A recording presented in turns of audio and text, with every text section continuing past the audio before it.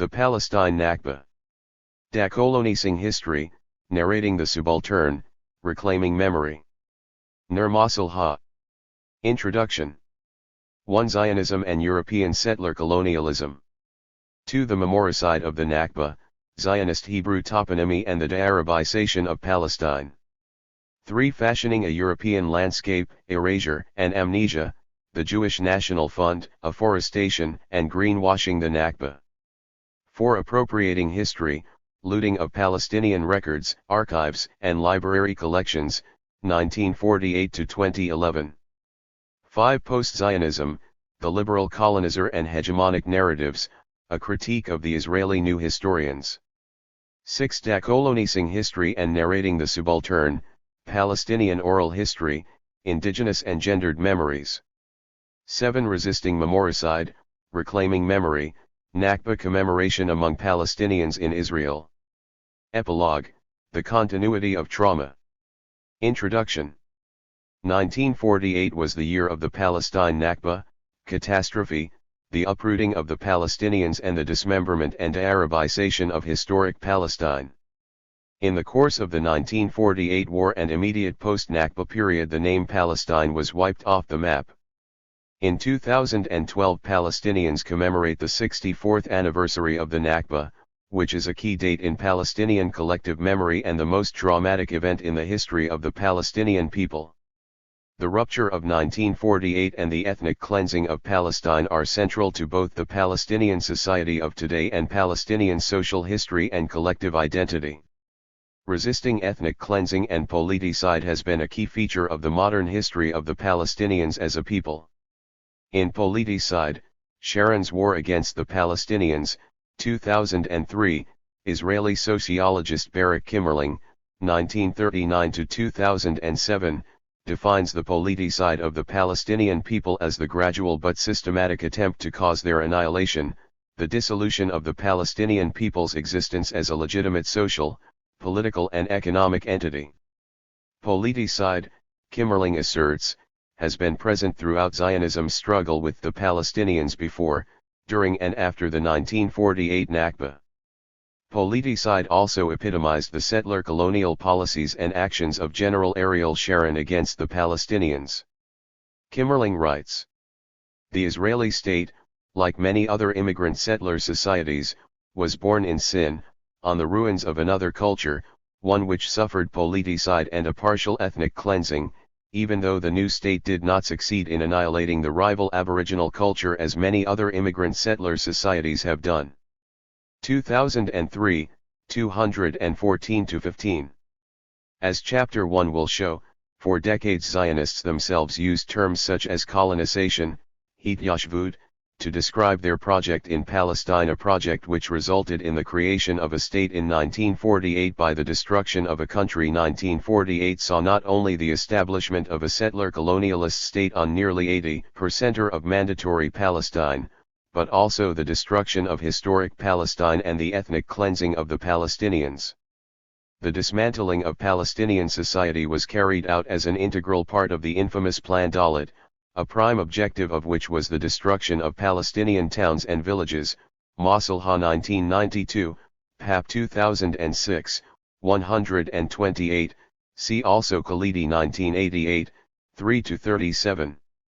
This plan was accompanied by a series of atrocities, of which the massacre of Deir Yassin in April 1948 is the most notorious. From the territory occupied by Israel in 1948 to 49, about 90% of the Palestinians were driven out, many by psychological warfare and or military pressure, and a large number at gunpoint. The 1948 war simply provided the opportunity for the creation of an enlarged Jewish state on most of historic Palestine. It concentrated Zionist minds and provided the security, military, strategic and immigrant settler demographic explanations and justifications for purging the Jewish state. The standard Zionist solution for the indigenous inhabitants of the land was predicated on the claim for monopolist Jewish ownership of and Zionist sovereignty over the land of the Bible, Masalha 1997. As chapters 1, 2, and 3 will show, much of the Palestinian material culture, landscape, toponymy, and geography, which had survived the Latin Crusades, were obliterated by the Israeli state, a state created in the name of the Hebrew Bible by a new Hebrew man and his European settler colonial community, the Yishuv, that emigrated to Palestine in the period between 1882 and 1948. The Israeli state first took over the land of the 750,000 refugees, who were barred from returning. Jewish immigrants were settled in homes and neighborhoods belonging to Palestinian refugees. In order to present European colonialism as a continuation of an ancient Jewish ownership of the land, the historic Arabic names of geographical sites were replaced by newly coined modern Hebrew names, some of which resembled biblical names. The invention and mobilization of the ethnocentric paradigm of promised land, chosen people, and the myth that the Hebrew Bible provides for the Zionists' sacrosanct title deed to the land of Palestine signed by God became a key tool in Zionist settler colonial and ethnic cleansing policies in Palestine. The myth of Jewish return after 2,000 years of exile and the deep-seated inclination among Zionists to see Palestine as a country without its indigenous inhabitants, the infamous Zionist slogan "A land without a people for a people without a land," were always potent rallying calls for Zionist colonization of Palestine. Masalha 2007. The Nakba is the turning point in the modern history of Palestine. That year over 500 villages, and towns and a whole country and its people disappeared from international maps and dictionaries.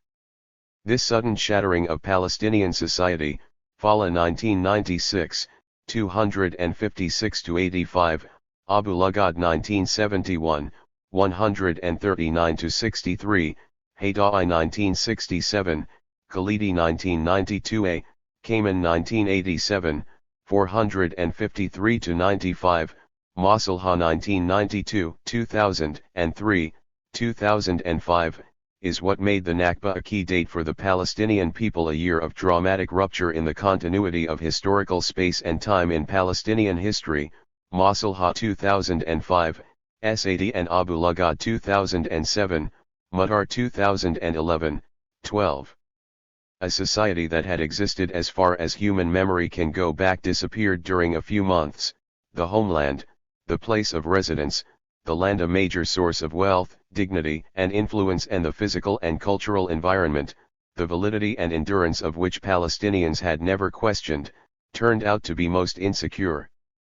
Sad 2005, 7-26.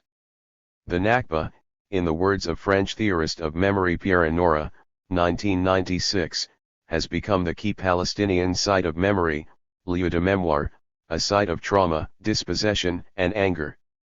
The two anniversaries of the Nakba Day on May 15 and, since 1976, the Land Day on March 30 are the most important days on the Palestinian popular calendar of commemorations, of strikes, demonstrations, defiance, and resistance. In the words of Israeli revisionist historian Avi Shleim, the dismantling of Palestinian society in 1948 was a form of war crime, catastrophe, and politicide, to deny the Palestinian people any independent political existence in Palestine. 2 Walid Khalidi, born in 1925 into one of the leading families of Jerusalem, 3 likens the Nakba to the ineluctable climax of the preceding Zionist colonization and the great watershed in the history of the Palestinian people, marking the beginning of their exodus and diaspora. Khalidi 1992a, XXXI. Commenting on the post-1948 processes of depalestinization, Palestinian scholar and author of Palestine 1948, El Expulsion, 1984, Elias Sandbar observes. That year, a country and its people disappeared from maps and dictionaries. The Palestinian people does not exist, said the new masters, and henceforth the Palestinians would be referred to by general, conveniently vague terms, as either refugees, or in the case of a small minority that had managed to escape the generalized expulsion, Israeli Arabs. A long absence was beginning. 4. Elias Sandbar is referring to the infamous statement made by Israeli Prime Minister Golda Meir in 1969. Meir, who was brought up in the USA and herself migrated to Palestine in 1921, was born in the Ukraine as Golda Mabovich and was known as Golda Meyerson from 1917 to 1956, who denied the existence of the Palestinian people. There was no such thing as a Palestinian people. It was not as though there was a Palestinian people considering itself as a Palestinian people and we came and threw them out and took their country away from them. They did not exist. 5. Meir's statement to the Sunday Times is a classic case of Nakba denial. Sanbar is articulating the exclusion of the Nakba after 1948 not only from Israeli and Western discourses but from some official Arab discourses on Palestine. Upholding the Israeli narrative of denial is still seen in the West as neutral, while anything more critical is seen as biased. Zionism was, and remains, not just about the colonization of Palestinian land, but also about colonizing minds Jewish, Arab, European, American. The clearing out and displacement of the Palestinians did not end with the 1948 war. The Israeli authorities continued to transfer, a euphemism for the removal of Palestinians from the land, dispossess and colonize Palestinians during the 1950s, Masalha 1997, Boksai 2005, 73. As a result of the Nakba, only a small minority of 160,000 out of 900,000 Palestinians remained in the part of Palestine upon which Israel was established.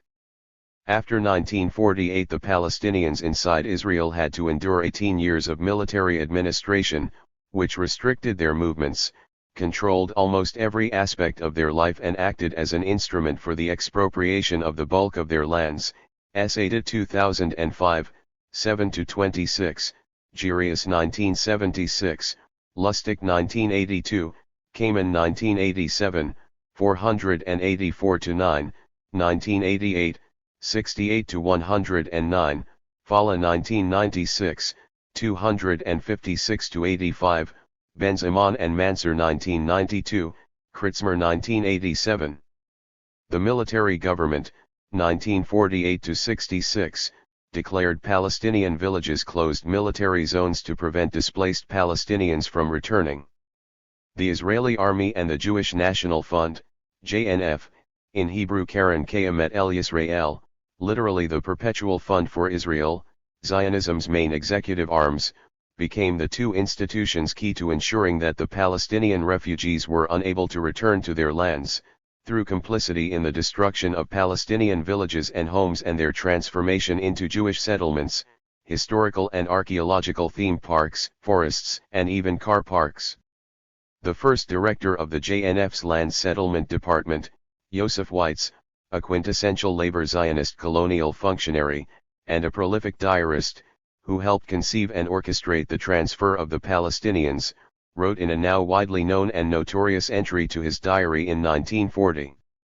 It must be clear that there is no room in the country for both peoples. If the Arabs leave it, the country will become wide and spacious for us. The only solution is a land of Israel, without Arabs. There is no way but to transfer the Arabs from here to the neighboring countries, to transfer all of them, perhaps with the exception of Bethlehem, Nazareth, and the Old Jerusalem. Not one village must be left, not one tribe. Weitz 1940. The JNF played a key role in the mass expulsion of 1948 and the state-organized memoricide of the Nakba, see chapters 2 and 3. After 1948 it planted forests in the depopulated villages to conceal Palestinian existence, Boksai 2005, 73. In the post-1948 period the minority of Palestinians, those who remained behind, many of them internally displaced, became second-class citizens, subject to a system of military administration by a government that confiscated the bulk of their lands. Today almost a quarter of the 1.3 million Palestinian citizens of Israel, known as Israeli Arabs in Israeli Zionist discourse, but Palestinians of 1948 in Palestinian parlance, are internal refugees. 6. Israel and the Hashemite Kingdom of Jordan were the two immediate beneficiaries of the dismemberment of Palestine, its erasure from the political lexicon, the redistribution of the Palestinians. Jordan formally annexed the West Bank in April 1950, and the elimination of their leadership. Both countries refused to recognize the existence of the Palestinian people or a separate Palestinian identity. Both granted citizenship to Palestinians under their jurisdiction, while seeking to eliminate Palestinian identity through Israelization/Hebrewisation and Jordanization/annexationism, both took measures to prevent the Palestinians from commemorating Israeli and Zionist massacres, Sayai 1979, 111, Cohen 2010, 144. The two countries occupied the two halves of Jerusalem. Both regimes produced a hegemonic political culture and relied on a combination of coercion and persuasion designed to subordinate Palestinians. Both imposed a tight system of control and surveillance on their Palestinian communities and a system of patronage through which notables, Nakbadim in Hebrew, village muhtars, Masalha, clan, leaders and tribal sheiks were co-opted and integrated into their system of control. Both countries used walls of fear and their internal security services, the Shin Bet 7 in Israel and the Mukhabarat in Jordan, to suppress Palestinian identity and popular discontent. Cohen 2010, Sayai 1979, 110. In each country Palestinians both collaborated in and resisted their de-Palestinization. In each the politics of notables and dignitaries remains a key obstacle to the narration of Palestinian history and the recent reassertion of Palestinian popular identity. In both Israel and Jordan the dominant political elites, in government and society, continue to question the allegiance of the Palestinians, Masad 2001, Cohen 2010. In 1948 the ancient and prosperous coastal cities of Palestine Jaffa, Haifa, and Acre were largely depopulated. The small groups of Palestinian residents who remained were concentrated in poor neighborhoods. Jaffa, more than any other place in Palestine, epitomizes the destruction of Palestinian society in 1948. It was transformed from a leading nationalist, cultural, and commercial center, and a major and cosmopolitan import port, into a slum, Asada 2005, 7-26. In Good Arabs, the Israeli security agencies and the Israeli Arabs, 1948-1967, Hillel Cohen, of the Hebrew University of Jerusalem, shows how the Israeli state tried to change the consciousness of the Palestinian minority that survived the Nakba with the aim of eliminating Palestinian identity and creating a new Israeli Arab identity. This was carried out through a whole range of collaborators and informers, including Arab school teachers and headmasters, village muhtars, tribal chiefs, church leaders, dignitaries, local imams, and sheiks. Cohen 2010.8. On Israel's Independence Day, May 15, the Israeli state actively encouraged the so-called Israeli Arabs to celebrate the Zionist colonization and destruction of historic Palestine. This strategy scored some successes in the first 2 decades of the state. Cohen 2010. In Jordan the main priority of the Hashemite rulers was to keep the Palestinian refugee camps under close surveillance and prevent Nakba commemoration. A Palestinian refugee attending a camp school between 1958 and 1967 recalls. The camps are always more supervised on certain dates, for instance May 15, the establishment of Israel. When we were children in school, before 1967, tanks would surround the camps so that no demonstration could take place against the uprooting Nakba. On those days they would make the school children walk in single file, 3 or 4 meters apart, and we were forbidden to talk together. When we reached our street each one of us had to go straight to his home and stay there. We weren't allowed to listen to the voice of the Arabs radio from Cairo or to Damascus. Saudi Arabia, Amman, and Israel were permitted. Soldiers filled the camp all the time and used to listen at the windows to hear which radio station we were listening to. People used to put blankets over their windows to stop the sound going out.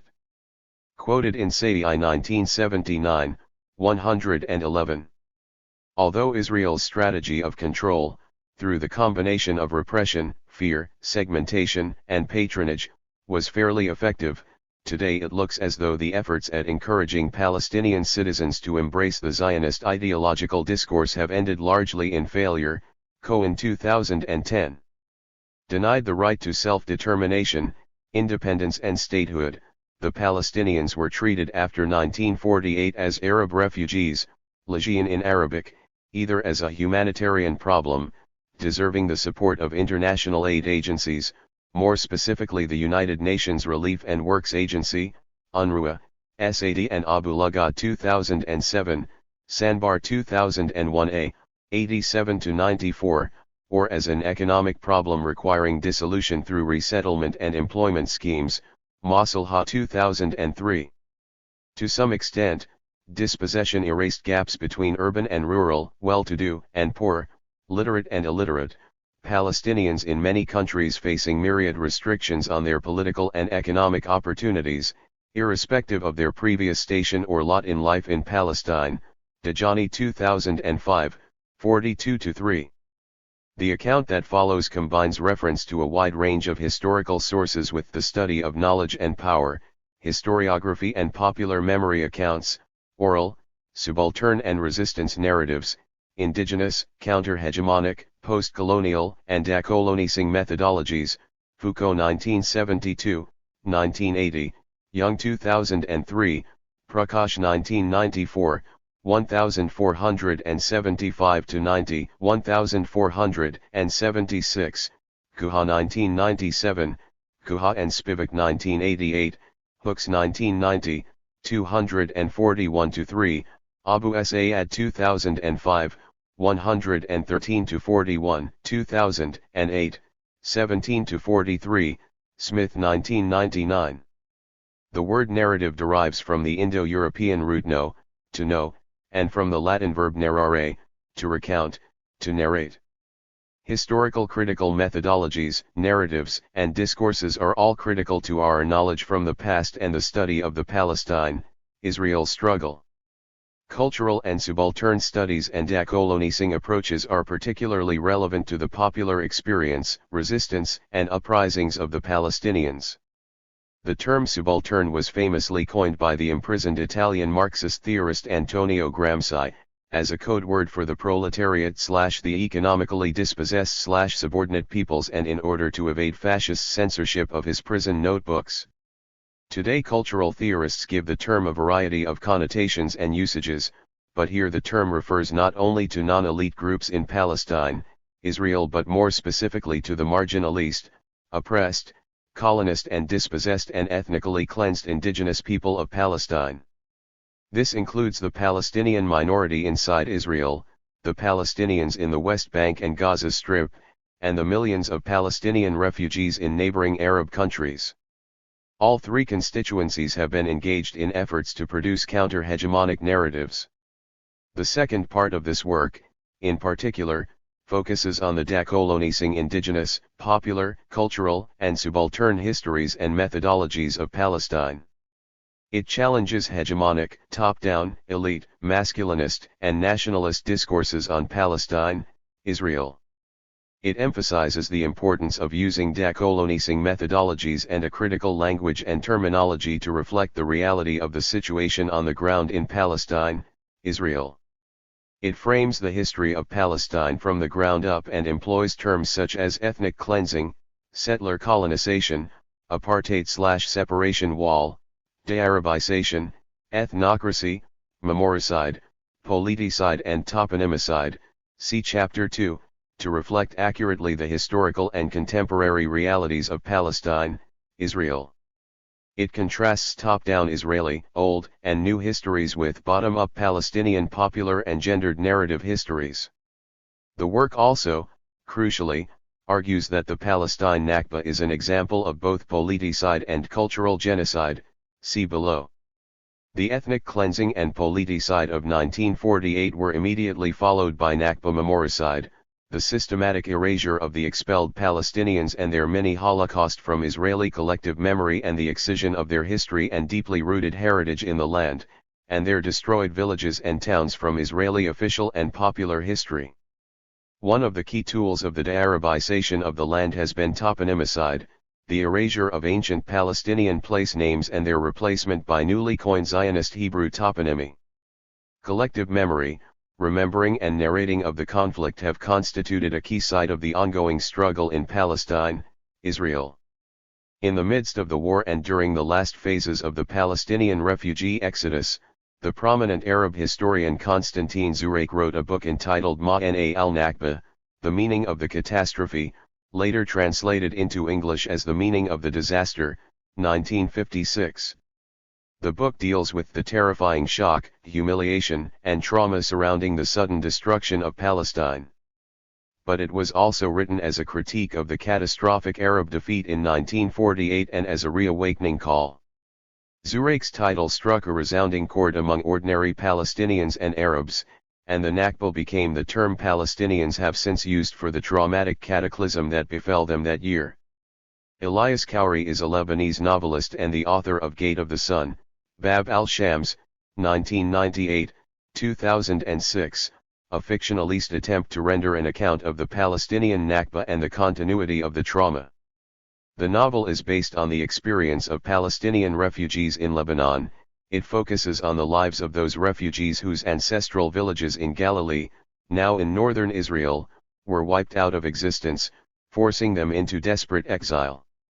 According to Khoury, Konstantin Zuraik coined the term Nakba deliberately to convey the impossibility of blocking the project for the Jewish state in Palestine after the Holocaust. 9 Beyond its strategic geographic location and immense military power, Israel has had enormous significance for post-Second World War Western politics.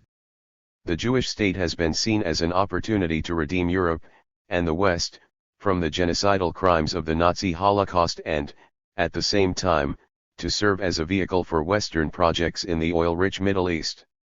Since 1948 the Nakba has been central to Palestinian public memory and national identity. Memories of trauma, memory construction and reinvention, remembrance and forgetfulness have also been critical to the struggle in Palestine, Israel.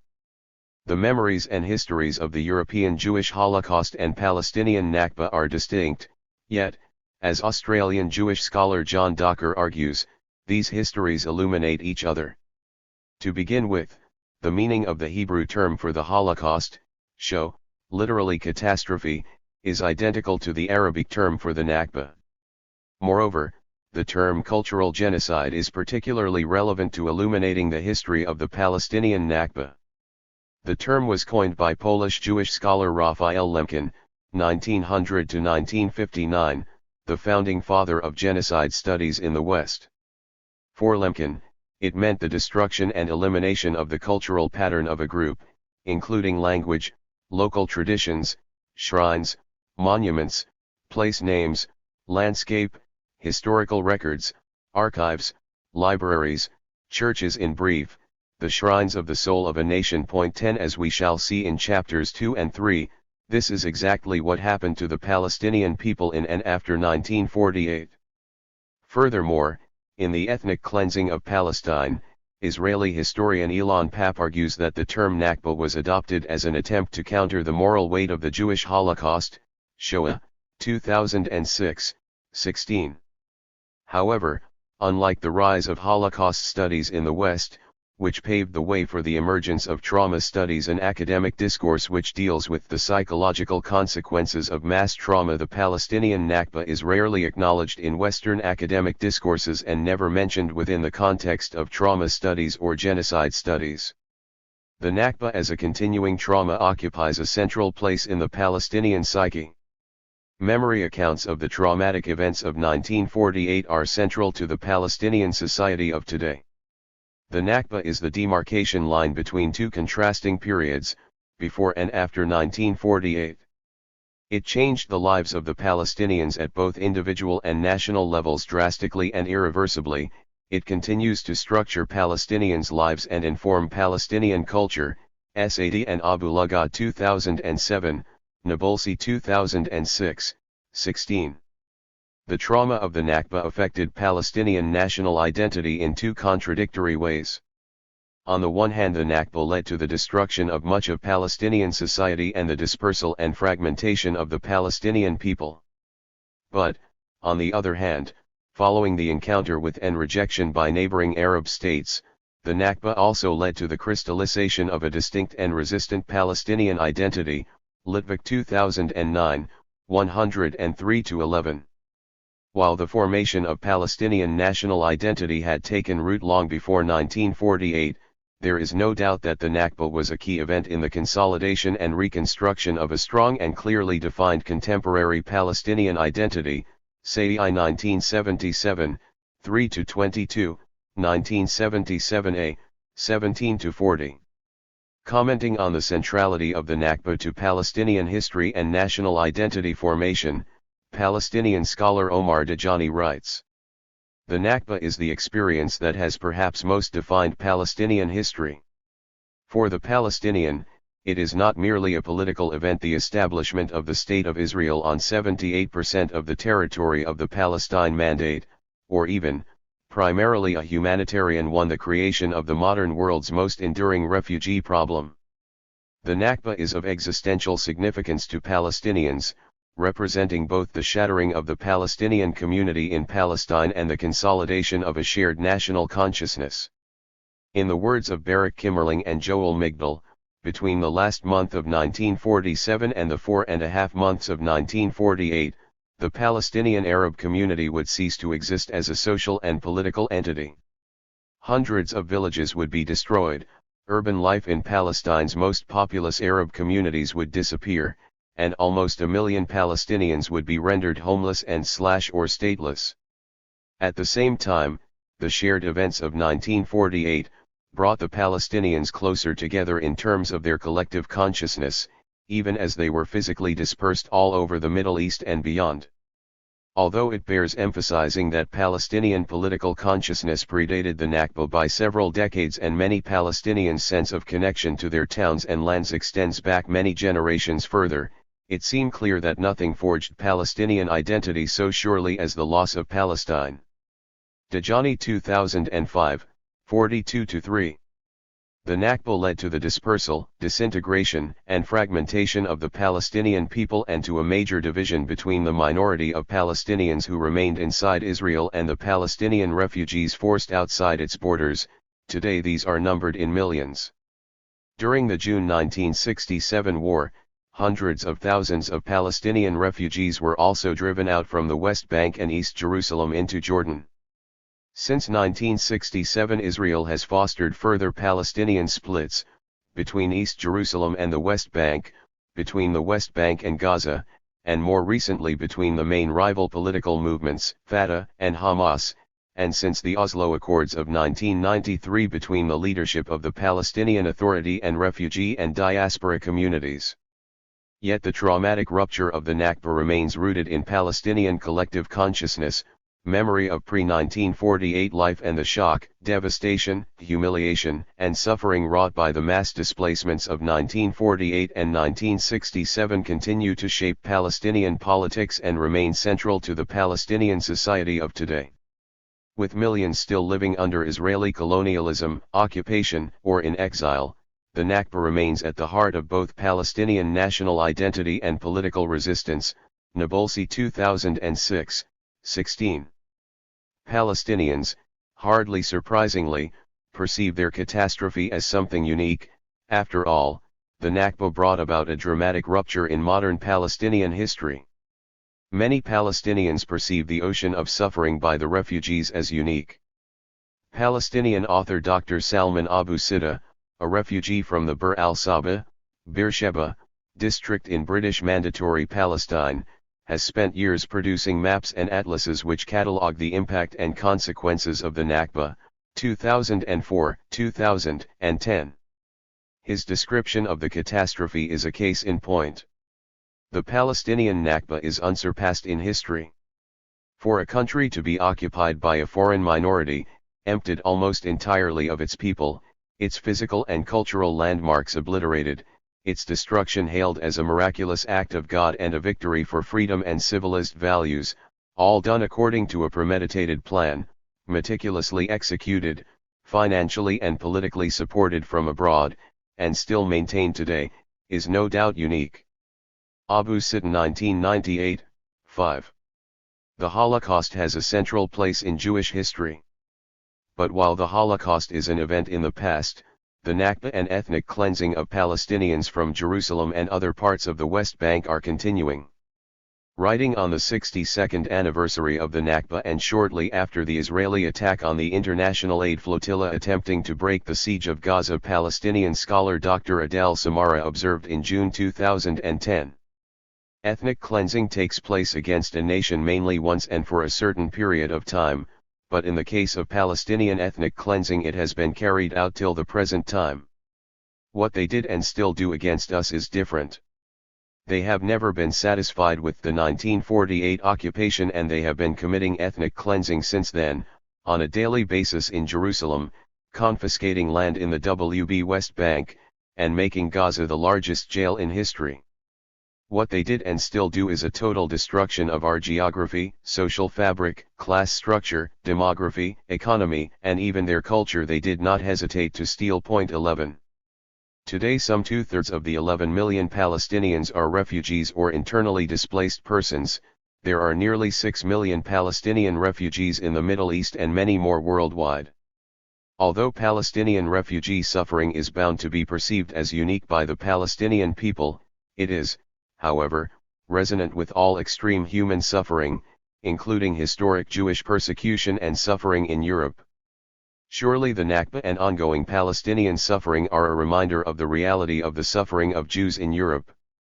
Some observers have rightly observed that it is precisely because of the Jewish Holocaust that the truth about the Nakba and the continuing horrific suffering of the Palestinian people have remained invisible to enlightened public opinion in the West.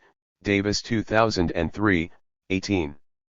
Of course, acknowledging the truth of what took place in Europe can never morally justify the uprooting of another people outside of Europe and the destruction of historic Palestine. However, as we shall see below, there are more than historical and semantic links between the Nakba and Shoah, the two key events which illuminate each other and are central to both Jewish and Palestinian histories. Structure and themes. This book addresses an urgent crisis in Palestine, Israel, and the imperiled future of the Palestinians as a society and people. The immigrant settler nation-state of Israel is a blatantly racist state, regarding its indigenous people, once by far the overwhelming majority population of historic Palestine, as less than human, as disposable, expendable, and transferable. How can the Palestinians survive, and how can an increasingly horrified world understand this crisis?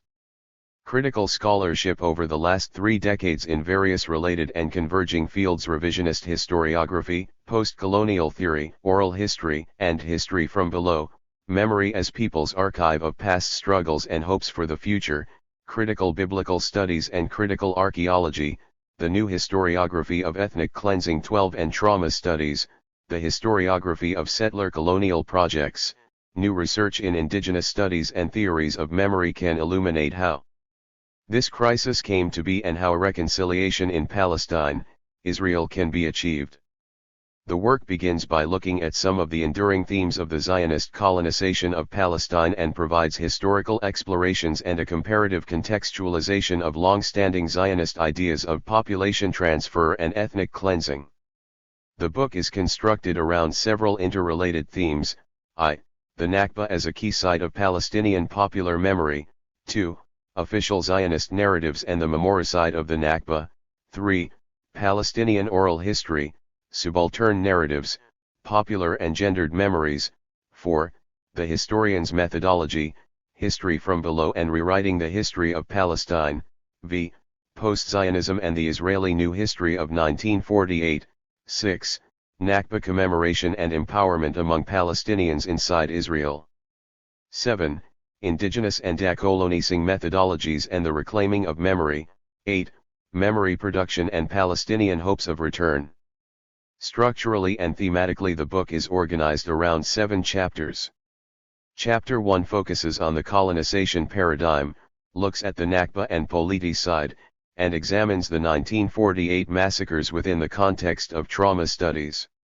Chapters 2, 3, and 4 discuss the memoricide of the Nakba, the looting and destruction of the Palestinian records, and the elimination of the cultural heterogeneity of Palestine before 1948 and cultural memory. Chapter 3 focuses on the afforestation policies of the Jewish National Fund, JNF, and the consequential memoricide, and the fund's efforts to greenwash the Nakba and make the ancient landscape of Palestine appear Jewish European. Chapter 4 discusses the destruction of Palestinian documentation centers and the appropriation of Palestinian documents since 1948. The process of eliminating the cultural heritage and heterogeneity of Palestine by a settler colonial state continues today.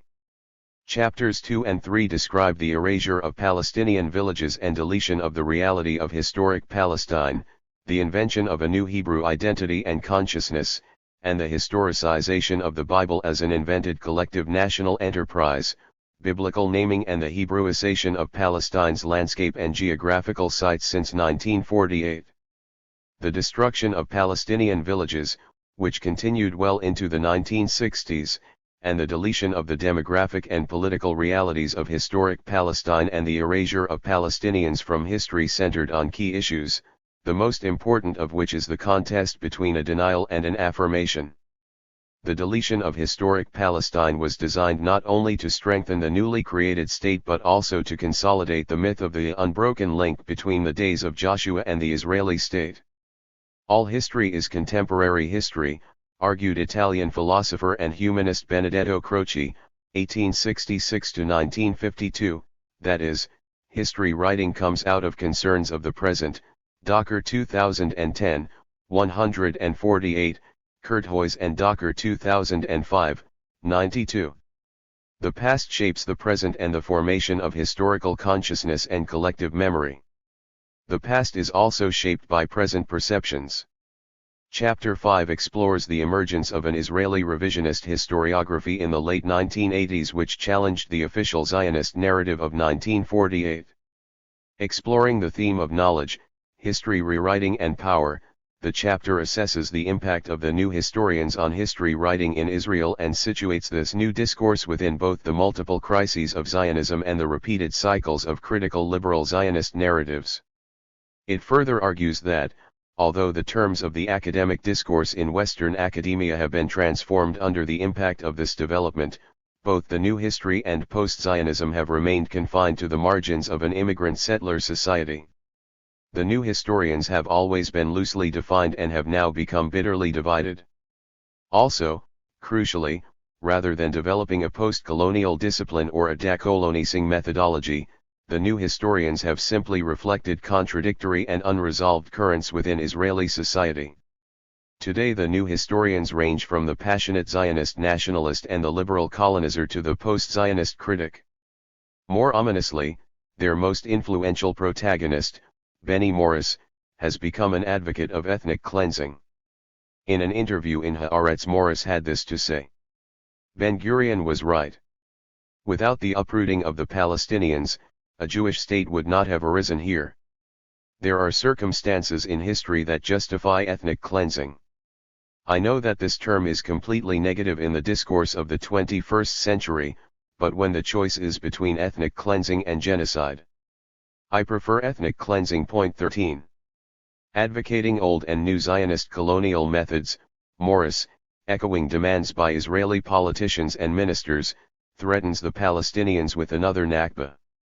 Barbara Allen and William Linwood Montel, in their work From Memory to History, Using Oral Sources in Local Historical Research, 1981, write, the term oral history can refer to the method by which oral information about the past is collected and recorded, and it can also mean a body of knowledge that exists only in people's memories and will be lost at their deaths. 1981, 23. Clearly the Palestinian generation of the 1948 Nakba is now disappearing. Chapters 6 and 7 deal with Nakba memory, remembering and commemorating within the context of Palestinian oral history, social history from below, subaltern studies and the formation of popular and gendered memories. The chapters focus on Palestinian oral history, cultural resistance, collective memory of the Nakba and the historian's methodology. The chapters explore not only Palestinian elite representations of the past in public commemorations and memorialization but, more crucially, also the role of oral history and personal narratives and the influence of the new media in shaping Palestinian historical consciousness. The two chapters explore the emergence of new methods of remembering and commemorating the Nakba by grassroots Palestinian communities in the last 2 decades. These new ways of commemoration and the production of memory keep alive Palestinian hopes of return. In recent decades, Nakba commemoration by Palestinians inside Israel articulated new forms of cultural resistance to Zionism and promoted collective rights and Palestinian reunification. With the Palestinian refugees being excluded from recent Middle East peacemaking efforts, and with the failure of both the Israeli state and the international community to acknowledge the ethnic cleansing of 1948, memories of the Nakba continue to underpin the Palestine-Israel conflict. This book argues that to write more truthfully about the Nakba is not just to practice a professional historiography, it is also a moral imperative of acknowledgement and liberation. The struggles of the millions of Palestinian refugees to publicize the truth about the Nakba is a vital way of protecting Palestinian rights and keeping alive the hope for peace and justice. Zionism and European settler colonialism. Blood, soil, race, and land conquest. The modern invention of the nation was a typical secular European practice of using collective memory highly selectively by manipulating certain elements of the religious past, suppressing some and elevating and mobilizing others in an entirely functional way and for political purposes. Thus mobilized memory is not necessarily authentic but rather useful politically, said 1999, 6-7. Competing modes of modern nation-building and nationalist myth-making, with its invented national memory and its rewriting of history, have received extensive critical reappraisal in the works of Benedict Anderson, 1991, 6, 11-12, Eric Hobsbawm, 1990, 1996, Anthony Smith, 1986, 1989, 340-67, Ernest Gellner, 1983, and Elie Kaddouri, 1960. Hobsbawm's most comprehensive analysis of nation-building and myth-making in Europe is found in Nations and Nationalism since 1780, published in 1990 with the subtitle Program, Myth, Reality. This work is about the invention of tradition, the creation of national culture, and the construction of national identities from a mixture of folk history and historical myths. In The Invention of Tradition, 1996, Hobsbawm and Terence Ranger explore the way social and political authorities in the Europe of the mid-19th century set about creating supposedly age-old traditions by providing invented memories of the past as a way of creating a new sense of identity for ruler and ruled, 1996, 1-14, 263-83. Inspired by German Romantic nationalists such as Johann Gottfried Herder, 1744-1803, the ideologue of the 18th century German cultural renaissance, members of the nationalist elites of Central and Eastern Europe sought to create and transmit the new national ideology to their children. Their aim was to create a literature in the national idiom, in order to create a common descent and a national spirit, indispensable for the nation-state to come into being. Rabkin 2010, 131. Inspired by post-Herder German folkish nationalism of the 19th century, political Zionism was an anachronistic form of European Romantic nationalism and a project of myth-making. It adopted a German version of European Enlightenment thought, Masalha 2004, 61. German nationalist principles such as biology, racial purity, historical roots, and blood and soil, Blut und Boden, and a mystical attitude to the land, all became key features of, and guided, secular Zionist secular nationalism and its invention of Jews as a nation with its own land, the land of the forefathers, Nahalat Avat, Masalha 2004, 61. This is a form of tribal, organic nationalism which espoused common descent and racialism.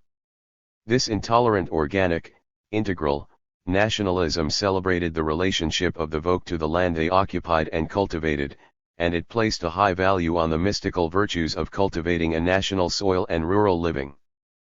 Political Zionism originated in the conditions of late 19th century Eastern and Central Europe and European primordialist nationalist ideologies.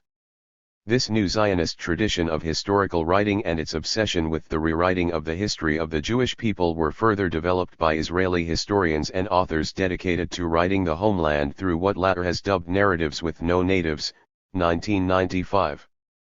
According to Kimmerling, the invention of the Zionist nationalist project should be credited to two outstanding Jewish historians, German Jewish biblical critic Heinrich Gretz, 1817–1891, and Russian Simon Dubnow, 1860–1941, both of whom used Jewish, especially religious, and non-Jewish sources and texts to reconstruct a collective national consciousness of Judaism as an ancient nationality existing from time immemorial.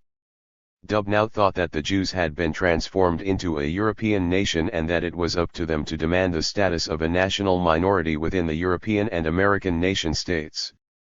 Among other writers, Lithuanian novelist Abraham Mapusat, in his novel Love of Zion, 1845, in the French Romantic tradition, to create a sense of Jewish collectivity within the framework of the biblical Jewish kingdom in ancient Palestine, Kimmerling 1999, 339–63. Although Zionism was a latecomer to the European Romantic national tradition, the invention of the Jewish people and construction of a new collective consciousness in the 19th century, a tradition recast with historical depth and ancient roots, was in line with other Eastern and Central European national projects of the age. These Zionist historians reinvented a new Jewish historiography which was not only divorced from Jewish collective memory but also at odds with it. A new vernacular, land and soil redemption, Gialat Adama and Gialat Karkae, land conquest, Kibush Adama, immigrant-settler colonization and demographic transformation of the land and the re-establishment of Jewish statehood in Palestine, an obsessive search for ancient Hebrew roots, the historicization of the Bible as a collective national enterprise and the creation of a new hegemonic Jewish consciousness, the Judaization of Palestine and the Hebrewisation of its landscape and geographical sites have all been permanent themes of modern, dynamic, and creative Zionism. The reinvention of both the Jewish past and modern Jewish nationhood in Zionist historiography and the creation of a modern Hebrew consciousness have received some scholarly attention. Myers 1995, Ram 1995, 91–124, Peiterberg 2001, 31–46, Razkrokotskin 1993, 23–56, 1994, 113–32. Commenting on the invention of a nationalist Jewish tradition and transformation of Jewish religion into nationalist ideology, Kaduri observes, in nationalism, nationalist historiography operates a subtle but unmistakable change in traditional conceptions. In Zionism, Judaism ceases to be the raison d'être of the Jew, and becomes, instead, a product of Jewish national consciousness, 1960, 71.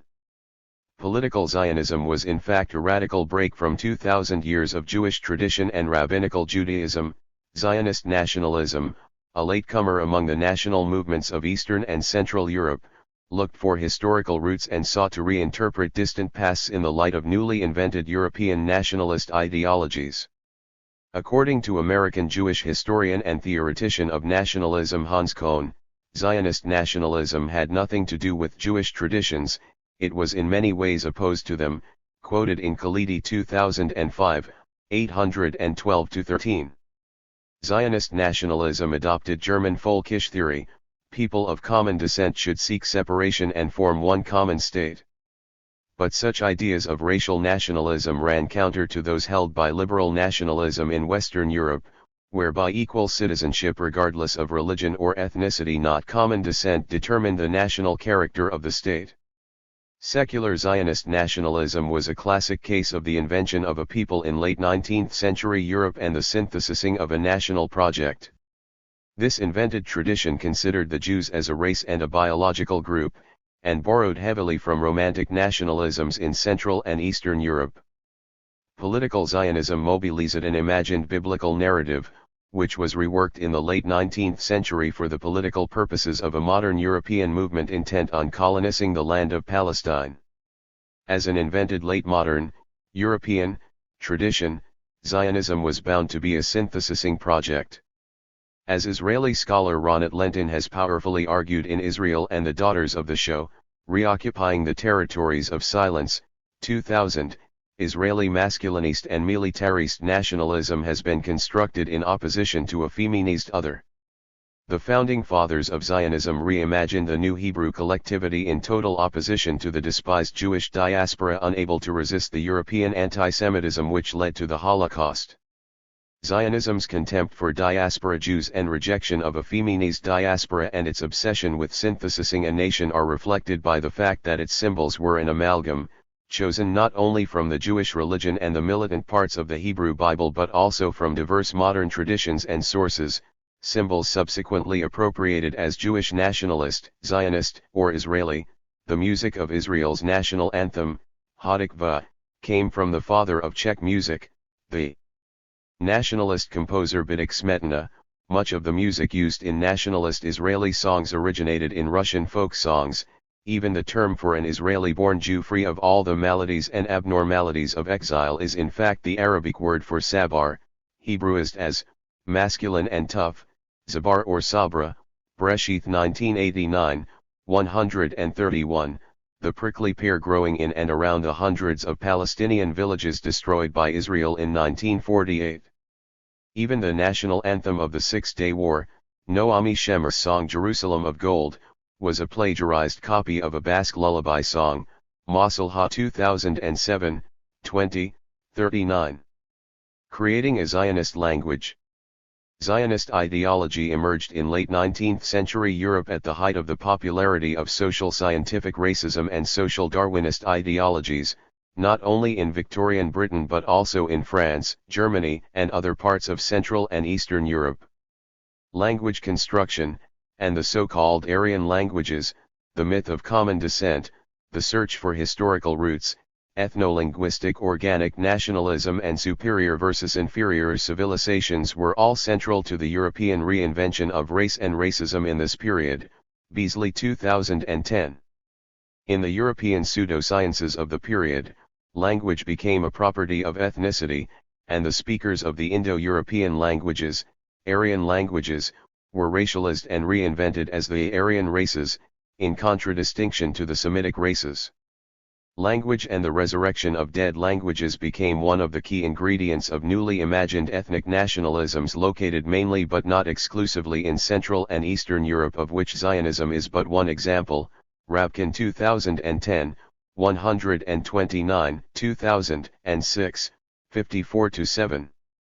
The Aryanization/racialization of the new German man, for instance, and Semitization of the new Hebrew man, and European Jewry in general, were an integral part of the same social Darwinist racist projects.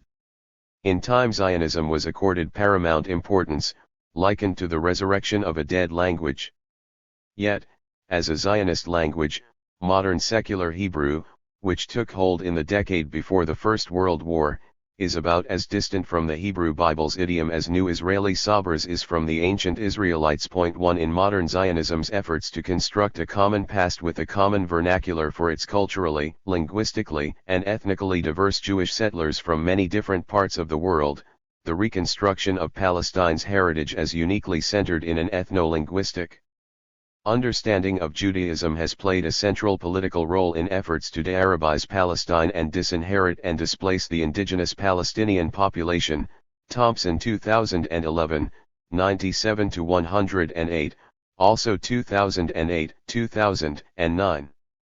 With the rise of secular Jewish Zionism in the late 19th century, modern secular Hebrew was invented and designed to play a major role in the educational and political efforts to create a new Hebrew man, the mythological Sabra who, an antithesis of the diaspora and European Jew, was to live as a free man in his own land.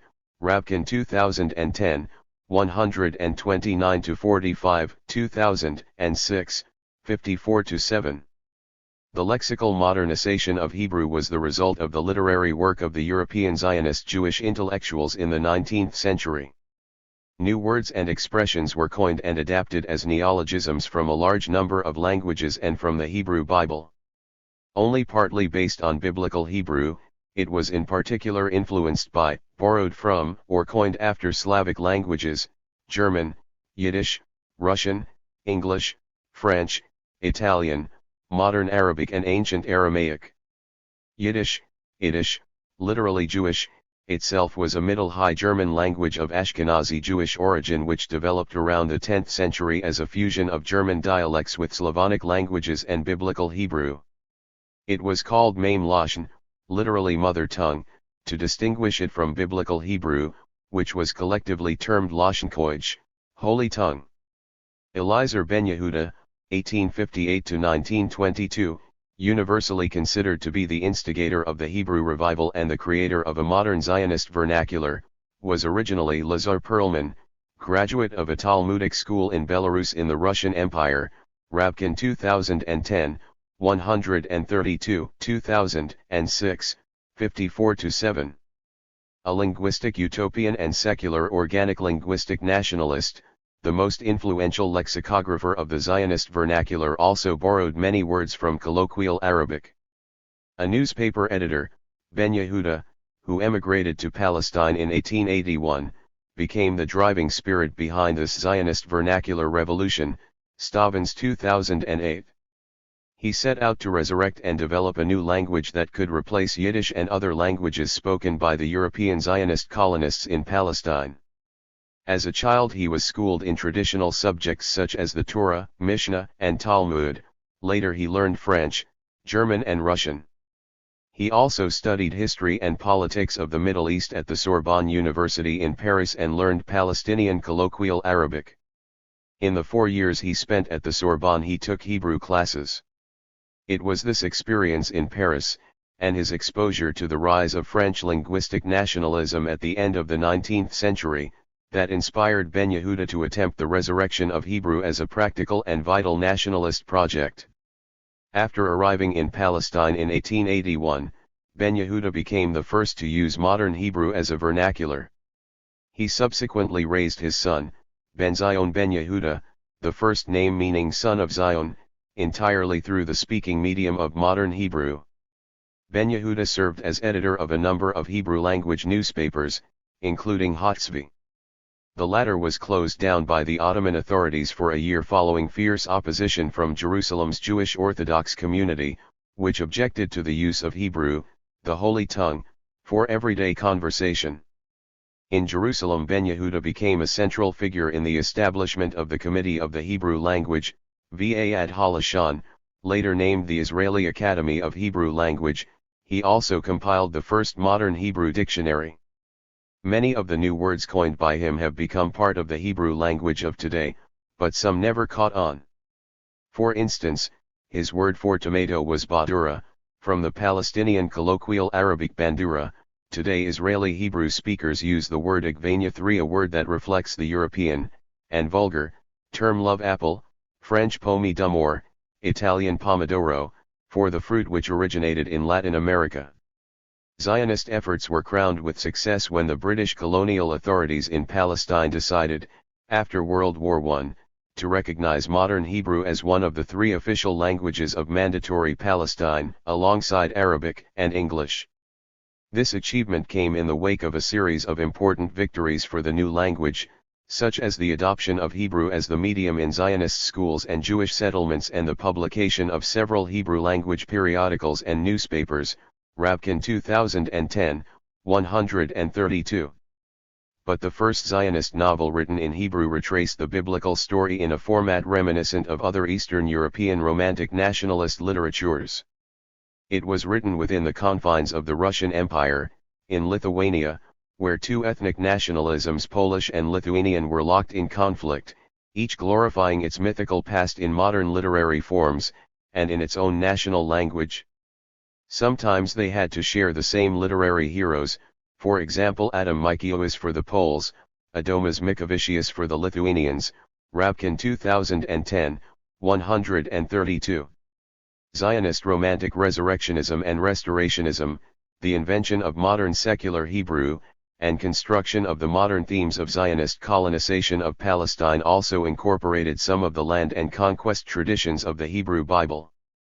These were singled out by the founding fathers of Zionism as the origins of the birth of the nation. The same masculinist traditions provided 19th-century Zionism with a romantic form of ethnic and racial nationalism. In The Founding Myths of Israel, 1998, the Israeli historian Zeev Sternhell argues that what was presented to the world as an Israeli social democracy was in fact a nationalist socialist ideology designed to create a new community of blood and common descent, to redeem the biblical soil by conquest, and to submit the Jewish individual to an ethnic collectivity driven by messianic fervor. Focusing on the nationalist socialist ideology of labor Zionism, which dominated the heavily militarist Jewish Yishuv in Palestine and then the State of Israel from the 1930s into the 1970s, Sternhell illustrates ideological parallels between it and the early 20th century tribal and folkish nationalism of Eastern and Central Europe, which condemned liberalism along with individual and civic rights and universalism on moral, intellectual and political grounds. Sternhell 1998, 10. 11, 16, 27. Instead, labor Zionists gave precedence to the realization of their nationalist project, the establishment in Palestine of a sovereign Jewish state. In this project, collectivism was deployed as a useful mobilizing myth. Sternhell argues that Zionism as a whole was a romantic form of nationalism of blood and soil, emphasizing religion and ethnicity, promoting the cult and myths of ancient history, revival of a seemingly dead language, the advocacy of the supremacy of the Hebrew language over Yiddish in Zionist colonies in Palestine. 5. A desperate drive for cultural renewal and a bitter struggle for political independence and territorial expansionism. The analogies between Central and Eastern European populist nationalisms and labor Zionism go further. Labor Zionists repudiated liberal individualism and were suspicious of bourgeois liberal democracy. In this illiberal legacy of labor Zionism, Sternhell finds the seeds of current Israeli problems: the lack of a constitution, an inadequate concept of universal human rights, the failure to separate religion and state, and so on. Deflating the socialist pretensions of labor Zionism, Sternhell implies that labor Zionists and the right-wing revisionist movement of Beitar, founded by a Russian Jew, Vladimir Yevgenyevich Zabotinsky, later partially Hebraized to Zeev Jabotinsky, 1880–1940, through Menahem Begin, born in Poland Mieczyslaw Begun, 1913–1992, and Yitzhak Shamir, born in Belarus Sikik Jazirniki, to Binyamin Netanyahu, were all integral nationalists. He argues that labor Zionism ran its course with the founding of the state and there were no social perspectives or ideological directions beyond a nationalism based on historical rights to the whole land of Israel. This legacy of labor Zionism, with its obsession with land settlement, ethnic and demographic separation, Hafreda, continued after the founding of the Israeli state in 1948. With no social perspectives or ideological directions beyond a racialized nationalism and mystical attitudes towards the soil, based on abstract historical rights to the whole land of Israel, the mold set in the pre-state period did not change. After 1967, unable to come to terms with Palestinian nationalism, labor Zionism inevitably pursued its settler colonial expansionism in the occupied territories and continued to press ahead with its decades-long methods of creating facts on the ground. Sternhell 1998. 6 decades after the Nakba, the Israeli settler expansion in Palestine is persistent, blatant, and relentless. The new Hebrew man was invented as a man of iron, as many Zionists dreamt of converting the Jews, whom they imagined as effeminate, diasporic, meek, and pliable, into a fighting nation of iron, surrounded by an iron wall. Iron, from which everything that the national machine requires should be made. Does it require a wheel? Here I am. A nail, a screw, a girder? Here I am. Police. Doctors. Actors. Water carriers. Here I am. I have no features, no feelings, no psychology, no name of my own. I am a servant of Zion, prepared for everything, bound to nothing, having one imperative: build. Skechtman 1961, 410, Rabkin 2010, 133-4. In the 1930s and 1940s, the Zionist leadership found it expedient to euphemize, Using the term transfer or ha'avara, the Hebrew euphemism for ethnic cleansing, one of the most enduring themes of Zionist colonization of Palestine. Other themes included demographic transformation of the land and physical separation between the immigrant settlers and the indigenous inhabitants of Palestine. All these colonizing themes were central to Zionist muscular nationalism, with its rejection of both liberal forms of universalism and Marxism, along with individual rights and class struggle. Instead, Zionism gave precedence to the realization of its ethnocratic folkish project, the establishment of a biblically sanctioned Jewish state in Palestine. Although largely secular, labor Zionism instrumentally emphasized Jewish religion and Jewish ethnicity, promoted the cult and mythologies of ancient history and biblical battles, revived a seemingly dead language, built up a powerful army, surrounded its ethnically exclusive, pure Yishuv with an iron wall, Shlaim 2000, Masalha 2000, and waged a bitter struggle for political independence and territorial expansion throughout the land. For David Ben-Gurion and the other founding fathers of Zionism, the invention of a tradition and the synthesizing of a nation meant that the Hebrew Bible was not a religious document or a repository of a theological claim to Palestine. It was reinvented as a nationalist and racialist sacred text central to the modern foundational myths of secular Zionism. As a leader of a primordialist movement of secular nationalism, asserting the antiquity of Jewish nationalism, Smith 1986, 1989, 340-67, inspired by Eurocentric folkish and racial ideologies, Ben-Gurion viewed the Bible in an entirely functional way.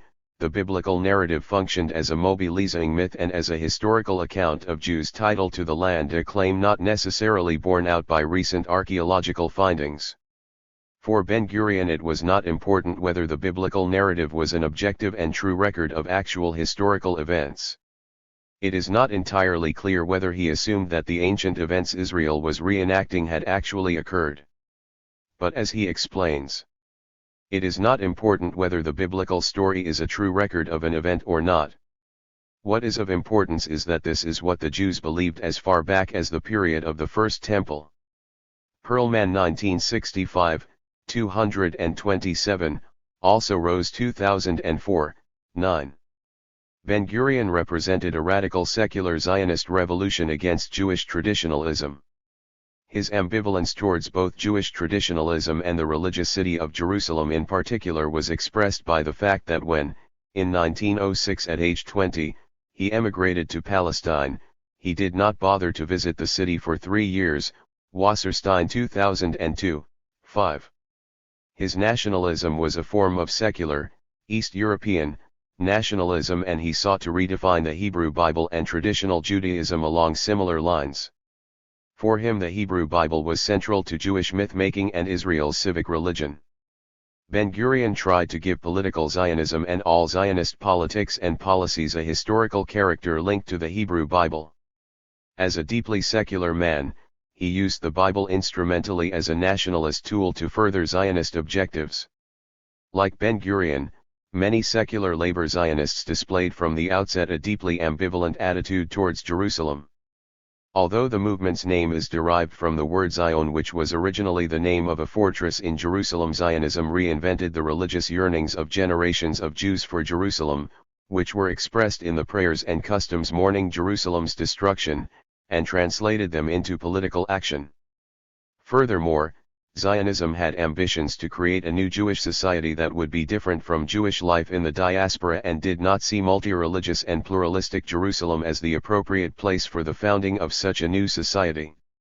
Not only was it full of aliens, native Arabs, but it was also inhabited by the peaceful old Jewish Yishuv, whose members were part of the anti-Zionist ultra-Orthodox community. It is no wonder, therefore, that the Zionists preferred to build the new, and pure, Jewish city of Tel Aviv on the Mediterranean coast, just outside the Palestinian city of Jaffa. Tel Aviv was founded in 1910 in a region which, according to the Bible, was ruled by the Philistines, not the Israelites, from the 12th century BCE onwards. It was named after a Babylonian city mentioned in Ezekiel 3:15, and chosen by Zionist leader Nahum Sokolow as the title of his Hebrew translation of Theodor Herzl's futuristic utopian novel Alt New Land, Old New Land, 1902, see also below. But the ethno-religious purity of the European Jewish Yishuv was best illustrated by the fact that during the mandatory period its Zionist leaders preferred to live in the ethnically exclusive Tel Aviv rather than in multi-religious Jerusalem. Those Zionist immigrants who chose to live in Jerusalem settled outside the historic city and built new Jewish neighborhoods and the first Jewish university, the Hebrew University. Tel Aviv remained home to the Histadrut and all the Hebrew daily papers, and while Zionist leaders of the Yishuv continued to swear by the name of Jerusalem, they did not live there, and most of the Jewish immigrants to Palestine, about 80%, are settled along the Mediterranean coast, a region that, according to Professor Avishai Margalit of the Hebrew University, had never been the historic homeland of the Jewish people. 6.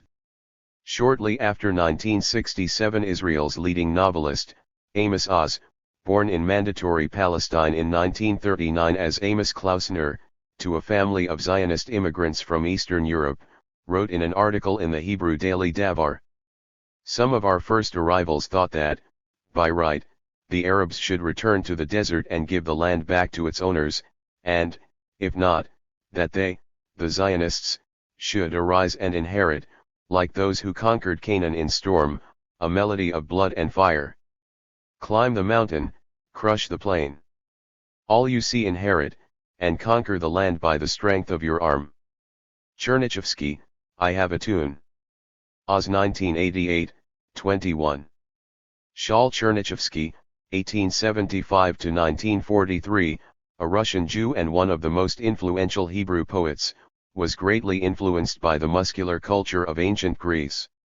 In his Hebrew poems he contributed to the development of militant muscular Zionism by calling upon Jewish youth to remember the heroic battles of the biblical zealots. He celebrated blood and soil and the virility and primitive heroism of the Israelite tribes, emerging, according to the Bible, from the desert under Joshua's leadership, overrunning and conquering Canaan.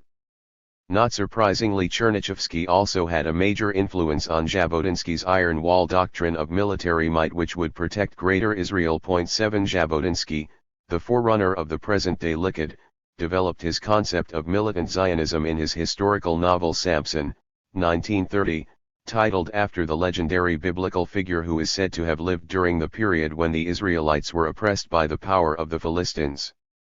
In the novel, the final message masculine Samson sends to the Israelites consists of two words, iron and king, the two themes the Israelites were told to strive for so that they would become the lords of Canaan, cited in Breshith 1989, 123. Earlier, in the 1920s, Vladimir Jabotinsky developed his Iron Wall doctrine to highlight the separateness, purity, and militarism of the Zionist Yishuv and explain that the Zionist colonization of Palestine can only be carried out against the wishes of the indigenous Arab majority. In an article entitled The Iron Wall, We and the Arabs, 1923, Jabotinsky cites both the conquest methods of the Spanish colonists in Mexico and Peru and Joshua to justify Zionist policies towards the indigenous Palestinians and the transformation of Palestine into the land of Israel. Every reader has some idea of the early history of other countries which have been settled. I suggest that he recall all known instances. If he should attempt to seek but one instance of a country settled with the consent of those born there, he will not succeed. The inhabitants, no matter whether they are civilized or savages, have always put up a stubborn fight. Furthermore, how the settler acted had no effect whatsoever. The Spaniards who conquered Mexico and Peru, or our own ancestors in the days of Joshua ben Nun, behaved, one might say, like plunderers. Zionist colonization, even the most restricted, must either be terminated or carried out in defiance of the will of the native population. This colonization can, therefore, continue and develop only under the protection of a force independent of the local population, an iron wall which the native population cannot break through. This is, in toto, our policy towards the Arabs. To formulate it any other way would only be hypocrisy. 8. The invention of a new masculine collective memory based on hegemonic state power, new Hebrew language, New Hebrew Man, New and Militarist Society and an exclusively Jewish Hebrew city, Tel Aviv. New Yishuv was also reflected in the new and armed Hebrew workers of the Histadrut, the General Federation of Hebrew Workers in the Land of Israel. Established in 1920, the Militarist Histadrut and military service were central to the Zionist conquest project. They represented that newly constructed muscular and militant national identity. The Histadrut, in particular, both dominated the economic military security infrastructure of the Zionist Yishuv and played a major role in immigration, land settlement and colonization, economic activities, labor employment, and military organization and defense. The Haganah, with trade union work as only one of its activities. 9 Palestinian citizens of Israel were not admitted as members until 1959. The Histadrut became central to this drive designed to create a new settlement of blood and common descent and redeem the biblical soil by conquest. Thus in 1929, Ben-Gurion wrote of the need for an iron wall of Zionist workers' settlements surrounding every Hebrew city and town, land, and human bridge that would link isolated points and that would be capable of enforcing the doctrine of exclusive Hebrew labor, Avada Ivirit, and Hebrew soil, Adama Ivirit, Masalha 1992, 24-5. European Zionist narratives and colonial reality. Zionism, as a European settler colonial ideology and movement, would not have been able to achieve its goals without the overall support of the Western imperialist powers. The Israeli state was, and still is, central to the West's project in the East. The Israeli state owes its very existence to the British colonial power in Palestine, despite the tensions that existed in the last decade of the British Mandate between the colonial power and the leadership of the European Yishuv. Under the Ottomans, the European Zionist colonists were not given a free hand in Palestine. Had the Ottomans been left in control of Palestine after the First World War, it is very unlikely that a Jewish state would have come into being. The situation changed radically with the occupation of Palestine by the British in 1918. Already on November 2, 1917, Zionism was granted title to Palestine in the Balfour Declaration, a letter sent by Foreign Secretary Arthur James Balfour to the Zionist Federation, via Baron Walter Rothschild, wherein the British government declared its commitment to the establishment of a Jewish national home in Palestine. Over the next 30 years, the colonial power allowed the Zionist movement to settle hundreds of thousands of European Jews in Palestine, to establish hundreds of settlements, including several cities, and to lay the political, economic, industrial, military, and cultural foundations of the State of Israel. 10. The term Zionism originated in Europe in the late 19th century. Political Zionism was in part the product of the religious and racial intolerance of the Europeans. Zionism also emerged in the age of European empires and at the height of European colonization. This reflected the fact that political Zionism was the product of East and Central European nationalist ideas and colonialist movements of the period. The nationalism of the father of modern political Zionism, Theodor Herzl, 1860–1904, an Austro-Hungarian Jewish journalist, was taken from German sources, Kohn 1958, in Khalidi 2005, 813. Herzl was a deeply secular man. He set out the Zionist program in his 1896 book Der Judenstaat, Versuch einer modernen Lösung der Judenfrage, The State of the Jews, proposal of a modern solution for the Jewish question. He called for a Jewish state to be set up in an undeveloped country outside Europe. From the outset it was clear to Herzl that the Jewish state would be part of the system of Western colonial domination of Asia, Africa, and Latin America. In Der Judenstaat Herzl mooted the possibility of a Jewish state in Argentina. Other potential territories for Zionist colonization were considered, including Uganda, North Sinai and Madagascar. But with the decisive influence of Russian Zionists, Palestine was chosen by the Zionist movement as the biblical promised land. One of the most enduring themes of the Zionist project in Palestine was the notion of European Jews as carriers and transmitters of European mission civilisatris to the backward Orient, The spread of Western modernity, enlightenment, reason, modern sciences, and technology to an underdeveloped and semi-deserted Asiatic geography, Masad 2004, 61. Hannah Arendt has shown that the founder of political Zionism Theodor Herzl thought in terms of nationalism inspired from German sources, quoted by Cohn 1958, in Khalidi 2005, 813. The New Society/New Jew theme was at the center of Alt New Land, Old New Land, the futuristic novel written by Herzl in 1902 and devoted to the love of the Old New Land and the colonizing cum civilizing mission of Zionism. The World Zionist Organization, WZO, was founded in 1897. Its first president was Theodor Herzl. The Jewish Colonial Trust was the first financial institution of the WZO set up at Herzl's initiative. It was approved by the Second Zionist Congress in 1898 and established a year later, in 1899, and registered as a limited colonial company in London.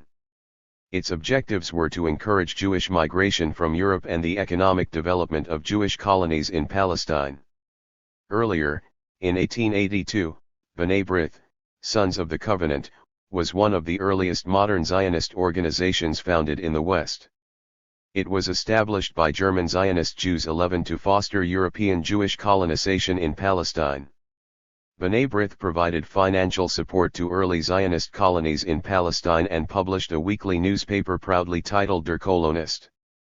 Following Herzl, political Zionism went on to construct a whole discourse of European, Jewish, colonization cum modernization versus Oriental, Arab, backwardness, based on the New Society/New Yishuv versus the Old Yishuv, a pre-1882 backward space inhabited by non-Zionist religious Jews living in the mixed Arab, Jewish cities of Jerusalem, Tiberias, Safed, and Al-Khalil, Hebron.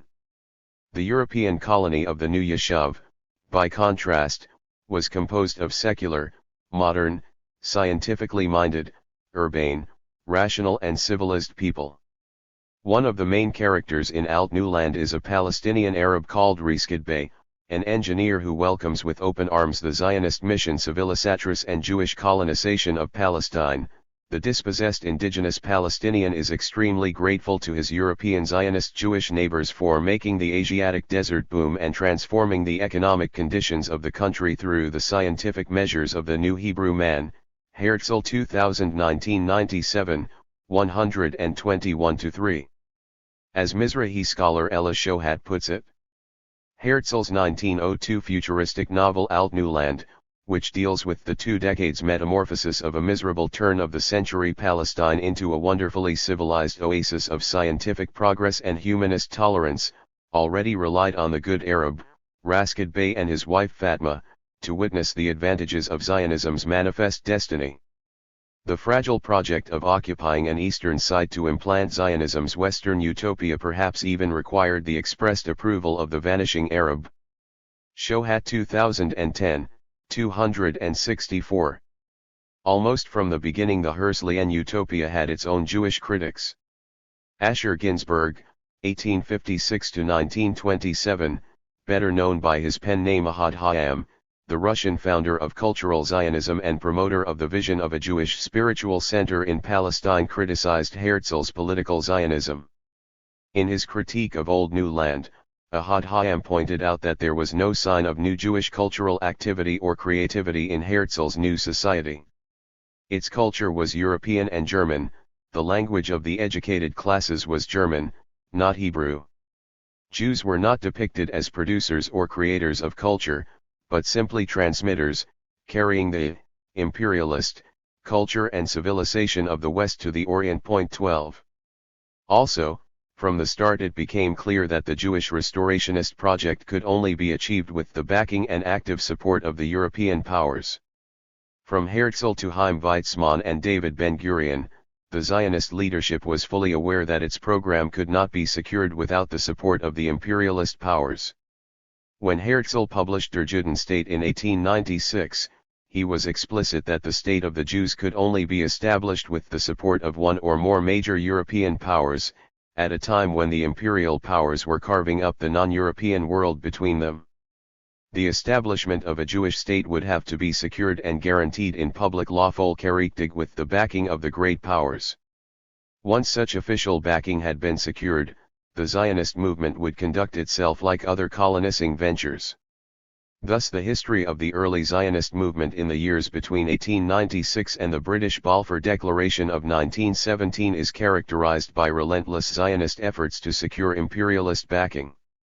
Aware of the growing German influences on the Ottoman state, Herzl initially strove in favor of German imperialist backing. In Der Judenstaat, Herzl wrote frankly about the non-European, Asiatic land reclaimed by Zionism and the setting up of a quasi-European state in Palestine. If His Majesty the Sultan were to give us Palestine, we could in return undertake to regulate the whole finances of Turkey. We should form there part of a wall of defense for Europe in Asia, an outpost of civilization against barbarism. 13. In October 1898 Herzl traveled to Ottoman Palestine to meet with Kaiser Wilhelm II of Germany. However, the meeting with the Kaiser turned out to be only ceremonial, and the Kaiser refused to commit himself. When these efforts became unsuccessful, Herzl and his successors turned to the British Empire, Polken 1975, 76-90. In his diaries, Herzl explicitly drew parallels between himself and Cecil Rhodes, 1853-1902, an English-born businessman, the founder of the Diamond Company De Beers, ardent believer in colonialism and British imperialism in South Africa, and the founder of Rhodesia. Naturally there are big differences between Cecil Rhodes and my humble self, the personal ones very much in my disfavor, but the objective ones greatly in favor of our Zionist movement, cited in Davis 1987, 3-4. While the Hebrew Bible was not the only justification, it certainly was the most powerful one, without which political Zionism was only another conquering European colonial ideology. Read at face value, in a literalist fashion, and without recourse to doctrines of universal human rights and international law, the Hebrew Bible indeed appears to propose that the taking possession of ancient Palestine and the forcible expulsion of the indigenous population, the Canaanites, was the fulfillment of a divine mandate. From scrutiny of the language used in the Hebrew Bible and the language of political Zionism from the late 19th century onwards, it is possible to see the way in which a secular European conquering ideology and movement mobilized the figurative language of the Jewish religion into a sacrosanct title deed to the land of Palestine signed by God, Wetherell 2005, 69-70. Very little is said about the actual genealogy and provenance of Zionism, especially the European settler colonial context of the late 19th century from which Zionism drew its force, and almost nothing is said about what the creation of the State of Israel entailed for the indigenous inhabitants of the land, said 1980, 57. Despite its distinct features and its nationalist ideology, return to the land of the Bible, political Zionism followed the general trajectory of colonialist projects in Africa, Asia, and Latin America, European colonizing of another people's land while seeking to remove or subjugate the indigenous inhabitants, Ruether 1998, 113. Zionist colonization of Palestine has taken place in four distinct phases. The first, 1882-1918, began on a small scale under Ottoman rule. The second, important, phase, 1918-48, took place under British imperial protection. The third, 1948-67, was characterized by internal colonization and Judaization within the Green Line. The fourth began in 1967 and is still going on today. At the time of the First Zionist Congress in Basel, Switzerland, in 1897, 95% of the population of Palestine was Arab and 99% of the land was Arab-owned, Khalidi 1992b, 17. Today over 90% of the land in historic Palestine is controlled by Israel and designated for Jewish use only. From the late 19th century and throughout the mandatory period, the demographic and land policies of the Zionist Yishuv in Palestine continued to evolve. But its demographic and land battles with the indigenous inhabitants of Palestine were always a battle for maximum land and minimum Arabs. Masalha 1992, 1997, 2000. Throughout much of the 19th and the first half of the 20th centuries, the terms Zionist colonization and Jewish colonies in Palestine were proudly proclaimed and universally used by Zionist leaders and writers.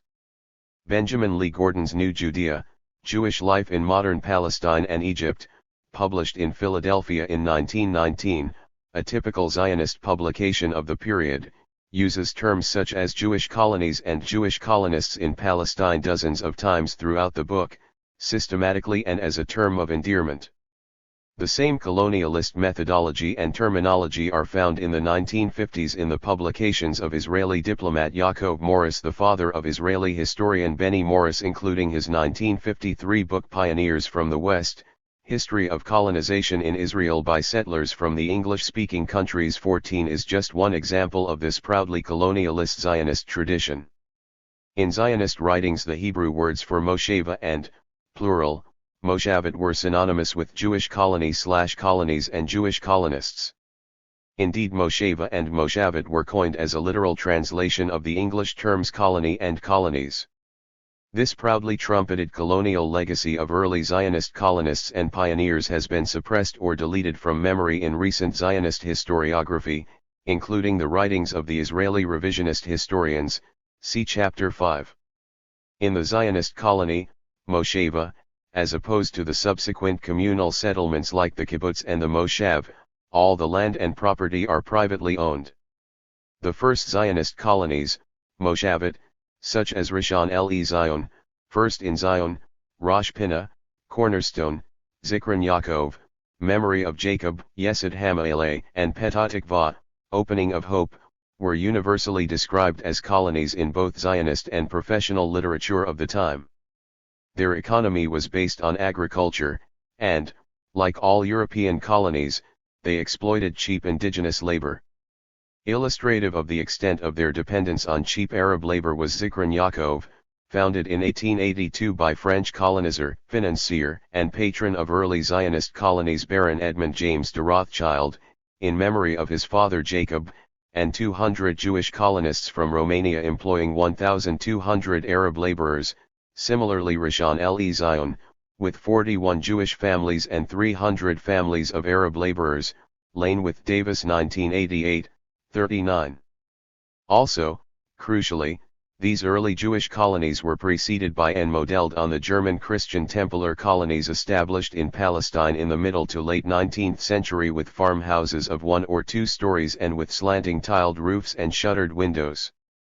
Interestingly, even today the German colony southwest of the Old City of Jerusalem, established in 1878 by members of the German Templar Society, Tempelgesellschaft, is known in Hebrew as Hamosheva Hagermanat. Earlier in 1868 the German colony in Haifa was set up by the Templars. This was followed by another 6 German colonies, Jaffa, 1869, Sarona, 1878, now next to where the Israeli Army Kiryat military complex sits in Tel Aviv, 1878, Jerusalem, 1881, Wilhelma, near Lydda, 1902, Galilean Bethlehem, 1906, and Waldheim, 1907. For the Templars, colonizing Palestine was part of their faith. The Holy Land had to be prepared for the second coming of Christ. Secular Zionist historiography depicts mid-19th century German colonists as forerunners of the Zionist movement, and early Zionists themselves adopted them as a model to be emulated, Yisbach 1999, 40-54.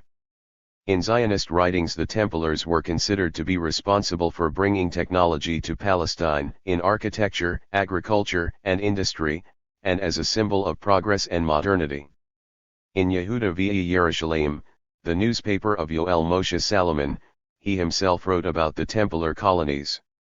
We have also noticed the colonies established over the past few years by the Germans from Wittenberg, not of our people, and their homes are built in good order, as in all the cities of Europe, with wide streets and magnificent buildings, so that anyone who walks along their streets will forget that he is walking in the country of the soul, and will feel as though he is in one of the populated cities of Europe. 15.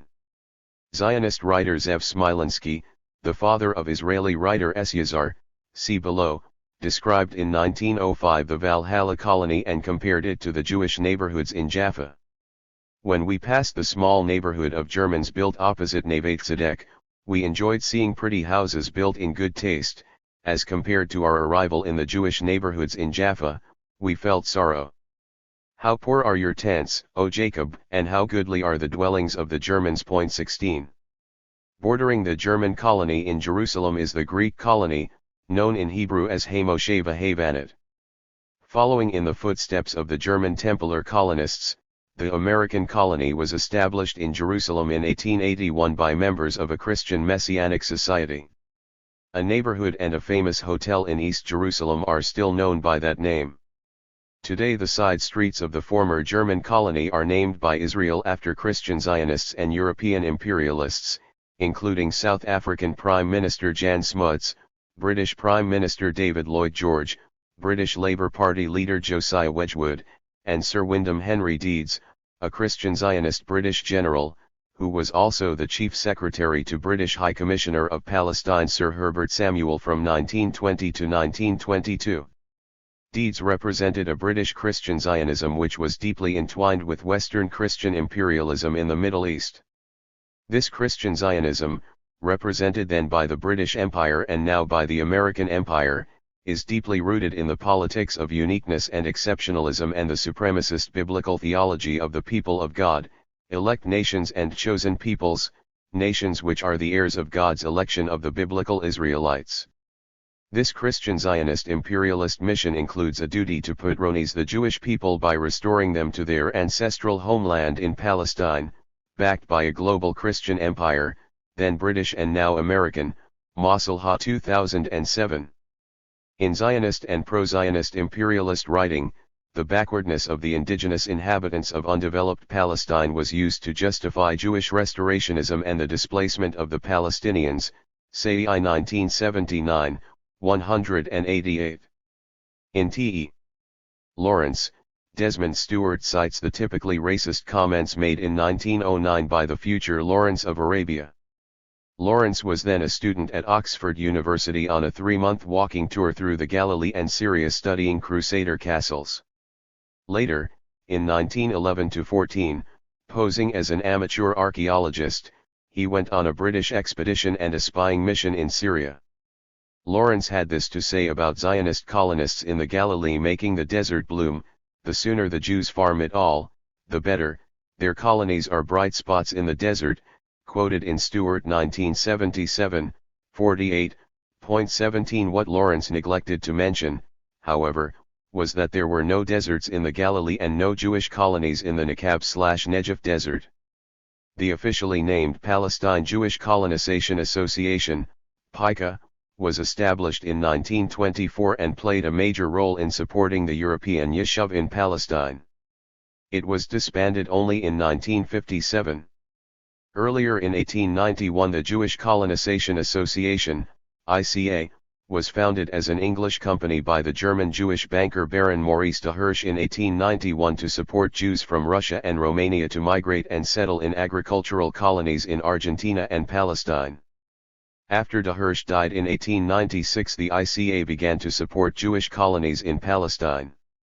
In 1899 Edmond James de Rothschild, 1845–1934, a French member of the Rothschild banking family, a strong supporter of Zionism and a major donor to the Yishuv, transferred title to his colonies in Palestine plus 15 million francs to the ICA, which was reorganized as the Palestine Jewish Colonization Association in 1924, under the direction of Edmond's son James Armand de Rothschild. After 1948 James de Rothschild instructed PICA to transfer most of its land in Israel to the Jewish National Fund, Fishback 2003, 162-4. Edmond James de Rothschild also supported the removal of Palestinians to Iraq. Following a meeting with de Rothschild in Paris, Vladimir Jabotinsky wrote in a letter to a friend that the Baron is willing to give money to the Arabs in order to enable them to purchase others' lands, but on condition that they leave Palestine. Referring to de Rothschild's plan, MAPE leader Shabtai Levi, of Haifa, who had been a land purchasing agent of Pica, wrote in his memoirs. He advised me to carry on in similar activities, but it is better, he said, not to transfer the Arabs to Syria and Transjordan, as these are part of the land of Israel, but to Mesopotamia, Iraq. He added that in these cases, he would be ready to send the Arabs, at his expense, new agricultural machines, and agricultural advisors. Quoted in Masalha 1992, 22. In all that remains, the Palestinian villages occupied and depopulated by Israel in 1948, Walid Khalidi observed in 1992, there is no denying that the Zionist colonization of Palestine, which began in the early 1880s and continues to this day, represents one of the most remarkable colonizing ventures of all time, 1992a. 6 decades after the 1948 Nakba, Zionist colonization processes in Palestine continue unchecked. Writing on the 60th anniversary of the Nakba, Palestinian scholar Joseph Masad wrote, I will suggest to you that there is much at stake in all of this, accepting the Nakba as a fact of history, in rendering the Nakba an event of the past, a fact on the ground that one cannot but accept, admit, and finally transcend, indeed that in order to move forward, one must leave the Nakba behind. Some have even suggested that if Israel acknowledges and apologizes for the Nakba, the Palestinians would forgive and forget, and the effects of the Nakba would be relegated to historical commemorations, not unlike the one we are having this year. In my view, the Nakba is none of these things, and the attempt to make this year the 60th anniversary of the Nakba's life and death is a grave error. The Nakba is in fact much older than 60 years, and it is still with us, pulsating with life and coursing through history by piling up more calamities upon the Palestinian people. I hold that the Nakba is a historical epoch that is 127 years old and is ongoing. The year 1881 is the date when Jewish colonization of Palestine started and, as everyone knows, it has never ended. Much as the world would like to present Palestinians as living in a post-Nakba period, I insist that we live thoroughly in Nakba times. What we are doing this year is not an act of commemorating but an act of witnessing the ongoing Nakba that continues to destroy Palestine and the Palestinians. I submit, therefore, that this year is not the 60th anniversary of the Nakba at all, but rather one more year of enduring its brutality, that the history of the Nakba has never been a history of the past but decidedly a history of the present. Masad 2008. Framing the conflict, Settler Colonialism, Herrenvolk Democracy, Ashkenazi Ethnocracy. Central to the debate on Palestine, Israel are questions of power asymmetry, European hegemonic narratives and discourses, indigenous memory and counter-hegemony, and how to conceptualize and frame the ongoing conflict between the immigrant settler and the indigenous. This work contextualizes the 1948 Palestinian Nakba against the backdrop of the enduring themes of Zionist colonization of Palestine from the late 1880s to the present. It argues that both the 1948 Nakba and the current Palestinian struggle to resist the continuing Nakba are at the heart of the struggle between the settler colonialist state of Israel and the indigenous inhabitants of Palestine. I also argue that Zionist resettlement of Palestine, the establishment of a settler state in historic Palestine, and Zionist Israel as an intensely racialized society, in relation both to the indigenous inhabitants of Palestine and to the Arab Jews, the Mizrahim, have to be challenged and deconstructed first and foremost by rewriting history through the experience of indigenous inhabitants of Palestine and the continuing Nakba as a storytelling of huge devastation, trauma, painful struggle, survival and resistance. The tragedy of the Israel-Palestine conflict lies in the fact that the very state established by Jews in the aftermath of the Jewish Holocaust, a key event in Jewish history, has been a settler state where racial and religious discrimination, militarism, and injustice prevail. But while the Holocaust is an event in the past, the colonization of Palestine and the ethnic cleansing of Palestinians continue. The meganarrative of the State of Israel conflates Judaism with Zionism and frames the conflict with the Palestinians within its Zionist ideological moorings. Zionism is a product of a national liberation movement of the Jewish people, the biblical Israelites returning, from the late 19th century onwards, to redeem the ancient homeland and restore Jewish statehood after 2 millennia of absence and exile. Israel is an outpost of Western culture and European civilization in the Middle East, surrounded by an Islamic Orient. The meganarrative of Zionism, repeated ad nauseum in the Western media, describes Israel as a liberal democracy and the only democracy in the Middle East. With the rise of Israeli critical scholarship in the 1980s, this concept of liberal democracy, however, was critiqued by a new generation of Israeli social scientists who introduced the concept of Israel as an ethnic democracy, a kind of second-class democracy. Sociologist Sami Smuha, of Haifa University, who led this public discourse, highlighted the second-class nature of Palestinian citizenship in Israel, the tight control of the dominant Jewish group over the state apparatus, and the systemic discrimination against Palestinian citizens. Smuha 1997, 198-224. This conception, however, still views Zionism as a national liberation movement of the Jewish people, but bemoans its practices inside the Green Line and in the 1967 occupied territories. The ethnic democracy model was enthusiastically embraced by many Israeli social scientists, including some Palestinian academics inside Israel. 18. However, in effect in the post-1948 era Israeli social scientists and biblical scholars have conveniently substituted a fictional Jewish ethnicity for the mythical Jewish race, a 19th-century European racist construct which had become politically unacceptable and completely discredited after the horrors of the Jewish Holocaust. In a similar vein, the self-describing term Jewish colonies of the Mandatory period was expediently substituted by the term Jewish settlements in the post-1948 period. However, as Philip Spencer and Howard Wollman have powerfully argued, in the 20th century ethnicity, as common descent, was a convenient replacement for race, biology and blood, as the key ingredient of European social scientific racism and organic nationalist ideologies. Racial categorization and racist discourses were central to the development of nationalism, particularly in the European context of the 19th century, 2002, 64. By contrast with race, the concept of ethnicity is relatively new, emerging in social science discourse only in the 20th century. The concept itself, even or particularly in its culturalist form, was only developed when overt racist ideology became first theoretically untenable, since scientific evidence of the existence of races was impossible to produce, and politically unacceptable, certainly after the experience of Nazism. Spencer and Wollman 2002, 65. More recently, political theorists have referred to Israel as Herrenvolk or ethnocratic or Ashkenazi elite democracy. In particular, the myth of ethnic democracy has been challenged by Azad Ghanem, Nadim Rouhana, and Oren Yiftekel, 1998, 253-67. The three Israel-based scholars have highlighted the inherent contradiction between the inclusive nature of democracy and the overt exclusivity of ethnicity, and the fact that Jewish identity is central to the self-definition of the Israeli state. Rouhana 2006, 64-74.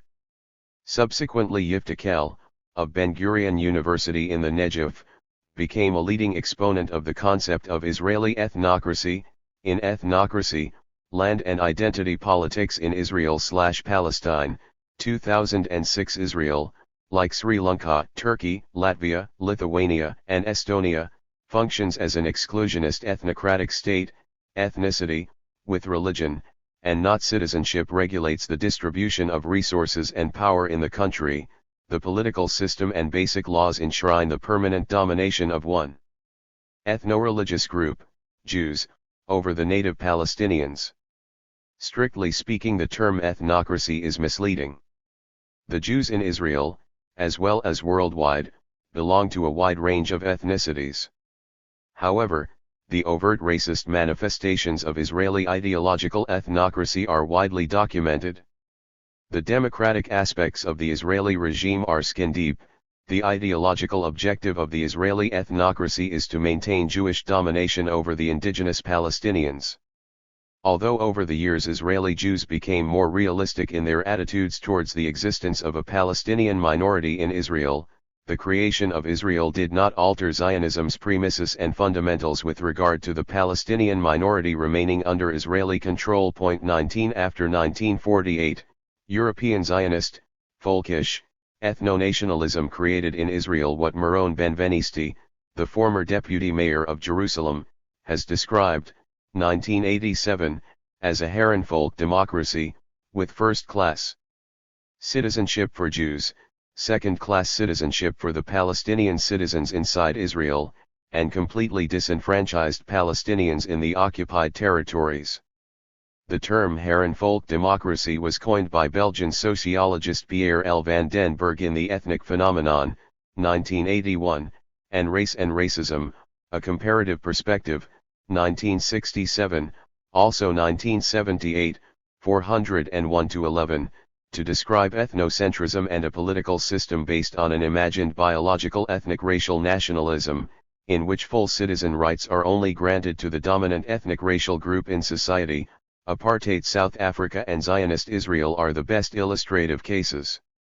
The pre-1948 obsession of the founding fathers of Zionism with transfer was linked in post-1948 Zionist thinking with the European nationalist, romantic, idea of the folkish/ethno-racial state and the construction of the Israeli state as an ethnocracy, Yiftekel 2006, and an imagined form of Herrenvolk Republic. Systematic discrimination and Jewish control and privileges are legislated into the structure of citizenship in all basic aspects of life: access to land and water, the economy, education, the civil service and political institutions. 20 Adala, Justice, the Legal Center for Arab Minority Rights in Israel, has documented Israel's systematic discrimination against its 1.3 million Palestinian citizens, counting 35 Israeli laws which explicitly privilege Jews over non-Jews. 21 In fact, Israel is a heavily militarist democracy for Jews and an apartheid state for the indigenous inhabitants of Palestine. The Israeli state operates a subtle form of apartheid within the Green Line but a fully fledged Bantustan system in the 1967 occupied territories. Colonialism, anti-colonialism, and post-colonialism. By contrast to the Israeli Zionist narratives, the Palestinian national narrative, as set out in the Palestinian National Charter of 1964, for instance, makes a clear distinction between Judaism as a divine religion, Article 18, and Zionism as a political ideology and a colonization movement. Article 19 states, Zionism is a colonialist movement in its inception, aggressive and expansionist in its goal, racist in its configurations, and fascist in its means and aims. Israel, in its capacity as the spearhead of this destructive movement and as the pillar of colonialism, is a permanent source of tension and turmoil in the Middle East, in particular, and to the international community in general. Palestinian authors, in contrast with Israeli or pro-Zionist Western rewriters, have tended to highlight the facts on the ground and the practical settlement and ethnic cleansing dimensions of Zionism. But conceptualization of the conflict is often derived from political positions and reflects desirable political solutions. The advocacy of the two-state concept as a historical compromise in Palestine, Israel, for instance, has led some Palestinian historians to reframe the conflict as basically a struggle between two national movements, while at the same time highlighting the colonialist dimensions of Zionism. Walid Khalidi, for instance, described Zionism in 1991 as a national movement of the Jewish people. The crux and kernel of the Palestine problem is the struggle between two national movements, on the one hand, the Zionist movement, and, since 1948, its embodiment, Israel, and on the other, the Palestinian national movement. The crux and kernel of this struggle has been, and continues to this day to be, the issue of the control or sharing of the land of Palestine. Khalidi 1991, 5-6. Like Walid Khalidi, Palestinian historian Rashid Khalidi has also combined the two conceptions of Zionism, the struggle between two national movements and indigenous struggle against a European settler colonialist project. In The Iron Cage, 2006, Rashid Khalidi is critical of the reductionist view of Zionism as no more than a colonial enterprise. He nonetheless argues that this enterprise was and is colonial in terms of its relationship to the indigenous Arab population of Palestine. Palestinians fail to understand, or refuse to recognize, however, that Zionism also served as the national movement of nascent Israeli polity being constructed at their expense. There is no reason why both positions cannot be true. There are multiple examples of national movements, indeed nations, that were colonial in their origins, not least of them the United States. Khalidi 2006, THIRD-WORLDISm. Israeli and Jewish critics of Zionism, as in the case of Uri Davis, have described Israel as an apartheid state, sharing many features with apartheid South Africa, Davis 1987. In 1979 Palestinian-Canadian sociologist Eliezer Reich, in The Palestinians in Israel, a study in internal colonialism, presented a model of Israel's relations to Palestinian citizens within the Green Line as internal colonialism. Far from creating a democratic state, Zionism, as a settler movement, by nature subordinates, excludes and marginalizes the native Palestinian community, Zurich 1979, 8-30. More recently, Israeli author and activist Jeff Halper combined creatively a range of ideas to describe Israel, including settler colonialism, ethnic cleansing, de-Arabization, apartheid, separation walls and ethnocracy to describe the creation of the land of Israel. He writes, "A hard-hearted approach to the natives is intrinsic to colonialism and ethnocracy. The land must be taken and a relationship of domination established. Everything truly human, let alone personal, must be eliminated lest the native raise his head." Judges 8:28. We cannot escape strong colonial elements of Zionism. Unlike the case of other ethnocracies, the Serbs or the Russians, for example, but as in Kenya, Jewish settlers arrived from abroad. And as in Kenya they had to pacify the natives by force, since the latter would never accept dispossession voluntarily. Dehumanization was necessary and inevitable. My cause, whether bringing civilizations to the benighted or reclaim our ancient homeland, must, as Jabotinsky astutely noted, stand on its own merits, for if the claims and rights of the indigenous are seriously entertained, our whole colonial enterprise will be called morally into question. In order to preserve my humanity while carrying out objectively immoral acts, then, I must make my victims unworthy of a human response. Indeed, I must justify my actions as mere responses, forced upon me by the savage natives. Thus were the Palestinians the Arabs doubly removed from their land. Physically, of course, but also existentially. In what was to become Israel, their very claim to peoplehood, to having any legitimate collective existence whatsoever, would be negated. The process of de-Arabizing Palestine, a component of initial dispossession, steadily and thoroughly became the mirror process of Judaizing the landscape and creating the land of Israel. 2008, 135-6. From the late 1970s to the early 1990s, the great Palestinian secular humanist writer Edward Said attempted to frame the Palestine struggle in terms of post-colonial theory, Said 1978, 1994. Said was greatly influenced by the anti-colonial literature of the 1950s and early 1960s. In the midst of French colonial wars and the struggle for independence in North Africa, 4 extraordinary books on the dehumanizing aspects of colonialism, cultural hegemony, and anti-colonial resistance were published.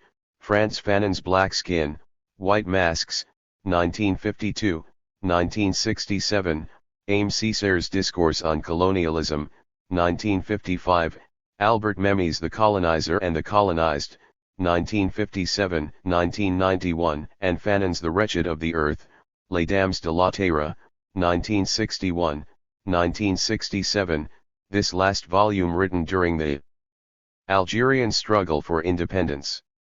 Fanon, 1925-1961, was a psychiatrist and revolutionary from Martinique, who became an Algerian during that country's national liberation struggle. In particular, Fanon explored the psychological effect of colonization on the psyche of the colonist and colonizer alike, and assessed the broader implications for building a movement of cultural resistance and liberation. Colonist people, Fanon argues, are not just those whose labor has been appropriated but also, especially, those in whose soul an inferiority complex has been created by the death and burial of its local cultural originality, Fanon 1967, 18. Memes The Colonizer and the Colonized also explores the psychological, social, and cultural effects of colonialism. Racism is ingrained in every colonial institution which establishes the subhumanity of the colonist. Through cultural domination, the colonizer creates a group of Francophiles who can attain a slightly higher status. The colonizer's rewriting of history to his glorification removes the colonist from history. The colonist child is not taught his own history, but rather the unknown settings of his colonizer's history. The colonist become divorced from reality. Memi 1991. Césaire was also a scholar and revolutionary from Martinique, while Memi was a radical Tunisian Jew who moved to France. These Francophone authors, who explored the injustice and oppressive daily humiliations of the colonist and paved the way for post-colonial studies, influenced a whole generation of scholars and activists involved in the anti-colonial liberationist struggle in Africa and Latin America, the Middle East and the civil rights movement in the USA, Galbo 2007. In Culture and Imperialism, 1994, Edward Said describes Memi as one of the few intellectuals during the colonial era who managed to bridge the gap between the colonist and the colonizer. Ned Curthoys, who discusses the leftist colonizer in Albert Memmi's The Colonizer and the Colonized, suggests that the leftist colonizer desires a future nation characterized by a fraternity of all peoples, while hopes for intercommunal dialogue are continuously disrupted by the structural violence of colonialism. Curthoys 2007, 115. Zionism and the Israeli state, following the example of all European settler projects, continue to colonize, subjugate, dehumanize and dispossess the indigenous people of Palestine. Palestinians are still being depicted in Israeli textbooks as conniving, dishonest, lazy, treacherous, liars, murderers and Nazis. Zionist historiography provides ample evidence suggesting that from the very beginning of the Yishuv in Palestine the attitude of most Zionist groups towards the native Arab population ranged from a mixture of indifference and patronizing racial superiority to outright denial of its national rights, the goal being to uproot and transfer it to neighboring countries. Leading figures such as Israel Zangwill, a prominent Anglo-Jewish writer, close lieutenant of Theodor Herzl and advocate of the transfer solution, worked relentlessly to propagate the slogan that Palestine was a land without a people for a people without a land.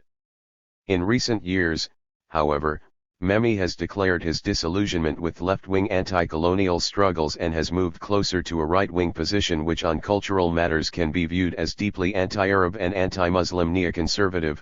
Galbo 2007, 1-7. Memi's Decolonization and the Decolonized, 2006, which reflects this neoconservative orientation, became closely associated with the resurgent neocolonial lobby in France. His recent historical revisionism also struck a chord among a section of the French public and, especially, a group of thinkers known as French Jewish intellectuals, which includes Bernard Kouchner, Bernard, Henry Lévy, Alain Finkielkraut and André Glucksmann, all of whom at one point or another have either supported the 2003 invasion of Iraq or expressed anti-Muslim sentiments. Galbo 2007, 1-7. This resurgence of Orientalism would not have surprised Edward Said 1978, 1981, 1997, who had systematically challenged the linguistic imagery in Orientalist literature and Western media imagery embedded in anti-Arab and anti-Muslim racist representation. Galbo 2007, 1-7. In the 1990s, Israeli revisionist historian Elon Papp, inspired by Edward Said's post-colonial theory, attempted, in 2 articles in Journal of Palestine Studies, 1997, 37-43, 1998, 99-105, see also Nimni 2003, to reframe the Palestine-Israel question in post-Zionist terms. But how, it might be asked, could the conflict be framed in post-colonial and post-Zionist terms when the Zionist colonization of Palestine is still in full swing and with no sign of decolonization in or liberation for Palestine?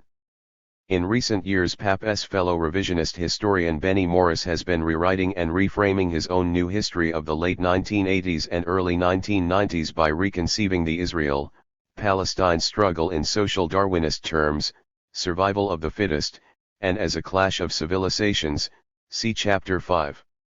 Rather than challenging the enduring themes of Zionist colonization of Palestine, Morris provides moral justification for the dispossession of the, mostly Muslim, Palestinians, within a wider global context of neocolonialist resurgence. The clash of civilizations discourse, which encapsulates this neocolonial resurgence, was itself first constructed by veteran British, and US-based, Jewish Orientalist historian Bernard Lewis in an article in the September 1990 issue of The Atlantic Monthly entitled The Roots of Muslim Rage. 22. But it was Samuel Huntington, 1927–2008, an American Jewish political scientist, who developed the thesis further in a 1992 lecture at the Washington, D.C.-based American Enterprise Institute for Public Policy Research. 23. A neoconservative think tank closely associated with the influential American pro-Israel lobby. Huntington then developed his argument in a 1993 Foreign Affairs article titled The Clash of Civilizations. Huntington's work complemented that of rivals in the policy-making ranks, such as the theorist Francis Fukuyama, whose end of history thesis celebrated the fall of the Soviet Union and Eastern Bloc, the end of the Cold War, the rise of unipolar U.S. imperialism, and the triumph of Western neoliberalism as the final form of human government. 24. Of course, the USA itself was built on the bones and wiped out civilizations of its own indigenous inhabitants.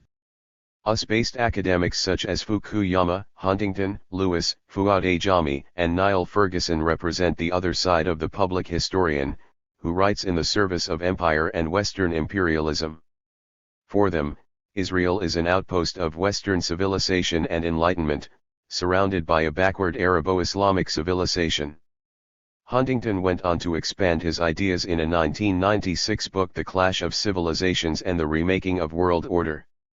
His thesis, which attracted a great deal of media attention, proposed that cultural and religious identities, not ideologies or economics, will be the primary source of conflict in the post-Cold War new political order. Huntington, Lewis, and other policy experts have contributed to the Israelization of American Middle East policy discourse. 25. How unique is the Zionist settler colonial project? In 1919, when indigenous Palestinian Arabs constituted 9/10 of the population of the country, Chaim Weizmann, 1874–1952, president of the Zionist organization and later first president of Israel, viewed the Palestinian Arabs as a backwards race, cited in Flipan 1979-71, declaring in an address to the English Zionist Federation on September 21, 1919. By a Jewish national home I mean the creation of such conditions that as the country is developed we can pour in a considerable number of immigrants, and finally establish such a society in Palestine that Palestine shall be as Jewish as England is English, or America American. Cited in Masalha 1992, 41 and 24, also Weizmann 1949, 1952. Born in Belarus and educated in Germany, Weizmann had become a British citizen in 1910 and taught chemistry at Manchester University. During the First World War he was director of the British Admiralty Laboratories, 1916–19, and in 1917 he worked very closely with the Christian Zionist Foreign Secretary Arthur Balfour to obtain the British Balfour Declaration. For Weizmann the natives of Palestine were akin to the rocks of Judea, as obstacles that had to be cleared on a difficult path, cited in Masalha 1992-17. As the British Mandate progressed and the Palestinians began to resist this Zionist colonization cum mission civilis atris, the Zionists resolved, in the 1930s, to crush Palestinian resistance, dismantle much of Palestinian society and transfer/expel the majority of the indigenous population, Masalha 1992, Masad 2004, 57-70. Conceived and constructed as a settler state, Zionist colonization of Palestine was, in theory and practice, both intrinsically ethnic cleansing and politicidal, Kimmerling 2003, 214-15. In Israel, a colonial settler state.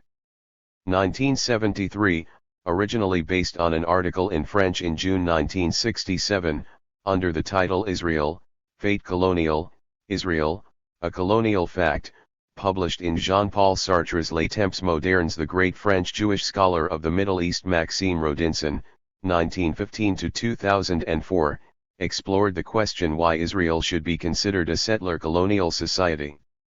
In France the book was considered scandalous at the time.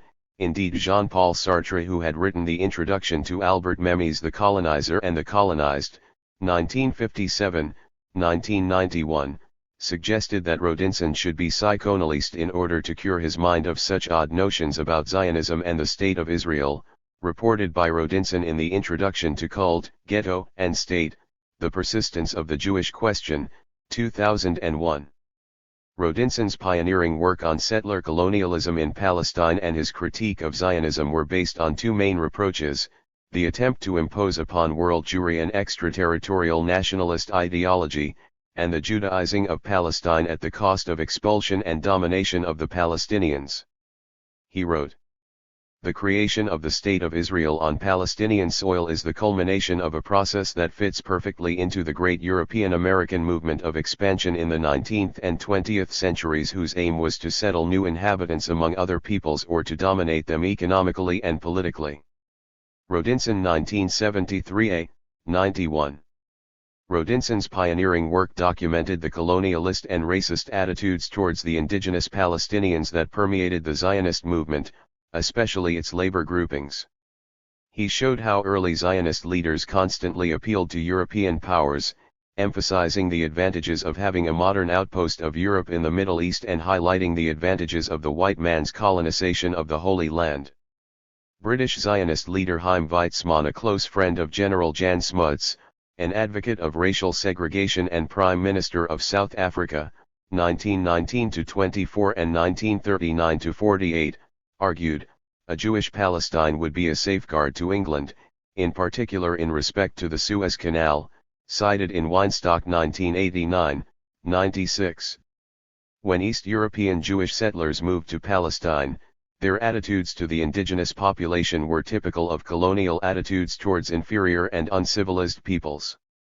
But the Zionist settlements remained very small until the British occupied Palestine in 1918. After that, the colonization processes accelerated rapidly under the protection of the colonial power. The settlers made no effort to integrate their struggles with those of the Palestinians fighting against British colonialism. On the contrary, they proceeded from the conviction that the indigenous population would have to be subjugated or removed, with the help of the British. Rodinson also critiques several Zionist myths, including exile and return and the argument that the Jewish people had lived there some 2,000 years earlier. Using such reasoning, Rodinson points out, the Muslims should lay claim to Spain. Nor was Palestine underpopulated, semi-deserted or empty and waiting for European Jewish settlers to develop it, Rodinson 1973. How unique is the Zionist model in the history of European settler colonization?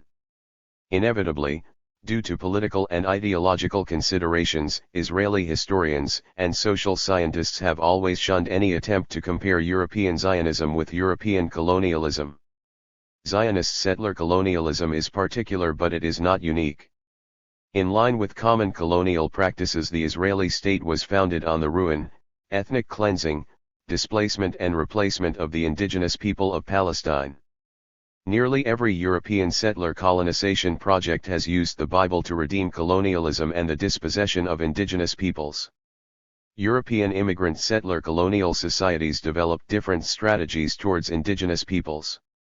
In North America, Australia, and New Zealand, the local peoples were treated as part of the hostile natural environment, an attitude that ended with their genocide, Kimmerling 2003, 21.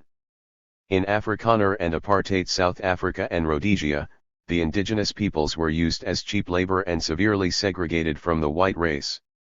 In Catholic Latin America, the Spanish and Portuguese conquerors pursued annihilationist strategies towards the local culture and indigenous civilizations, Aztec and Inca, combined with mass conversion of the bulk of the surviving indigenous populations. In Palestine, the European Zionist Yishuv was partially dependent on cheap Arab labor and completely dependent on mostly absentee Arab landowners from whom they purchased property. But the European Yishuv was built as a pure Zionist Jewish colony, Yiftikel 2006, 54, Schaefer 1999. It institutionally, cognitively, and emotionally built within an exclusionary Jewish bubble. The plans for the new Jewish state were similarly exclusive. The Jewish state was supposed to be purely Jewish and no political and bureaucratic tools were prepared for the possibility, mentioned in all partition proposals, that large Arab minorities would remain within the boundaries of the Jewish state. Kimmerling 2003, 22.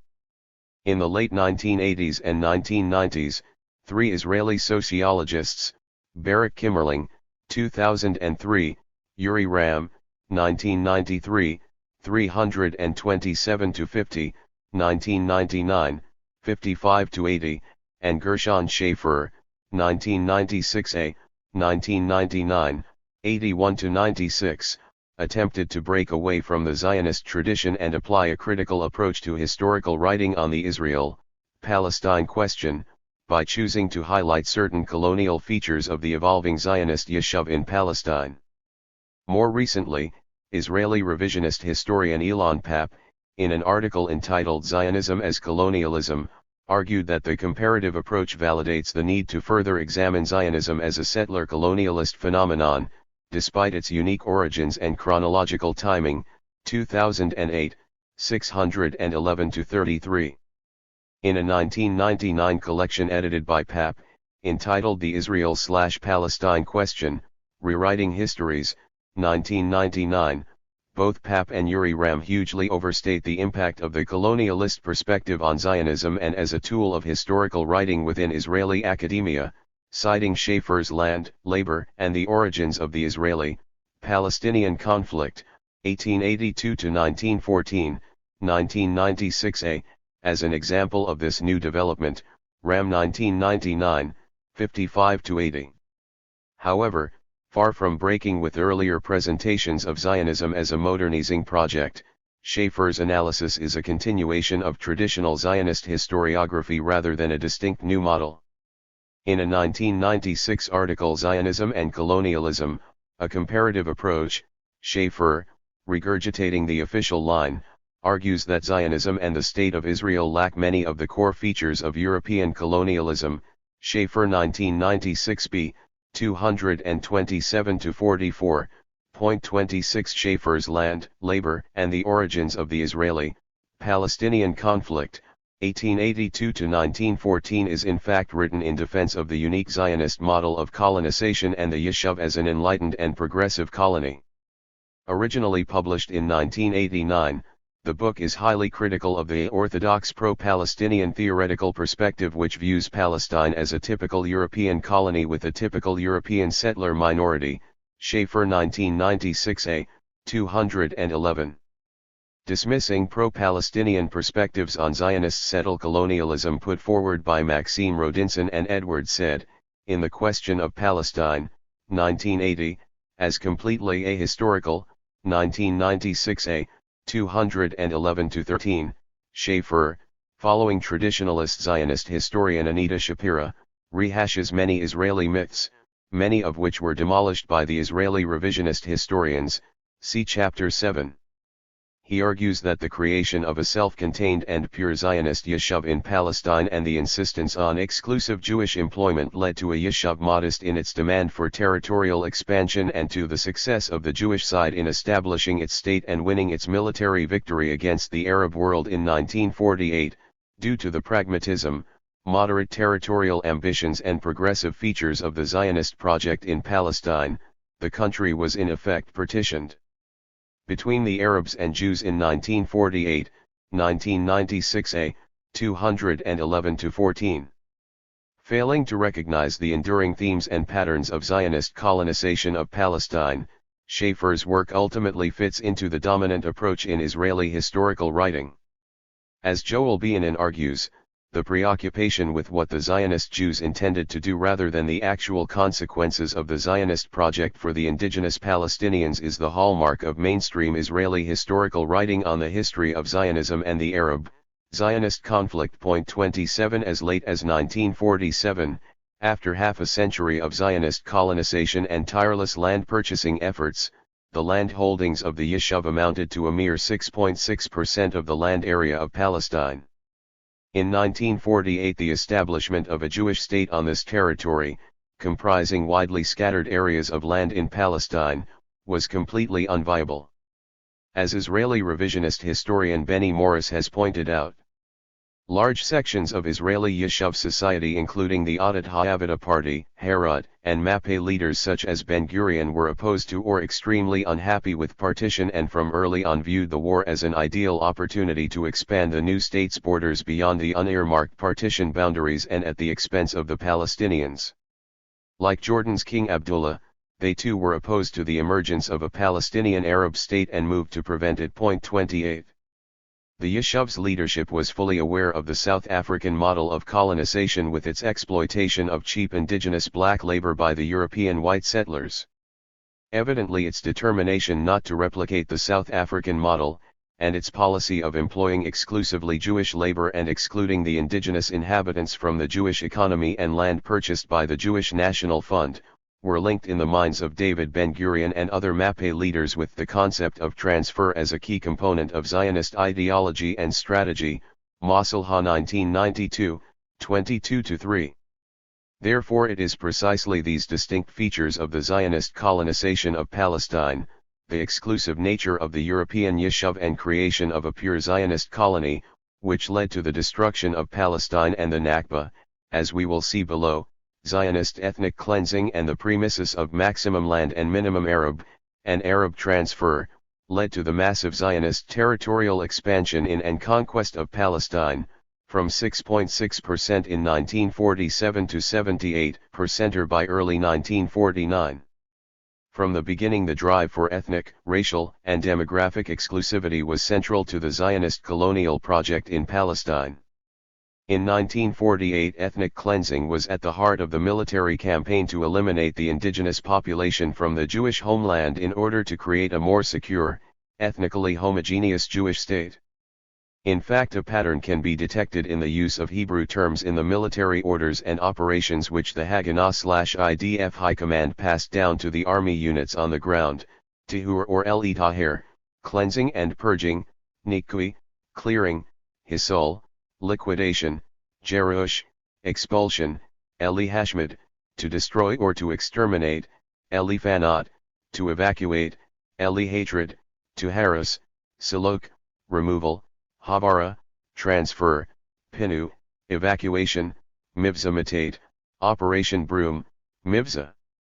Biur Hametz, Operation Passover Cleaning; Peolat Misparim, Operation Scissors; Jaffa as a cancer in the Jewish body politic, while individual Palestinian villages were ordered to be cleaned, cleansed, destroyed, removed/saluk, transferred, nudged. 29. For over half a century, in the period between 1882 and 1948, terms such as Zionist colonies and Zionist colonization were universally and unashamedly used by senior Zionist leaders.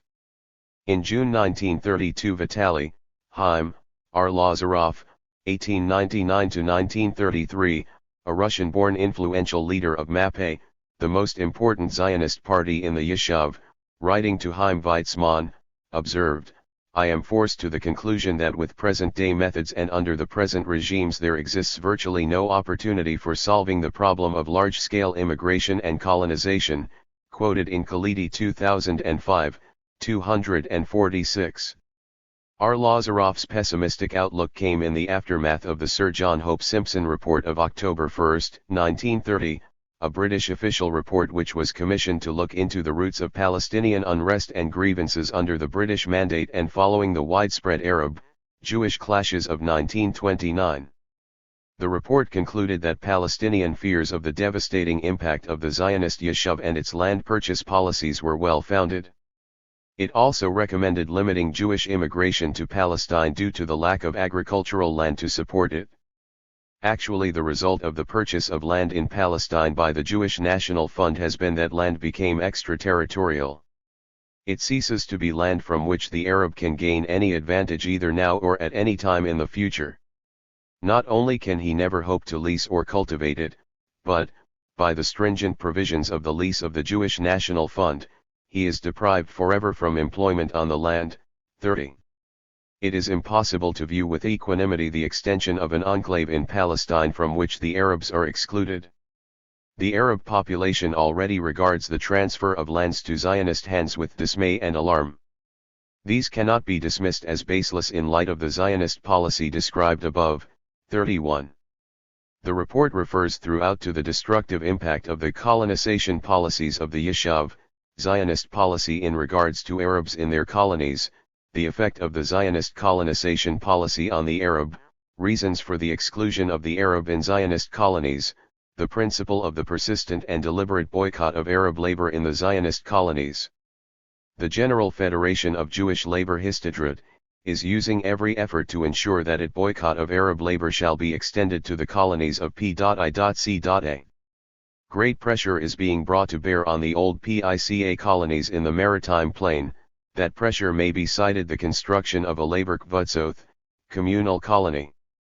It is certain that the employers of that village will not be able to resist the arguments of the General Federation Histadrut, reinforced by the appeals of the vigorous labor colony at its gate. 32. The report showed that Palestinian Arab unemployment is serious and general, partly due to the Histadrut labor policy extending to all Zionist enterprises. The displaced Palestinian Arab farmer could not find non-agricultural employment. There can be no doubt that there is at the present time serious unemployment among Arab craftsmen and among Arab laborers. The Histadrut claim that the Palestinian Arab worker benefited from Zionist colonization was rejected by the report. The policy of the Jewish Labor Federation is successful in impeding the employment of Arabs in Jewish colonies and in Jewish enterprises of every kind. There is therefore no relief to be anticipated from an extension of Jewish enterprise unless some departure from existing practice is effected. 33. Settler colonialism and the Yishuv's transfer committees and schemes, 1937–48. European settler colonies uprooted and almost completely destroyed indigenous peoples in North America and Australia. Land grab was the driving force behind these European settler colonial societies. In Palestine, land, demography, and water were, and still are, at the heart of the struggle between the European Zionist settlers and the indigenous Palestinians. For the European Zionist colonizer, who is returning after 2,000 years to redeem the land of the Bible, the indigenous inhabitants of Palestine earmarked for dispossession were usually invisible. They are simultaneously divested of their human reality and national existence and classed as a non-people. As I demonstrate in Expulsion of the Palestinians, the concept of transfer in Zionist political thought 1882–1948, 1992, and A Land Without a People, 1997, both of which are in part based on Hebrew and Israeli archival sources, the Zionist quest for land and demography underpinned the Zionist concept of transfer in the pre-1948 period. In a sense, Zionism's long-lasting battle against the native Palestinians was a battle for more land and fewer Arabs. This battle essentially was dictated by Zionism's colonial premises and fundamental principles, the ingathering of the world's Jews in Palestine, the acquisition and conquest of land, kibush hadama, and the establishment of a state for the Jews who mostly had yet to arrive in Palestine at the expense of the would-be displaced and transferred Palestinians. The above-cited works show that the idea of transferring the Palestinians, a euphemism denoting the organized removal of the Palestinians to neighboring or distant countries, was held widely in mainstream Zionism. The concept, delicately described by its proponents as population exchange, Arab return to Arabia, emigration, resettlement, and rehabilitation of the Palestinians in Arab countries, and so on is deeply rooted in Zionism. The transfer notion was embedded in the Zionist perception that the land of Israel or Palestine is a Jewish birthright and belongs exclusively to the Jewish people as a whole, and consequently Palestinian Arabs are strangers who either should accept Jewish sovereignty over the land or depart. The two-sided works also show that the concept had occupied a central position in the strategic thinking of the Zionist movement and the Jewish Yishuv as a solution to the Zionist land and Arab demographic and political problems. Although the desire among the Zionist leaders to solve the Arab question through transfer remained constant until 1948, the envisaged modalities of transfer changed over the years according to circumstances. From the mid-1930s onwards, a series of specific plans, generally involving Transjordan, Syria, and Iraq, were produced by the Yishuv's transfer committees and senior officials. I also show that the idea was advocated by the most important founding fathers of Zionism, including David Ben-Gurion, Theodore Herzl, Zeev Jabotinsky, Burl Katznelson, Moshe Sharett, Naaman Sirkin, Menahem Ussishkin, Yosef Weitz and Chaim Weizmann. We have mountains of evidence to show how deeply rooted in Zionist thinking the Yishuv leadership was. From the mid-1930s, the Yishuv leadership was obsessed with the transfer solution. Advocates of transfer in the pre-1948 period asserted, often privately, that there was nothing immoral about these proposals, that the earlier 20th century transfer of Greeks and Turks, Indians and Pakistanis, Germans and other Europeans provided a precedent for similar measures vis-a-vis the Palestinian Arabs, that the uprooting and transfer of the Palestinians to Arab countries would constitute a mere relocation from one district to another, that the Palestinians would have no difficulties in accepting Jordan, Syria, or Iraq as their homeland, that the Palestinian Arabs had little emotional attachment and few real ties to the particular soil in Palestine and would be just as content outside the land of Israel, that the Palestinian Arabs were marginal to the Arab nation and their problems might be facilitated by a benevolent and humanitarian policy of helping people to leave. Such assertions were crucial to legitimize Zionism's denial of the Palestinian Arabs' right to self-determination in Palestine before 1948.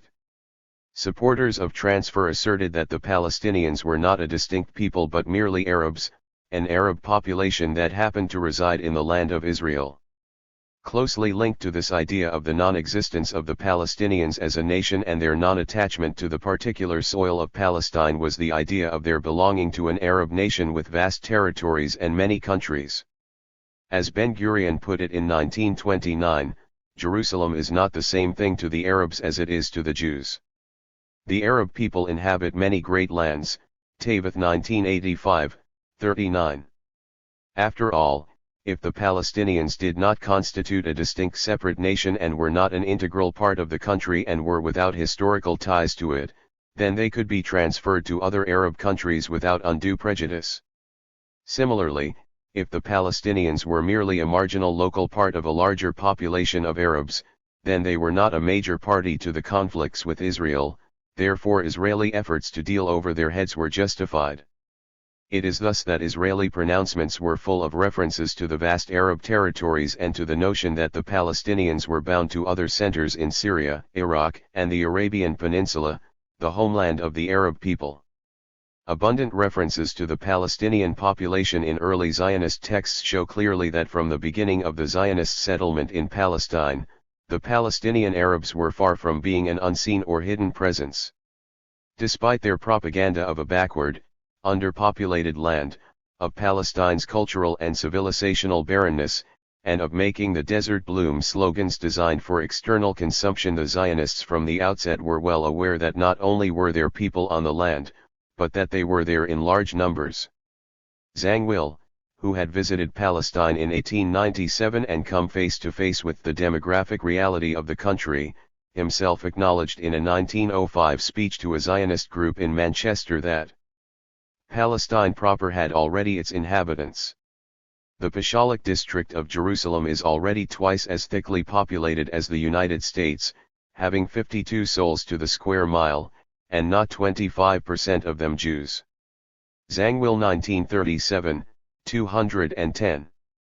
Thus Yitzhak Epstein, an early settler leader who arrived in Palestine from Russia in 1886, warned not only of the moral implications of the Zionist colonization but also of the political dangers inherent in the enterprise. In 1907, at a time when Zionist land purchases in the Galilee were stirring opposition among Palestinian peasants forced off land sold by absentee landlords, Epstein wrote an article entitled The Hidden Question in which he strongly criticized the methods by which Zionists had purchased Arab land. In his view, these methods entailing dispossession of Arab farmers were bound to cause political confrontation in the future. Reflected in the Zionist establishment's angry response to Epstein's article are two principal features of mainstream Zionist thought: the belief that Jewish acquisition of land took precedence over moral considerations, and the advocacy of a physically separate, exclusionist, and literally pure Jewish yeshuv. If we want Hebrew redemption 100%, then we must have a 100% Hebrew settlement, a 100% Hebrew farm, and a 100% Hebrew port, declared Ben-Gurion at a meeting of the Va Adlumi, the Yeshuv's National Council, on May 5, 1936, Ben-Gurion 1971-72, 163. There is a great deal of evidence showing that in the pre-1948 period, transfer/ethnic cleansing was embraced by the highest levels of Zionist settler colonialist leadership, representing almost the entire political spectrum. Nearly all the founding fathers of the Israeli state advocated transfer in one form or another, including Theodor Herzl, Leon Moskhin, Naaman Sirkin, Menahem Ussishkin, Chaim Weizmann, David Ben-Gurion, Yitzhak Tabenkin, Avraham Granovsky, Israel Zangwill, Yitzhak Ben-Tzvi, Pinchas Rutenberg, Aaron Aronson, Vladimir Jabotinsky, and Burl Katznelson, Masalha 1992. Supporters of voluntary transfer included Arthur Ruppin, a co-founder of Brit Shalom, a movement advocating binationalism and equal rights for Arabs and Jews, moderate leaders of MAPE, later the Labour Party, such as Moshe Shertok and Eliezer Kaplan, Israel's first finance minister, and leaders of the Histadrut, Hebrew Labor Federation, such as Golda Meyerson, later Meir, and David Remeh, Masalha 1992. From the 1930s onwards a series of specific plans, generally involving Transjordan, Syria, and Iraq, were produced by the Yeshuv's transfer committees and senior officials. In 1930, against the background of the 1929 disturbances in Palestine, Weizmann, then president of both the World Zionist Organization and the Jewish Agency Executive, began actively promoting ideas of Arab transfer in private discussions with British officials and ministers. He presented the colonial secretary, Lord Passfield, with an official, albeit secret, proposal for the transfer of Palestinian peasants to Transjordan, whereby a loan of £1 million Palestinian pounds would be raised from Jewish financial sources for the resettlement operation. Lord Passfield rejected the proposal. However, the justification Weizmann used in its defense formed the basis of subsequent Zionist transfer arguments. Weizmann asserted that there was nothing immoral about the concept of transfer, that the transfer of Greek and Turkish populations in the early 1920s provided a precedent for a similar measure regarding the Palestinians, and that the uprooting and transportation of Palestinians to Transjordan, Iraq, Syria or any other part of the vast Arab world would merely constitute a relocation from one Arab district to another. Above all, for Weizmann and other Jewish agency leaders, transfer was a systematic procedure requiring preparation, money, and a great deal of organization, which needed to be planned by strategic thinkers and technical experts. While the desire among the Zionist leadership to be rid of the Arab demographic problem remained constant until 1948, the extent of the preoccupation with, and the envisaged modalities of, transfer changed over the years according to circumstances. Thus the wishful and rather naive belief in Zionism's early years that the Palestinians could be spirited across the border, in Herzl's words, or that they would simply fold their tents and slip away, to use Zangwill's formulation, soon gave way to more realistic assessments. Between 1937 and 1948 extensive secret discussions of transfer were held in the Zionist movement's highest bodies, including the Zionist Agency Executive, the 20th Zionist Congress, the World Convention of Ehud Poalet Zion, the top forum of the dominant Zionist world labor movement, and various official and semi-official transfer committees. Many leading figures justified Arab removal politically and morally as the natural and logical continuation of Zionist colonization in Palestine. There was a general endorsement of the ethical legitimacy of transfer. The differences centered on the question of compulsory transfer and whether such a course would be practicable, in the late 1930s/early 1940s, without the support of the colonial power, Britain. From the mid-1930s onwards the transfer solution became central to the assessments of the Jewish Agency, then effectively the government of the Yishuv. The Jewish Agency produced a series of specific plans, generally involving Transjordan, Syria, or Iraq. Some of these plans were drafted by 3 transfer committees. The first 2 committees, set up by the Yishuv leadership, operated between 1937 and 1944, the third was officially appointed by the Israeli cabinet in August 1948. As of the late 1930s, some of these transfer plans included proposals for agrarian legislation, citizenship restriction, and various taxes designed to encourage Palestinians to transfer voluntarily. However, in the 1930s and early 1940s, Zionist transfer proposals and plans remained largely confined to private and secret talks with British, and occasionally American, senior officials. The Zionist leadership generally refrained from airing the highly sensitive proposals in public. On one occasion, Weizmann, in a secret meeting with the Soviet ambassador to London, Ivan Mikhailovich Maysky, in February 1941, proposed transferring 1 million Palestinians to Iraq in order to settle Polish Jews in their place. More importantly, however, during the Mandate period, for reasons of political expediency, the Zionists calculated that such proposals could not be effected without Britain's active support and even actual British implementation. Moreover, the Zionist leadership was tireless in trying to shape the proposals of the Royal, Peel, Commission of 1937, which proposed a partition of Palestine between Jews and Arabs as well as the transfer of the Palestinians from the proposed Jewish state. In the case of Palestine, transfer and ethnic cleansing were an integral part of the 1937 proposed partition solution. It has generally escaped the attention of historians that the most significant transfer proposal submitted to the Commission, the one destined to shape the outcome of its findings, was put forward by the Jewish Agency in a secret memorandum containing a specific paragraph on Arab transfer to Transjordan. In the middle of the war, in May, the Zionist leadership issued the Declaration of Independence, which stated, "The land of Israel was the birthplace of the Jewish people.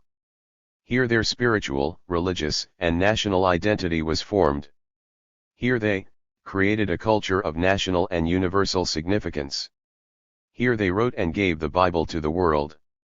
While the State of Israel itself, according to the Declaration, was founded on the basis of natural and historical rights and on the basis of the November 1947 partition resolution of the UN, it was also supposed to be based on the precepts of liberty, justice, and peace, as taught by the Hebrew prophets. The declaration added that the state will uphold the full social and political equality of all its citizens, without distinction of race, creed, or sex but not nationality, Kimmerling 1999, 339-63. The War of Liberation, which led to the creation of the State of Israel on 78% of historic Palestine, not the 55% according to the UN partition resolution, resulted not in equality for all citizens as taught by the Hebrew prophets but in the destruction of much of Palestinian society, and much of the Arab landscape, in the name of the Bible, by the Zionist Yishuv, a European settler community that emigrated to Palestine in the period between 1882 and 1948. The 1948 war was presented by the Zionist leadership in messianic terms as a miraculous clearing of the land and as another war of liberation modeled on the Book of Joshua. The question is, from whom was the land liberated? From the British, whose colonial administration in Palestine after 1918 had alone made it possible for the growth of the European Jewish settlement against the will of the overwhelming majority of Palestinians. Or from its indigenous inhabitants, who had tilled the land and owned the soil for many centuries, Cohn 1958, in Khalidi 2005, 836, and for whom the Bible had become an instrument mandating expulsion, prior 2002, 44-5, 1997, 1999, 2001. From the territory occupied by the Israelis in 1948, about 90% of the Palestinians were driven out, many by psychological warfare and or military pressure, and a very large number at gunpoint. The war simply provided the opportunity and the necessary background for the creation of a Jewish state largely free of Arabs. It concentrated Jewish Zionist minds, and provided the security, military and strategic explanations and justifications for purging the Jewish state and dispossessing the Palestinian people. Masalha 1992, 1997, 2003. Today some 70% of Palestinians are refugees. There are millions of refugees in the Middle East and many more worldwide. In 1948 the minority of Palestinians, 160,000 who remained behind, many of them internally displaced, became second-class citizens of the State of Israel, subject to a system of military administration by a government that confiscated the bulk of their lands. The conquest narrative of the Hebrew Bible contains the legend of the Israelites, under the leadership of Joshua, sacking the city of Jericho and killing its inhabitants. After the city's legendary walls came tumbling down miraculously. Central to the conquest narrative of the Zionist leadership was the miraculous clearing of the land in 1948. Following the 1948 conquest, Ben-Gurion and other leaders invented several foundational myths, including the myth of no expulsions, the myth of self-defense, and the Haganah slogan/myth of purity of arms. See below. The myth of no expulsion was echoed by the first United States ambassador to Israel, James MacDonald, who told of a conversation he had with the President of Israel, Chaim Weizmann, during which Weizmann spoke in messianic terms about the 1948 Palestinian exodus as a miraculous simplification of Israel's tasks. MacDonald said that not one of Israel's big three, President Weizmann, Prime Minister David Ben-Gurion and Foreign Minister Moshe Sharett, and no responsible Zionist leader had anticipated such a miraculous clearing of the land. MacDonald 1951, 160-61. The available evidence, based on Israeli archival documents, however, shows that the Big Three had all enthusiastically endorsed the concept of transferring the Palestinians in the 1937-48 period and had anticipated the mass exodus of Palestinians in 1948 and the Nakba. In the official Zionist rendition of the 1948 war, the events are presented as a battle between a Jewish David and an Arab Goliath. As we shall see below, the Israeli new historians, including Avi Shlaim, Elon Papp, and Singhoflapan, reject the myth of David and Goliath. Benny Morris concluded in 1988, the stronger side won, Morris 1988, 21, also Morris 1987, 20-21. Central to key narratives in Israeli culture is the myth that depicts the Israel-Palestine conflict as a war of the few against the many.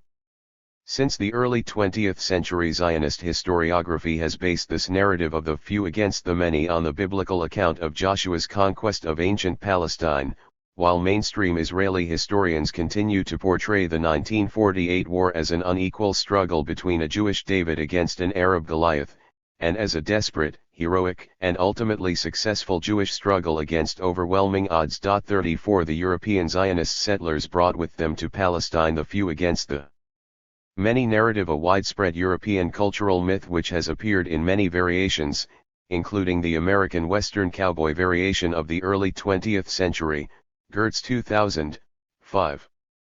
Turning the Jewish faith into secular ideology, Israeli historians and authors have adopted and reinterpreted biblical sources and myths and mobilized them in support of post-1948 Israeli objectives, Gertz 2005.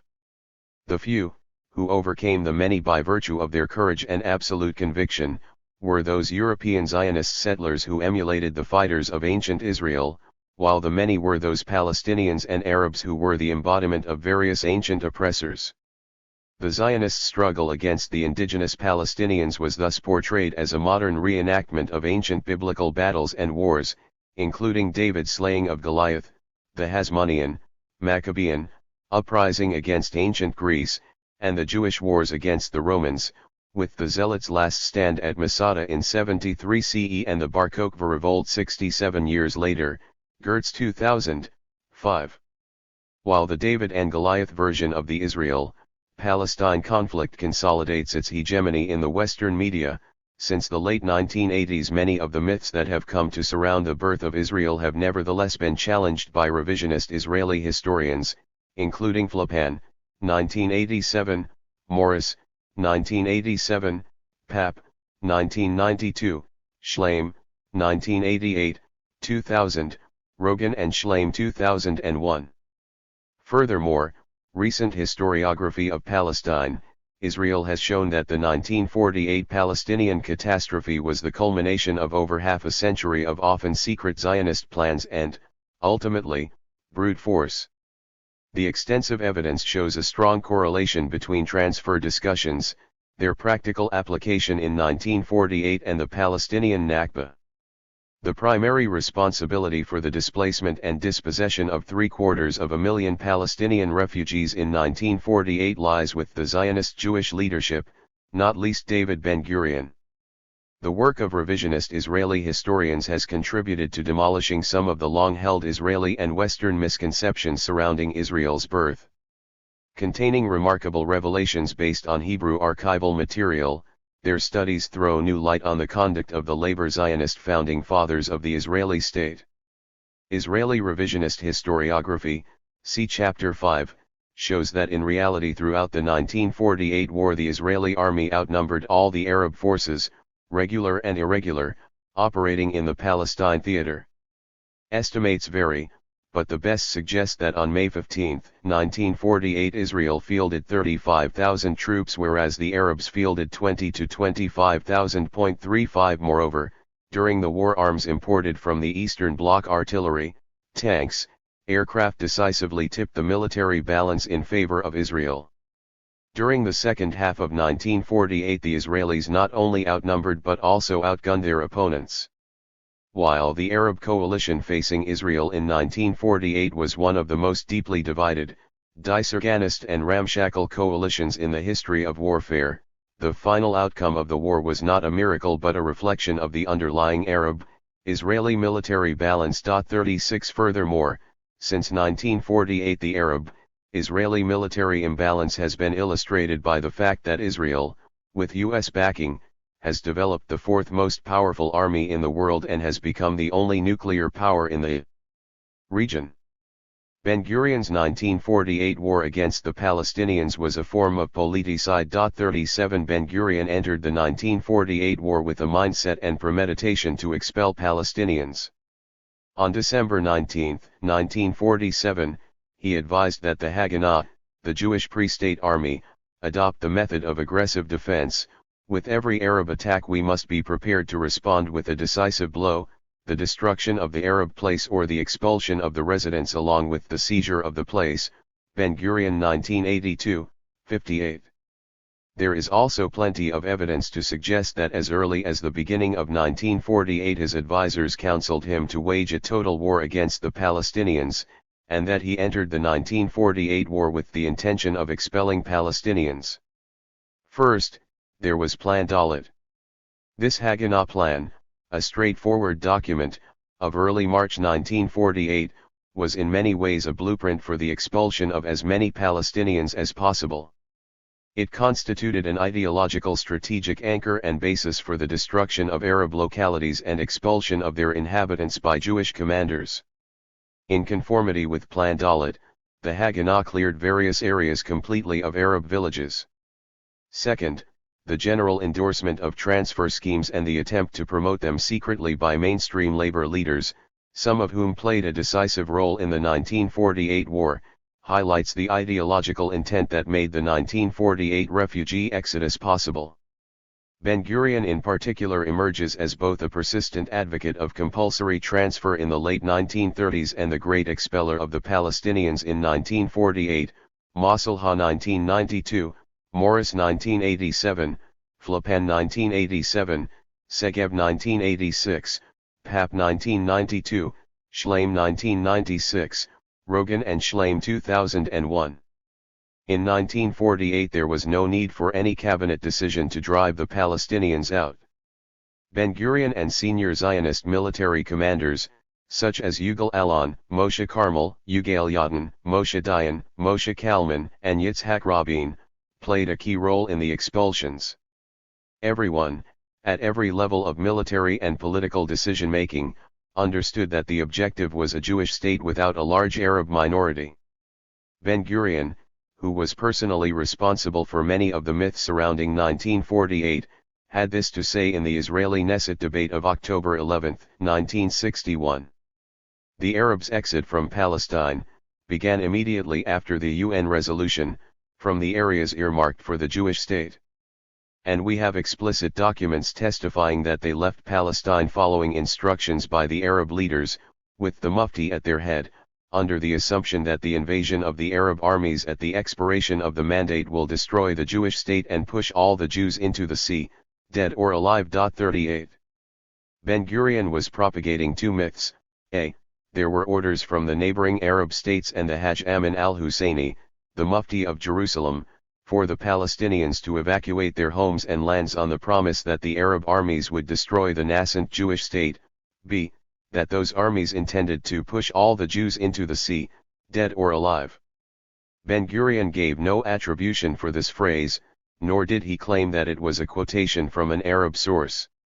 Since the Second World War, the Jewish Holocaust/show had been used as a legitimizer of Zionism. However, the phrase "push all the Jews into the sea," a highly emotive phrase invoking images of the Holocaust, though adapted to a Mediterranean setting, has since acquired extraordinary mythical dimensions as it is constantly invoked by Israelis and Zionists to justify Israel's policies towards the Palestinians as well as the continuing colonization of the West Bank and East Jerusalem. 39. Although Ben-Gurion and his commanders did not drive the Palestinians into the sea, they did drive them from their homes, villages, and ancestral lands, and from Palestine into squalid refugee camps. The irony of Ben-Gurion's chilling phrase should not escape us. He demanded deference to a fictitious intention on the part of the Palestinians and Arabs 40 while denying his own direct and personal involvement in the very real expulsion of the Palestinians. In 1948 more than half of the Palestinians were driven from their towns and villages, mainly by a deliberate Israeli policy of transfer and ethnic cleansing. The name Palestine disappeared from the map. To complete this transformation of the country, in August 1948 a de facto transfer committee was officially, though secretly, appointed by the Israeli cabinet to plan the Palestinian refugees' organized resettlement in the Arab states. The three-member committee was composed of Ezra Danan, a former senior Haganah intelligence officer and a senior foreign ministry advisor on Arab affairs since July 1948, Zalman Lifshitz, the prime minister's advisor on land matters, and Yosef Weitz, born in Russia in 1890, emigrated to Palestine in 1908, head of the Jewish National Fund's Land Settlement Department, as head of the committee. The main Israeli propaganda lines regarding the Palestinian refugees and some of the myths of 1948 were cooked up by members of this official transfer committee. Besides doing everything possible to reduce the Palestinian population in Israel, Weitz and his colleagues sought in October 1948 to amplify and consolidate the demographic transformation of Palestine by preventing Palestinian refugees from returning to their homes and villages, destroying Arab villages, settling Jews in Arab villages and towns and distributing Arab lands among Jewish settlements, extricating Jews from Iraq and Syria, seeking ways to ensure the absorption of Palestinian refugees in Arab countries and launching a propaganda campaign to discourage Arab return.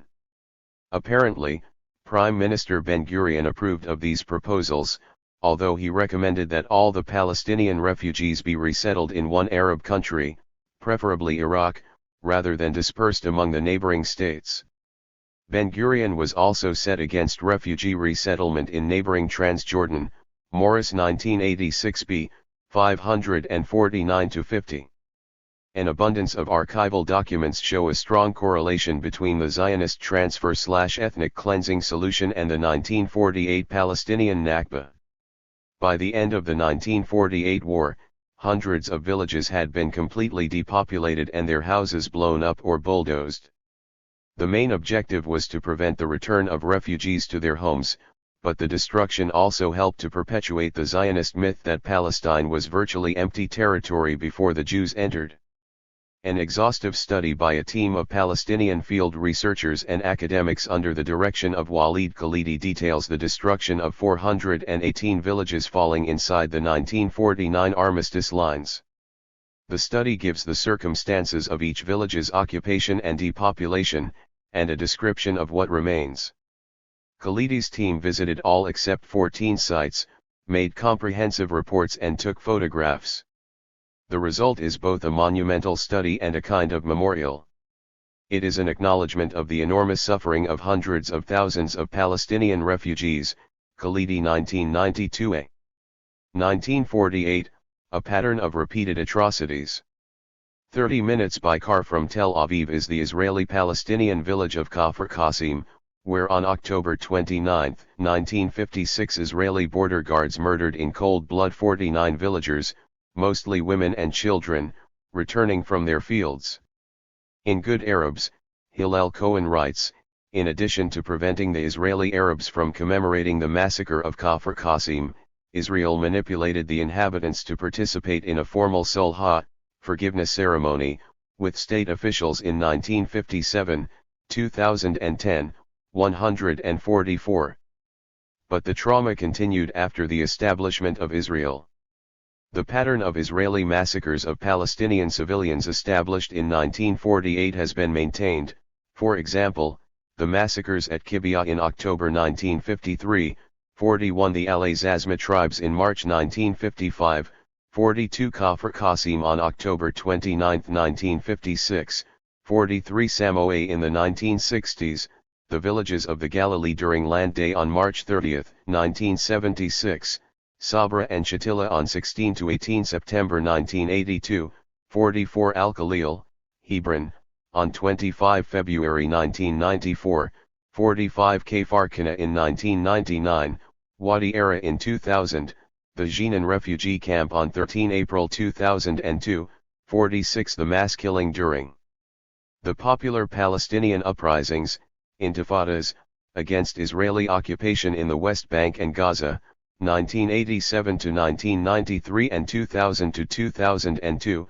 47 Gaza, December 2008 to January 2009, 48 the Gaza flotilla raid on May 31, 2010.49 as Elon Papp shows in the Ethnic Cleansing of Palestine.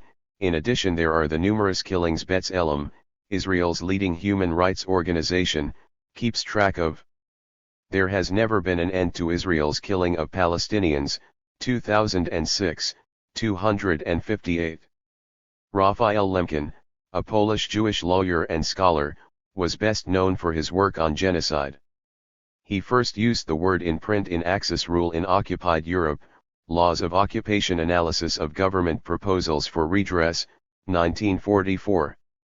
In his unpublished History of Genocide, Lemkin points to recurring features of historical genocides, deportations under harsh conditions often involving forced marches, attacks on family life, mass mutilations involving the separation of men and women and denial of the right to procreate, removal and transfer of children, destruction of political leadership, death from illness, hunger and disease through overcrowding on reserves and in concentration camps, Kurthoys and Docker 2008, 12. Characterized by politicide, the ethnic cleansing of 1948 included the destruction of much of Palestinian society and mass killing, with scores of massacres carried out in 1948, including mutilation. In Deir Yassin, hundreds of Palestinians died from illness, thirst and exhaustion during the death march. The mass deportation of the inhabitants of the twin towns of Lydda and Ramel, a former capital of Palestine, founded c. 705–715 by the Muslim Umayyad Caliph Sulayman ibn Abd al-Malik, during the hot summer of 1948:50. Quite a few refugees died from exhaustion, dehydration, and disease along the roads eastwards, from Lydda and Ramleh, before reaching temporary rest near and in Ramallah. Nimr Khatib put the death toll among the Lydda refugees during the trek eastward at 335. Arab Legion commander John Glub Pasha more carefully wrote that nobody will ever know how many children died. 51. The 1948 war proved that engineering mass evacuation was not possible without perpetrating a large number of massacres. The pattern of massacres and ethnic cleansing and the traumatic memory of the Nakba are at the heart of the contrast between indigenous Palestinian and Israeli settler collective memories of 1948. Zionism's self-perception is based on a morally and ethically superior European, white, immigrant/community, armed with the Hebrew Bible and superior claims of divine rights and promised lands, whose basic war ethics were based on the so-called purity of arms, Tohar Hainshek, a slogan initially coined by the Jewish forces of the Haganah and Palma during the 1948 war. Although this myth was fundamentally questioned by the Israeli revisionist historians in the face of the evidence, see Chapter 7, it has never been abandoned by Israeli official spokespersons and has in fact remained central to Israeli official hasbaras/propaganda industry in the West, prior 1999, 208-10. In the period between the mid-1930s and 1948, the Yishuv labor leadership had embraced the concept of transfer while quietly pondering the question of whether there was a more humane way of expelling the indigenous Palestinians.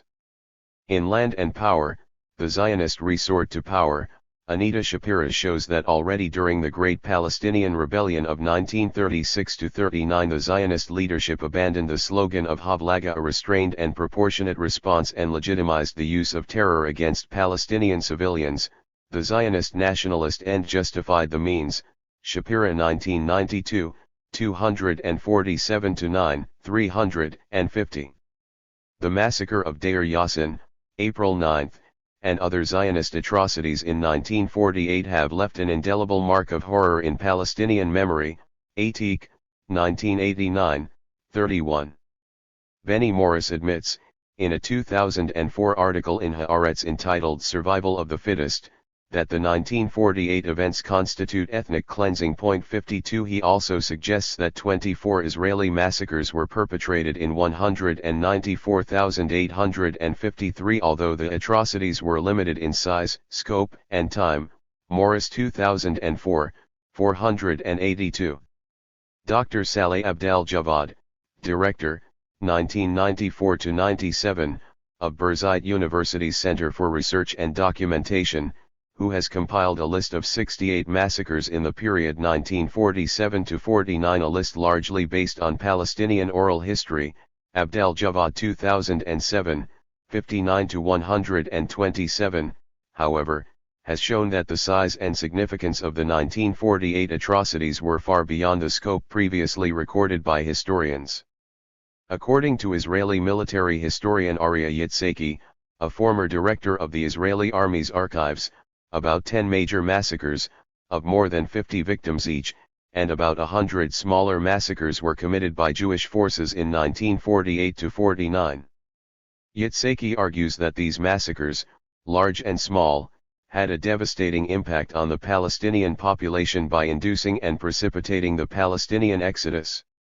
Yitzhaki suggests that in almost every village there were murders. Masalha 2003, 32. Another Israeli historian, Yuri Milstein, corroborates Yitzhaki's assessment and goes even further to suggest that each battle in 1948 ended with a massacre. In all Israel's wars, massacres were committed, but I have no doubt that the War of Independence was the dirtiest of them all. 54. At the same time, however, pursuing empirical research doggedly, Morris's work has documented more Israeli massacres of Palestinians and a dozen or so cases of rape by Israeli soldiers. Morris 2004. In an interview in Haaretz of January 9, 2004, Survival of the Fittest, he even acknowledges a pattern of atrocities in the Galilee. In some cases 4 or 5 people were executed, in others the numbers were 70, 80, 100. There was also a great deal of arbitrary killing. 2 old men are spotted walking in a field, they are shot. A woman is found in an abandoned village, she is shot. There are cases such as the village of Dawaima in the Hebron region, in which a column entered the village with all guns blazing and killed anything that moved. The worst cases were Saliha, 70 to 80 killed, Deir Yassin, 100 to 110, Lod Lida, 250, Dawaima, hundreds, and perhaps Abu Shusha, 70. There is no unequivocal proof of a large-scale massacre at Tanjura, but war crimes were perpetrated there. At Jaffa there was a massacre about which nothing had been known until now. The same at Arab al-Muwasi, in the north. About half of the acts of massacre were part of Operation Hiram in the north, in October 1948, at Susuf, Saliha, Jish, Elaboun, Arab al-Muwasi, Deir al-Assad, Maghdal Krum, Sasa. In Operation Hiram there was an unusually high concentration of executions of people against a wall or next to a well in an orderly fashion. Morris adds, "That can't be chance. It's a pattern." Apparently, various officers who took part in the operation understood that the expulsion order they received permitted them to do these deeds in order to encourage the population to take to the roads. The fact is that no one was punished for these acts of murder. Ben-Gurion silenced the matter. He covered up for the officers who did the massacres. 55.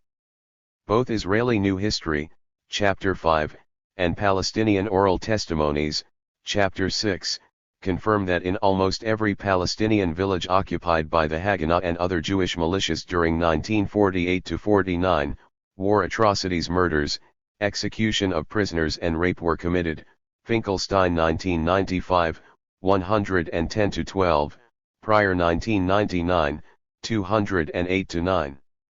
In The Ethnic Cleansing of Palestine, Elon Papp, commenting on the massacres carried out by Jewish forces during the Nakba, writes, Palestinian sources, combining Israeli military archives with oral histories, list 31 confirmed massacres, beginning with the massacre in Tyrat Haifa on December 11, 1947 and ending with Kirbut Ilan in the Hebron area on January 19, 1949, and there may have been at least another 6. We still do not have a systematic Nakba memorial archive that would allow one to trace the names of all those who died in the massacres.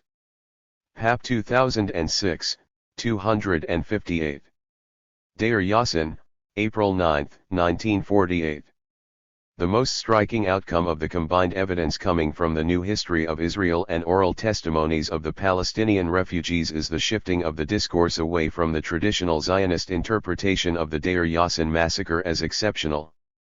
The focus of study is no longer so much on the terrorism carried out by the Irgun Tzvei Leumi, National Military Organization, or Irgun, the military arm of Beitar Zionism, and Lehi irregular forces before and during the 1948 war, but on the conduct of the mainstream Haganah/Palma and Israeli Defense Force, IDF.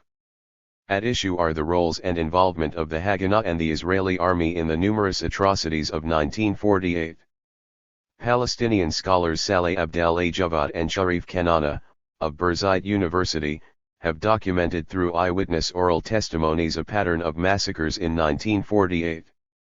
Abdel Javad comments, when the pattern of massacres is considered in its entirety, I argue that it is enough to demonstrate a centralist Zionist/Israeli policy of ethnic cleansing, even without smoking gun documents attesting to such a centralist policy. Abdel Javad, 2007, 61-2.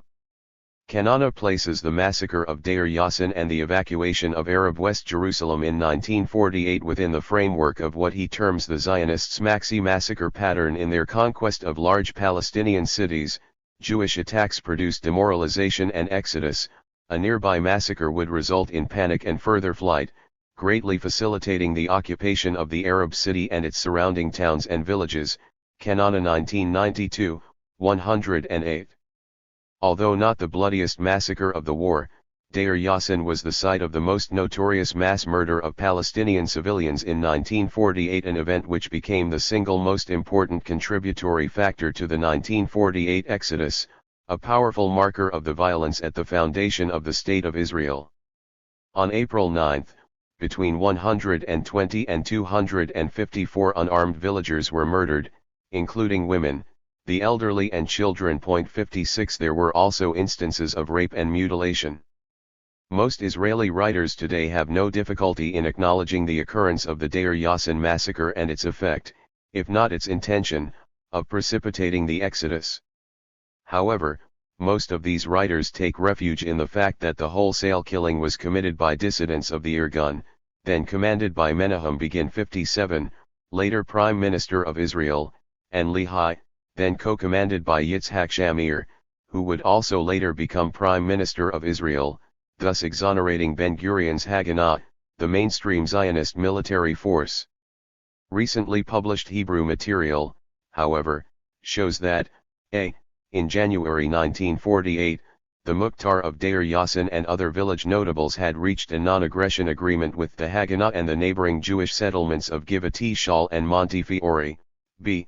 The Irgun's assault on the village on April 9 had the full backing of the Haganah commander of Jerusalem, David Shultiel, who not only chose to break his agreement with the villagers, but also provided rifles and ammunition for the Irgunists. C. The Haganah contributed to the assault on the village by providing artillery cover. D. A Haganah intelligence officer in Jerusalem, Meir Pa'il, was dispatched to Deir Yassin to assess the effectiveness and performance of the Irgun forces.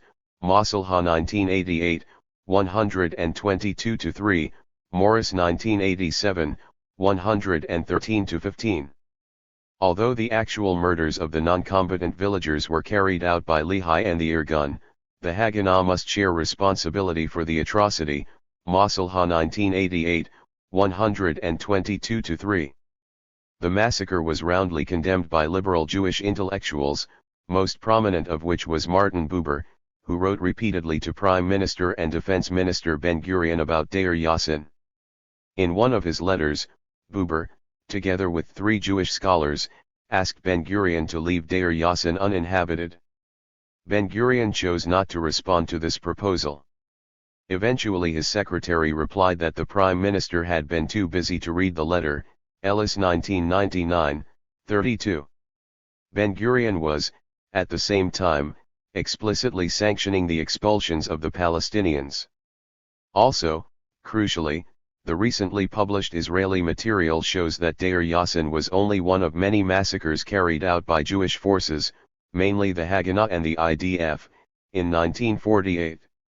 Recent research proves that the Palestinians were less prone to evacuate their towns and villages in the second half of the war. Hence the numerous massacres committed from June 1948 onwards, all of which were aimed at forcing mass evacuation. Rape and sexual assault by Jewish forces in 1948. The use of rape and other forms of sexual violence by Jewish forces in 1948 as weapons of war and instruments of ethnic cleansing has yet to be studied. In 1948 the rape of Arab women and girls was not a rare or isolated act committed by individual forces, but rather was used deliberately as an instrument to terrorize the civilian population and push people into fleeing their homes. In Arab society sexual violence is often associated with shame and family dishonor, and in 1948 rape and fear of rape had a devastating impact on Palestinian society. But precisely because of the shame and humiliation attached to this issue, it has remained underreported and underinvestigated. Some of the survivors from the Deir Yassin massacre were driven by the Irgun in a triumphal procession around Jewish Jerusalem and then shot. Surviving women gave harrowing descriptions of their experiences to investigating Red Cross and British Mandate officials. One British investigator, Richard Catling, described how difficult it was to persuade terrified women to describe their ordeal and that of other women who did not survive. I interviewed many of the womenfolk in order to glean some information on any atrocities committed in Deir Yassin, but the majority of those women are very shy and reluctant to relate their experiences, especially in matters concerning sexual assault, and they need great coaxing before they will divulge any information. The recording of statements is hampered also by the hysterical state of the women who often break down, while the statement is being recorded. There is, however, no doubt that many sexual atrocities were committed by the attacking Jews. Many young schoolgirls were raped and later slaughtered. Old women were also molested. One story is current concerning a case in which a young girl was literally torn into two. Many infants were also butchered and killed. Quoted in Sadie 1979-76.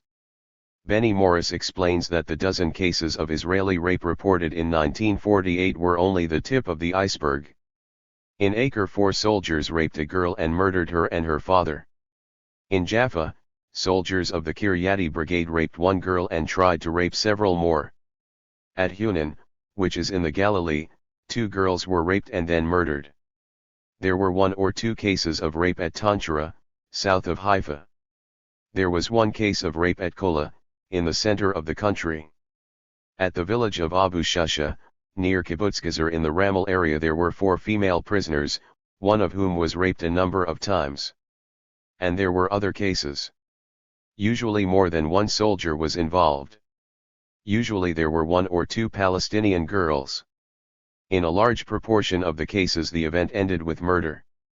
Because neither the victims nor the rapists liked to report these events, we have to assume that the dozen cases of rape that were reported, which I found, are not the whole story. They are just the tip of the iceberg. 58. In 1948, Aldawema, situated in the western Hebron Hills, was a very large village, with a population of some 3,500 people. Like Deir Yassin, Aldawema was unarmed. It was captured on October 29, 1948 without a fight. The massacre of between 80 and 100 villagers was carried out at the end of October 1948, not in the heat of the battle but after the Israeli army had clearly emerged victorious in the war. The testimony of Israeli soldiers present during the atrocities establishes that IDF troops under Moshe Dayan entered the village and liquidated civilians, throwing their victims into pits. The children they killed by breaking their heads with sticks. There was not a house without dead. The remaining Arabs were then shut up in houses without food and water as the village was systematically razed.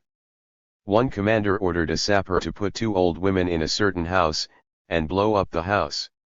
One soldier boasted that he had raped a woman and then shot her. One woman, with a newborn baby in her arms, was employed to clear the courtyard where the soldiers ate. She worked a day or 2. In the end they shot her and her baby. Morris 1987, 222-3. Evidence from several sources indicates that the atrocities were committed in and around the village, including at the mosque and in a nearby cave, that houses with old people locked inside were blown up, and that there were several cases of the rape and shooting of women. Masalha 1988, 127-30, Morris 1987, 222-3, Khalidi 1999. The Galilee atrocities. The evidence surrounding the Galilee expulsions shows clearly the existence of a pattern of actions characterized by a large number of massacres designed to intimidate the population into flight. On 29–31 October 1948, the Israeli army, in a large military campaign named Operation Hiram, conquered the last significant Arab-held pocket of the Galilee. According to new Israeli archival material, commanding officers issued expulsion directives. There was a central directive by Northern Front Command to clear the conquered pocket of its Arab inhabitants. Morris 1999, 70. The operation was characterized by murder and a range of brutalities carried out against the Palestinian civilian population. Morris 1995, 44-62, 1999, 68-76.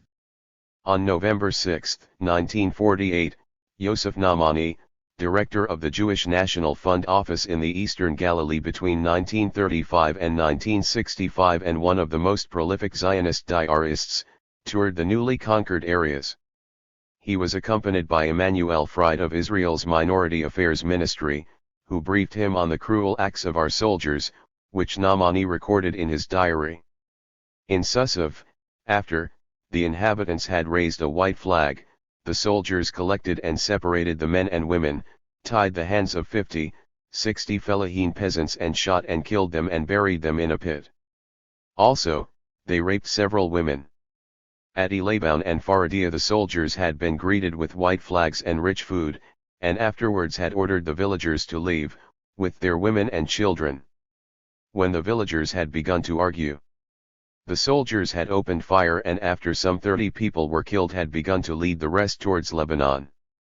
In Saliha, where a white flag had been raised, they had killed about 60, 70 men and women.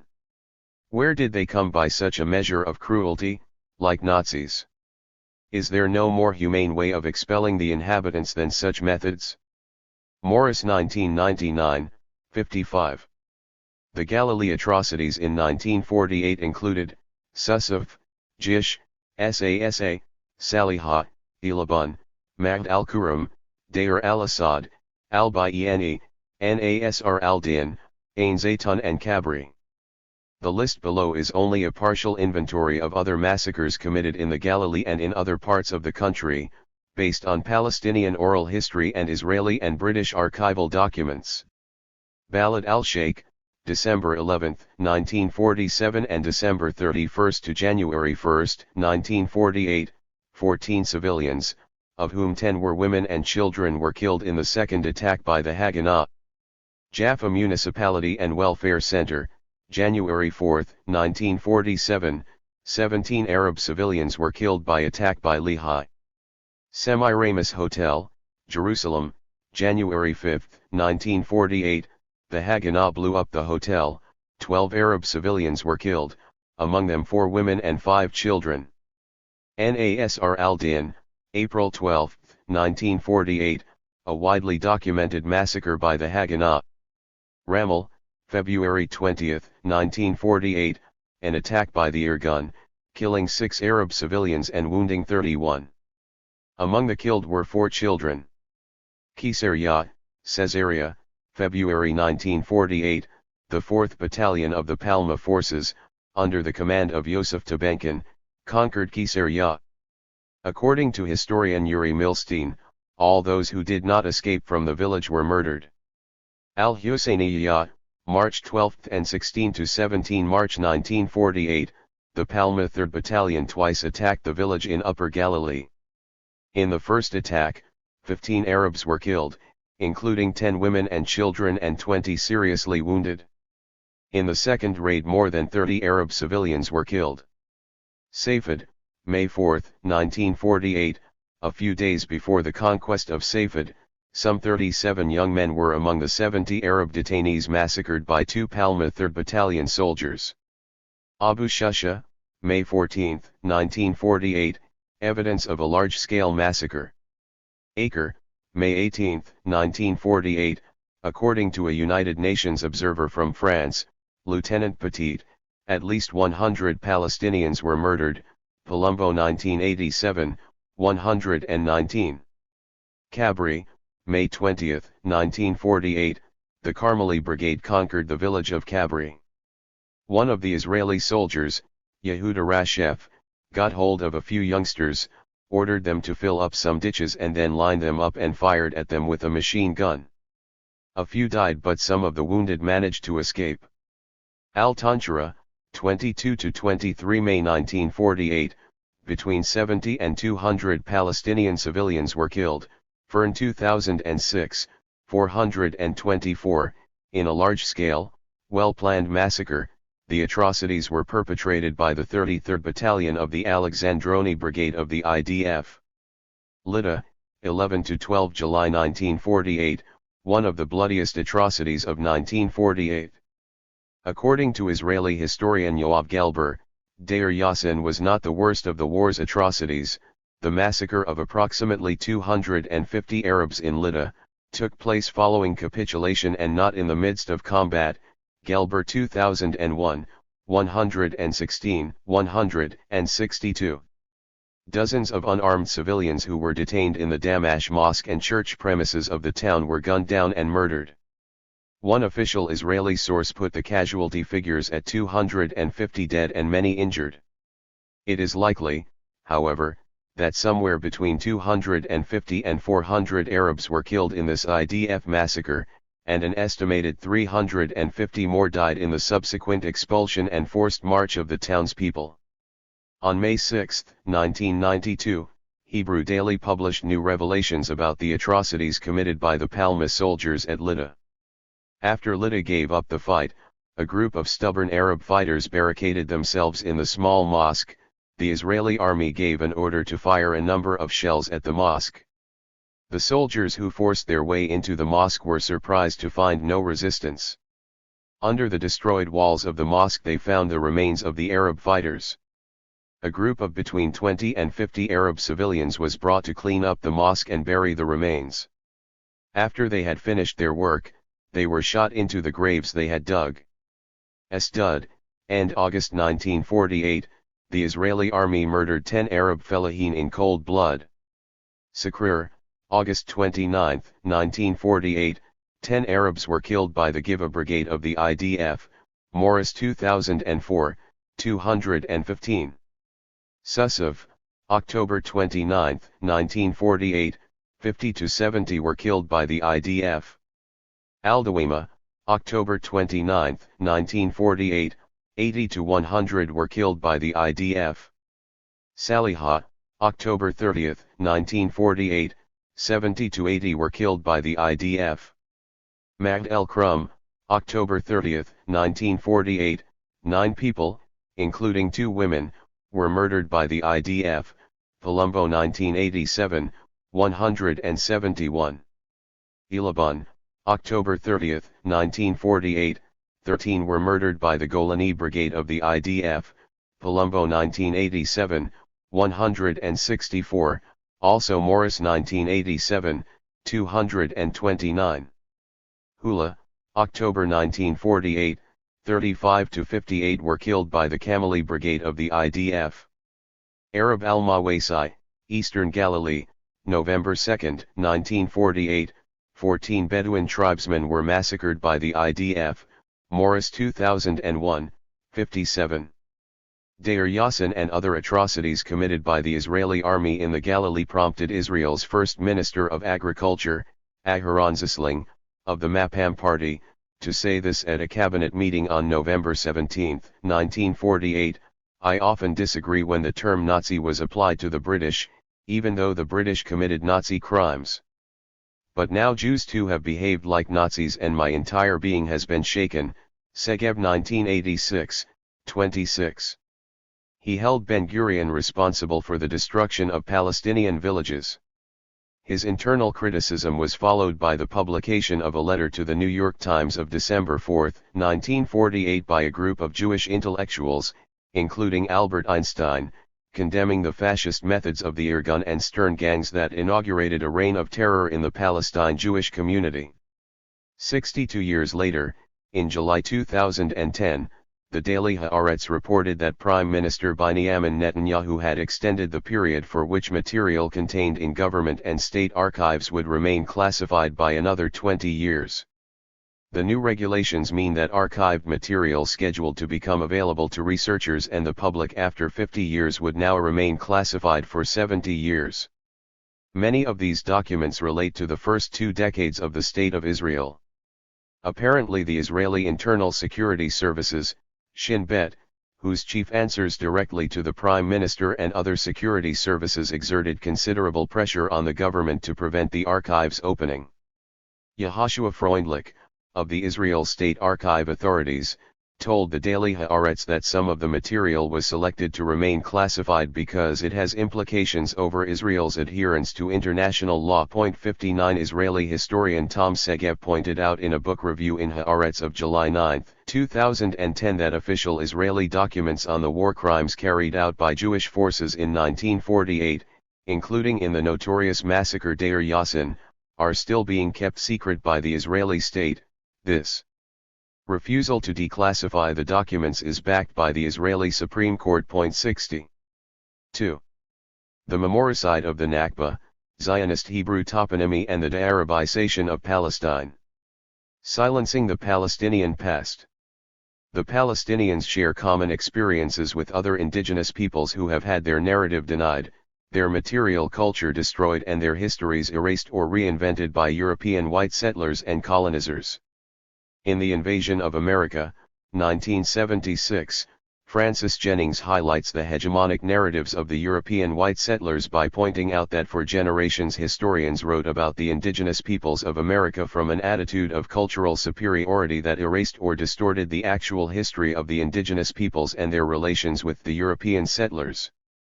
In Decolonizing Methodologies, Research and Indigenous Peoples, Maori scholar Linda Tuhiwai-Smith, 1999, argues that the impact of European colonialism is continuing to hurt and destroy indigenous peoples, that the negation of indigenous views of history played a crucial role in asserting colonial ideology, partly because such perspectives were regarded as incorrect or primitive, but primarily because they challenged and resisted the mission of colonization.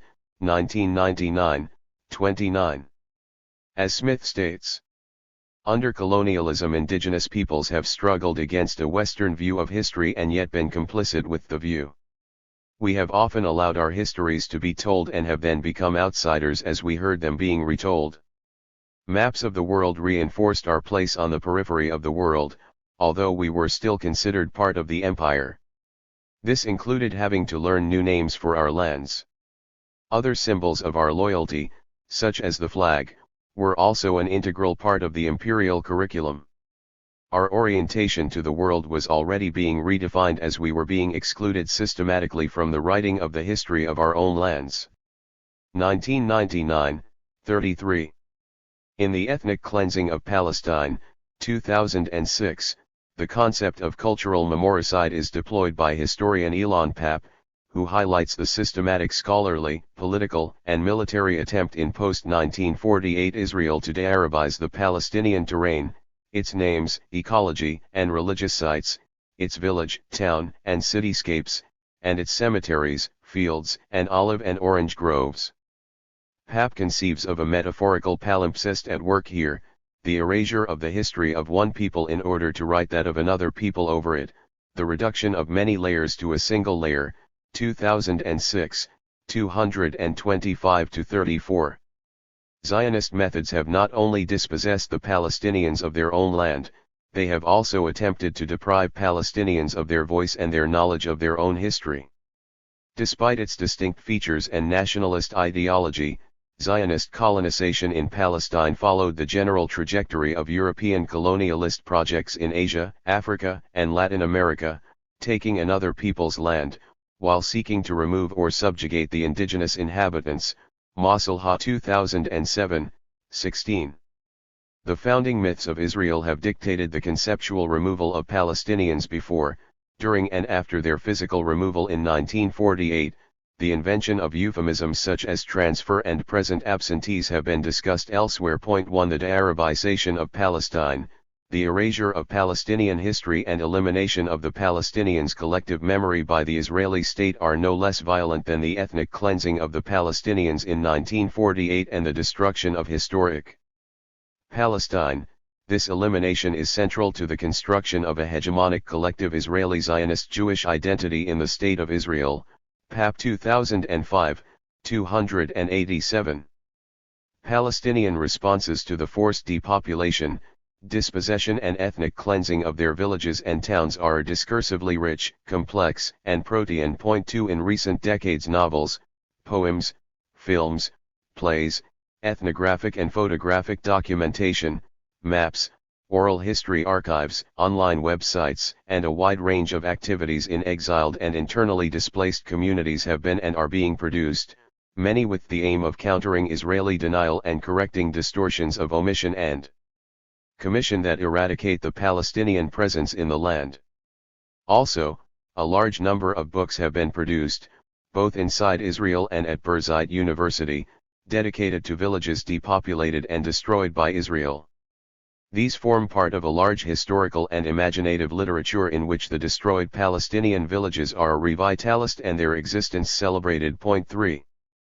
Palestinian commemoration of the 50th anniversary of the Nakba and protest against the dismemberment of Palestine, in Jerusalem in 1998, was reported by the New York Times, under the headline Mideast Turmoil, in Jerusalem Israeli police in a clash with Arabs. The newspaper quoted an anniversary message broadcast over the Ramallah-based Palestinian radio by Mahmoud Darwish, the Palestinian national poet and the single most influential Palestinian narrator of recent decades, saying, "We have triumphed over the plan to expel us from history." For on the same 50th anniversary, Palestinian author Dr. Salman Abu Sida produced and distributed a map showing that Palestinian refugees departed from 531 villages in what was Mandatory Palestine. All that remains details the destruction and depopulation of hundreds of villages in 1948 and gives the circumstances of each village's occupation. Of the 418 depopulated villages documented by Khalidi, 293, 70%, were totally destroyed and 22%, were largely destroyed. 7 survived, including Ain Karim, west of Jerusalem, but were taken over by Israeli settlers. A few of the quaint Arab villages and neighborhoods have actually been meticulously preserved. But they are empty of Palestinians. Some of the former residents are internal refugees inside Israel, Masalha 2005, and are designated as Jewish artistic colonies, Benvenisti 1986, 25. While an observant traveler can still see some evidence of the destroyed Palestinian villages, in the main all that is left is a scattering of stones and rubble. The importance of toponymy and the politics of renaming. The importance of toponymy, geographical renaming, mapping and remapping was recognized by the European colonial powers. In Palestine, the Zionist Hebrew Toponymy Project, which was critical to the ethno-racialization of Jews and nationalization of the Hebrew Bible, followed closely and faithfully British and American archaeological and geographical explorations of the second half of the 19th century and first half of the 20th. In line with the reinventions of European ethno-romantic nationalisms, Zionist ideological archaeology and geography claimed to own exclusive national inheritance in Palestine. The land of Israel was treated as a matter of exclusive ownership. This process of ethno-nationalization and reinvention of land of the Bible intensified after the establishment of the Israeli state in 1948 as part of the general attempt to ethno-nationalize both Jews and the Hebrew Bible, Rabkin 2010, 130. In Palestine of the 19th century, geographical renaming of Palestinian Arab place names became a powerful tool in the hands of the competing European powers. The British were the first to recognize and exploit the power of typonymy and to link geographical renaming with biblical archaeology and colonial penetration of Palestine. The British Palestine Exploration Fund, PEF, which was founded in 1865 by a group of academics and clergymen, most notably the Dean of Westminster Abbey, Arthur P. Stanley, also worked closely with the British military establishment. With offices in central London, the Palestine Exploration Fund today is an active organization which publishes an academic journal, the Palestine Exploration Quarterly. In addition, the PEF presents public lectures and funds research projects in the Near East. According to its website, between 1867 and 1870 Captain Warren carried out the explorations in Palestine which form the basis for our knowledge of the topography of ancient Jerusalem and the archaeology of the Temple Mount/Haram al-Sharif. In addition to his explorations on, under, and around the Temple Mount/Al-Haram al-Sharif, Warren surveyed the plain of Philistia and carried out a very important military reconnaissance of central Jordan. 5 Captain, later General Sir Charles Warren, 1840 to 1927, of the British Royal Engineers and one of the key officers of the PEF, who was sent to map the biblical topography of Jerusalem and investigate the site of the temple, noted, British King Consul James Finn rules supreme, not over the natives of the city, but over strangers, but yet these strangers for the most part are the rightful owners, the natives, for the most part, are usurpers. Shepherd 1987, 127-8. Warren and the long-serving and famous British consul, Finn, both Christian Zionists involved with the mission to the Jews, Shepherd 1987, 110, apparently literally burrowed beneath the Muslim shrines in Jerusalem to chart the original dimensions of the Temple Mount. The biblical archaeology, mapping, topography and toponymy of Warren and the Royal Engineers have remained basic data for many Israeli archaeologists, geographers and strategic planners of today. Shepard 1987, 195, Benvenisti 2002, 11-27. Following in the footsteps of the PEF, the British Mandatory Authorities in Palestine set out to gather toponymic and biblical information from the local Palestinian population. The British drive to present European colonialism as a continuation of an ancient Jewish ownership of the land meant that place names in Palestine became a site of fierce contest between the European Zionist settler colonizer and the colonist Palestinians. Palestinian Arab names were, and continued to be, unnamed and Hebraized by the Zionists using a colonizing strategy based on Hebrew, biblical, names. Indigenous Palestinian place names are considered redeemed when they are rendered from Arabic into Hebrew, Slyamovics 1998, 2002. The genealogy of British colonial name commissions and the Zionist Hebrew toponymy project, which began in the 19th century, continued under the British colonial system in Palestine 6 and was accelerated dramatically after the 1948 Nakba and the expansion of biblical and archaeological departments at Israeli universities. Renaming as self-reinvention, the Hebraization of names after 1948. Although Eastern European Jewish colonizers claimed to represent an indigenous people returning to its homeland after 2,000 years of absence, in fact Russian nationals formed the hardcore of Zionist activism. This re-indigenization required a great deal of effort to create the mythological new Hebrew Sober man and construct a new Jewish identity. No wonder, for the early Zionist settlers were intent not only on inventing a land, and inventing a nation, Rabkin 2010, 130, but also on self-reinvention. In accordance with this new, Hebrew imagined biblical identity, the post-1948 period saw top Zionist leaders, army commanders, biblical archaeologists, and authors changing their names from Russian, Polish and German to authentic Hebrew-sounding, biblical, names. Examples include the following. Moshe Sherrod was born Moshe Shertok in Russia in 1894, he became Israel's foreign minister in 1948, he chose to Hebraize his last name in 1949, following the creation of the State of Israel. Golda Meir was born Golda Mabovich in Kiev in 1898, later Golda Meyerson, she Hebraized her last name, interestingly, only after she became foreign minister in 1956, she was prime minister 1969-74. Yitzhak Shamir was born Ikak Jazirniki in eastern Poland in 1915, he was foreign minister 1981-82 and prime minister 1983-84 and 1988-92. Ariel Sharon was born Ariel Shinerman in colonial Palestine in 1928, to Shmuel and Vera, later Hebraized to Dvora, immigrants to Palestine from Russia, he was Prime Minister 2001, 06. David Green became David Ben-Gurion during the mandatory period, in 1948 he became the first Prime Minister and Defense Minister of Israel.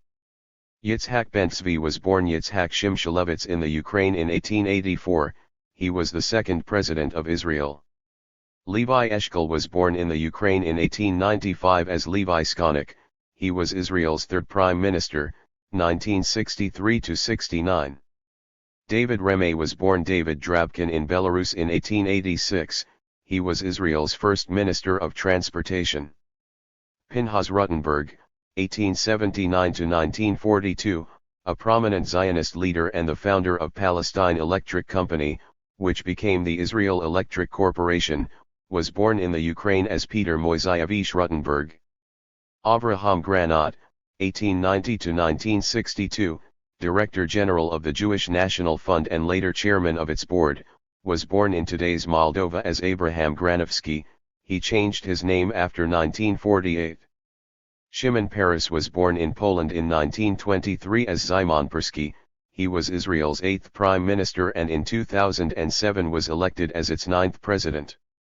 Right-wing Russian Zionist leader Zeev Jabotinsky, 1880 to 1940, changed his name from Vladimir Yevgenyevich Zabotinsky during the mandatory period.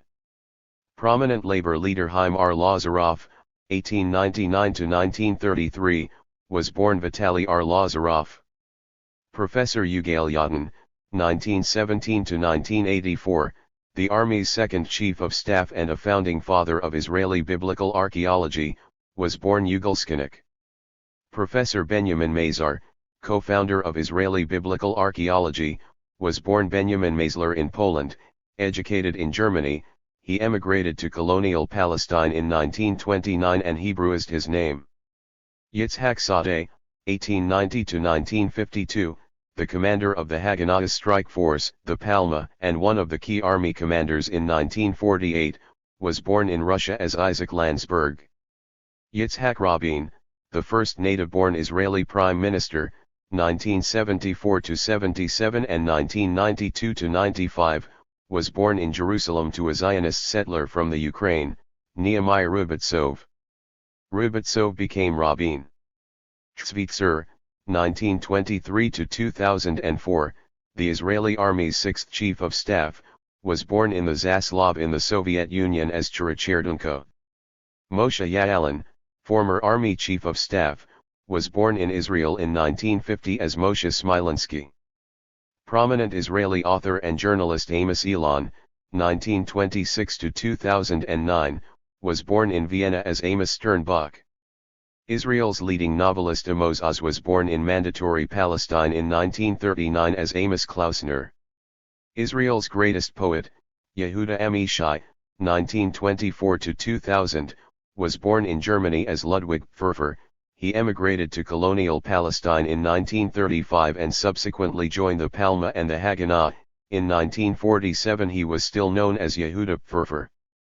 Evidently many of these changes of name took place around or shortly after 1948. During the mandatory, colonial, period, it was still advantageous for individuals to have their original European names. The Zionist superimposing of Hebrew toponymy. In present-day Israel the claim is repeatedly made that the Bible is materially realized thanks to biblical archaeology, giving Jewish history flesh and bones, recovering the ancient past, putting it in dynastic order and returning to the archival site of Jewish identity, said 2004, 46, see also Silberman 1982, 1989, 1993, 1997, 62-81, Silberman and Small 1997, Elon 1997, 35-47. Biblical archaeology was always central to the construction of Israeli Jewish identity and the perceived legitimacy of the Israeli state. The debate about ancient Israel, biblical scholarship, and biblical archaeology is also a debate about the modern state of Israel, most crucially because in the eyes of many people in the West the legitimacy of the Zionist project and Jewish restorationism depends on the credibility of the biblical portrait. One facet of that debate is the argument in the public domain over the use of the term Israel to denote the land west of the River Jordan, both in ancient and in modern times. The inevitable outcome of the obsession with the Hebrew Bible in Western biblical scholarship, its calling the land biblical, and its exclusive interest in a small section of the history of the land has resulted in a focus on the Israelite identity of a land that has actually been non-Jewish in terms of its indigenous population for the larger part of its recorded history. Witt Elam 1996. This state of affairs would not occur in any other part of the world. It is due to the Hebrew Bible and its influence in the West, where an inherited Christian culture supported the notion that Palestine has always been somehow essentially the land of Israel. In Facts on the Ground, Archaeological Practice and Territorial Self-Fashioning in Israeli Society, 2001, Nadia Abu El-Haj shows that in the post-1967 period the colonial practices of Israeli biblical archaeology went hand in hand with the use of bulldozers to clear ancient Palestinian sites and medieval Islamic architecture in line with the efforts to make Jerusalem more of a Jewish national site and eliminate the multiplicity of other histories in the city. Abu El-Haj 2001, Bowersock 1984. 130-41, 1988. 181-91, Glock 1999, 324-42. Biblical archaeology, geography, and scholarship have been essentially Zionist and have participated in the elimination of Palestinian identity and the Islamic heritage in Palestine, as if over 1,400 years of Muslim occupation of this land has meant nothing. This focus on a short period of history a long time ago participates in a kind of retrospective colonizing of the past. It tends to regard modern Palestinians as trespassers or resident aliens on someone else's territory. Biblical archaeology, in particular, has played a key role in secular Zionist Jewish nation building as well as in the formation of Zionist Jewish collective identity before and after 1948.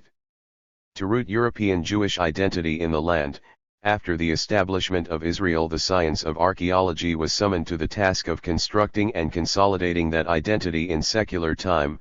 Both rabbis and university scholars specializing in biblical archaeology were given sacred history as their domain, said 2004, 45. Abu el-Hajj's seminal work, Facts on the Ground, explores the centrality of selective biblical archaeology in the construction of Zionist Jewish collective identity before and after 1948. The work looks at colonial archaeological exploration in Palestine, dating back to British work in the mid-19th century.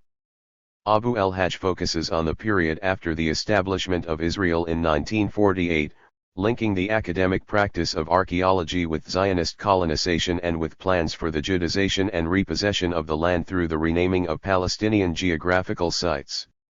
Much of this de-Arabization of Palestine, if given archaeological justification, the existence of Arab names is written over by newly coined Hebrew names. This epistemological strategy is designed around the construction of an Israeli Jewish identity based on assembling archaeological fragments and traces of the ancient past, scattered remnants of masonry, bits of ceramics, bones, fragments of scrolls, tombs, an identity which would function as a sort of special biography of the European Yishuv in Palestine. Abu el-Hajj, 2001, 74, said 2004, 47-8, Bowersock 1988, 181-91. A large number of Israeli experts on and practitioners of biblical archaeology, from General Yigael Yadin and General Moshe Dayan to General Ariel Sharon, have referred to it as the privileged Israeli science par excellence, said 2004, 45-6, Kletter 2003. Magen Broshi, a leading Israeli archaeologist, and a member of the Government Names Committee, see below, has noted, "The Israeli phenomenon, a nation returning to its old new land, echoing Herzl's German novel Alt Neuland, is without parallel. It is a nation in the process of renewing its acquaintance with its own lands, and here archaeology plays an important role. In this process, archaeology is part of a larger system known as Yediat Haaretz, knowledge of the land." The Hebrew term is derived most probably from the German Landeskund. The European immigrants found a country to which they felt, paradoxically, both kinship and strangeness. Archaeology in Israel, a sui generis state, served as a means to dispel the alienation of its new citizens. Quoted in said 2004, 46. In Jewish Zionism, the selective reconstruction of antiquity was part of the historical mission of reviving the ancient national roots and spirit.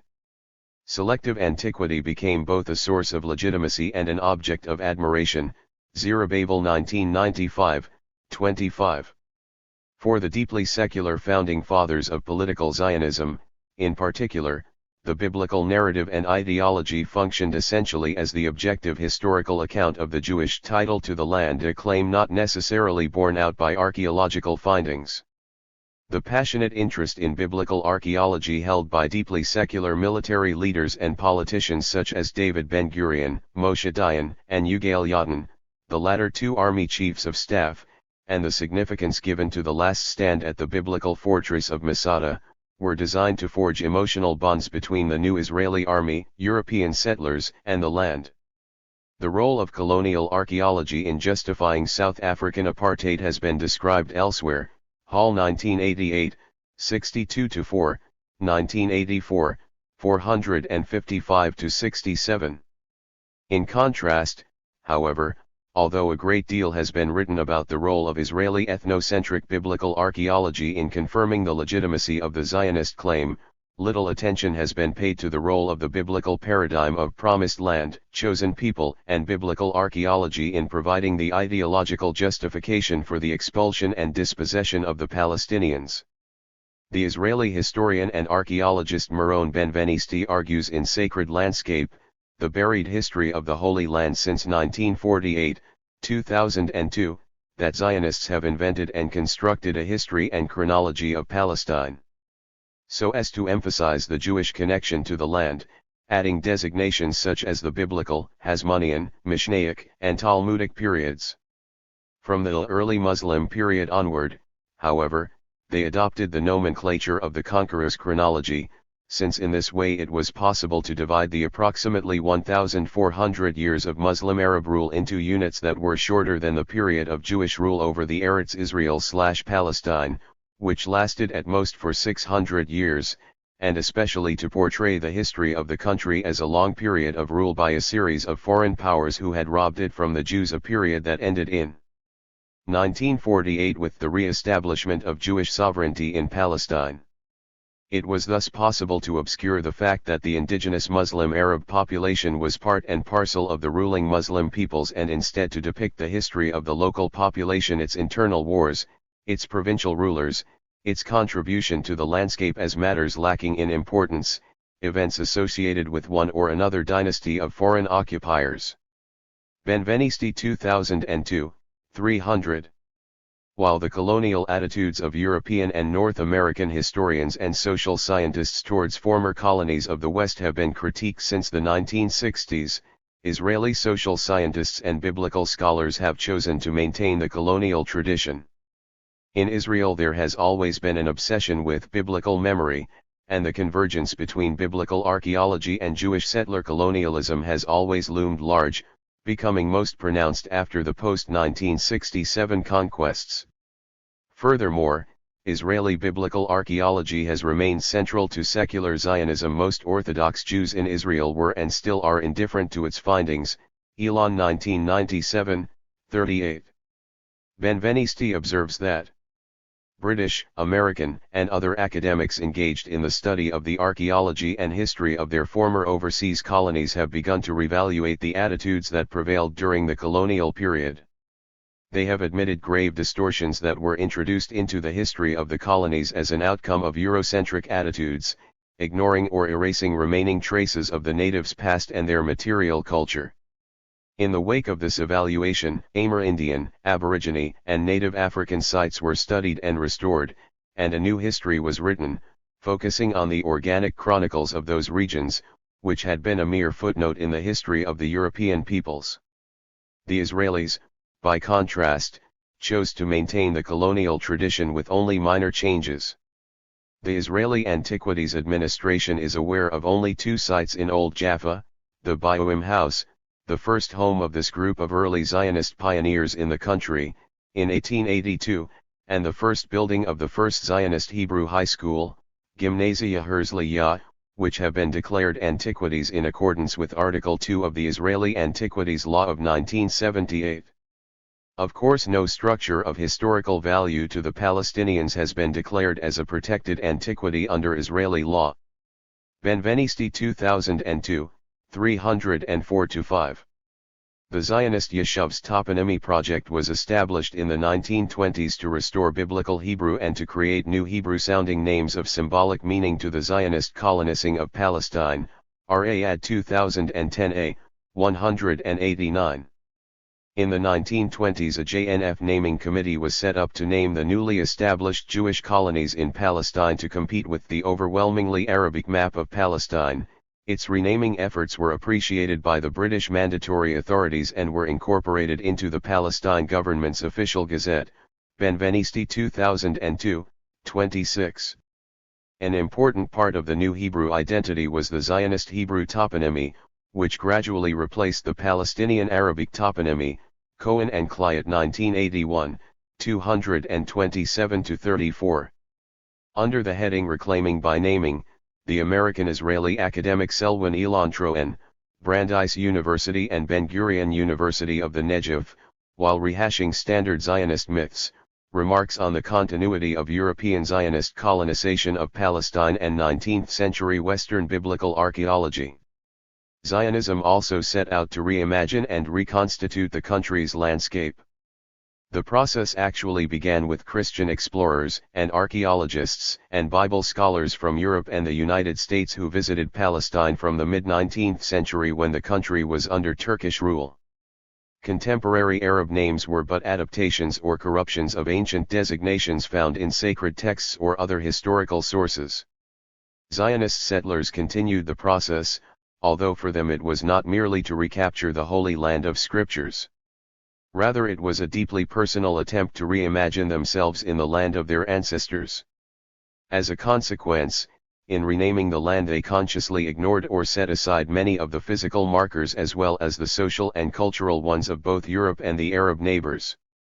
Zionists celebrated the return to history of biblical Rehoboth 7 and Ashkelon, one of the famous 5 cities of the Philistines. In addition, thousands of names were given to streets, public squares, and the landscape, with signs in Hebrew everywhere. The total effect invited observers to appreciate that the settlements were the concrete manifestation of national revival by a people who could legitimately claim to be returning natives. Troen 2008, 197. This Zionist reclaiming by renaming project was a pivotal factor in the colonization of the land of Palestine and in creating an authentic collective Zionist Hebrew identity rooted in the land of the Bible. Referring candidly to the gradual replacement of Arabic place names, and of Palestinian villages, by Hebrew place names, and Jewish settlements, during the mandatory period, Israeli Defense Minister Moshe Dayan and the author of Living with the Hebrew Bible, 1978, had this to say in an address in April 1969 to students at the Technion, Israel's prestigious Institute of Technology in Haifa. Jewish villages were built in the place of Arab villages. You do not even know the names of these villages, and I do not blame you because geography books no longer exist. Not only do the books not exist, the Arab villages are not there either. Nalal arose in the place of Malal, Kibbutz Gvat in the place of Yibta, Kibbutz Sarid in the place of Hanefis, and Kfar Yehoshua in the place of Tal al-Shuman. There is not a single place built in this country that didn't have a former Arab population. 8. Dayan, who spoke Arabic, knew that the name of his own settlement, Moshav, Nalal, founded in 1921, was in fact a Hebrew rendering of the name of the Arabic village it had replaced, Malul. However, to give it a biblical authenticity, the Hebrew-sounding Nalal was linked by the Zionists to the biblical site mentioned in Joshua, 19:15. Also Kibbutz Gvat, set up in 1926, was a Hebrew rendering of the Arabic place name it had replaced, the Palestinian village Yibta, but Gvat also echoes the Aramaic name Gvada, meaning hill, and a biblical site in the Galilee. In the 1920s the Palestinian lands of Wadi al-Hawarith 9 in the coastal region were purchased, redeemed, by the Jewish National Fund from Arab absentee landlords, subsequently leading to the eviction of many Arab farmers. The Jewish settlement of Kfar Haroe was established in 1934 on these lands. The Arabic name was rendered into the Hebrew-sounding Emek Heger, Heger Valley. In some cases the Zionist Hebrew Decolonising toponymy simply translated Arabic names into Hebrew. Other Hebrew place names did not preserve the Arabic names. For instance, the first Zionist settlement in Palestine, Petah Tikva, was originally set up by Jewish settlers in 1878, abandoned and re-established in 1882, on the lands of, and eventually replacing, the destroyed Palestinian Arab village of Mlabis. Petah Tikva is known in Zionist historiography as Im HaMoshavit, the mother of the colonies. The Zionist religious founders asserted that the name of Petah Tikva came from the biblical prophecy of Hosea, 2:17. The land of Petah Tikva was bought from 2 Arab absentee landlords based in Jaffa, Salim al-Qasr and Anton al-Tadian. 6 decades after the Nakba, Palestinian citizens of Israel still call the Jewish city of Petah Tikva Mlabis. The destruction of Palestinian villages during and after the Nakba and the conceptual deletion of Palestinians from history and cartography after 1948 meant that the names of depopulated Palestinian villages and towns were removed from the map. The physical disappearance of Palestine in 1948, the deletion of the demographic and political realities of historic Palestine and the erasure of Palestinians from history centered on key issues, the most important of which is the contest between a denial and an affirmation, said 1980, Abu Lughod et al. 1991. The deletion of historic Palestine from maps and cartography was designed not only to strengthen the newly created state but also to consolidate the myth of the unbroken link between the days of the biblical Israelites and the modern Israeli state. The historic Arabic names of geographical sites were replaced by newly coined Hebrew names, some of which resembled biblical names.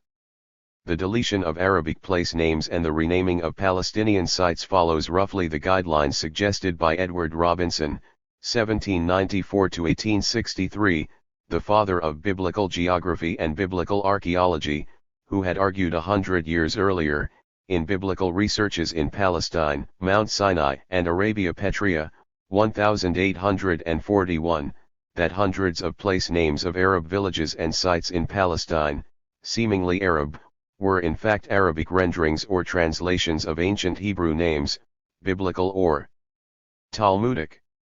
From its beginnings in the 19th century and throughout the first half of the 20th, biblical archaeology cum biblical geography became one of the most successful of all European colonial enterprises, recreating the land of the Bible, reinventing the Jewish people, silencing Palestinian history and Arabicing Palestinian typonymy, Masalha 2007, Witt Elam 1996, Long 1997, 2003. Israel's biblical industry, with its Hebrew renaming projects, was embedded in this richly endowed and massively financed colonial tradition.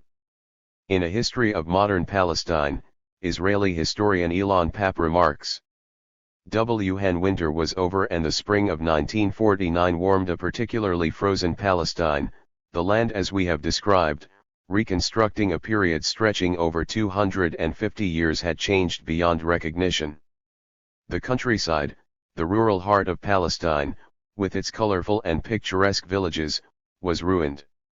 Half the villages had been destroyed, flattened by Israeli bulldozers which had been at work since August 1948 when the government had decided to either turn them into cultivated land or to build new Jewish settlements on their remains.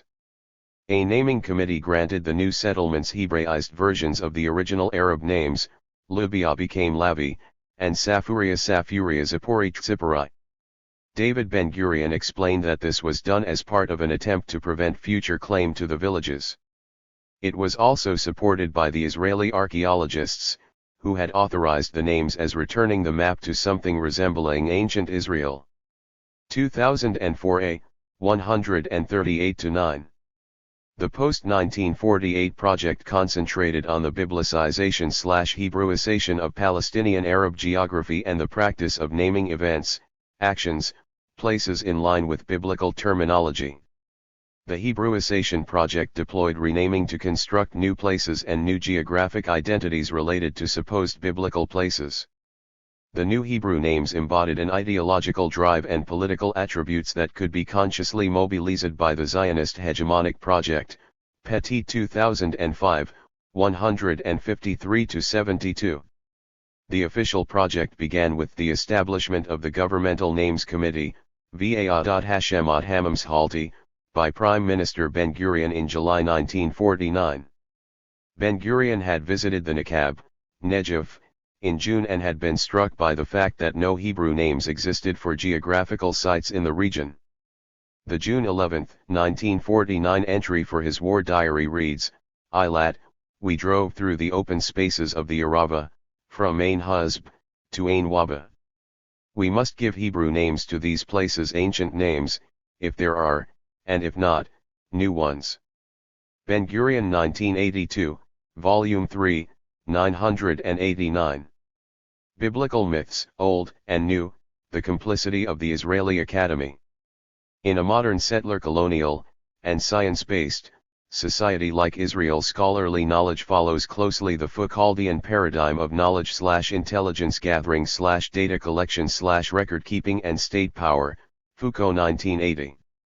Already during the Zionist Yishuv period, many Zionist leaders, settlement executives, Haganah commanders, and intelligence officers, David Ben-Gurion, Yosef Weitz, Yosef Naamani, and Ezra Danan included, were also prolific diarists and record keepers.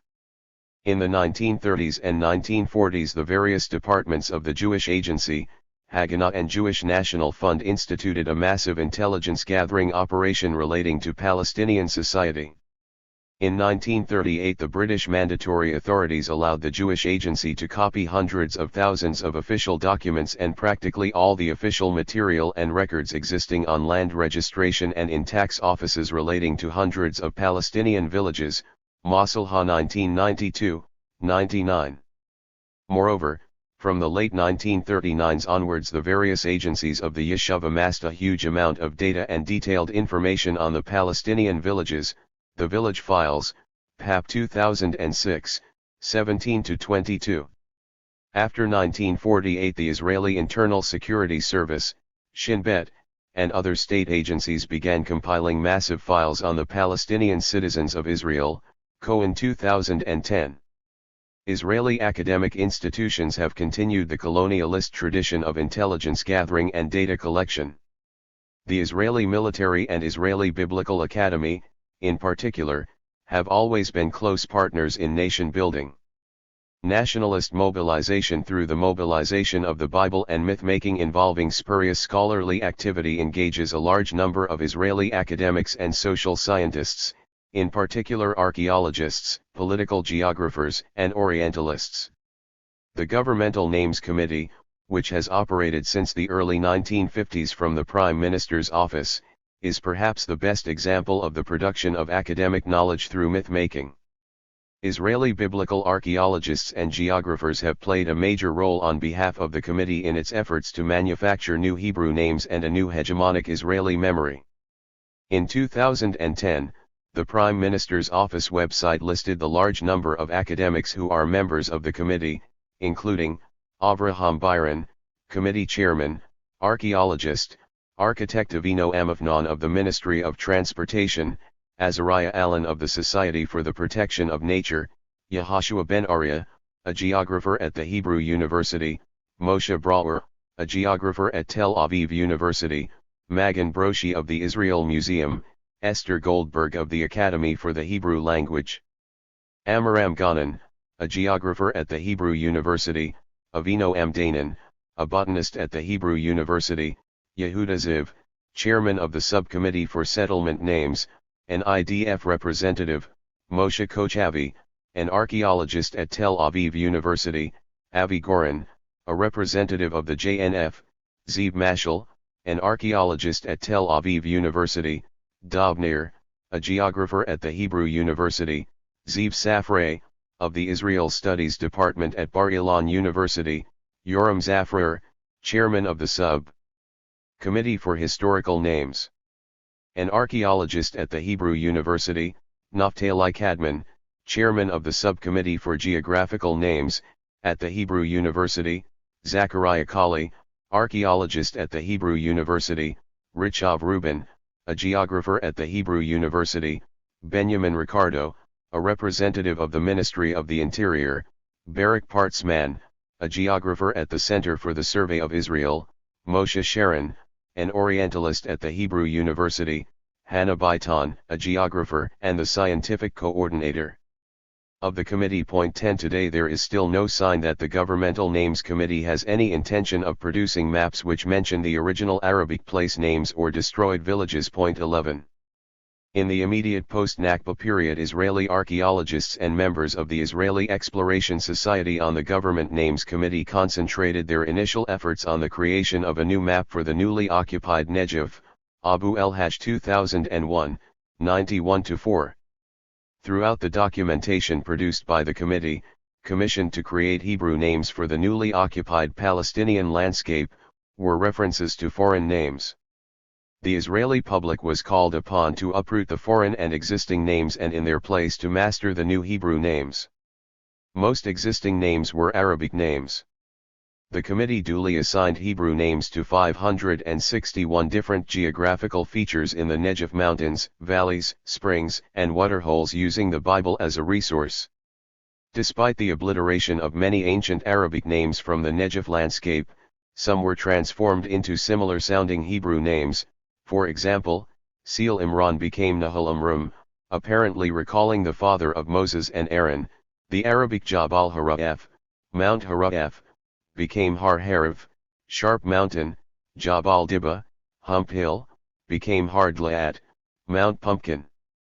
After rejecting the name Har Geshur, after the people to whom King David's third wife belonged, as a Hebrew appellation for the Arabic Jabal Idaid, sprawling mountain, the committee decided to call it Har Karkam, Mount Crocus, because crocuses grow in the Negev. 12 However, the sound of the Arabic name Idaid was retained in the nearby springs, which are now called Birat Odet, the wells of Odet, possibly after the biblical prophet of the same name. 13 The committee report of March 1956 stated, in the summarized period 145 names were adopted for antiquities sites, ruins, and tells, 8 names were determined on the basis of historical identification, 16 according to geographical names in the area, 8 according to the meaning of the Arabic words, and the decisive majority of the names, 113, were determined by mimicking the sounds of the Arabic words, a partial or complete mimicking, in order to give the new name a Hebrew character,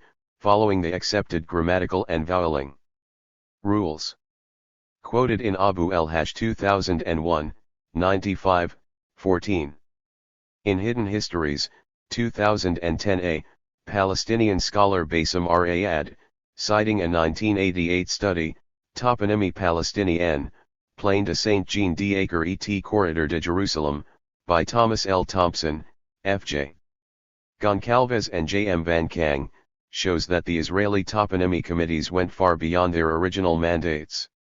There was simply not enough biblical tradition to go by, so the project could only continue by picking out biblical or Jewish associations at random. It had to Hebraize Arabic names, or in other cases translate Arabic to Hebrew to give the location an ideologically consistent identity. For example, some locations were rendered from Arabic into the Hebrew phonetic system. Minat el Musrafa became Horvat Mishrafat Yam and Kerbat el Musharafa was changed to Horvat Masref. Sometimes, in this artificial process, the committees forgot about certain genuine Jewish traditions, as in the case of the total cancelling of the Arabic name Kerbat Hanuta, not recognizing that it probably rendered the Talmudic Kannada. This forced exercise of renaming often even went against biblical tradition, most notably in erasing the Arabic names Yalu and Imwaz after 1967.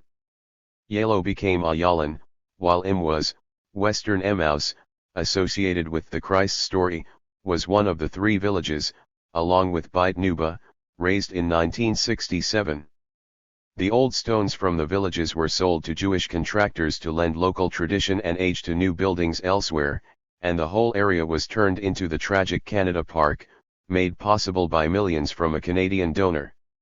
Ra'ad 2010a, 188-9, Thomas et al. 1988. Of the nearly 500 destroyed and depopulated villages in 1948, several have survived until today, but were taken over by Israeli settlers. In The Birth of the Palestinian Refugee Problem, 1947 to 1949, 1987, Benny Morris gives the misleading impression that the hundreds of Palestinians' villages were depopulated and destroyed in the heat of the battle in 1948 or shortly after in the period 1948 to 49.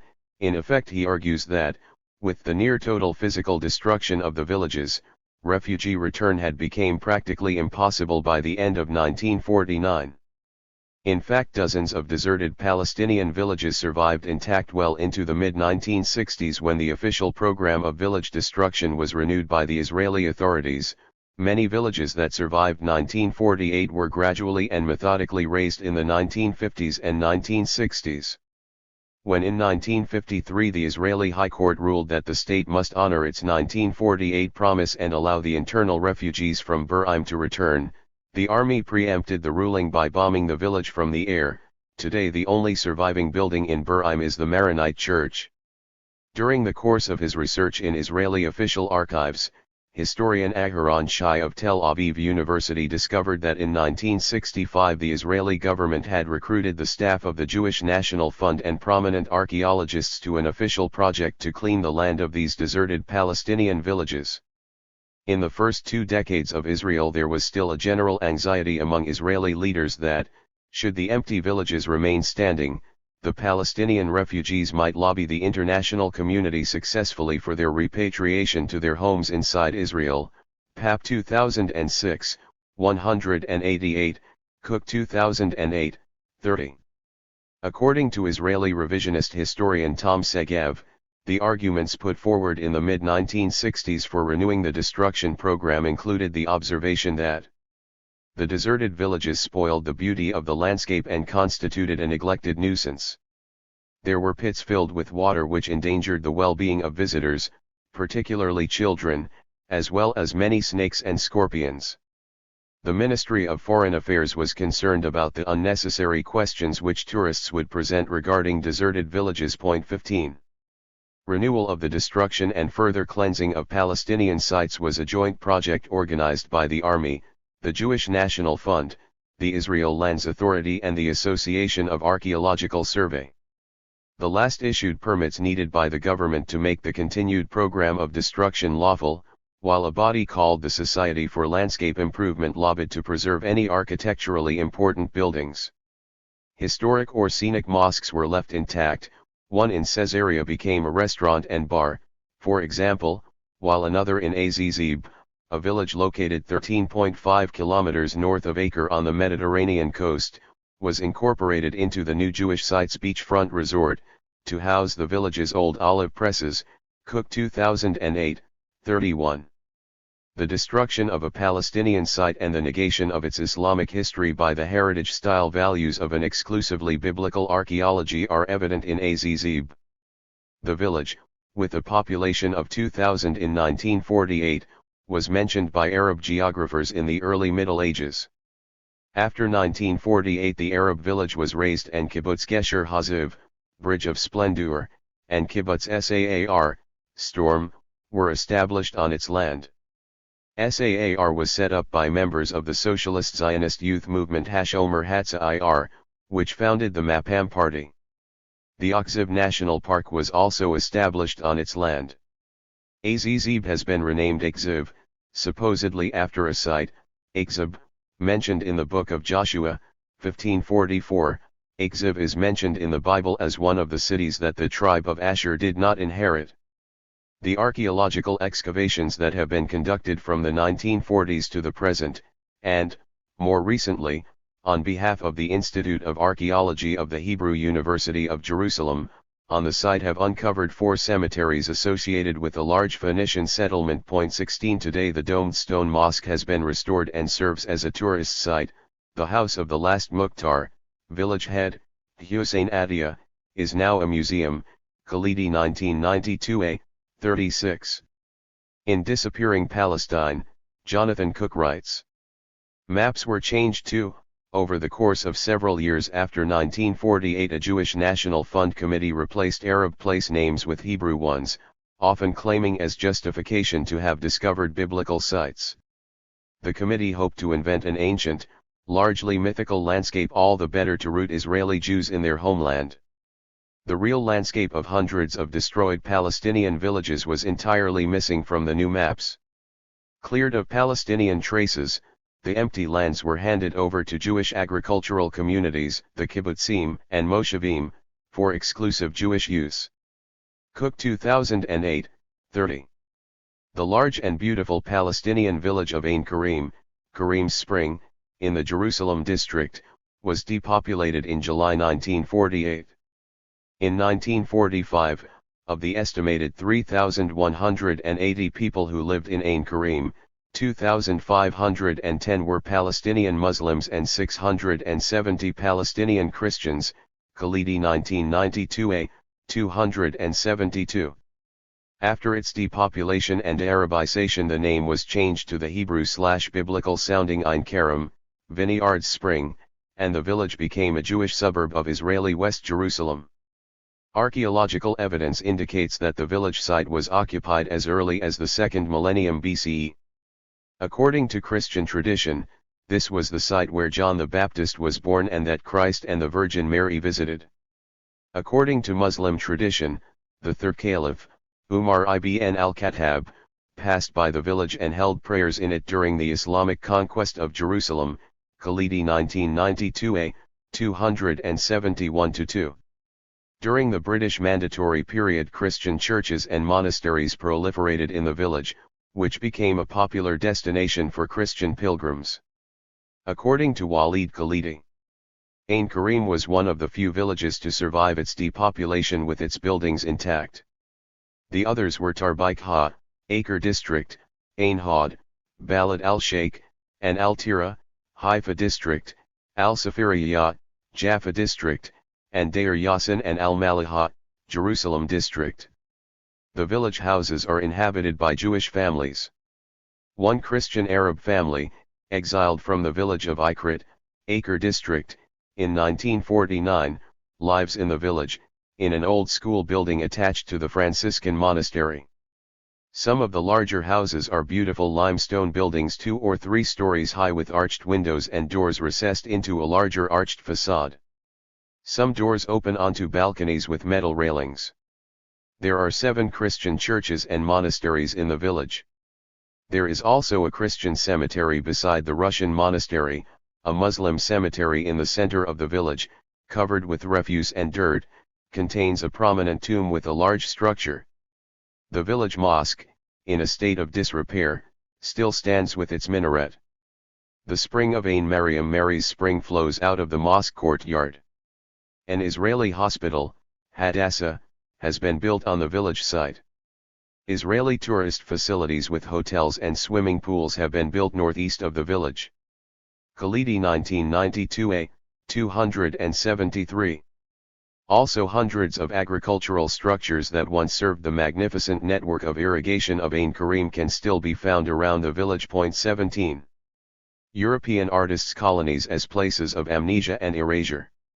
The Zionist Hebrew place names of the Jewish artistic colonies were superimposed on the Palestinian Arab toponymy.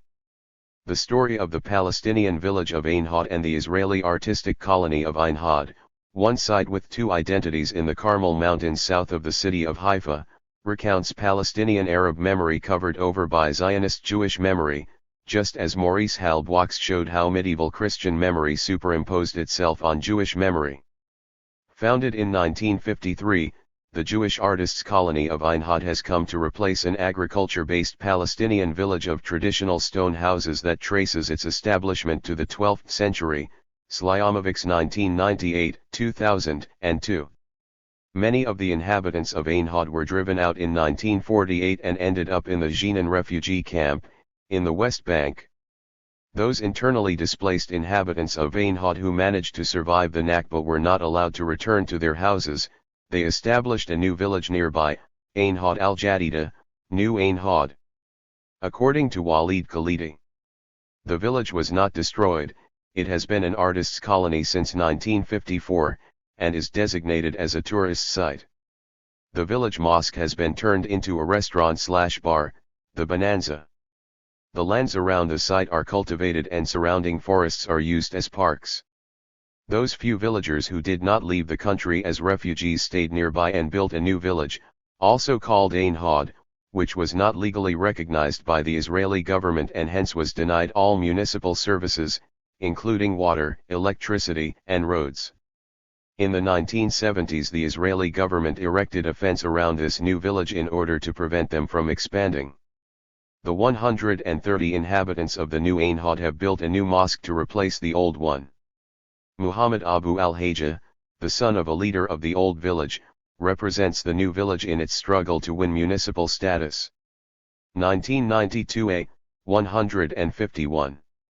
This new Palestinian village, rebuilt in Israel and named by Palestinians dispossessed of their former village, is the architectural statement of a tenacious indigenous Palestinian presence in the land. 18 It was recognized by the Israeli state only in 1992.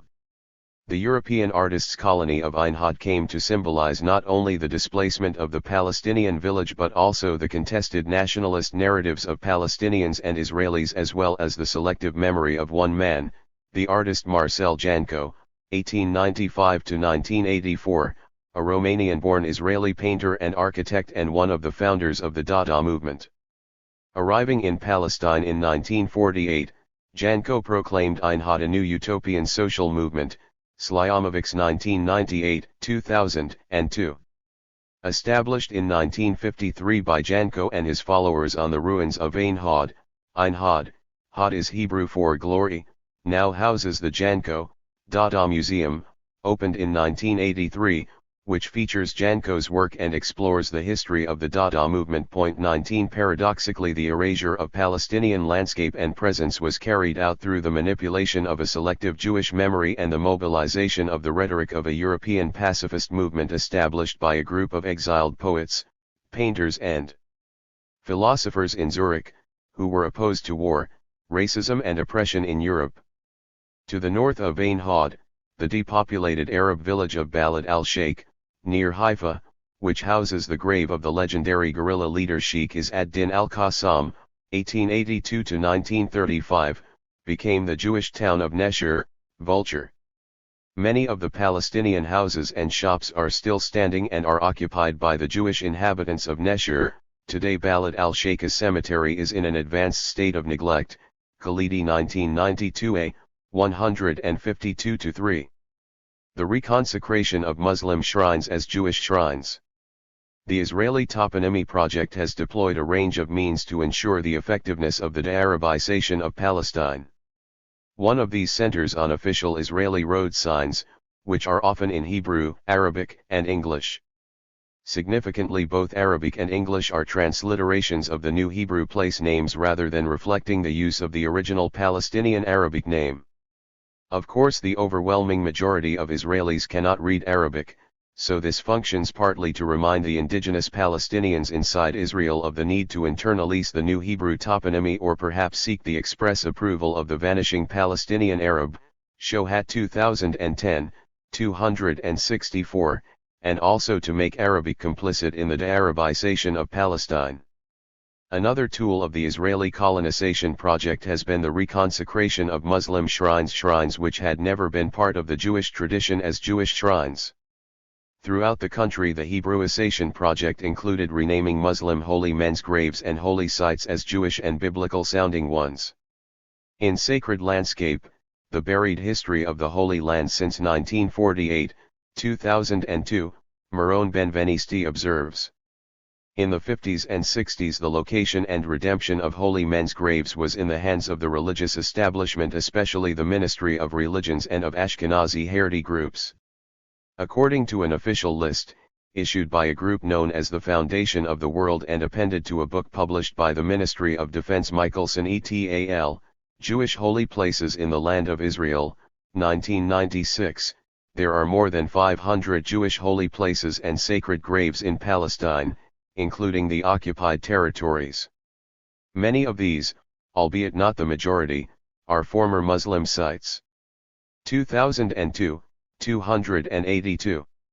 In the center of the country, south of Jaffa, the large Arab village of Al-Abbasiyah was depopulated in 1948, many of its residents ended up as refugees in Jordan.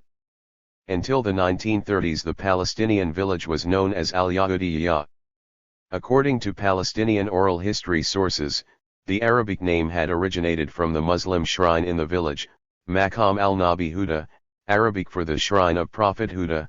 20 According to Benvenisti, although the Arabic name derived from its biblical Hebrew origin, Yayid, the name of a biblical town, Book of Joshua 1945, the Muslim shrine in the village was not part of the Jewish tradition, Benvenisti 2002, 276. During the mandatory period, the Zionists claimed that the name Al-Yahudiyya was an Arabic rendering of the Hebrew word the Jewish. In 1939, under the impact of the intense Palestinian, Zionist struggle, the residents of the village decided to change its name to Al-Abbasiyya. According to Israeli sources, this was primarily in memory of Sheikh al-Abbas, who was buried there, but also an allusion to the Abbasid Muslim Empire.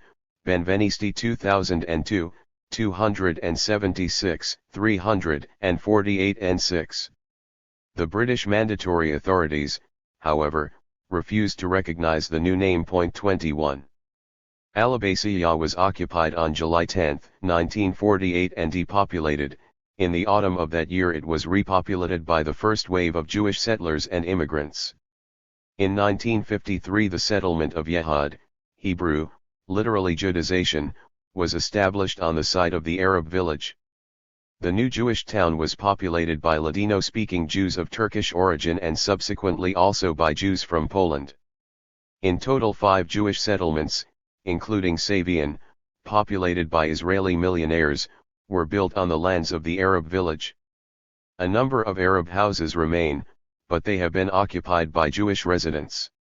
The main mosque and the Muslim shrine, Maqam al-Nabi Huda, still stand. In the early 1950s, this Muslim shrine, which had never been part of the Jewish tradition, was consecrated as a Jewish holy place and as the burial place of Yehuda ben Yaakov, Hebrew, Judah son of Jacob. It was reinvented as a biblical site and a place of Jewish pilgrimage, prayer, and for miracles and healing the sick.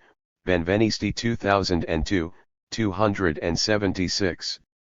Among the many Judaized Muslim shrines and holy places were 2 sites, Nabi Yemen and Nabi Samaon, located 1 kilometer east of the Jewish town of Kfar Saba, a Jewish settlement itself named after a Palestinian village destroyed in 1948, Kfar Saba. Until 1948, Benvenzitai writes, these 2 sites were sacred to Muslims alone, and the Jews ascribed no holiness to them. Today they are operated by ultra-Orthodox Jewish bodies, and members of the religion from which they were taken do not set foot there, despite the fact there is a large Muslim population in the area. Benvenisti 2002, 276-7.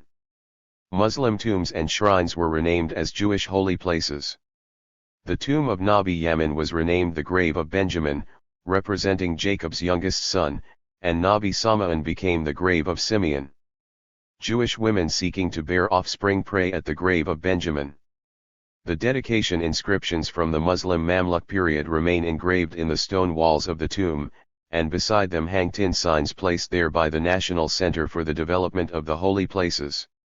The cloths embroidered with verses from the Quran, with which the gravestones were draped, have been replaced by draperies bearing verses from the Hebrew Bible. Benvenisti 2002, 277.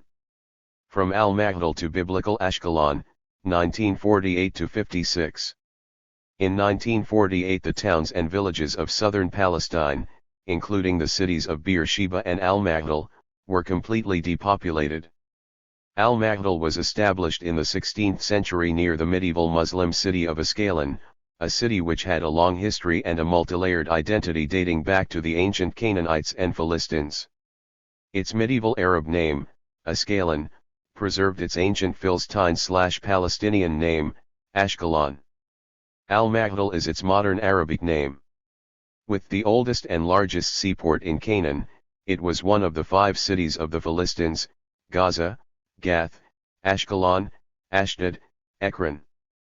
Al-Maghdal, on the eve of the 1948 war, had 10,000, Muslim and Christian, inhabitants, and in October 1948 thousands more refugees from nearby villages joined them. Al-Maghdal was conquered by the Israeli army on November 4, 1948, whereupon many of its residents and refugees fled, leaving some 2,700 inhabitants, mostly women and the elderly, in situ. Orders in Hebrew and Yiddish were posted in the streets of the town, warning the soldiers to be aware of undesirable behavior on the part of the town's residents.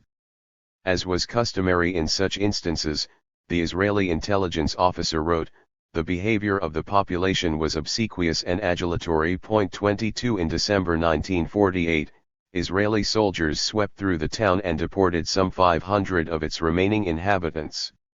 In 1949 the commanding officer of the Southern Command, in the south, Yugal Alon, demanded that the town be emptied of its Arabs. Masalha 1997, 9. This was followed by an interministerial committee's decision to thin out the Palestinian population. Another ministerial committee on abandoned property decided to settle Al-Maghdal with Jews. The town was duly Judaized, and, with 2,500 Jewish residents, named Migdalad. In December 1949, more Palestinians were deported to vacate more houses for Jewish settlers, this time for discharged Israeli soldiers. In the meantime, the Israeli army made the life of those Palestinians who remained a misery, hoping they would leave. The new commanding officer of the Southern Command, Moshe Dayan, returned to the idea of Yugal Alon. I hope that perhaps in the coming years, there will be another opportunity to transfer these 170,000 Israeli Arabs out of the land of Israel, he declared at a meeting of the ruling Mape party on June 18, 1950. Dayan also submitted a detailed proposal for the evacuation of the Arab inhabitants of the town of Maghdal. The Army Chief of Staff agreed and Prime Minister Ben-Gurion authorized the plan on June 19, 1950, Masalha 1997, 9. In the summer of 1950, almost 2 years after the 1948 war, the inhabitants of Al-Maghdal received expulsion orders and were transported to the borders of Gaza over a period of a few weeks. They were loaded onto trucks and dropped off at the border. The last delivery of 229 people left for Gaza on October 21, 1950. Israeli officials distributed the abandoned houses among new Jewish settlers. To this day, the Palestinian former inhabitants of Al-Maghdal live in the shacks and shanties of the refugee camps in Gaza. In 1956, Migdalad changed its official name to a biblicized/Israelized version of the name of the ancient Philistine city. Since then it has been kept as a purely Jewish city. 23. Appropriating Palestinian place names. Jewish settlements were established on the land of destroyed and depopulated Palestinian villages. In many cases these settlements took the names of the original Palestinian villages and distorted them into Hebrew-sounding names. This massive appropriation of Palestinian heritage provided the European Jewish colonizers with support for their claim to represent an indigenous people returning to its homeland after 2,000 years of exile. For instance, the Jewish settlement that replaced the large and wealthy village of Beit Dajan, with 5,000 inhabitants in 1948, was named Beit Dagon.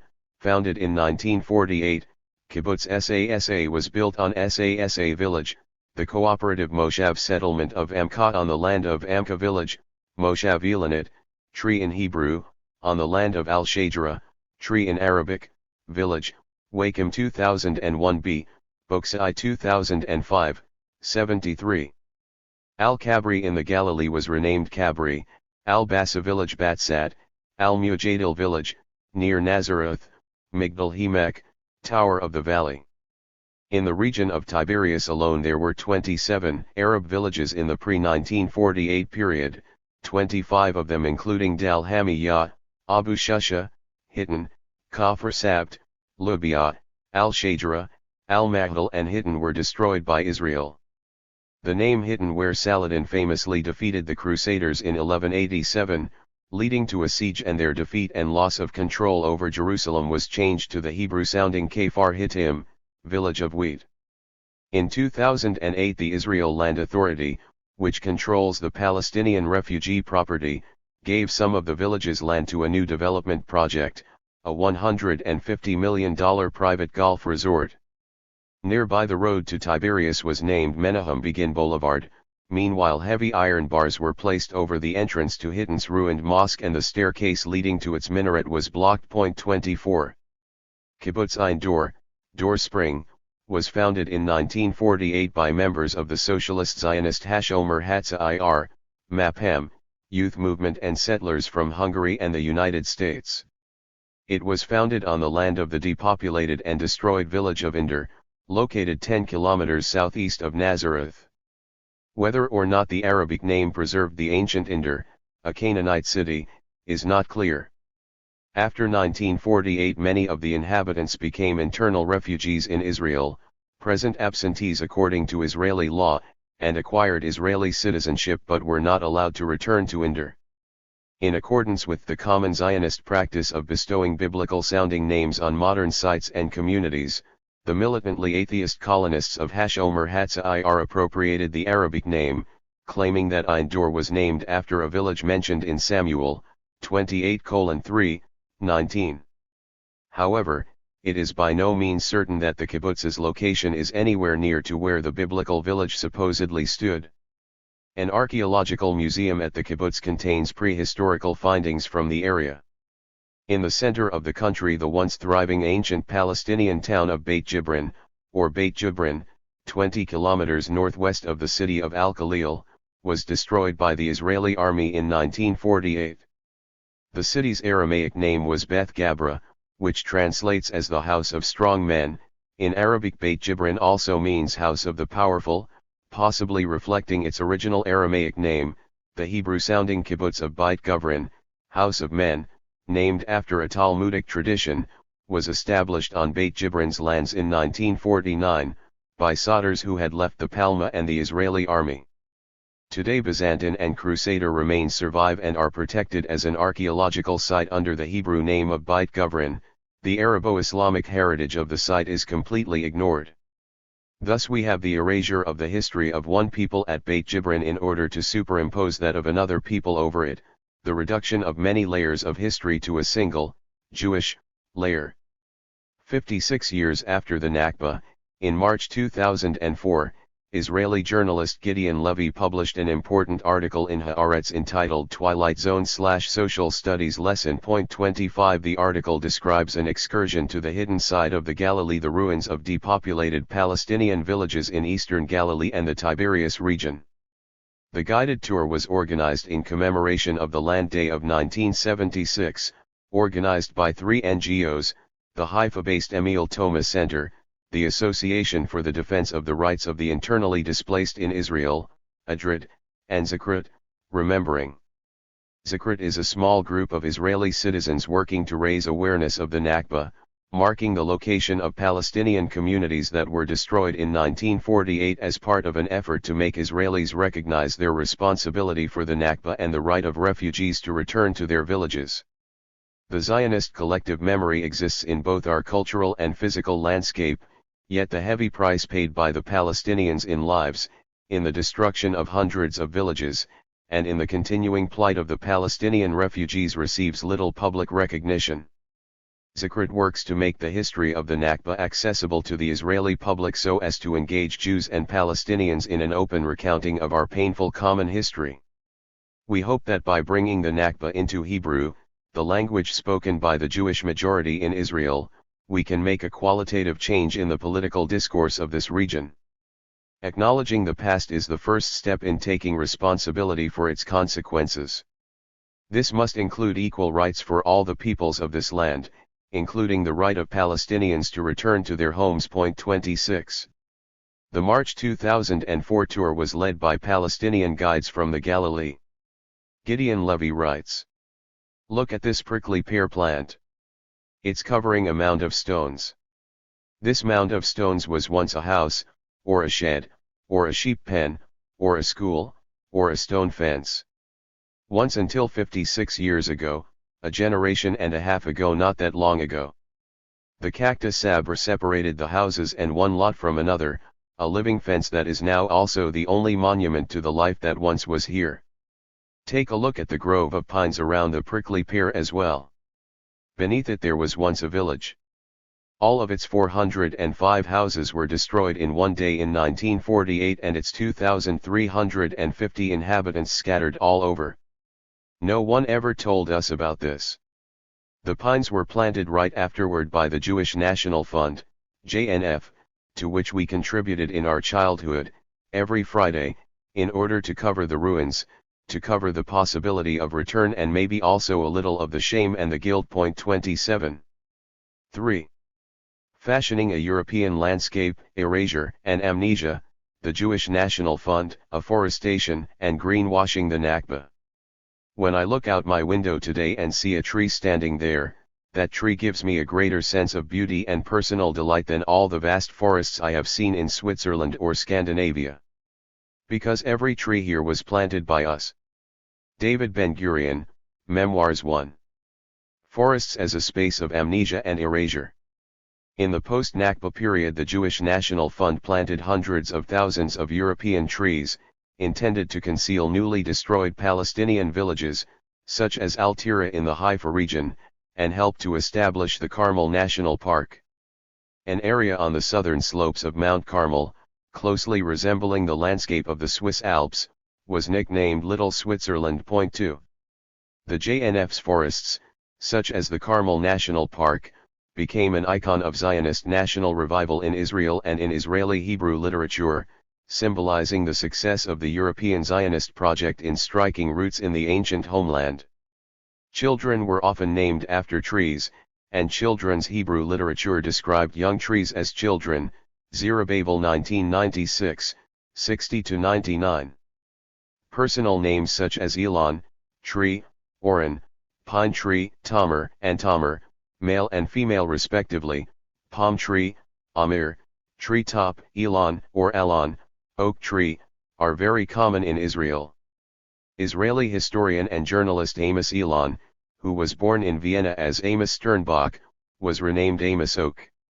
Elon emigrated to Palestine in 1933.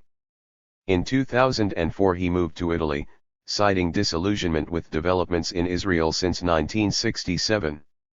In The Israelis, Founders and Sons, Elon writes, "Few things are as evocatively symbolic of the Zionist dream and rationale as a Jewish National Fund forest."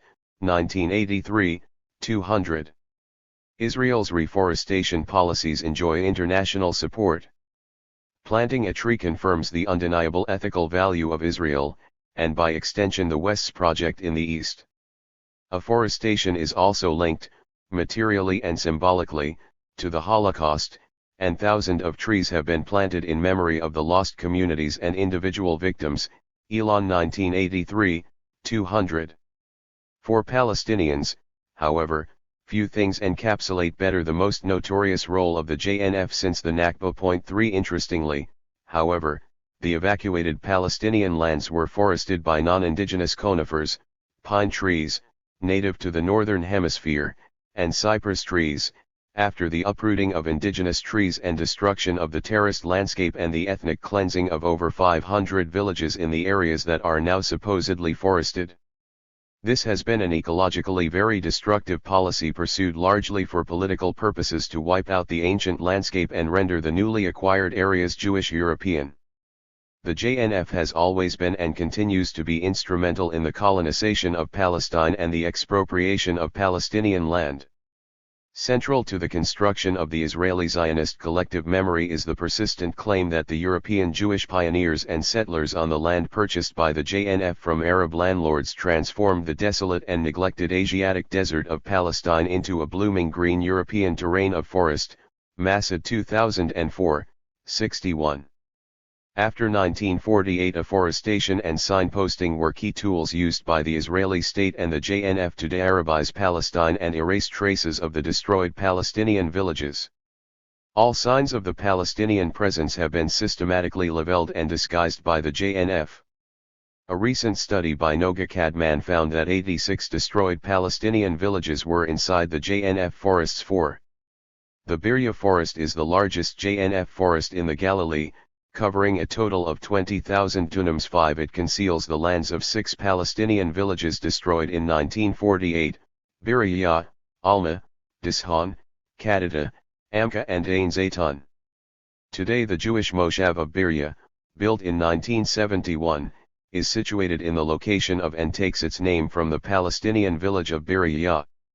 Located in the Safed region, the Birya forest was created partly through the joint efforts of the JNF and the Israel Antiquities Authority. Analyzing the information that the JNF provides on the Birya forest, Elon Papp observes that none of the destroyed villages is mentioned, all disappear behind the website's descriptions of the forest's wonderful charms, its Jewish heritage and the archaeological attractions of the region. No wonder that in such a huge forest one can find a plethora of interesting and intriguing sites, woods, Buston's Arabic for garden, springs, and an old synagogue. Cited in Papp 2006, 230. In many of the JNF sites, Papp, who analyzes several sites mentioned in the JNF website, including the Jerusalem Forest, observes. Bustin's the fruit gardens Palestinian farmers would plant around their farmhouses appear as one of many mysteries the JNF promises the adventurous visitor. These clearly visible remnants of Palestinian villages are referred to as an inherent part of nature and her wonderful secrets. At one of the sites, it actually refers to the terraces you can find almost everywhere there as the proud creation of the JNF. Some of these were in fact rebuilt over the original ones, and go back centuries before the Zionist takeover. Thus, Palestinian bustins are attributed to nature and Palestine's history transported back to a biblical and Talmudic past. Such is the fate of one of the best-known villages, Ain al-Saitan, which was emptied in May 1948, during which many of its inhabitants were massacred. 2006, 230. Described as a Jewish settlement, the destroyed village of Ain Zaytun is described as follows. Ain Zaytun has become one of the most attractive spots within the recreational ground as it harbors large picnic tables and ample parking for the disabled. It is located where once stood the settlement of Ain Zaytun, where Jews used to live ever since the medieval times and until the 18th century. There were 4 abortive Jewish settlement attempts. The parking lot has biological toilets and playgrounds. Next to the parking lot, a memorial stands in memory of the soldiers who fell in the Six-Day War. Pap 2006, 230-31. Pap also points out that the JNF publishes information about unique sites in the Jerusalem Forest and Sataf that testify to the extensive agricultural activity in the region. The information emphasizes the presence of terraces, describing them as ancient, biblical, or Talmudic history, even if they were built and maintained by the Palestinian villages destroyed in 1948, 2006, 231-2. In 1948 Ain Zaytun was an entirely Muslim farming community of 1,000 inhabitants, cultivating olives, grain, and fruit, especially grapes. The name is Arabic for spring of olives. Walid Khalidi has described the site as follows. The rubble of destroyed stone houses is scattered throughout the site, which is otherwise overgrown with olive trees and cactuses. A few deserted houses remain, some with round arched entrances and tall windows with various arched designs. In one of the remaining houses, the smooth stone above the entrance arch is inscribed with Arabic calligraphy, a fixture of Palestinian architecture. The well and the village spring also remain. 1992a, 437. Today the old stone mosque, parts of which are still standing, is not mentioned by the JNF website. In 2004 the mosque was turned into a milk farm. The Jewish owner removed the stone that indicated the founding date of the mosque and covered the walls with Hebrew graffiti. Pap 2006, 217. Other mosques belonging to destroyed villages were turned into restaurants, in the case of Al-Mahdal and Kisariya, a shop, in the case of Beersheba, part of a tourist resort, in the case of Azizib, a bar/restaurant, called Bonanza, and a tourist site, in the case of Ain Hod, Pap 2006, 217, Khalidi 1992a, 151. In eastern Galilee, near Tiberias, Lavi, Lion, is a kibbutz founded in 1949 on the fertile lands of the Palestinian village of Lubia, which was depopulated during 1948 by the Haganah forces. Anyone can tell that the source of the Hebraized name Lavi is the Palestinian village Lubia. The Zionists, however, have claimed that the name Lavi comes from the ancient Jewish village that existed in the days of the Mishnah and Talmud. At Lubia the JNF put up a sign, South Africa Forest. Parking.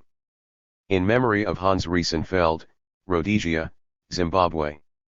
The South Africa Forest and the Rhodesia parking area were created atop the ruins of Lubia, of whose existence not a trace was left. Here was a large village whose sons and daughters are now scattered throughout the world and who continue to carry their memories with them. 6 Dr. Mahmoud Issa, a son of Lubia and a Danish citizen, who accompanied Gideon Levy on the above excursion, made a film in Danish, with English subtitles, about his village. Dr. Issa, an oral historian, also published a book based on interviews with refugees from Libya, Issa 2005, 178-96. Levy writes, deep in the grove, one can find a single wall that survived from the village, as well as a stone archway that covered a cavern used to store crops. The dozens of wells that belonged to the village, Issa says there were more than 400, are surrounded by barbed wire.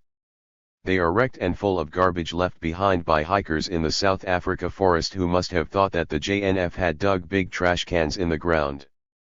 How were they to know that these were freshwater wells? 7.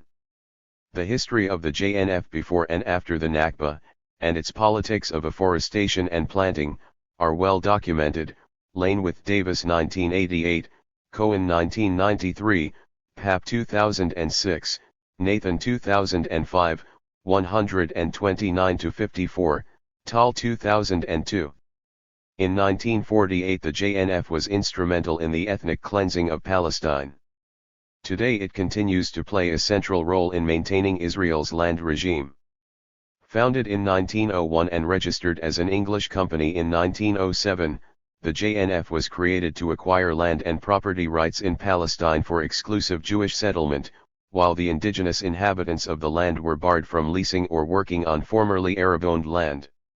Its Memorandum of Association defines its primary objective as to purchase, take on lease or in exchange, or otherwise acquire any lands, forests, rights of possession and others' rights, easements and other immovable property in the prescribed region Palestine, Syria and the surrounding areas, for the purpose of settling Jews on such lands. The JNF was expressly prohibited from selling any land, to ensure that it would control these lands in the name of the Jewish people in perpetuity, quoted in Lane with Davis 1988, 31-2. During the British Mandatory period the leaders and executives of the JNF, including Menahem Ushishkin, 1863-1941, the Russian chairman of the JNF, 1923-41, and Yosef Weitz, 1890-1972, director of its Land Settlement Department and Afforestation Department, were perhaps the most consistent, extreme, and relentless advocates of the ethnic cleansing of the Palestinians. Weitz was a Polish Jew who arrived in Palestine in 1908 and later became head of the Israeli government's Official Transfer Committee of 1948. He was at the center of Zionist land purchasing activities for decades. His youngest son, Yayam, was killed in a Palma attack on June 16, 1946, Tal 2002, 82. Weitz's intimate knowledge of and involvement in land purchase made him sharply aware of its limitations. As late as 1947, after half a century of tireless efforts, the collective holdings of the JNF, which constituted about half of the Yishuv total, amounted to a mere 3.5% of the land area of Palestine. A summary of Weitz's political beliefs is provided by his diary entry for December 20, 1940. Amongst ourselves it must be clear that there is no room for both peoples in this country.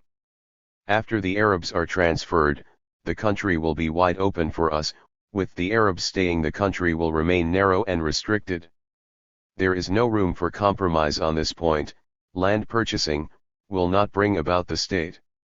The only way is to transfer the Arabs from here to neighboring countries, all of them, except perhaps Bethlehem, Nazareth, and Old Jerusalem. Not a single village or a single tribe must be left. And the transfer must be done through their absorption in Iraq and Syria and even in Transjordan. For that goal, money will be found, even a lot of money. And only then will the country be able to absorb millions of Jews. There is no other solution. Weitz 1940, 1090-91. A countryside tour in the summer of 1941 took Weitz to a region in central Palestine. He recorded in his diary seeing large Arab villages crowded in population and surrounded by cultivated land growing olives, grapes, figs, sesame, and maize fields. Would we be able to maintain scattered Jewish settlements among these existing Arab villages that will always be larger than ours? And is there any possibility of buying their land? And once again I hear that voice inside me call, evacuate this country. White's 1941, 1204, emphasis in the original. Earlier, in March 1941, White's wrote after touring Jewish settlements in the Esdraelon Valley, Marj ibn Amr. The complete evacuation of the country from its Arab inhabitants and handing it to the Jewish people is the answer. White's 1941, 1127. In April 1948 he recorded in his diary, "I made a summary of a list of the Arab villages which in my opinion must be cleared out in order to complete Jewish regions. I also made a summary of the places that have land disputes and must be settled by military means." White's 1948, 2358. After 1948 the JNF was repackaged as an environmentalist organization carrying out afforestation and developmental activities. Today the JNF and its affiliate organizations enjoy charitable status in over 50 countries as environmental bodies. In Europe these are entitled to tax-exempt status. 8 In 1953 the Jewish National Fund law was passed by the Knesset for the purpose of defining the special legal status and role of the JNF in Israel's land and development policies. On November 28, 1961 a joint covenant with the Israeli government, following a series of Knesset laws, consolidated the position of the JNF. One of the covenant's principles was the state's pronouncement that the land of Israel was owned by the Jewish people and must not be sold in perpetuity, Tal 2002, 89-90. In 1966 the JNF planted the Yatir forest in the northern Nakba, Negev, named after the biblical town of Yatir. While early Zionist farmers followed in the footsteps of Palestinian fellahin, planting vineyards, almond orchards, and citrus groves, after the Nakba the JNF concentrated on ecological colonialism, the reshaping of the physical environment, transforming the Arab landscape, planting forests, and demarcating the Israeli space, Tal 2002.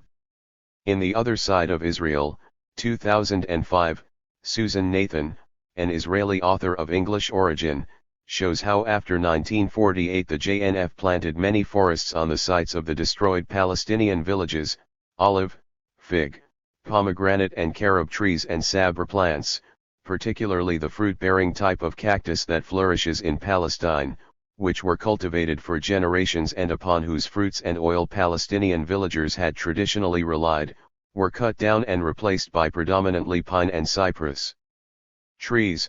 Nathan 2005, 129-30, Tal 2002. The JNF afforestation policy was aimed at erasing traces of the Arab presence prior to 1948 and covering up the destroyed villages and towns. Nathan 2005, 151-2. Until 1948 the JNF owned some 600,000 dunams of land. By 2007 it controlled directly 13% of the total land in Israel, about 3.5 million dunams. 9.6 out of 13 members of the governing board of the Israel Lands Authority, which manages much of the public land in Israel. Today the JNF controls directly and indirectly vast properties belonging to millions of Palestinian refugees and internally displaced Palestinians. Its current projects of afforestation, displacement, and Judaization center on Arab localities in the Galilee and the Nakab areas inhabited by Palestinian citizens of Israel. In Pollution in a Promised Land, An Environmental History of Israel, Alan Tal observes that the control of such controversial lands belong to Palestinian refugees remains an enormous source of bitterness and outrage for Arab Israelis and Palestinians, who still see the JNF as representing the most imperialist aspects of Zionism. Tal 2002, 57. The JNF's activities were not limited to the part of Mandate Palestine that became Israel in 1948. The JNF's Canada Park in the Latron region, for example, covers the remains of the Palestinian villages Imwaz, Yalu, and Beit Nuba, which were depopulated and razed in the course of the 1967 war. Today visitors to Canada Park, one of the most popular hiking and picnic sites on the way to Jerusalem, would have no idea that the park was built on the ruins of 3 Palestinian villages whose inhabitants were forcibly evicted in 1967. Operating through its subsidiary, Hemnuda, the JNF has also illegally acquired lands and houses in the occupied West Bank, and particularly in 1967 occupied Arab Jerusalem. 10 Inside the Green Line, the JNF continues to operate as a state-chartered discriminatory organization and enforces a colonial system of land tenure. And as Palestine solidarity organizations from around the world have begun to challenge this colonial land regime operated by the JNF, the Lord Sachs Forest, South Africa Forest, Carmel Forest Spa Resort, Yatir Forest, Canada Park, and other forests and historical and archaeological theme parks built on the lands and ruins of hundreds of destroyed Palestinian villages have continued to veil from public view the continuing official Israeli policy to erase traces of the ethnic cleansing of Palestine. According to Zakrut, the Israeli Remembrance Organization, 86 JNF parks have been established on the sites of depopulated and destroyed Palestinian villages, Cook 2008, 40. The JNF has been fundamentally complicit in the denial of displaced Palestinians' right to return, restitution and compensation, and in greenwashing Israel's regime of colonization and occupation. 11. The JNF historical and archaeological theme parks and forests are particularly popular with Israeli revelers and for picnicking on Independence Day. For Palestinian citizens of Israel, especially the internal refugees, they are a poignant reminder of the Nakba. In The Other Side of Israel, Susan Nathan writes critically. In April 2004, during the national celebrations for Independence Day, when Israeli Jews enjoy a day of rejoicing over the founding of their state, I joined a family from Nazareth who quietly commemorated the Palestinians' mirror event, Nakba Day, which marks the Palestinians' loss of their homeland. We visited a Jewish moshav called Tzipori, close to Nazareth, which has been built over the ruins of their parents' village, Safuria. The site of the Arab village is now hidden behind barbed wire and covered by the thick growth of yet another forest planted by the JNF. The only visible clues that Palestinians once lived there are the great mounds of cacti that Arab communities traditionally used as the boundaries to separate properties. Despite the best efforts of the JNF to poison and burn these indigenous Middle Eastern plants, the cacti have refused to die or disappear. 2005, 131. Located 6 kilometers northwest of Nazareth, Safuria in many ways encapsulates the multilayered Palestinian identity and heritage deeply rooted in the land. In 1948, Safuria was the largest Palestinian village in the Galilee, in terms of both its land size and its population. It thrived agriculturally on olives, figs, pomegranates, and wheat. After the eviction of the inhabitants, on July 16, most of the inhabitants were driven to Lebanon, many ending up in the refugee camps of Ain al-Hilway, Sabra and Shatila. The remainder became internal refugees, or present absentees in Israeli terminology, in Nazareth, Israel. In the 1950s some families accepted compensation from the Israeli state, while others refused. Humphreys 2009, 132-3. The land of the village was distributed between Kibbutz Sde Nahum, Kibbutz Hefzibah, and Kibbutz Hasolim. The olive, fig and pomegranate trees were replaced with crops for cattle fodder. Benvenisti 2002, 216. With the destruction of the village, Israel sought to eliminate the diverse cultural heritage of the area. The Hebrew-sounding Jewish moshav Tzipori, established in 1949, was named after the Hellenist town of Sepphoris of the Roman period. Archaeology has shown that the site holds a rich and diverse historical and architectural legacy that includes Assyrian, Hellenistic, Jewish, Babylonian, Roman, Islamic, Crusader, Palestinian Arab and Ottoman influences.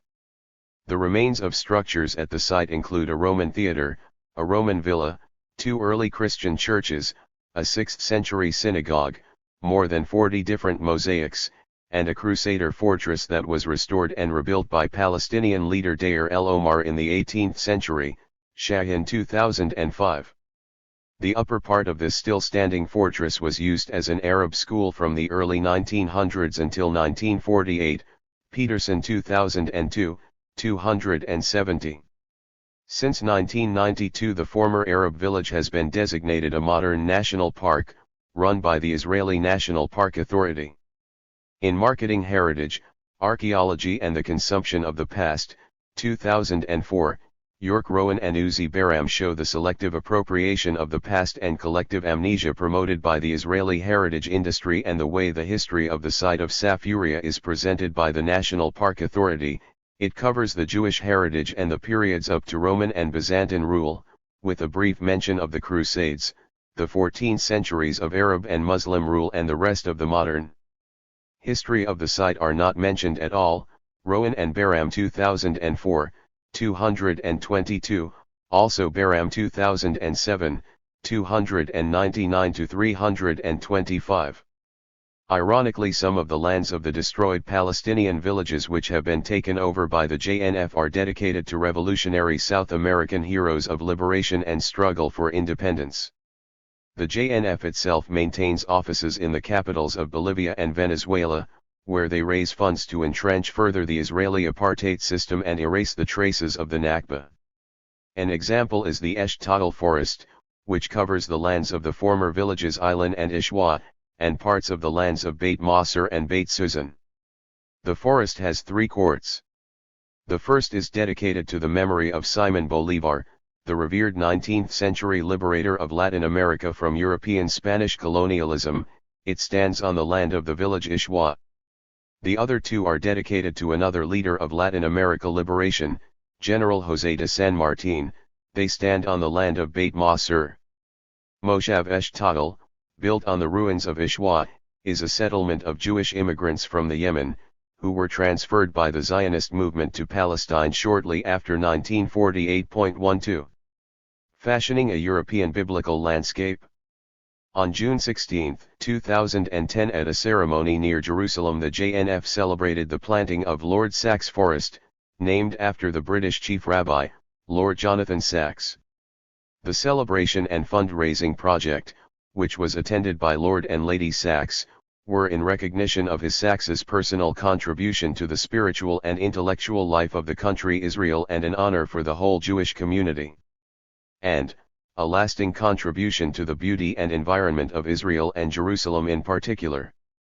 In response, the Chief Rabbi declared that of all the honors that Elaine and I have received, the planting of a forest in our name by JNF counts amongst the greatest of them all. 13.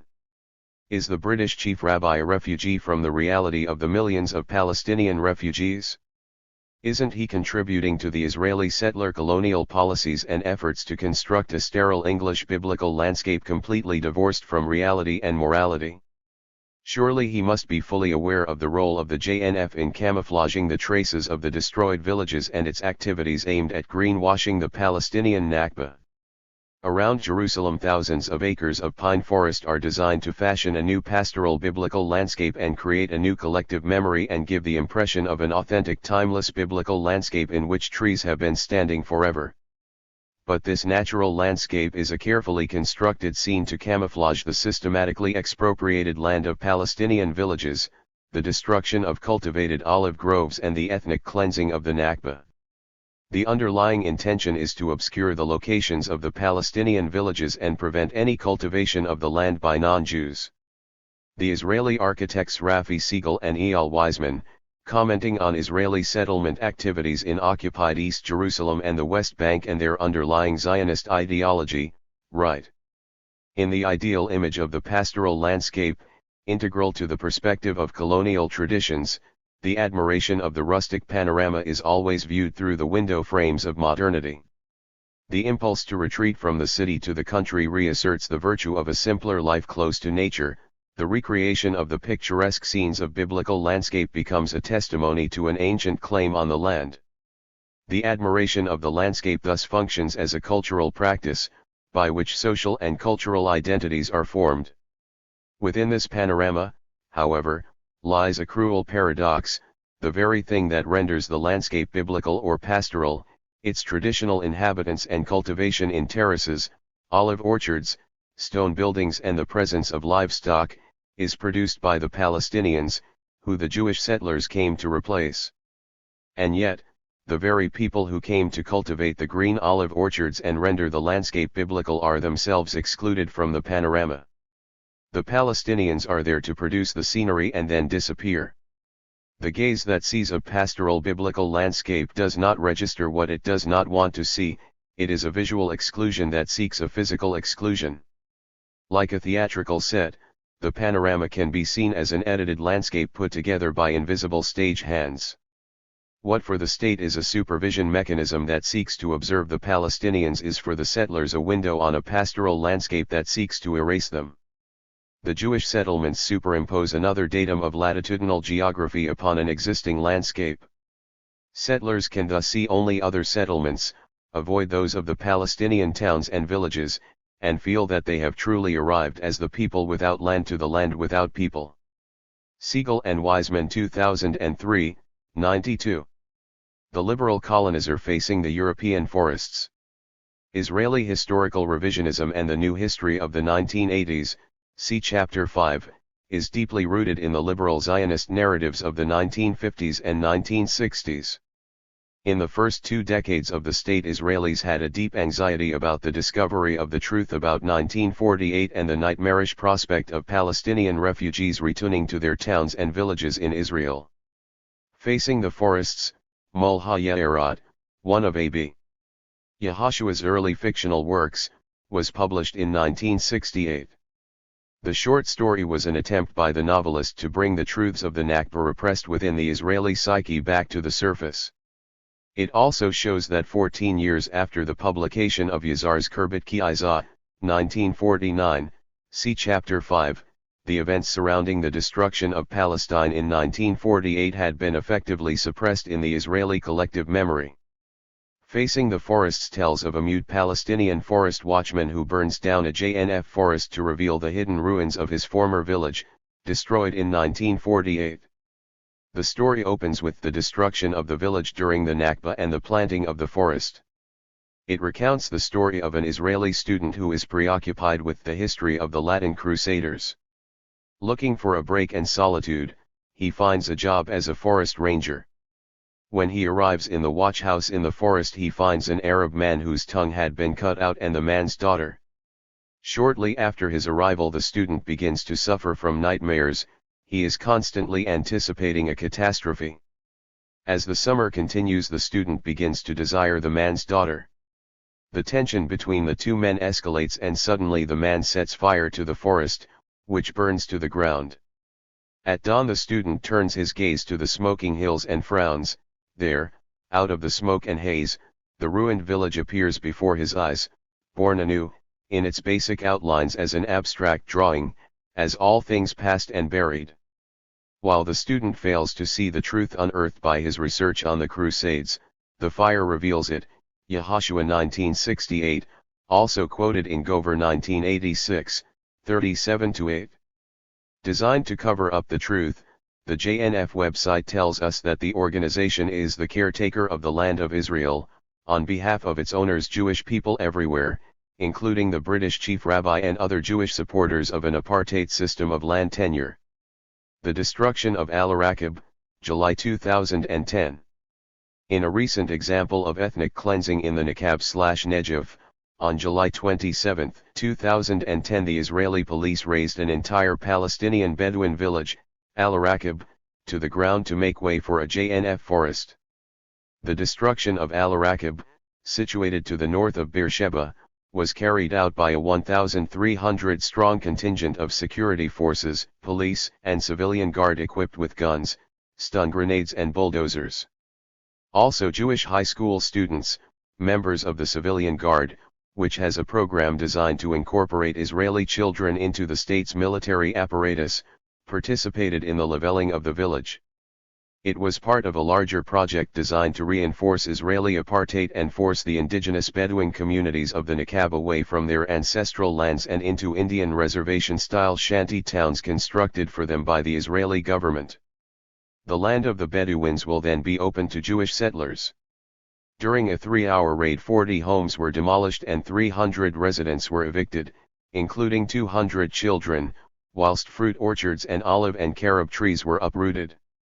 The demolitions were facilitated by the Israeli government to make way for another forest sponsored by the JNF. Today there are 155,000 Palestinian Bedouins in the Nakba, many of whom have been repeatedly displaced since 1948, Abu Sayyad 2005, 113-41, 83,000 of them live in unrecognized villages, without electricity or running water and with no access to municipal or government assistance. Dr. Neve Gordon, of Ben-Gurion University of the Negev, who witnessed the destruction of Al-Raqib, wrote that the flattening of the village lent legitimacy to the expulsion of Israel's Bedouin citizens from the Negev in order to Judas it. This time the impact of the destruction sank in immediately. Perhaps because the 300 people who resided in Al-Raqib, including their children, were sitting in the rubble when I arrived, and their anguish was evident, or perhaps because the village is located only 10 minutes from my home in Beersheba and I drive past it every time I go to Tel Aviv or Jerusalem, or perhaps because the Bedouins are Israeli citizens, and I suddenly understood how far the state is ready to go to accomplish its objective of Judaizing the Negev region.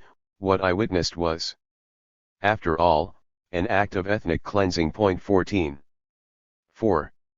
Appropriating history, looting of Palestinian records, archives, and library collections, 1948 to 2011. It is widely recognized by historians and archaeologists that Palestine had a remarkably stable population from the end of the Neolithic period, some 6,000 years ago, when the Mediterranean economy was first established in the region. Thompson 1992, 171 to 352, 1999, 103 to 227. Long before the creation of the Jewish state in 1948, Palestine had a diverse and multicultural population and a multilayered identity deeply rooted in the ancient past. The appropriation of the ancient history of Palestine, the historicization of biblical legends and the narrative of the new Hebrew society have all given the Zionist narrative its force. Appropriation of the Palestinian heritage and its voices has been central to Zionist colonial practice before and since the Nakba. In 1948 the Israeli state appropriated for itself immovable Palestinian assets and personal possessions, including schools, libraries, books, pictures, private papers, historical documents, and manuscripts, furniture, churches, mosques, urban residential quarters, transport infrastructure, police stations, prisons, and railways, Khalidi 1992a. After the 1967 conquests, the Israeli state, constructed as it was on the basis of biblical mythologies, was bound to base its conception of Jerusalem upon a mythologized entity, Jerusalem of gold, and to claim historical and ideological rights over the newly acquired territories, as well as resting its claim on territorial expansion and domination. The same process of appropriation of Palestinian heritage and the superimposition of Zionist Hebrew colonizing toponymy on Palestinian sites continued after 1967. Almost immediately after the conquest of East Jerusalem, the Palestine Archaeological Museum, which represented the multilayered identity and heritage of Palestine, was renamed the Rockefeller Museum. Some items were taken to the Shrine of the Book, Heikel Hosfer, a wing of the Israel Museum in West Jerusalem, which houses parts of the Dead Sea Scrolls discovered in 1947-56 in the Qumran caves. The Palestine Archaeological Museum had been located on Karm al-Sheikhi, Vineyard of the Sheikh, a hill just outside the northeastern corner of the Old City. The museum had been conceived and established during the Mandatory period, with financial support from the Rockefeller family. It was opened to the public in January 1938. The museum housed a large collection of artifacts unearthed in the excavations conducted in Palestine between 1890 and 1948. Also among the museum's possessions were 8th-century wooden panels from the Al-Aqsa Mosque and 12th century, Crusader period, marble lintels from the Church of the Holy Sepulchre. The museum was run by an international board of trustees until 1966, when it was taken over by the Jordanian state. Since 1967 the museum has been jointly managed by the Israel Museum and the Israel Department of Antiquities and Museums, subsequently renamed the Israel Antiquities Authority. The site is now the headquarters of the authority.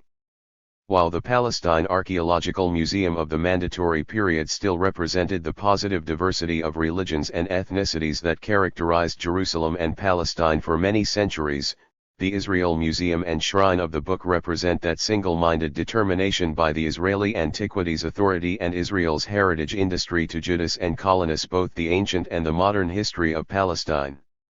The systematic destruction of Palestinian infrastructure in 1948 and the appropriation of the records, documentation, and cultural heritage of the Palestinians by the Israeli state made it possible for Benny Morris, who cannot read Arabic and whose main emphasis is on official, Israeli and Western, documents rather than on the people or voices behind those documents, to appropriate and thereby silence Palestinian voices and assert that Palestinians produced no state papers and that there is no Arab documentation on 1948 of the sort historians must rely on. In contrast with the profusion of first-rate, illuminating Israeli, Western and UN documentation, what exists in Arabic or translated from Arabic into Hebrew or English are some Arab political and military memoirs, newspaper clippings, chronicles, and histories. Much of this material is slight, unreliable, tendentious, imaginative, and occasionally fantastical. Morris 1994, 42-3. Other Israeli historians have also emphasized the availability of copious Israeli literary and archival materials and contrasted this with the paucity of comparable Palestinian documentation. Nothing is said about the asymmetrical power relationship between Israel and the Palestinians and the reinforcement of this asymmetry by, among other things, the repeated cycles of Israeli looting of Palestinian historical documents, archives, and library collections in and since 1948. Following the Nakba, the Palestinians found themselves physically dispersed, stateless and marginalized at a time when most of the Arab people had achieved statehood. Palestinian statelessness has remained a key feature of Palestinian national life since 1948. Today, exile, physical dispersal, and fragmentation are at the center of Palestinian social and political life. A major difficulty of dispersal and statelessness is the near impossibility of establishing and maintaining public archives, museums, and documentation centers, either in exile or under Israeli occupation. Furthermore, as we shall see below, what Palestinian research institutions and archival and documentation centers there are have been regularly raided and their documents confiscated by Israeli forces. This has been widely documented in the two cases of the Palestinian Research Center in Beirut in 1982 and the Arab Studies Society Archive at Orient House in East Jerusalem in 2001. Both had served as a depository of Palestine's historical, political, and cultural heritage. The long history of Israel's creating facts on the ground, destroying the physical reality of historical Palestine, plundering and destroying Palestinian documents goes all the way back to the Nakba. Already in 1948, several private collections of manuscripts and tens of thousands of Palestinian books were looted by the Haganah and never returned, Rose 1993.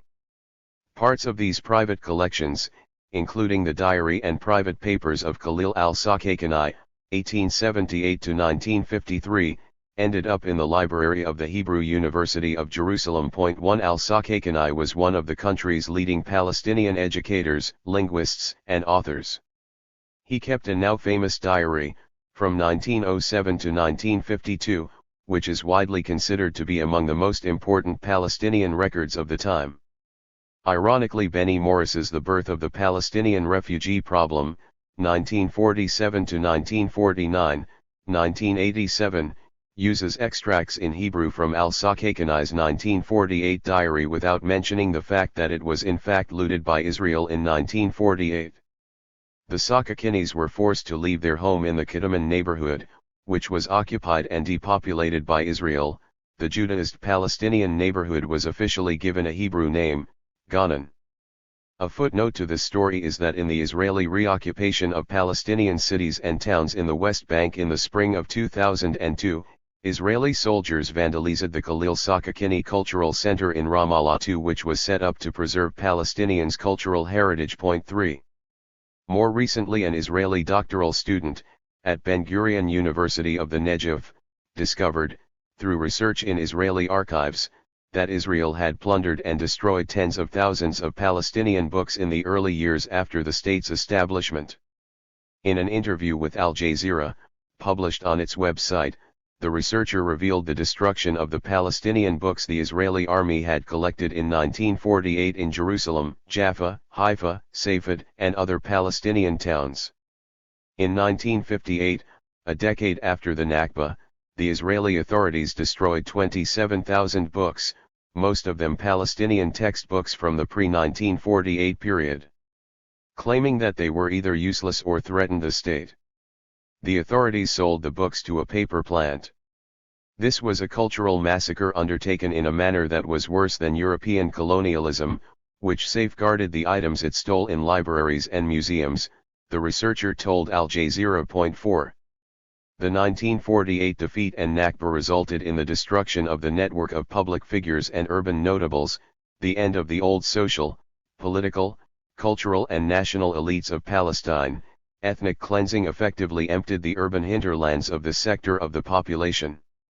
The Palestinian leadership, led by the Arab Higher Committee, their main political organ in Mandatory Palestine, and headed by the reactionary leader Haj Amin al-Husseini, the Mufti of Jerusalem, were totally discredited in the post-Nakba period, Echkar 2010. As Palestinian scholar Yazid Saidi shows, the establishment of the State of Israel over most of Mandate Palestine in 1948 deprived its Arab inhabitants of the national base in which territory, economy, and society met. Al-Nakba decisively ended any hope for the emergence of a Palestinian national base along the lines of the entities that had already taken root and gained independence in surrounding Arab countries since the end of direct European rule. The loss of land and other means of production undermined the sense of identity in what was a predominantly agrarian society, and removed its sources of autonomous wealth and economic reproduction. The impact was compounded by the physical dispersal of the population and its subjection to separate, often rival, Arab authorities in its various places of refuge. As serious for Palestinian society, the destruction of the old elite of large landowners, merchants, and office holders in 1948 was accompanied by the precipitate flights of a large part of the urban-based middle class. The exodus of civil servants, professionals, businessmen, and other educated Palestinians removed the social strata that were already on the rise and that would normally have provided an alternative focus of national leadership and organization. Instead, the middle class was fragmented and marginalized at a critical juncture. Palestinians of peasant or working class background gathered in destitute refugee camps in impoverished rural areas or in the peripheries of Arab cities, while those of middle-class background used their movable capital, skills, and family connections to find residence and employment in the cities or further abroad. The equalizing impact of the Al-Nakba had not so much destratified Palestinian society as disarticulated it. Saidi 1997, 665. As Palestinian sociologist Jamil Hilal has pointed out, from the Nakba until the mid-1960s there was no Palestinian national elite. This vacuum was filled largely by local leaders, muqtars, or tribal leaders, Hilal 2002, 29-32. Despite this fragmentation and dispersal, in the decade after 1948 Palestinian marginality, to use Bell Hooks' term 5, became a site of resistance, 1990, 241-3. From below, popular and refugee-led resistance and Palestinianism were a natural response to al-Nakba, but it was the experience of social and political marginality that effectively transformed it from a popular grassroots patriotism into a proto-nationalism in the decade after 1948, Saidi 1997, 46. Until the establishment of the PLO in the 1960s, Palestinians were in effect without formal political or social representation. There was no single territorially based cultural elite. The Beirut Archives of the Palestinian Research Center, 1965-82. For many years stateless and exiled Palestinians had to rely on the Beirut-based Palestinian Research Center and the Institute for Palestine Studies, also in Beirut, to preserve their national heritage. The staff of the two institutions collected and archived a large quantity of historical documents and worked tirelessly to preserve the historical heritage of the land.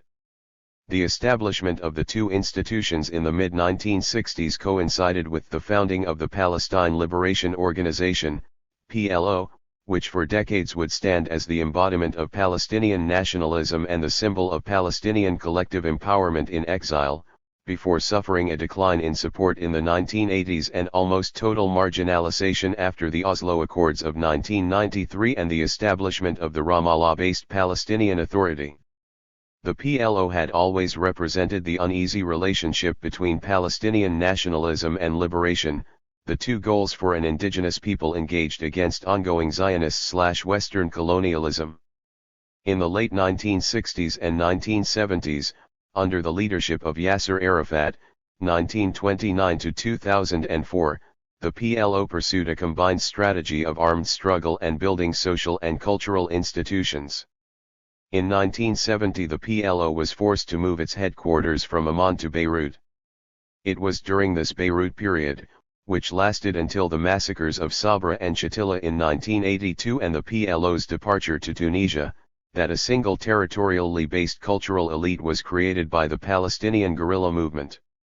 The PLO espoused liberationist politics as a means of decolonizing Palestine. Its anti-colonial struggle was inspired by the Algerian and Vietnamese experiences and other struggles of indigenous peoples.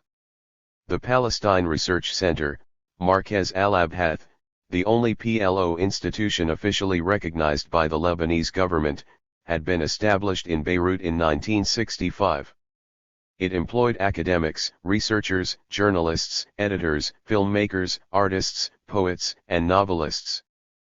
Palestinian cultural institutions in Beirut, in particular, promoted the poster as a means of popularizing a nationalist narrative and symbols, historical landmarks, and commemorative rituals.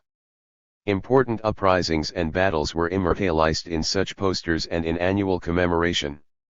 Zionist massacres were documented and martyrs remembered. 6 The PLO even entertained the ambition of setting up a Palestinian museum in Beirut. The initiative for the founding of the Palestinian Research Center came from independent Palestinian intellectual and author Dr. Fayez Saidi, 1922–1984, who, inspired by the pluralism in Beirut's cultural and political life, took the initiative to the founder and first chairman of the PLO Ahmed Shukri. In 1947 Saidi had departed for the United States to complete his doctoral studies at Georgetown University in Washington, D.C. Shortly after, his family was driven out of Tiberias during the Nakba. In the 1950s and 1960s he lectured in politics at several American universities, including Yale and Stanford, and worked for the Arab states delegation to the UN in New York. In 1965 he duly founded and became the Director General of the Palestine Research Center in Beirut. Saidi's encyclopedic knowledge and towering intellectual legacy are evident in his 500 written works, several hundred tape recordings and films of speeches and interviews, and personal library of some 5,000 volumes, including collections on politics, Israeli affairs, theology, international law, U.S. foreign policy, world history, and philosophy. 7 The massive collection of Fayez Saidi, covering the period 1901 to 1984, which consists of correspondence, pamphlets, news clippings, journal publications, essays, books, and personal files, was entrusted by his widow to the J. Willard Marriott Library, University of Utah. 8 Fayez Saidi was succeeded by his brother, Dr. Anis Saidi, 1931 to 2009, as Director General of the Research Center. Born in Tiberias and a former lecturer at Cambridge University, Anis Saidi was one of the main driving forces behind the Palestinian Encyclopedia, Al-Majua al-Filastiniya, Damascus, 1984. In 1972 he was the target of an Israeli assassination attempt, receiving a letter bomb which resulted in the partial loss of his eyesight and the loss of several fingers. Throughout its 17 years in Beirut, the Palestinian Research Center published history books, organized cultural events and art exhibitions, and produced films and posters. 9 Together with the Beirut-based Independent Institute for Palestine Studies, the center distinguished itself as a major Palestinian intellectual cultural institution and played an important role in the field of historical research on Palestine and Palestinian affairs. The center published the annual Al-Wadiq al-Filastiniya, Palestinian Documentation, and from 1971 produced a monthly journal Shu'un Filastiniya, Palestinian Affairs. The center established vast archival collections, and its holdings included the private papers of a number of leading Palestinian and Arab figures politically active in the first half of the 20th century, such as Ani Abd al-Hadi, Muhib al-Din al-Khatib, Fawzi al-Khawqji and Izzat Darwaza, Khalidi 2006, 222-3 and 39. The center worked extensively to gather, preserve, and classify all documents and books related to these Palestinian matters. The library accumulated approximately 25,000 bound volumes, and its documents collection was one of the most extensive in this field anywhere in the world. Through the years, the center devoted itself to offering free services to researchers, as well as students and institutions and universities, whether Arab or foreign, concerned with matters pertaining to the Arab-Israeli conflict. The center published more than 400 books and various other publications, serving as important reference works in the fields they covered. Rubenberg 1983, 61. Although the PLO provided the bulk of funding for the research center and its main organ, Shu'un Filastiniya, virtually all its heads and editors of the journal, including the fiercely independent Anis Saidi, Mahmoud Darwish, and Elias Khoury, strongly opposed the repeated interference of the authoritarian Yasser Arafat and fought hard to preserve their autonomy. The resourcefulness and popular success of the Palestinian Research Center were resented by the Israeli state and Israeli academia. The center established and amassed Palestinian archives, disseminated historical and scholarly research on Palestine and preserved Palestinian popular culture and heritage. Before the Israeli invasion of Beirut in September 1982, 2 attempts were made by Israel, in July and August, to destroy the center completely, Rubenberg 1983, 61-2. In 1982, as the PLO evacuated Beirut during the Israeli invasion, Palestinian institutions in the city were destroyed. In mid-September, the Israeli army raided the Palestinian Research Center along with other Palestinian and Lebanese institutions. Nearly all Palestinian cultural institutions in Beirut were pillaged, including the Palestine Cinema Institute, the Samed Workshop and the Palestinian Red Crescent Clinic. The contents of the research center were systematically looted, its historical archives and a 25,000-volume library and microfilm collection were looted and carted away by the Israeli army, Khalidi 2006, XXXVII, Chomsky 1999, 422. During the week that Israeli forces stayed in the area of Ras Beirut, the neighborhood where the center was situated, an Israeli military unit stole its priceless collections. They filled huge military trucks and carried off most of the center's contents in daily convoys directly to Israel. Some materials were destroyed inside the building itself. The Israeli invaders took from the library all the books in Arabic, Hebrew, English and French, including hundreds of rare volumes, important reference works and precious manuscripts. They also stole the files and microfilms from the archives and all the apparatus used by the center, including microfilm making devices, classifying and recording machines, tape recorders, radios, televisions, printing and photocopy machines, along with precious documents, dating back centuries, that the center had purchased in Europe and restored to the cultural custody of the Palestinians. Not satisfied with this degree of plunder, Israeli forces also carried back to Israel all furniture and fittings that were in good condition, including telephones and telex machines, electrical appliances, ashtrays, chairs, rugs, and personal effects of center employees, Rubenberg 1983, 62-3. On February 5, 1983 the research center was destroyed by a bomb that killed 20 people, including the wife of its director Sabri Giris, Chomsky 1999, 422. By then all the historical archives had been largely looted or destroyed by the Israelis. Whatever has survived was stored in private or personal collections. Some of the archival collections of the research center, however, were returned to the PLO by Israel as part of a prisoner exchange in 1984. The film collection. 10 Apparently these returned collections were initially transferred to Algeria, but in 2006 their whereabouts were unknown. Khalidi 2006, 223 and 40. The staff of the center subsequently moved to Cyprus. The Jerusalem Archives of the Arab Studies Society/Orient House, 1979 to 2001. In 2001 the Israeli government closed the Orient House, Beit al-Sharq, in East Jerusalem and confiscated its archive and the collections of the Arab Studies Society housed in it.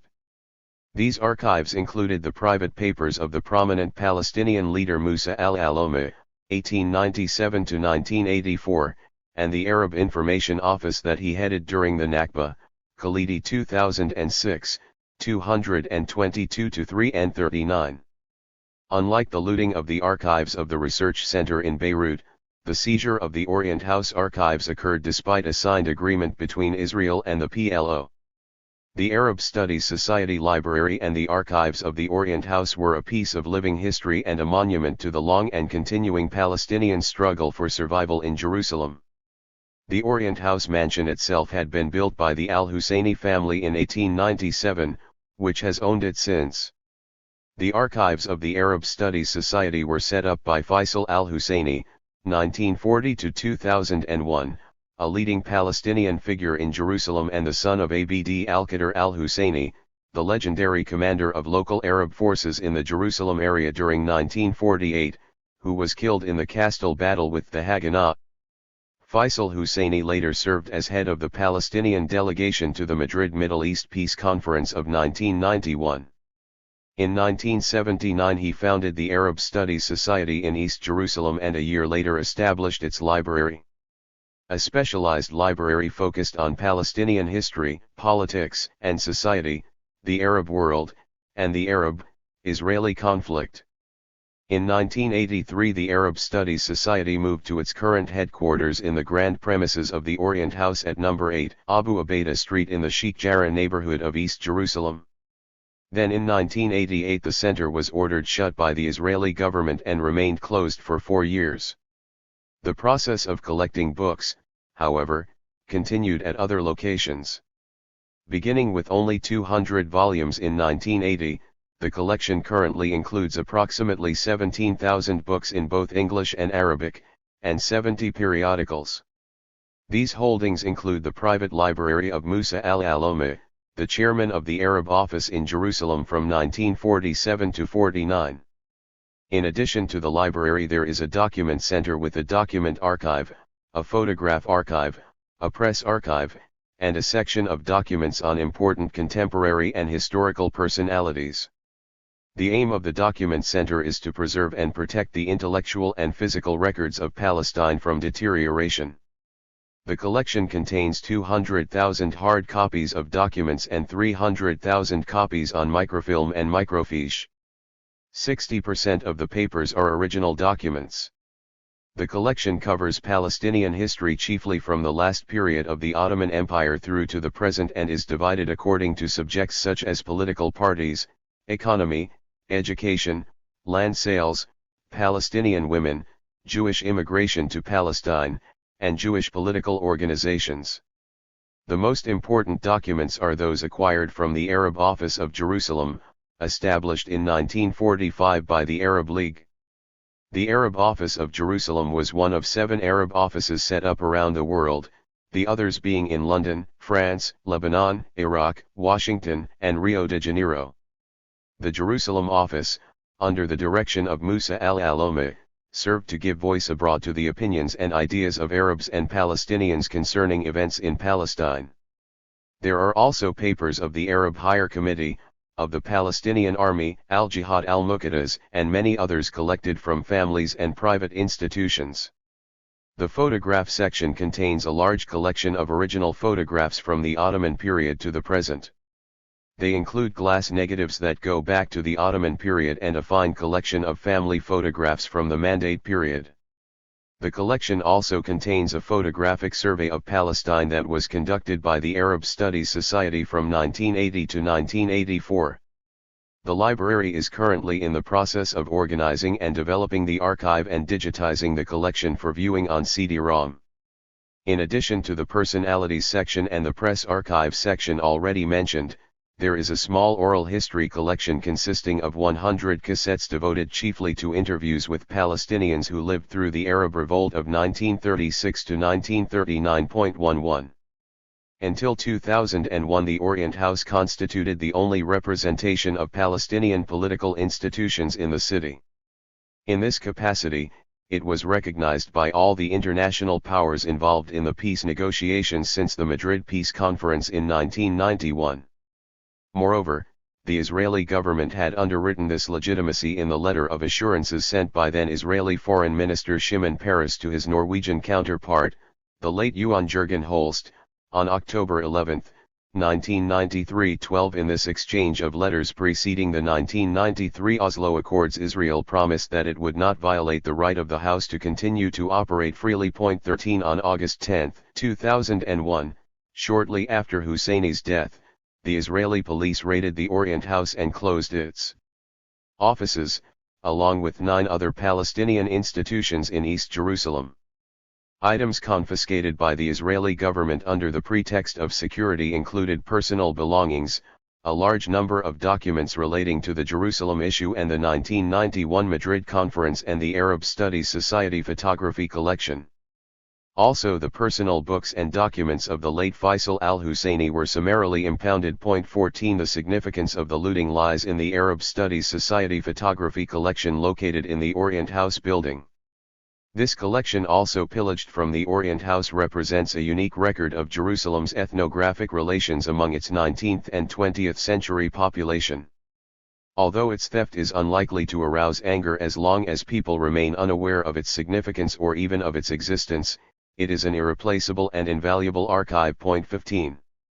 Since the loss of Beirut as the most important Palestinian intellectual, cultural and documentation center and the confiscation of the collections of the Orient House in Jerusalem, other Palestinian documentation and resource centers have emerged, including Birzeit University's Center for Research and Documentation, Shamel Palestinian Diaspora and Refugee Center in Ramallah, the Palestinian Return Center in London and the Palestine Center in Washington, D.C., which was founded by Palestinian intellectual and Georgetown University academic Hisham Sharabi in 1991.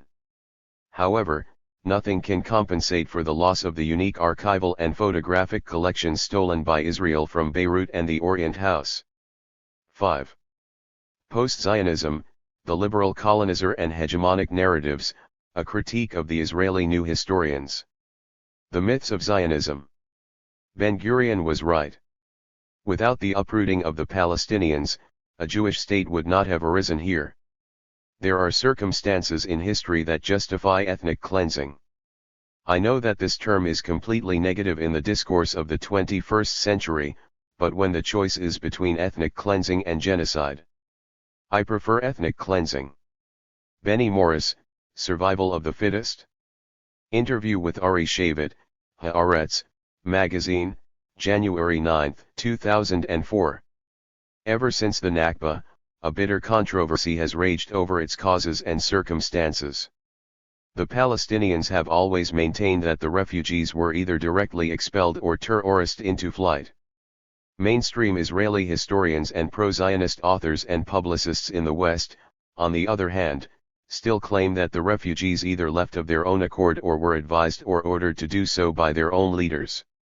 The Israeli narrative has been a classic case of mendacity and denial, denial of any wrongdoing, denial of the ethnic cleansing of Palestine, denial of the refugees' right to return, in accordance with UN Resolution 194, denial of any moral responsibility or culpability for the creation of the refugees, and denial of restitution of property or reparations, Masalha 2003.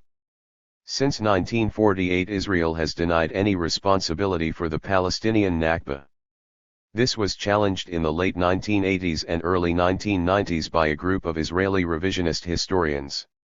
However, for over 6 decades Israel's land and demographic policies have been designed to foster a new collective and public memory based on the founding myths of Zionism, making the desert bloom, establishing settlements on swamplands and empty hills, exile and return to a land without a people for a people without a land, Masalha 1997, and the triumph of the few against the many. Furthermore, since 1948 Palestinian attempts to constitute a coherent narrative of their past have often been challenged and silenced by Israelis and pro-Zionist lobbies in the West. In fact, until recently the Nakba has been completely excluded from Western discourses on Israel, Palestine. A new regime of knowledge. No need to hear your voice when I can talk about you better than you can speak about yourself. No need to hear your voice.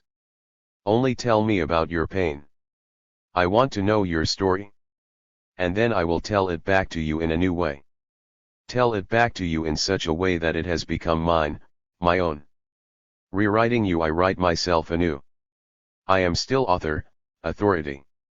I am still colonizer, the speaking subject, and you are now at the center of my talk. Bell Hooks, 1990, 241-3. Since the late 1980s, a great deal of the rewriting of the history of 1948 has been undertaken by a small group of Israeli new historians. Ironically, although the Nakba is central to the Palestinian collective memory and society of today, only a relatively small number of Palestinian historians and researchers, including Walid Khalidi, 1959, 21-4, 1959b, 22-32, 1961, 22-8, 1992, 1997, 5-21, Elias Shaufani, 1972, 108-21, 2001, 5-19, Nafis Nizal, 1974a, 1974b, 1978, Nur Masalha, 1992, 1997, 2003, 2005a, 2008, 123-56, Elias Sanbar, 1984, Rashid Khalidi, 2001, 12-36, Sami Haydai, 1967, Sharif Kanana, 1992, Abdel Javad. 2007, 59-127, Saadi and Abu Lagad, 2007, have investigated its actual roots and causes. This is rather ironic, since the debate over the causes and circumstances of the 1948 Nakba refugee exodus are reflected in the array of proposed solutions to the refugee problem. Central to this revisionist historiography are debates on the 1948 Palestinian refugee exodus, expulsion versus flight, the impact of the British Mandate on Palestinian Arab and Jewish societies, the regional balance of power in 1948, the questionable nature of Zionist acceptance of the 1947 UN partition plan, and the revelations about early secret peace negotiations between Israeli and Arab leaders. The picture that emerges from the 1948 war, for example, as historian Avi Shlaim has shown, is not the fictional one, still repeated by Israeli spokespersons, of Israel standing alone against the combined might of the Arab world. It is rather one of convergence between the interests of Israel and those of Hashemite Transjordan, and the tacit alliance between the Zionists and Hashemites, backed by the British, against other members of the divided Arab war coalition, Shlaim 2001, 79-103, and especially against the creation of an independent state for the Palestinians, within the UN partition plan. In settler colonial societies, Frantz Fanon writes, "It is the colonizer who makes history and is conscious of making it," 1963, 51. This power/record/history writing nexus, with its regimes of truth/knowledge, was famously dissected by Michel Foucault in The Archaeology of Knowledge, 1972, and Power/Knowledge, 1980. Foucault also argued for a nonlinear approach to history and an appreciation of the importance of discontinuities and accidents in history. In his recent work, The Israel, Palestine Conflict, Contested Histories, 2010, the Canadian liberal Jewish historian Neil Kaplan, who is sensitive to the asymmetrical power relationship between Israel and the Palestinians, comments extensively and enthusiastically on the works of the Israeli new historians and laments the lack of an equivalent Palestinian new history capable of recognizing the legitimacy of Zionism and the Jewish national yearning for the ancient homeland.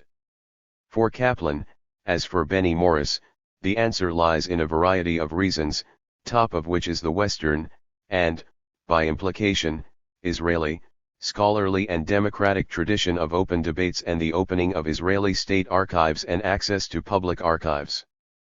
Primary sources in the form of diplomatic correspondence and memoranda are plentiful and more easily accessible on the Israeli side.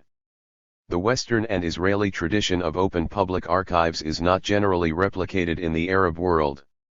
The Palestinian community, stateless and dispersed, lack the structures and resources needed to facilitate and promote the accumulation of authoritative documentation on Palestinian history on the same scale as the rival Central Zionist Archives and Israel State Archives. For years, exiled Palestinians relied on the Beirut-based PLO Research Center and the Institute for Palestine Studies to collect and preserve these parts of their national heritage, but much of the task of preservation of documents was left to individuals and families. The limitations of the written testimony are being partially counteracted by a new generation of collectors of oral history. Kaplan 2010, 241. In Israel there is a great deal of patriotic self-censorship on the part of mainstream historians.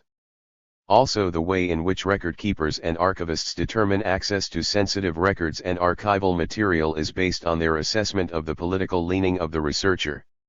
In an article entitled Sifting People, Sorting Papers, Academic Practice and the Notion of State Security in Israel, Tanya Forte shows that the whole notion of free access to the archives is totally alien to the country, 2003, 215-23. In fact, the revisions of mainstream historical accounts were partly, although not primarily, due to the release of previously unavailable Israeli archival data on the early state period. Kaplan is conscious of the relationship between knowledge, power, and history writing, multivocal historical experiences and the problematization method of historical writing, as well as the ethical implications of rewriting history on the Israel-Palestine struggle, Kaplan 2010, 241. But has the emergence of Israeli new history narrative reduced or reinforced the asymmetrical power relationship between Israel and the Palestinians? For Kaplan, as for Benny Morris, Zeev Sternhell, and most Israeli new historians, Zionism is not a brutal settler colonial movement. On the contrary, it is a national liberation movement of the Jewish people. For him the new history is largely the product of an open and democratic Israeli tradition and a question of releasing and declassifying archives and discovering new documents.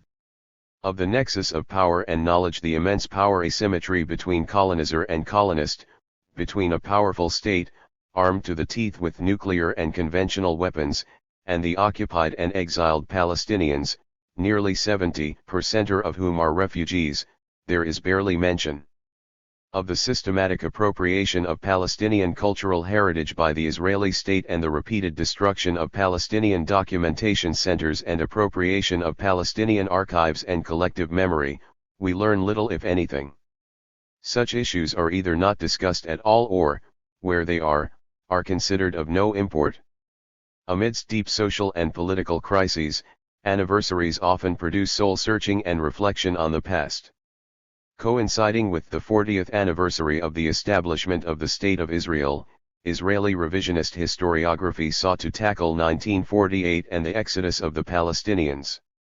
The new historians, who captured the attention of the Israeli media, were led by a loosely defined group of political journalists and academics including Tom Segev, 1986, Wonsing Hoflapan, 1987, D. 1987, Amnon Kapiliuk, 1987, 16-24, D. 2009, Benny Morris, 1986a, 1987, 2004, Avi Shlaim, 1988, Rogan and Schleim 2001, Elon Papp, 1992, 1999, 2006, 2010, in the period immediately following the 1982 Israeli invasion of Lebanon and the Sabra and Shatila massacres in Beirut.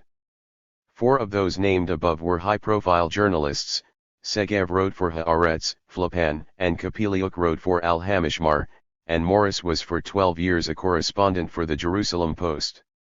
As with all modern consumer products, branding was central to the success of the New History project.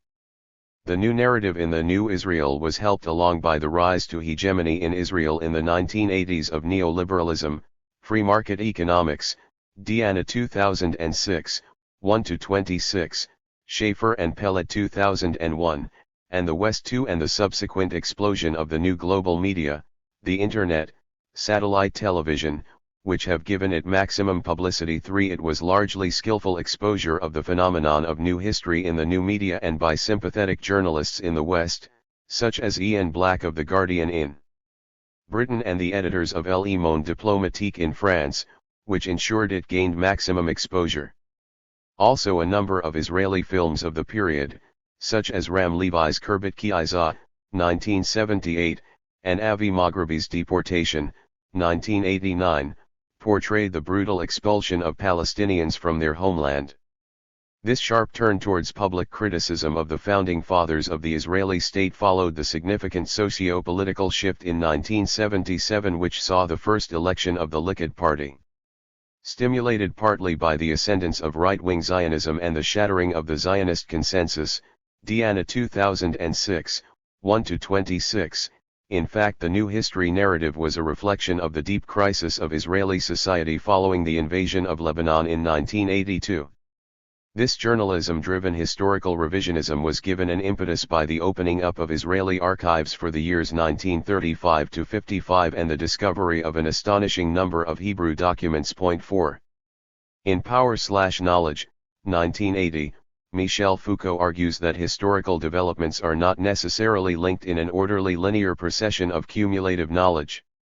Rather, periods of intellectual coherence that engender, academic and public, discourses, systems of power and regimes of knowledge can be products of various power/knowledge systems with their own particular historical discourses.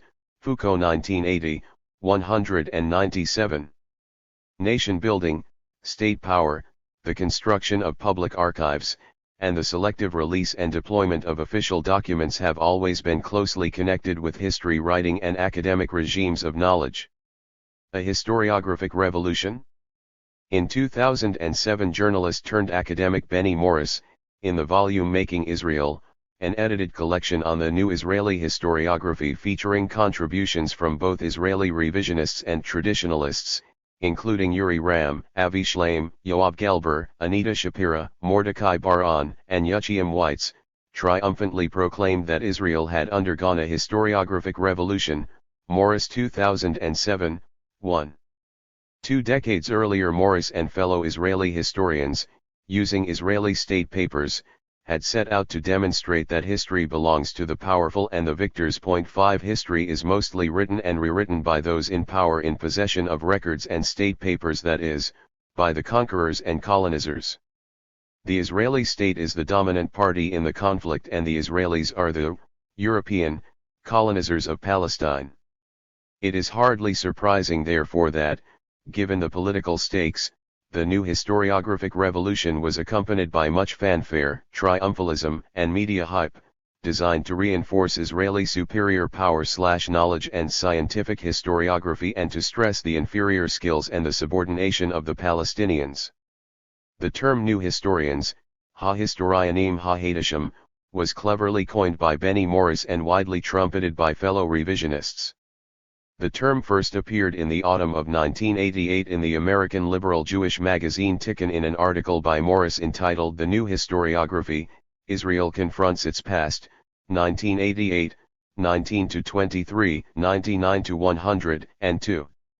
Here Morris describes himself and 3 other authors, academics Avi Shleim and Elon Papp, and political journalist Simcha Flipan, as the new historians, arguing that they had together undertaken to expose the skeletons in Zionism's closet and offer a challenge to its official historical narrative. Conceived by Morris, the new history narrative was assiduously promoted by his two close colleagues at the time, Avi Shlaim, of the Middle East Center at St. Antony's College, Oxford University, and Elon Papp, then at Haifa University, Papp 2010a, in publications and on joint platforms, often speaking at the same academic conferences in Israel and the West. In the late 1980s and early 1990s Morris, Papp, and Shlaim were also close friends. However, Papp and Morris, both of whom had carried out doctoral and postdoctoral research at St. Antony's College, were later to fall out publicly and spectacularly, while Shlaim stayed on good terms with both, see below.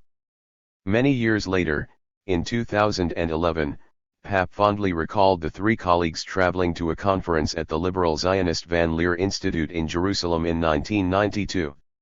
When, in 1992, we were invited to a conference in Jerusalem after participating at one in Tel Aviv, we decided to go by car. Knowing the doubtful driving abilities of my colleagues, I insisted on being the driver, fearing that otherwise an accident would kill the new history altogether. 2010a, 19. Almost from the beginning, however, the New History Project was presented in psychological, sociological, and epistemological terms by Morris and others as a project of renewal, rejuvenation and catharsis. It was cast as a project closely associated with dynamism and the younger generation of Israelis, in Papp's words, a group of young, idealist, scholars, Papp 1995, 70, in contrast to the old guard of traditionalist court historians and decaying orthodox narratives.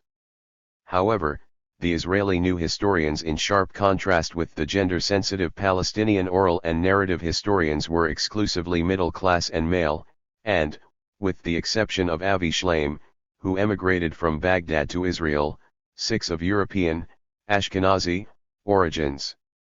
One of these establishment/state historians was Benny Morris's own father, Yaakov Morris, Zionist socialist pioneer, Israeli diplomat, published historian, and later ambassador to New Zealand.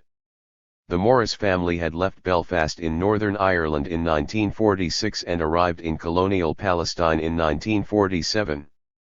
Benny was born a year later, in 1948. As an infant he lived on Kibbutz Yasser, which had been established in 1949 on the ruins of the destroyed Palestinian village of Al-Birva. In 1953 Yaakov published his book Pioneers from the West, History of Colonization in Israel by Settlers from the English-Speaking Countries. His Masters of the Desert, 1961, contained an introduction by Prime Minister David Ben-Gurion.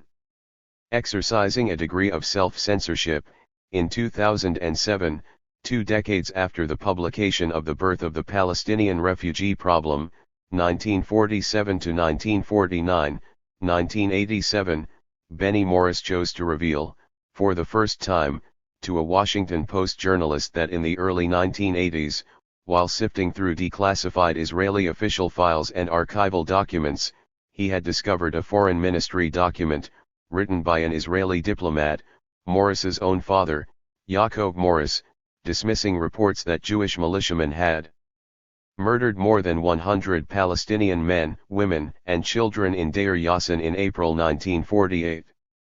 His father's memo was a series of talking points distributed to Jewish diplomatic missions in the West on how to deny what became one of the 1948 war's most notorious events. 7. The key themes of the Zionist revolution followed closely the European tradition of the grand historical narrative and identity invention/construction of the 19th century.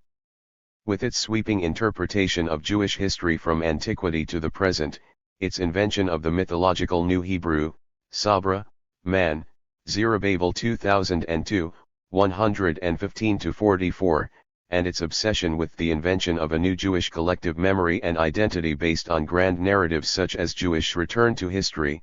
The Zionist revolutions claim that Jews were carriers of European enlightenment and universal civilization, a light unto the nations, to a backward, empty and underdeveloped land.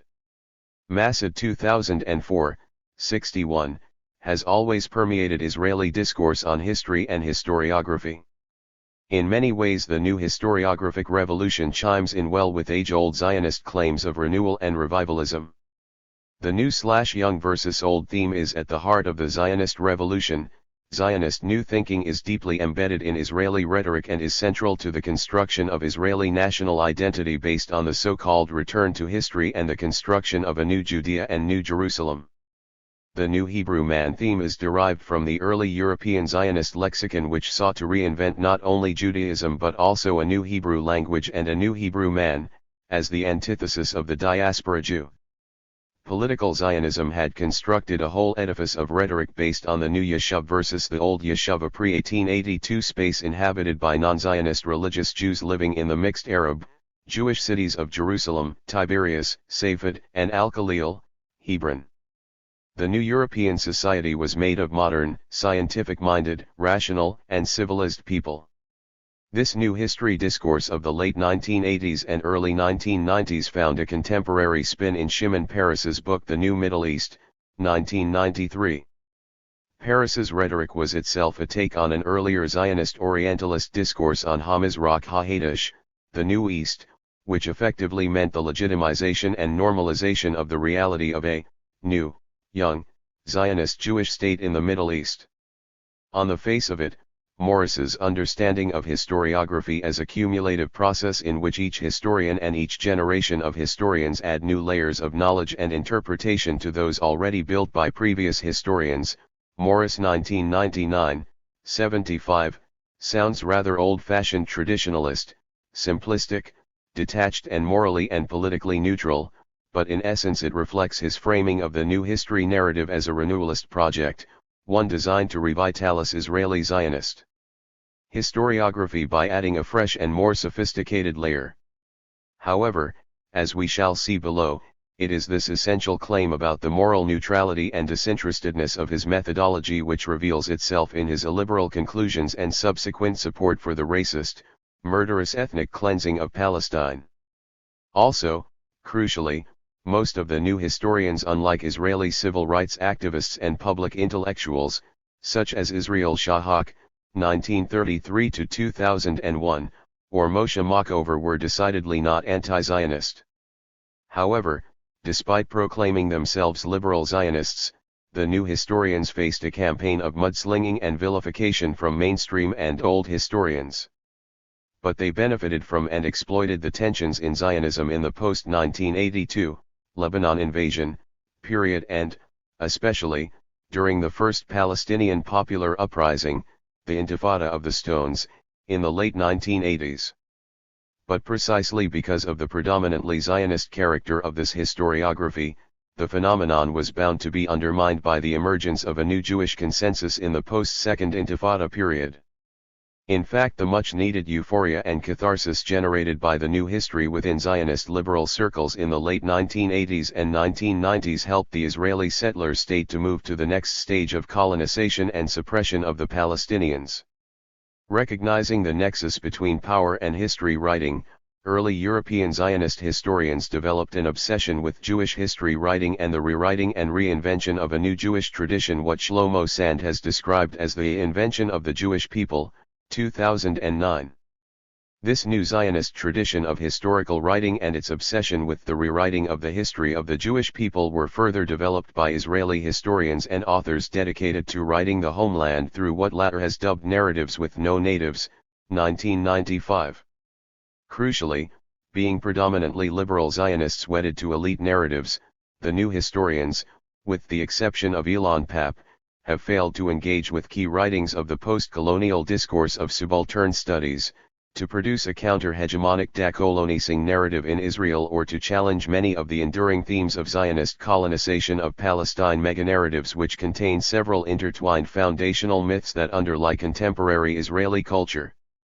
These include the negation of exile, Shlilat Hagalut, the return to history, Hashiva la Historia, and the return to the land of Israel, Hashiva Eli Eretz Yisrael, Raz Krakotskin 1993/4, 23–56, 113–32, Peiterberg 2001, 31–46, Point 8. The negation of exile, in particular, allows Zionism to establish a mythical line of unbroken continuity between the stories and legends of the Hebrew Bible and a present that renews them in the colonization and resettlement of Palestine.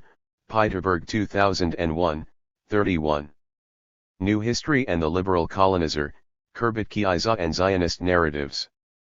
In May 1949 the Hebrew novella Khirbet Ki'izah was published by S. Yazar, real name Yazar Smilansky, 1916–2006, an army officer during the 1948 war. 9 Khirbet Ki'izah came out around the same time Arab historian Constantine Zurayk published in Arabic Ma'ana al-Nakba, The Meaning of the Nakba, 1949, 1956. Khirbet Ki'izah was never translated into Arabic and Ma'ana al-Nakba was never published in Hebrew. 4 decades later, in the late 1980s when the new historians began writing about 1948, Yazar declared himself the man who had in 1949 laid bare the original sin of the State of Israel, Shapira 2000, 1–62, 2007, 81–123. In May 1949, in contrast to the almost total obliviousness and forgetfulness of today, see Noga Kadman's study Erased from Space and Consciousness 2008, discussed below. Few new Israelis were unaware that hundreds of Palestinian villages had been forcibly depopulated and destroyed by their army. Israeli historian Anita Shapira has shown that the veracity of the story of Khirbet Ki'izah, widely discussed in Hebrew in the early 1950s, was never internally questioned or challenged at the time. The new historians, when they began to publish findings from research in previously classified archives, also sought to remind Israelis of what they had forgotten from the mid-1950s onwards. Although Zionist atrocities in 1948 were widely known in Israel in the early 1950s, they were subsequently suppressed and rendered unknowable for the vast majority of Israeli Jews. Writing in 2006, new historian Elon Papp observed, "Educators, historians, novelists, and cultural producers in general have all been involved in a campaign of denial and concealment. The horrors of 1948 were hidden from the public eye and from generations to come by those who committed them. Only at the end of 2000 did Gideon Levy, a voice in the wilderness, cry out in an article in Haaretz, 'How could you have lied to us for so many years?' Very few ask this question now, and even fewer are willing to answer it." 2006, 287–8. Khirbet Ki'izah describes the expulsion of Palestinians from their village by the Israeli army, putting onto trucks those who did not evacuate their village, including the old and the sick who were unable to flee before the arrival of Israeli troops. Written in the immediate aftermath of the 1948 war, Khirbet Ki'izah is a poignant account, fictionalist but recognizably partly autobiographical, of the ethnic cleansing of a fictional Palestinian village of that name. In 1949–51 the book generated a degree of public debate in Israel, Shapira 2007, 88–96. In Arabic the word Khirbo means literally ruins, but in the local Palestinian dialect, notwithstanding Israeli and Hebrew usage, it means simply a relatively new small village established by several families that move out of a large mother village. 11 However, according to Ronit Lenton, the Hebrew novella was not named Khirbet Ki'izah, the ruins of Ki'izah. Incidentally, his story is replete with love for the landscape and contempt for its Palestinian inhabitants, Lenton 2010, 58. Indeed Yazar's longing for an imagined biblical land and his contempt for the indigenous inhabitants, Lenton 2010, 57–60, are deeply rooted in Zionist colonialist myth-making. In Zionist Hebrew literature the word Khirba often implies that the land of the Bible was semi-deserted or neglected by the local Arabs before the advent of the European Zionist colonists, who made it productive. Yazar was born in the Zionist settlement of Rehovot, to a family of Zionist settlers who had arrived from the Ukraine. Rehovot was established in 1890–12 by middle-class Jewish businessmen and merchants on 10,000 dunams of land bought from the indigenous Palestinian Arabs of Khirbet Duran. Regardless of the motivation for the novella's title, in the early years of Israel the self-criticism of Khirbet Ki'izah, especially in internal circles, and the catharsis produced by the work, were used by the ruling labor Zionist establishment to rationalize Zionist ethics, the seizure and Judization of Palestinian land and the reinforcement of Israeli domination. First they took the land, then they constructed the ethics. Yazar Smolynsky was in some ways, to borrow an expression from Albert Memmi's The Colonizer and the Colonized, 195,713, a typical example of the self-critical left-wing colonizer. This phenomenon of self-criticism by a minority of the Zionist colonists has accompanied the Zionist project from its outset. It has also contributed to shielding it, at least in the West, from the reality of colonialism in Palestine. Earlier patterns of settler self-criticism were produced by dissident settlers such as Yitzhak Epstein, who warned of the moral implications of Zionist colonization methods. Yazar's famous uncle, Moshe Smolynsky, 1874–1953, described the attitudes prevalent among the majority of Zionist colonists concerning the indigenous Palestinian population, which ranged from indifference and disregard to patronizing colonial superiority. Smolynsky was a prominent Zionist writer, labor leader, and one of the founders of the Jewish Farmers Association. In 1911 he published a series of stories about the life of the Palestinian Arabs entitled simply The Arabs, Bnei Arav. Smolynsky had emigrated from the Ukraine to Palestine in 1890 and settled as a farmer and landowner in the colony of Rehovot. Let us not be too familiar with the Arab fellahin lest our children adopt their ways and learn from their ugly deeds. Let all those who are loyal to the Torah avoid ugliness and that which resembles it and keep their distance from the fellahin and their base attributes. Quoted in Gorny 1987, 50, see also 62. Moshe Smolynsky even showed how deeply rooted the concept of the ethnic cleansing of Palestine was in the narrative of early Zionist colonists. He recounted a dialogue that took place in 1891 between two pioneers of Hovavat Zion, lovers of Zion, who had settled in Rehovot. We should go east, into Transjordan. That would be a test of our movement. Nonsense, isn't there enough land in Judea and Galilee? The land in Judea and Galilee is occupied by the Arabs. Well, we'll take it from them. How? Silence. A revolutionary doesn't ask naive questions. Well then, revolutionary, tell us how. It is very simple. We'll harass them until they get out. Let them go to Transjordan.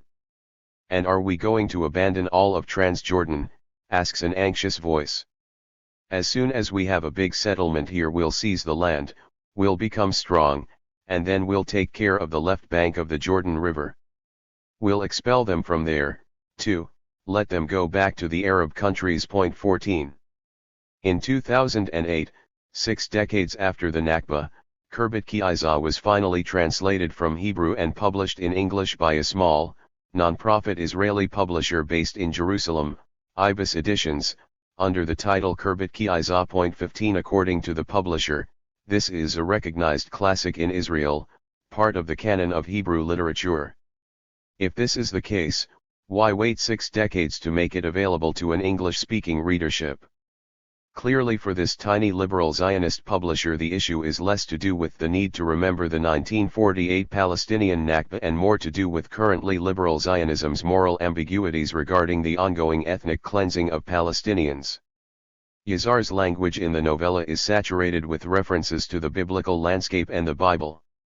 This perhaps explains why it was a bestseller in its first years and discussed widely in Hebrew newspapers and magazines. The story contains the following. They're just like animals, Yehuda explained to us, but we did not reply. The women were gathered onto another truck, and they began to scream and weep. We felt a mood of beggary, pus, and leprosy, and all that was lacking was the sound of dirges and charity saveth from death. Ugh, revolting, said Shlomo. Better they should die, said Yehuda. Yazar's narrator has an epiphany. Something struck me like lightning. All at once everything seemed to mean something different, more precisely, exile. This was exile. This was what exile was like. This was what exile looked like. I had never been in the diaspora. I said to myself I had never known what it was like, but people had spoken to me, told me, taught me, and repeatedly recited to me, from every direction, in books and newspapers, everywhere, exile. They had played on all my nerves. Our nation's protest to the world, exile. It had entered me, apparently, with my mother's milk. What in fact had we perpetrated here today? We'd open a cooperative store, establish a school, maybe even a synagogue. There would be political parties here. They'd debate all sorts of things. They would plow fields, and sow, and reap, and do great things. Long live Hebrew Ki'izah! Who, then, would ever have imagined that once there had been some Kirbet Ki'izah that we emptied out and took for ourselves? My guts cried out. Colonizers, they shouted. Lies, my guts shouted. Kirbet Ki'izah is not ours. The Spandau gun never gave us any rights. Oh, my guts screamed. What hadn't they told us about refugees? Everything was for the refugees, their welfare, their rescue. Our refugees, naturally. Those we were driving out, that was a totally different matter. Wait. 2,000 years of exile. The whole story. Jews being killed. Europe. We were masters now. Yazar 2008. In discussion at an Israeli cabinet meeting on November 17, 1948, Israel's, Mapham's, Minister of Agriculture, Aharon Zisling, drew a parallel between the behavior of Jewish and Israeli troops in 1948 and the Nazis in Europe. Now Jews too have behaved like Nazis and my entire being has been shaken. Segev 1986, 26. In Kirbet Ki'izah, Yazar makes similar comparisons. Israeli officers had ordered atrocities and had carried them out. The guns Israeli Jews aimed at Palestinians were German Spandos, and the transport onto which Jews loaded Palestinians were called boxcars. Yazar showed that Israelis carried out war crimes against innocent Palestinian civilians in 1948. The debate and public controversy surrounding Yazar's Kirbet Ki'izah in 1949-51 was limited to Hebrew readers and Israeli politicians. Shapira 2007, 96. As Gabriel Peiterberg points out, this cannot be compared to the situation now, shaped as it is by an Israeli public relations machine that has continued to perpetrate deliberate deception about what happened in the Nakba of 1948. He has shown that, following the book's publication, within the safe and generally hidden confines of their own Hebrew language, some Israelis were grappling with how to deal with the true story of the mass ethnic cleansings of 1948, Peiterberg 2009, 31-3. Kirbet Ki'izah became a set book in Israeli secondary schools in 1964. The story, which deals with the cleansing of rural Arab Palestine as Yazar experienced it, goes to the heart of the Zionist, Palestinian conflict and has given rise to great unease, even evasiveness, among liberal commentators in Israel. Yazar is perhaps the greatest poet of Palestinian landscape in modern Hebrew. He is also a historian of destruction and expulsion. In the closing pages of the story, watching the humiliated Palestinians who have previously been described as most of them elderly or women or children huddling in Israeli lorries. Peiterberg, 2009, 31-3, cites an interview Yazar gave to Haaretz in 2005, shortly before his death. In it, the interviewer asked, "Why were you the only member of your generation who saw the catastrophe that befell the Arabs?" Yazar replied, "The others were attentive only to relationships with other people, among themselves. I looked at the landscape was a central part of my personality, and that's why I saw the Arabs. The landscape was the paper, on which everything was written, and afterwards it gets torn and nobody looks at the paper." Yazar, himself a so-called Sabra, sought to nativize the new Israeli and endow him/her with a new Israeli narrative. In his largely autobiographical novel, Preliminaries, completed only in 1991, when he was 75, Yazar recounts many details of his youth growing up in Rehovot, and into adulthood. He seems to have had a great fondness for the landscape of rural Palestine and an understanding, as Peiterberg notes, that what had made it look so appealing was precisely the labor expended there over generations by its Palestinian Arab landowners and farmers. The people who had planted and tended all those biblical accoutrements of the landscape like olive trees and grapevines, who tended the sheep, made the wine and olive oil, and did all those other biblical things that made the land so attractive for the Zionist settlers. Peiterberg writes that at the end of preliminaries, Yazar delivers his final verdict on the Zionist project. The child is haunted less by the possibility that Zionism in the shape of a powerful, durable settler nation-state might not succeed than by the certainty that its realization would erase the landscape of pre-1948 rural Palestine. In the final scene, the boy is sent to collect baskets of grapes from a nearby vineyard and realizes that soon, none of this will remain, neither this vineyard nor the sandy path. He thinks of the extinction of the villages and the fate of their inhabitants. These Arabs will not remain. Zarnuga will not remain, and Qubaiba will not remain, and Yibna will not remain. They will go away and start to live in Gaza. 2009, 31-3. Other Israeli writers have offered a different interpretation of the novella.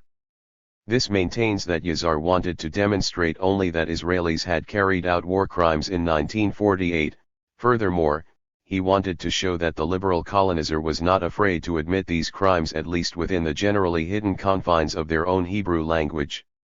Thus the aim of the novella was not to tell how the Israelis had brutally carried out the ethnic cleansing of Palestine, but to show that they were capable of self-criticism and did not lack a conscience. 16. One reviewer of Kirbet Ki even observed that the novella was included in the optional list of standard literature texts in Israeli secondary schools.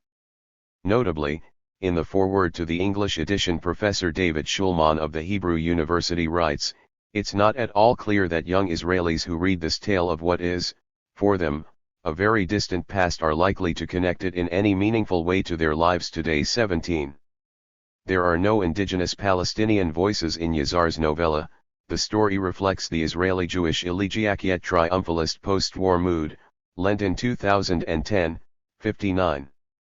Like Yazar, the liberal Zionist settler colonizer cannot possibly produce a counter-hegemonic narrative or reflect indigenous voices. Yazar himself was the most important writer of the Palma generation, those who, in the elite shock troops of the Haganah, spearheaded the expulsions and massacres of the Nakba. In 1959 he was awarded the prestigious Israel Prize, Shapira 2007, 97, 108. Yazar's writings produced a much-needed catharsis and ultimately reinforced the Zionist settler colonial narrative. They helped the settler state to justify taking over Palestinian land and provide the ethical justification, and in the process proceed to the next stage of colonization. Yazar's own personal politics are another case in point. He served in the first Israeli Knesset in 1949, remaining an uncritical MK for the ruling Mape party until the mid-1960s. Shapira 2007, 81-123. In 1965 he even joined the hardline Rafi party founded by Ben-Gurion, a breakaway of 8 MKs from Mape. Rafi supported the continuation of the military administration imposed on, and systematic discrimination against, the Palestinian citizens of Israel. 27 years after the publication of Kirbet Ki, in early 1977, Israeli filmmaker Ram Levi attempted to bring the truths of the Nakba, hitherto entirely repressed within the Israeli psyche, back to the surface. Levi managed to persuade the Israel Broadcasting Authority to sponsor a television film dramatization of Yazar's novella. Levi had first proposed the project in 1972, but it was then rejected by the authority. On May 17, 1977, at which time the drama was being filmed in the West Bank, Menahem Begin's Likud party came to power. In January 1978, when the film Kirbet Ki, 1978, was ready to be aired on Israeli television, to coincide with Israel's 30th Independence Day, the education minister, Zevulun Hammer, intervened and cancelled the broadcast. In support of the ban was leading Israeli journalist Tommy Lapid, who a quarter of a century later would become justice minister. Even if the Fatah Information Bureau were headed by a genius, he couldn't have come up with a better one than this. And even if Goebbels were directing Arab propaganda efforts, they couldn't have had greater success. And even if a fifth column were operating in our television studios, they couldn't have performed a better service to aid the enemies of our state. 18. Eventually the film was aired on February 13, 1978, but immediately after was shelved. It was not shown again until 1993. Although Yazar and Levi earned a reputation as iconoclasts in liberal Zionist circles, both were recipients of the Israel Prize. This form of narrativization of moral Zionism, via a cycle of self-criticism and catharsis, has been repeated over and over again. Other instances are philosopher Martin Buber in the 1940s, A.B. Yehoshua's Facing the Forest in the late 1960s, The New History in the late 1980s and early 1990s. Yet 6 decades after the publication of Karbit-Ki Isa and 2 decades after the emergence of the new Israeli historiography, the hundreds of Karbit-Ki Isahs that had been wiped from the map have remained completely absent from Israeli collective memory and consciousness. Noga Kadmon's Erased from Space and Consciousness, 2008, shows how the destroyed villages remain entirely absent from Israeli national discourse. Kadmon, who traveled to 250 sites of destroyed villages, documents this total obliviousness of Israelis today to the Palestinians ethnically cleansed in 1948. The book examines the non-existence and marginalization of these villages in information given to visitors in tourist and recreation sites in Israel. For the liberal colonizer, the hundreds of Karbit-Ki Isahs were dictated by necessity. Yazar in fact had no intention of painting a picture of systematic Zionist injustice in Palestine. In a 1978 essay in the daily Yediot Aharonot, he rejected the treatment of his novella as an archetype. There's no duty or necessity whatsoever for a story about some specific events to have to symbolize something more general. And what you find in a given tale is not necessarily a model for everything that happened in the history of a people or a country at a particular time. 19.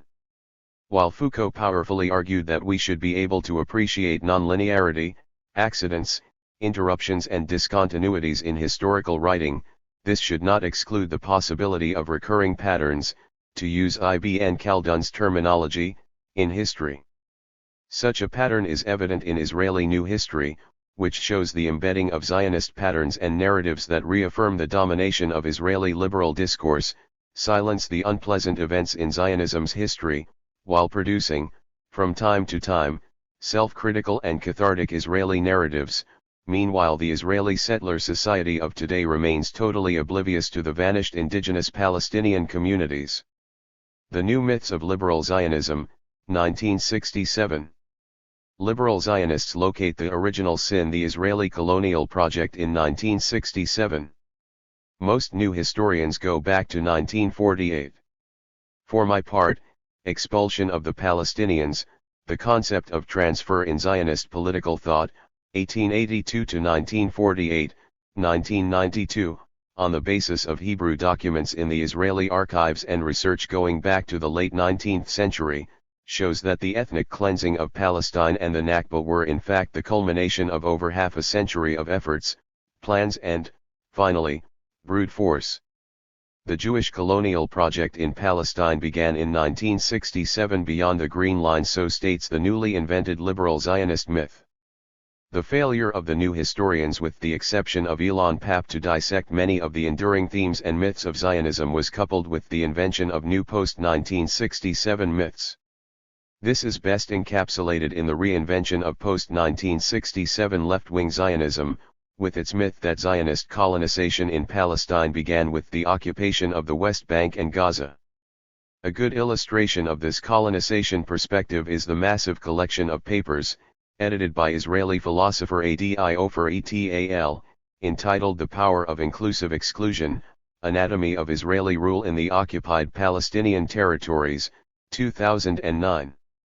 The June War of 1967 simply marked another stage, albeit a turning point, in the long history of the Zionist colonization of Palestine, particularly with regard to the occupied West Bank and East Jerusalem.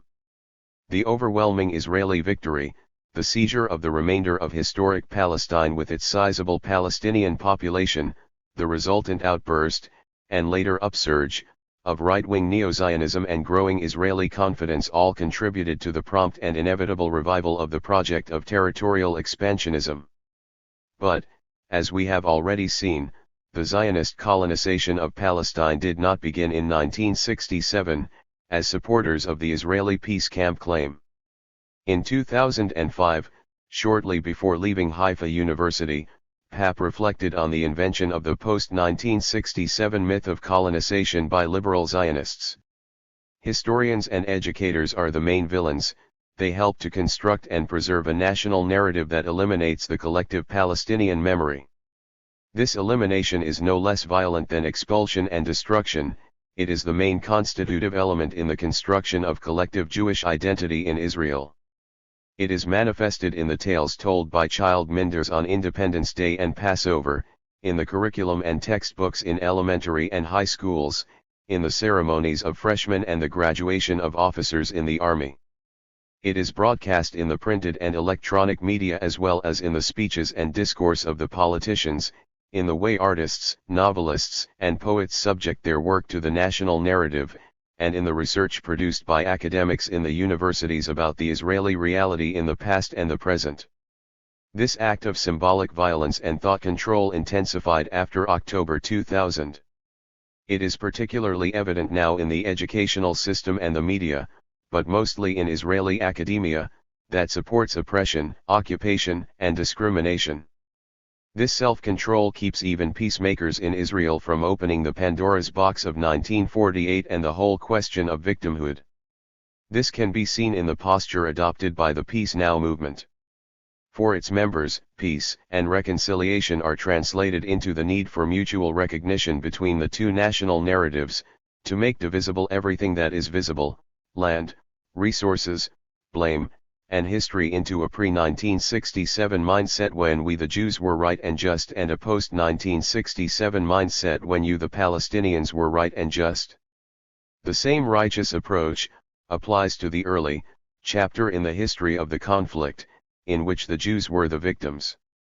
This periodization is very important, since the earlier period is considered to be more crucial, thus, being just then, in the formative period of the conflict, justifies the existence of Zionism and the whole Jewish project in Palestine. At the same time, it casts doubt on the wisdom and morality of Palestinian actions in that period. It obliterates from any discussion the ethnic cleansing carried out by the Jews in 1948. Papp 2006, 287-8. Struggling to reconcile the nationalist, liberationist, and settler colonial narratives of Zionism, Schleim conceives of the conflict as having originated in a clash of two legitimate nationalisms, which has evolved in the post-1967 period into a clash of the colonial with the indigenous. This liberal Zionist conception of the Israel-Palestine struggle echoes, for instance, Amos Oz's idea of the clash of two justices, latter 2009, hence Schleim's emphasis on the need for mutual recognition between two national liberation movements and two legitimate national narratives. This also explains Schleim's rejection of the Palestinian refugees' right of return to their homes and villages in Israel. In point of fact, Papp is the only new historian who supports the refugees' right of return unequivocally. He also, in contrast to Schleim, understands the Palestine conflict within a straightforward paradigm of settler colonialism. Shared responsibility for the catastrophe? Most Israelis have yet to internalize their share of the responsibility for the creation of the Palestinian tragedy, and until they do so, there's no chance for peace. Tom Segev, A History Lesson 20. Benny Morris is central to the rise and decline of the Israeli New History Project. Since the publication of The Birth of the Palestinian Refugee Problem, 1947 to 1949, 1987, Morris, in particular, has been treated in the West as the ultimate authority on the 1948 war and the creation of the Palestinian refugee problem. Morris began his scholarly career by arguing for shared responsibility for the Palestinians over their catastrophe. he ended up with the claim that the Palestinians had brought the Nakba on themselves. 21 He became the symbol of a new history in collusion with ethnic cleansing, neocolonialism and war crimes in Palestine, past, present, and future. Indeed, Morris's work has contributed to demolishing some of the long-held myths, at least in the West, and misconceptions surrounding Israel's birth. His subsequent collection of essays, 1948 and After, Israel and the Palestinians, 1990, revisited the ground covered in the birth, bringing to light new material he discovered himself or which became available only after the completion of the first book. Critics of Morris, including this author, took issue with his conclusion that the Palestinian refugee problem was born of war, not by design, Jewish or Arab. It was largely a byproduct of Arab and Jewish fears and of the protracted, bitter fighting that characterized the First Israeli-Arab War. In smaller part, it was the deliberate creation of Jewish and Arab military commanders and politicians.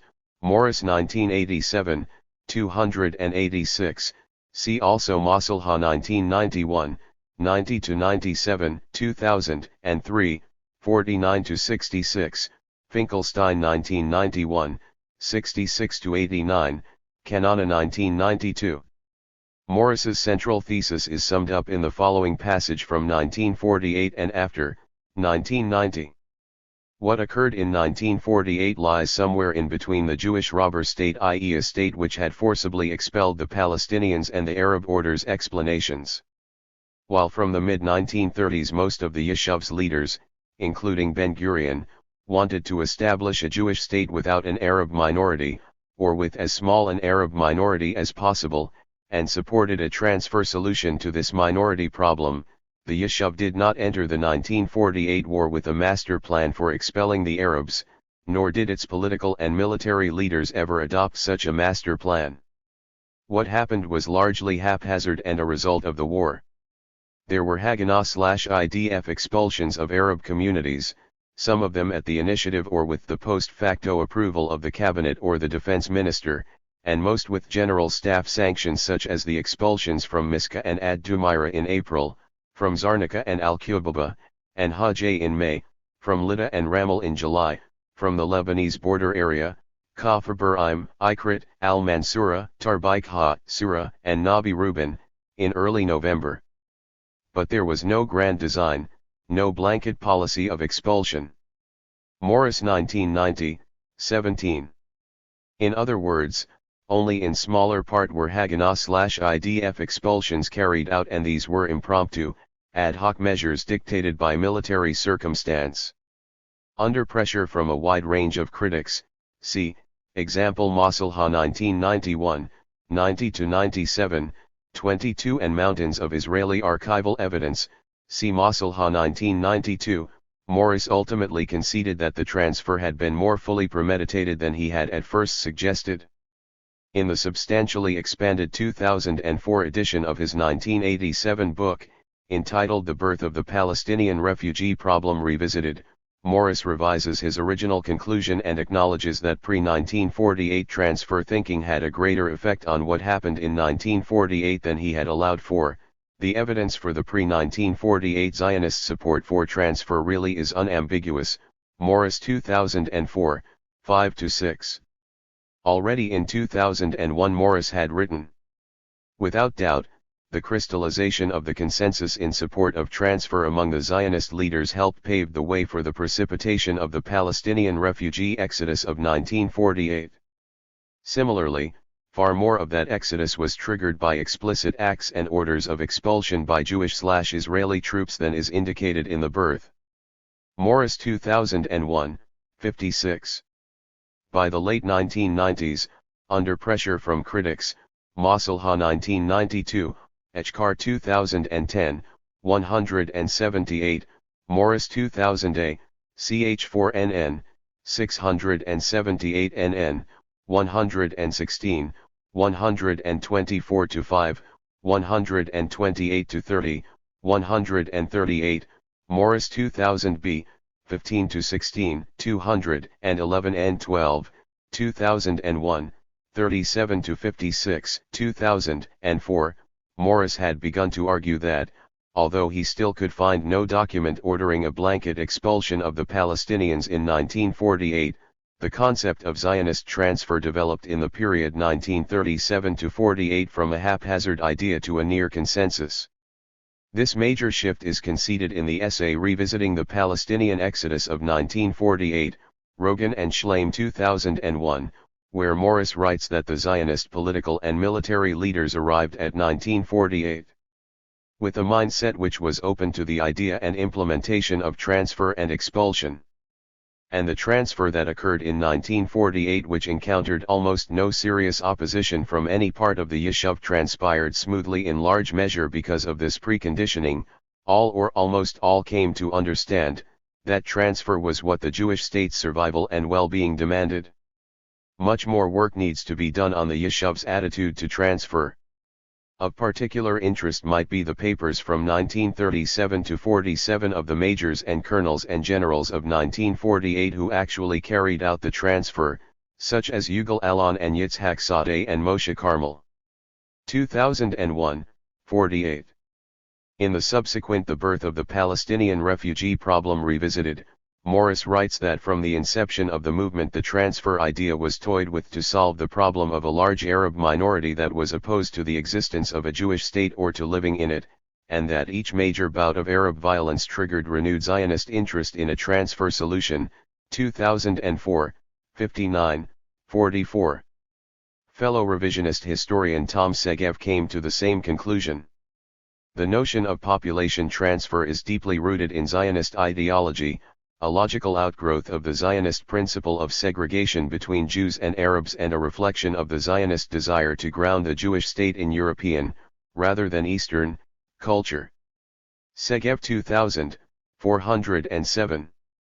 While mainstream Israeli historians have refused to admit Zionist responsibility for the Palestinian Nakba, the new historians, in particular Schleim, Morris, and Segev, opted for the happy medium. They seized upon Morris's conclusion, which allowed for a formula of shared responsibility on the part of the Palestinians for their catastrophe. Schleim 1994, 26-7, 2010, 55-61, Segev 2001. Schleim, in particular, took up Morris's multi-cause explanation of the 1948 Palestinian refugee exodus to promote the idea of the Palestinians' shared responsibility with the Zionist Jewish leadership for the dismantlement of Palestine in 1948 and the catastrophe. 23 Schleim was notably highly critical of my conclusions with regard to the historical roots of the Nakba. This approach is much evident in his recent book Israel and Palestine, Reappraisals, Revisions, and Refutations, 2009.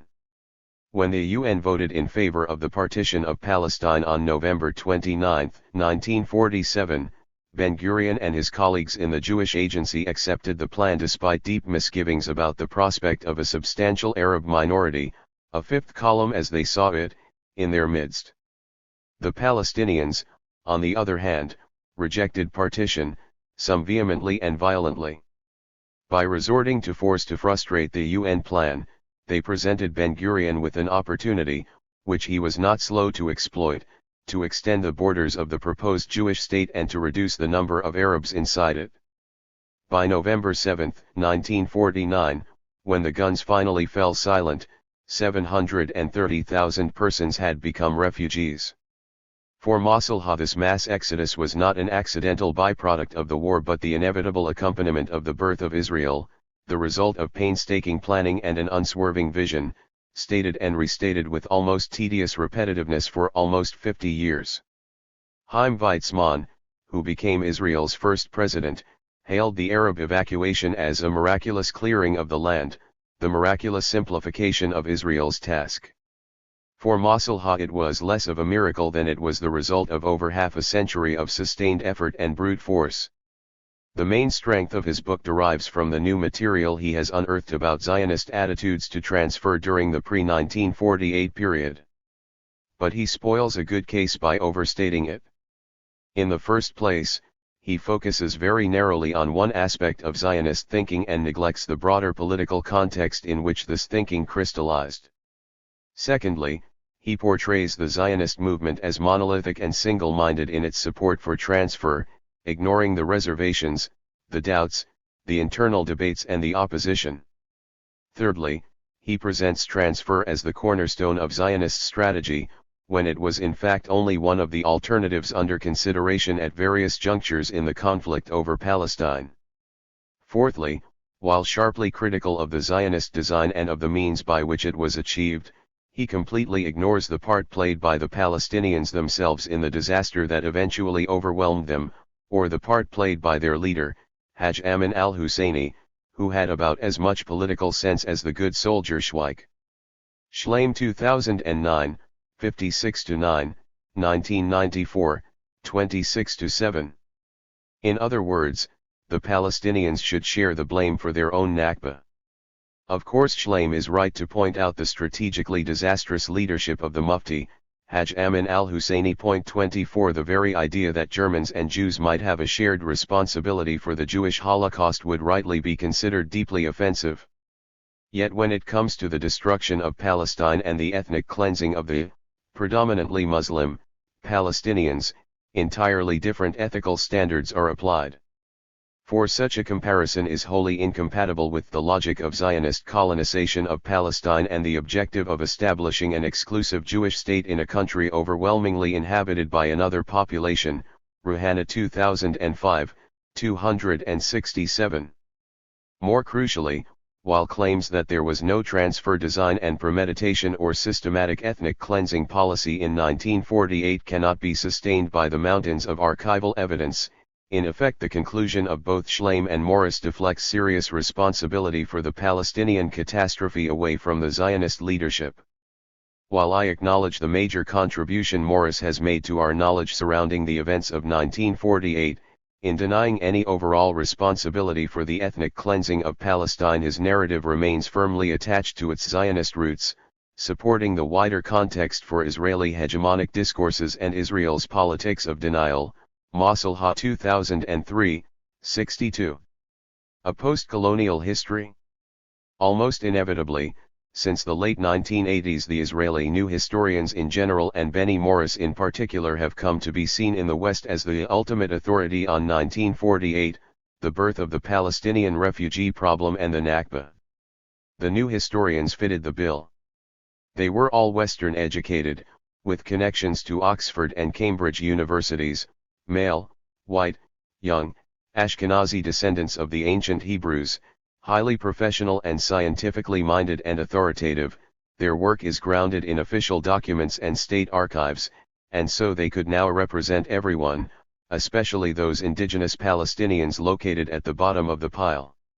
Exaggerating the impact of new history, and trumpeting their newly found fame, the new historians even sought to patronize the annoyed and jealous Palestinian historians.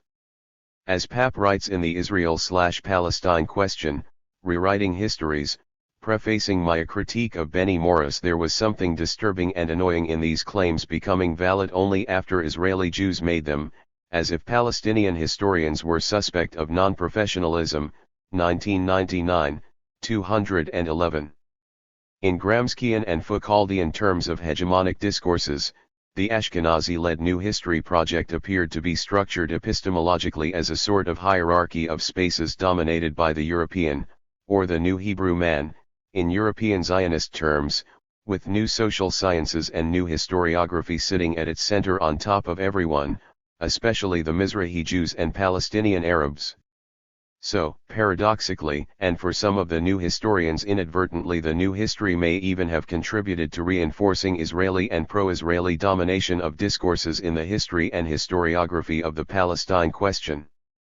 Overstating the impact of the new historians on the Israeli Academy and Israeli society, Papp, who thought the new historians could bridge the narrative gap and gender divide in Palestine, Israel, wrote in 1995 that the new history, Israeli scholarship, and academia in general could now include as well as represent dispossessed Palestinian refugees, marginalized Mizrahi Jews and even silenced Palestinian women. The Israeli academia is an integral part of the global academic system, and thus it is not surprising that historians and sociologists in it adopted the same interdisciplinary, skeptical, and subjective view towards their own history. Such a methodology will naturally reflect their wish to represent the Palestinians, the Sephardis, and the women's side of the story. Important chapters in the Palestinian historical narrative about the origins of the 1948 war, its course and consequences are thus accepted by Israel historians. Pap 1995, 72, 76. Contrast this with Pap's highly critical view of the deeply entrenched colonial attitudes of the Israeli Academy 10 years later, see below. He is also fully aware that speaking in favor of the oppressed and subaltern is different from the oppressed and subaltern speaking for themselves. Pap, inspired by academic developments in historiography and post-colonial theories in the West, advanced a view that ascribed the emergence of the New History Project to methodological innovations globally as well as to the rise of post-colonial studies in Israel, Diana 2006, 1-26. But as Palestinian scholar Sif Diana points out, the claim that the new history as a whole is a product of a dialogue with La Nouvelle Histoire in the West is completely unfounded and largely ahistorical, Diana, 2006, 1-26. The same criticism was voiced by Ella Shohat, who pointed out that, in contrast to the post-colonial discourses in the West, Israeli liberal intellectuals did not engage with the key anti-colonial writings of Caesar, Memi, and Fanon, Shohat 2010, 321-2. In the U.S. Academy the anti-colonial discourse appeared after Black History Studies, Latin American Studies, Indigenous American Studies, Shohat 2010, 323. By contrast, in Israel Islamic and Middle Eastern studies are predominantly Orientalist in perspective and heavily influenced by the requirements of the Israeli security/intelligence gathering establishment. In her brilliant critique of Israeli post-Zionism and the ideological context of the New History Project, Shohat remarks, in the Anglo-American Academy, post-colonial theory emerged out of the anti-colonialist movement and third-worldist perspective, that is, at least partly, what makes it post-Zionist post-colonial writing in Israel, in contrast, comes out of an academic context often untouched by the history of anti-colonialist debates. Thus in Israel we find the post without the past. In Israel, it was not the anti-Zionist discourse that gave way to post-Zionist discourse, but rather Zionist discourse that gave way to post-Zionist discourse. To argue for moving beyond the colonial, as suggested by post-colonial theory, within a nation-state and within an academic space hardly touched, historically, by third-worldist perspective requires that we ask the question of the anti-colonial with even more vigor. Shohat 2010, 323.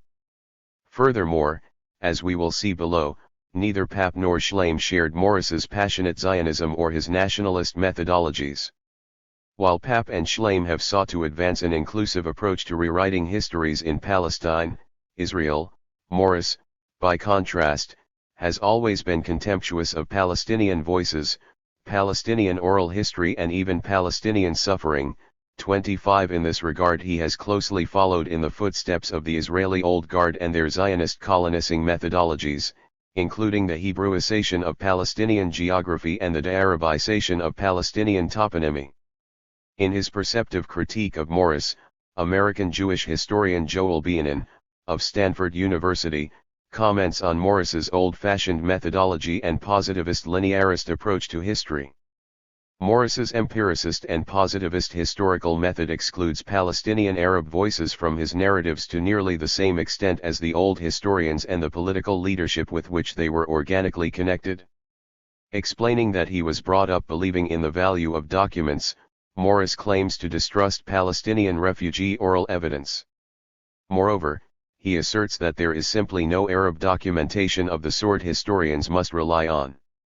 What exists in Arabic or translated from Arabic into Hebrew or English are some Arab political and military memoirs, newspaper clippings, chronicles and histories. Much of this material is slight, unreliable, tendentious, imaginative, and occasionally fantastical. Despite this contempt for the existing Arabic sources, Morris's position has a respectable professional pedigree derived from the work of Leopold von Ranke. Like many positivist historians, Morris does not consider the intellectual or political implications of his choice of historical method. Indeed, like most traditional Israeli historians, he rejects the view that proper scholarly practices have political implications. Despite the sympathy it might arouse for their plight, Morris's historical method contributes to the historical and political marginalization of the Palestinians. Moreover, his positivist and literalist approach to reading archival evidence results in a historical incoherence which renders the experiences of the Palestinians and other Arabs obscure if not incomprehensible. 26. The 19th-century German historian Leopold von Ranke was the father of modern historical positivist, empiricist methodology. 27. Like Ranke and his empiricist followers, Morris's literalism places the emphasis on official documents, state archives, state history, high politics narratives, a top-down approach to national and international politics, military campaigns, and war histories, but without a critical approach to the power relations that underpin this official documentary history. Morris also displays a complete disregard for Palestinian voices and the people behind the official documents. His contempt for the victims of the Nakba is much in evidence in his writings. For instance, he rarely describes the suffering of the Palestinian refugees. In fact, in the Hebrew edition of 1948, A History of the First Arab-Israeli War, 2008-2010, he even implies that the Palestinian inhabitants of Lydda and Ramel who had to endure ethnic cleansing, mass deportation and a death march in July 1948 should be grateful for their mass expulsion. He also argues that most of the Palestinian refugees are, in fact, not refugees at all since they were expelled to what became known as the West Bank and Gaza. 28. The impact of the new historians/post-Zionists. Why do ruling classes fear history? Because, beyond their crimes, and beyond the tragedies and ironies which are so demanding of hope and spirit, they see and they know, as did their forerunners, that history has been, and remains, a process of struggle for freedom and for justice, and increasingly, at least since the late 18th century, it has been, as the late Raymond Williams once put it, a long revolution, at the political heart of which is the fight for liberty, equality, and democracy. Harvey K. Why do ruling classes fear history? 1995-96. How influential were the new historians/post-Zionists and what was their overall impact? Was 1990 to 2000 a post-Zionist decade? Is it possible to frame the conflict in post-colonial theory, while Zionist settler colonialism in Palestine is expanding, with no sign of decolonization in or liberation for Palestine? First, benefiting from hitherto secret documents, the new historians help debunk many official Israeli myths. The rise of what was seen at the time as an influential, though controversial, revisionist historiography was a significant development in the public understanding of the Palestine-Israel conflict. Second, the new historians made a huge impression on fellow academics and historians in the West. Their influence on academic and scholarly discourses on Israel in the West cannot be overstated. One example of their spectacular impact on the Israeli public debate, often cited by Elon Papp, 2002, 27, 2010, 35, is Tecuma, Israel Television's 1998 documentary aired on the occasion of the Israeli state's Jubilee celebrations in 1998. According to Papp, Tecuma's 22 parts tried to recognize the narratives of all those who were victims of the Zionist projects of Israeli policies in the past. It was a fitting jewel in the crown of the post-Zionist television of the decade 1990, 2000, 2002, 27. Interestingly, however, the documentary was given the ideologically nationalist and emotionally charged Zionist Hebrew salvationist title Tecuma. In Hebrew Zionist terminology, the word generally means Jewish national revival, resurrection, resistance, and recovery, and re-establishment in the land of Israel. The discourse of Tecuma fuses the establishment of Israel in 1948 with the language of Theodor Herzl, especially in his 1902 novel Alt New Land, Old New Land. In his Old versus New discourse, Herzl argues for a Jewish return to history, the creation of a new society and a new Hebrew man, and insists on a European Jewish civilizing mission in the Middle East. Although most of the important revisionist works appeared in the mid-1980s and early 1990s, the phenomenon still attracts the keen interest of Western academia, especially in the USA, Canada, Britain, and France. On the whole, the terms of the debate in the West on the early history of the Israeli state and the birth of the Palestinian refugee question have been partly transformed under the impact of this scholarly phenomenon. Containing remarkable discoveries based on Hebrew and archival material, these works closely scrutinize the conduct of the labor Zionist founding fathers of the Israeli state, thus contributing to the demolition of many of the long-held myths surrounding Israel's birth.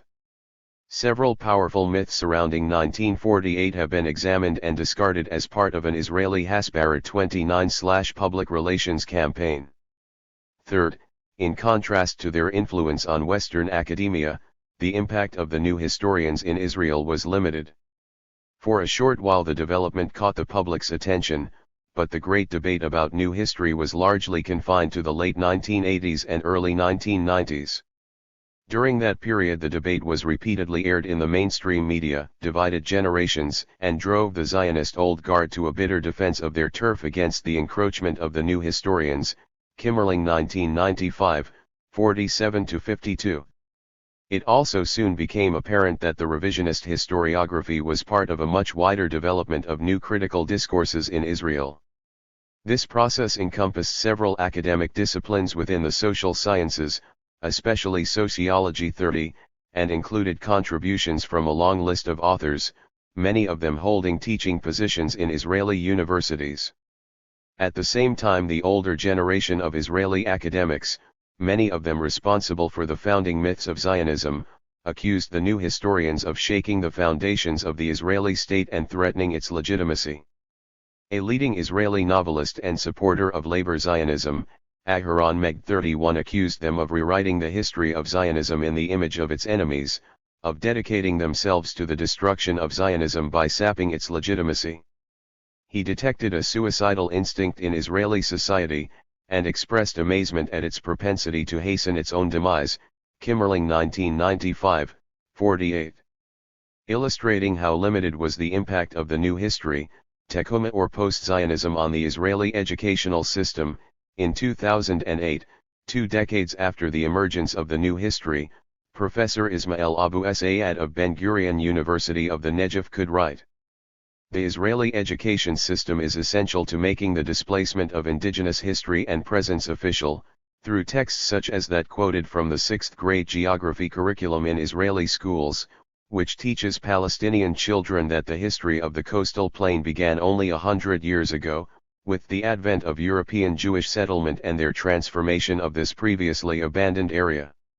In the text, modern, Jewish, Tel Aviv overrides any mention of Arab Jaffa, modern, Jewish, Ashdod of, Arab, Isdud, modern, Jewish, Ashkelon of, Arab, Al-Maghdal. Modern Jewish Rishon LeZion and Herzliya and numerous other new towns are superimposed upon an unacknowledged landscape of Palestinian villages emptied and demolished in 1948. The indigenous landscape is erased from the curriculum, while it is simultaneously being erased by the curriculum, because of its absence from the official historical and geographical materials being taught about the region. 2008, 24-5. Fourth, it should be noted that almost from the beginning it was evident that, both academically and ideologically, these Israeli authors were neither a monolithic group nor representative of a coherent intellectual current. For instance, from the outset Morris and Papp offered two completely contradictory interpretations of the political objectives of Plan Dalet, adopted by the Haganah militia in early March and implemented in early April 1948.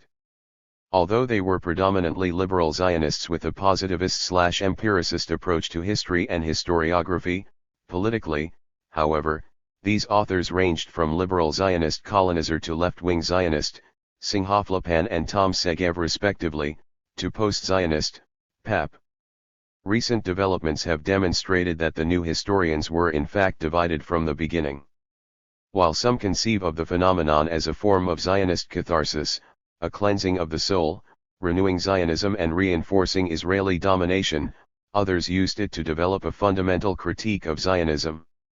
Early on, Benny Morris announced that he was passionately Zionist, that 1948 was a heroic Jewish struggle for survival, that he was intellectually and empirically impartial, and that the only reliable sources for the reconstruction of the birth of the Palestinian refugee problem are Israeli official documents and the archives of the Israeli army. The historian's methodology and bridging the narrative gap.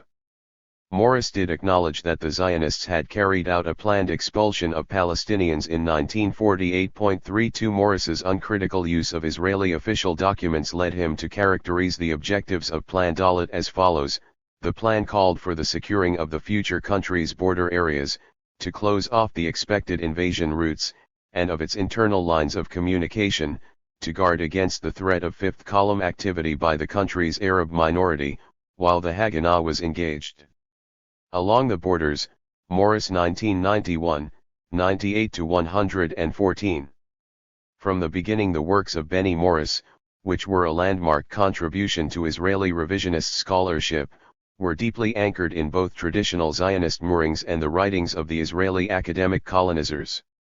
I have argued that Morris had treated the Palestinian Nakba as a debate amongst Zionists which has little to do with the Palestinians themselves, and of ignoring the long history that the idea of transfer, ethnic cleansing, had among mainstream Zionist leaders, Masalha 1991, 90-97, and that the Israeli revisionist historians' excessive or even exclusive reliance on Israeli archives had limited their narrative and conclusions.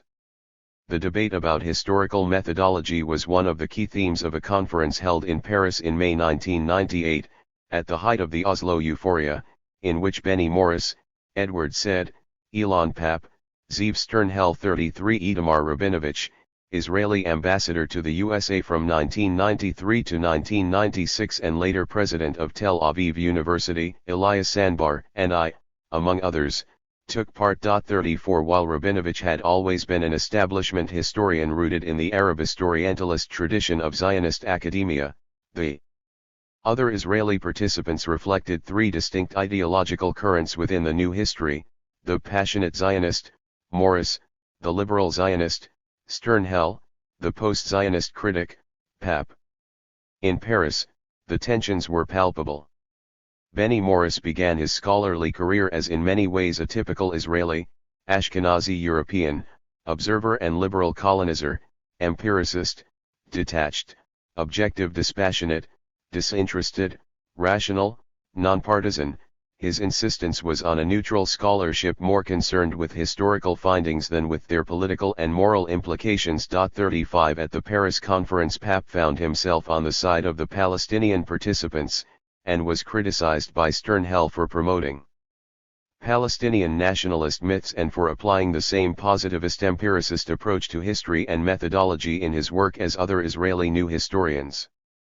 Papp, on the other hand, criticized the detachment claims by Morris and Rabinovich, arguing for engaged and involved historiography, and against the Israeli historians at the conference who extolled the virtue of detached scholarship. Kabha 2007, 299-319. Edward Said described Papp as an involved anti-Zionist socialist historian. 36 At the conference, Said expressed the view that it was not possible to bridge the narrative gap between the Zionist colonizers and the colonist indigenous inhabitants of the land. Sternhell, like other liberal Zionist intellectuals and authors, Martin Buber, Amos Oz, Amos Elon, S. Yazar and A.B. Yehoshua included, embodies the liberal colonizer who promotes the myth of the clash of two rights and two justices, of Buber's idea, the land of two people 37, and of the fallacy of balance and false symmetry between the colonist and the colonizer, between the indigenous and the European settler, between the ethnically cleansed and the ethnic cleanser. The conscientious liberal Zionist, represented in S. Yazar's Kerbet Ki Izah, 1949, and A.B. Yehoshua's Facing the Forests, 1968, and Between Right and Right, Bain Zekut Eli Zekut, 1980, 1981, whose narrative found strong echoes in the enthusiastic reception accorded in the West to the heroic new historians, is always torn by the demands of Zionist patriotism and the need for human decency. At the Paris Conference, expressing a view which is typical of the Israeli liberal narrative, Sternhell acknowledged the colonizing aspects of Zionism and recognized the great injustice done to Palestinians. But he insisted that, in view of the European Jewish catastrophe, the Zionist military conquest of Palestine and the expulsion of the Palestinians was dictated by necessity. Said describes the profound contradiction bordering on schizophrenia that lies at the heart of Israeli historical revisionism and the works of Morris, Sternhell, and Schleim. While acknowledging what happened in 1948, the new historians, with the exception of Papp, end up justifying it in the name of Zionism and, at the same time, denying the Palestinian refugees the right of return which is enshrined in UN resolutions and international law. One very powerful impression I had was that whereas the Israeli participants, who were by no means of the same political persuasion, often spoke of the need for detachment, critical distance, and reflective calm as important for historical study, the Palestinian side was much more urgent, more severe, and even emotional in its insistence on the need for new history. The reason is of course that Israel, and consequently most Israelis, are the dominant party in the conflict. They hold all the territory, have all the military power, and can therefore take the time, and have the luxury to sit back and let the debate unfold calmly. Only Elon Papp, an avowed socialist and anti-Zionist historian at Haifa University, was open in his espousal of the Palestinian point of view, and, in my opinion, provided the most iconoclastic and brilliant of the Israeli interventions. For the others, in varying degree, Zionism was seen as a necessity for Jews. One of the most remarkable things about the Israelis, again except for Papp, is the profound contradiction, bordering on schizophrenia, that informs their work. Benny Sick Morris, for example, 10 years ago wrote the most important Israeli work on the birth of the Palestinian refugee problem. Using Haganah and Zionist archives, he established beyond any reasonable doubt that there had been a forced exodus of Palestinians as a result of a specific policy of transfer which had been adopted and approved by Ben-Gurion. Morris's meticulous work showed that in district after district, commanders had been ordered to drive out Palestinians, burn villages, systematically take over their homes and property. Yet strangely enough, by the end of the book, Morris seems reluctant to draw the inevitable conclusions from his own evidence. Instead of saying outright that the Palestinians were, in fact, driven out, he says that they were partially driven out by Zionist forces, and partially left as a result of war. It is as if he was still enough of a Zionist to believe the ideological version that Palestinians left on their own without Israeli eviction, rather than completely to accept his own evidence, which is that Zionist policy dictated Palestinian exodus. 38. Historians and authors in the West continue to display a bias in favor of Israeli archival sources and documentation. The overall bias towards Israeli archives and the lack of sufficient attention given to Palestinian oral history have contributed to silencing the Palestinian past. Although breaking boundaries within Israeli historiography by focusing on Israeli archival documents, Morris and other Israeli revisionist historians did not place Palestinians as subjects or agents in their own history. Humphreys 2009, 79. Morris continues to dismiss Palestinian oral history and the testimonies of the refugees. In recent debates and publications, both Papp and I, by contrast, have highlighted the vitality of Palestinian oral testimony as an essential methodology in the reconstruction of the Palestinian past and understanding of the Nakba. As is the case with other subaltern groups, refugee oral testimony is a crucial source for recovering the voice of the victims of ethnic cleansing and for constructing a more comprehensible narrative of the experience of ordinary Palestinian refugees. Masalha 2005a, 2008, 123-56.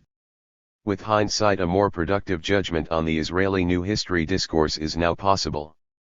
First, any assessment of the impact of post-Zionism on the settler state that is Israel must take into account the fact that the right-wing Likud and its allies have dominated Israeli politics for much of the past 3 decades, and continue to do so. Therefore it would be absurd to argue, as some commentators in the West do, that the new historians and post-Zionists dominated Israeli discourse in the 1990s, only to be betrayed by the Palestinians and undermined by the Second, Al-Aqsa, Intifada in September 2000. The Israeli post-Zionism debate began in the mid to late 1980s, in parallel with the new history. In late 1985/early 1986, shortly after the Knesset reaffirmed the definition of Israel as the state of the Jewish people in contrast to its simultaneous and explicit rejection of a proposal to define Israel as a Jewish state and the country of all its citizens, a heated public debate on the nature of Israeli identity erupted between Anton Shamus, an Israeli-Palestinian writer, and the author A.B. Yehoshua, who is known for his liberal views and was once described by the New York Times as a kind of Israeli Faulkner. Shamus began to work for Israel Television in 1975. He also wrote extensively for Hebrew-language newspapers on the problem of Israeli, Palestinian identity in a Jewish state and published an anthology No Man's Land, 1979. In 1986 Shamus wrote his now famous novel Arabesques in Hebrew, the language of the colonizer, a highly original literary work which epitomizes what is often referred to in post-colonial discourse as hybrid cultural identity. Promoting what later came to be recognized as a key post-Zionist theme, Shamus argued that Zionism had completed its mission in 1948 with the establishment of Israel, that the Israeli law of return, which confers on Jews a favored status and exclusive rights and denies Palestinian aspirations, is blatantly discriminatory and should be replaced by Western-style immigration laws, that Israeli Jews should come to terms with the reality of a multicultural and binational Israeli society in which Israeli Palestinians, who constitute 1/5 of the population, would be accepted as full, equal citizens, and that a single, liberal, civil identity common to all those living within the borders of the State of Israel should be promoted. Both Israelis and Palestinians, Shamus thought, should move away from an obsession with identity politics. Palestinians inside Israel have attempted to construct an authentic Palestinian identity for themselves inside the Green Line. This has often been met with denial and rejection by liberal Zionists, for whom the existence of a Palestinian identity and Palestinian culture inside Israel was a negation of Israel's Zionist identity. Yehoshua's response to Shamus was typical of the Zionist liberal colonizing discourse. Reflecting the fundamental Zionist Jewish opinion that views the law of return as the legal embodiment of the Zionist Jewish character of the state, and for which Israeli identity is essentially the consummate expression of Jewish identity, he rebuked those who did not repudiate Shamus's vision of a non-sectarian democratic state for all its citizens. The law of return is the moral basis of Zionism. If you accept the morality of the whole Zionist process in this sense, then with a clear conscience you can come to Anton Shamus and say, you, the Israeli Arab, or the Palestinian with Israeli citizenship, you are a minority here. If you want your full identity, if you want to live in a state with an independent Palestinian personality, with an authentic Palestinian culture, get up, take your belongings and move yourself 100 meters to the east, to the Palestinian state which will be established alongside Israel. 39. There were those liberal Israelis who understood Yehoshua's get up, take your belongings and move yourself 100 meters to the east as a call for the expulsion of the Palestinians from Israel, as the commentator for the Daily Haaretz noted on January 17, 1986, Rabbi Meir Kahane would not have formulated it better. 40 Shamus responded sharply, lumping Yehoshua with his brothers, the members of the Jewish terror organization. He also wrote that if and when the Palestinian state is established, I do not wish to leave my country and my kindred and my father's house for the land he, in this case, A.B. Yehoshua, will show me, cited in Grossman 1993, 251. 2.5 decades later, the Palestinian state to which Yehoshua suggested Shamus should move does not exist, and senior Israeli ministers and officials, not only members of the far-right Yisrael B'tanu, are openly threatening the Palestinians with expulsion.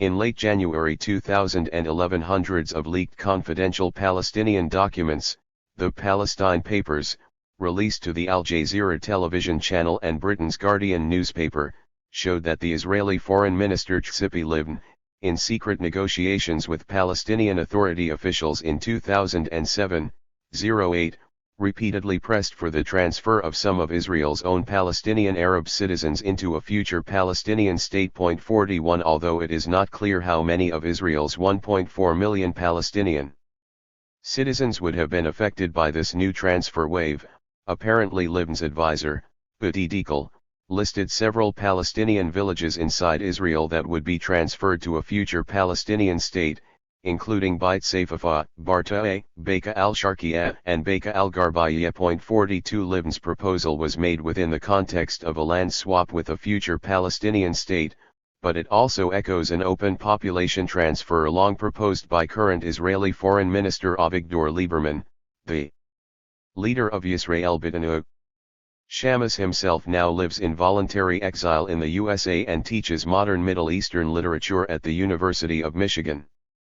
A number of works on the post-Zionism debate have been published in the USA and Britain since the mid-1990s, PAP 1997, 37-43, 1998, 99-105, Nimni 2003, Silberstein 1999, 2008, Segev 2002, Hilliard 2009, although the impact of the post-colonial discourse on Israeli settler colonial society has been marginal. With their critical success mostly outside Israel, the new historians have not substantially changed the terms of political debate inside Israel or challenged the fundamental nature of Zionist colonialism in Palestine. Not only is settler colonialism still at the heart of Israeli society, and Israeli academia still structured around the colonization of minds, in fact the post-Second Intifada period has witnessed a colonial resurgence in Israel. In a colonizing country, the vast majority of Israeli academics support the system that employs them and funds their research and publications. In the 1990s, post-Zionism, which was influenced by the rise of post-colonial discourse in the West, and historical revisionism were largely academic phenomena, indeed were on the margins of Israeli academia. It did not reflect the emergence of a new grassroots or social movement. The phenomenon never grew into an all-encompassing anti-Zionist cultural, political, or ideological movement or decolonising methodology. Crucially, post-Zionism failed to reverse or even slow down the Israeli colonization of the West Bank. It never changed Israeli society in significant ways, be it public school curricula or the nature of Palestinian-Israeli relations. Throughout the 1990s, the Israeli Ministry of Education and the academic establishment in Israel continued to promote an official version of Zionist history in which the facts were sacrificed to self-justifying myths. Furthermore, under the cover of the Oslo peace process in the 1990s, Israel consolidated its colonies by tripling its settler population in the West Bank and consolidating its Bantustans. In the Myths of Liberal Zionism, Israeli poet and novelist Yitzhak Latter, commenting on the return of the colonial to Israel, shows how Zionist settler colonial strategy preceded even the outbreak of the 2000 Intifada. It ran throughout the Oslo peace process years. While the colonization deepened, the number of settlers tripled, lands were expropriated, roads for Jews only were paved in the occupied territories, IDF assassination squads were killing Palestinian youths, and Arafat kept promising his people independence. Latter 2009, 46. The ongoing construction of a segregation/apartheid wall at the heart of colonist Palestine, with devastating consequences for the lives of many Palestinians, is strongly backed by the Zionist left and the likes of Benny Morris.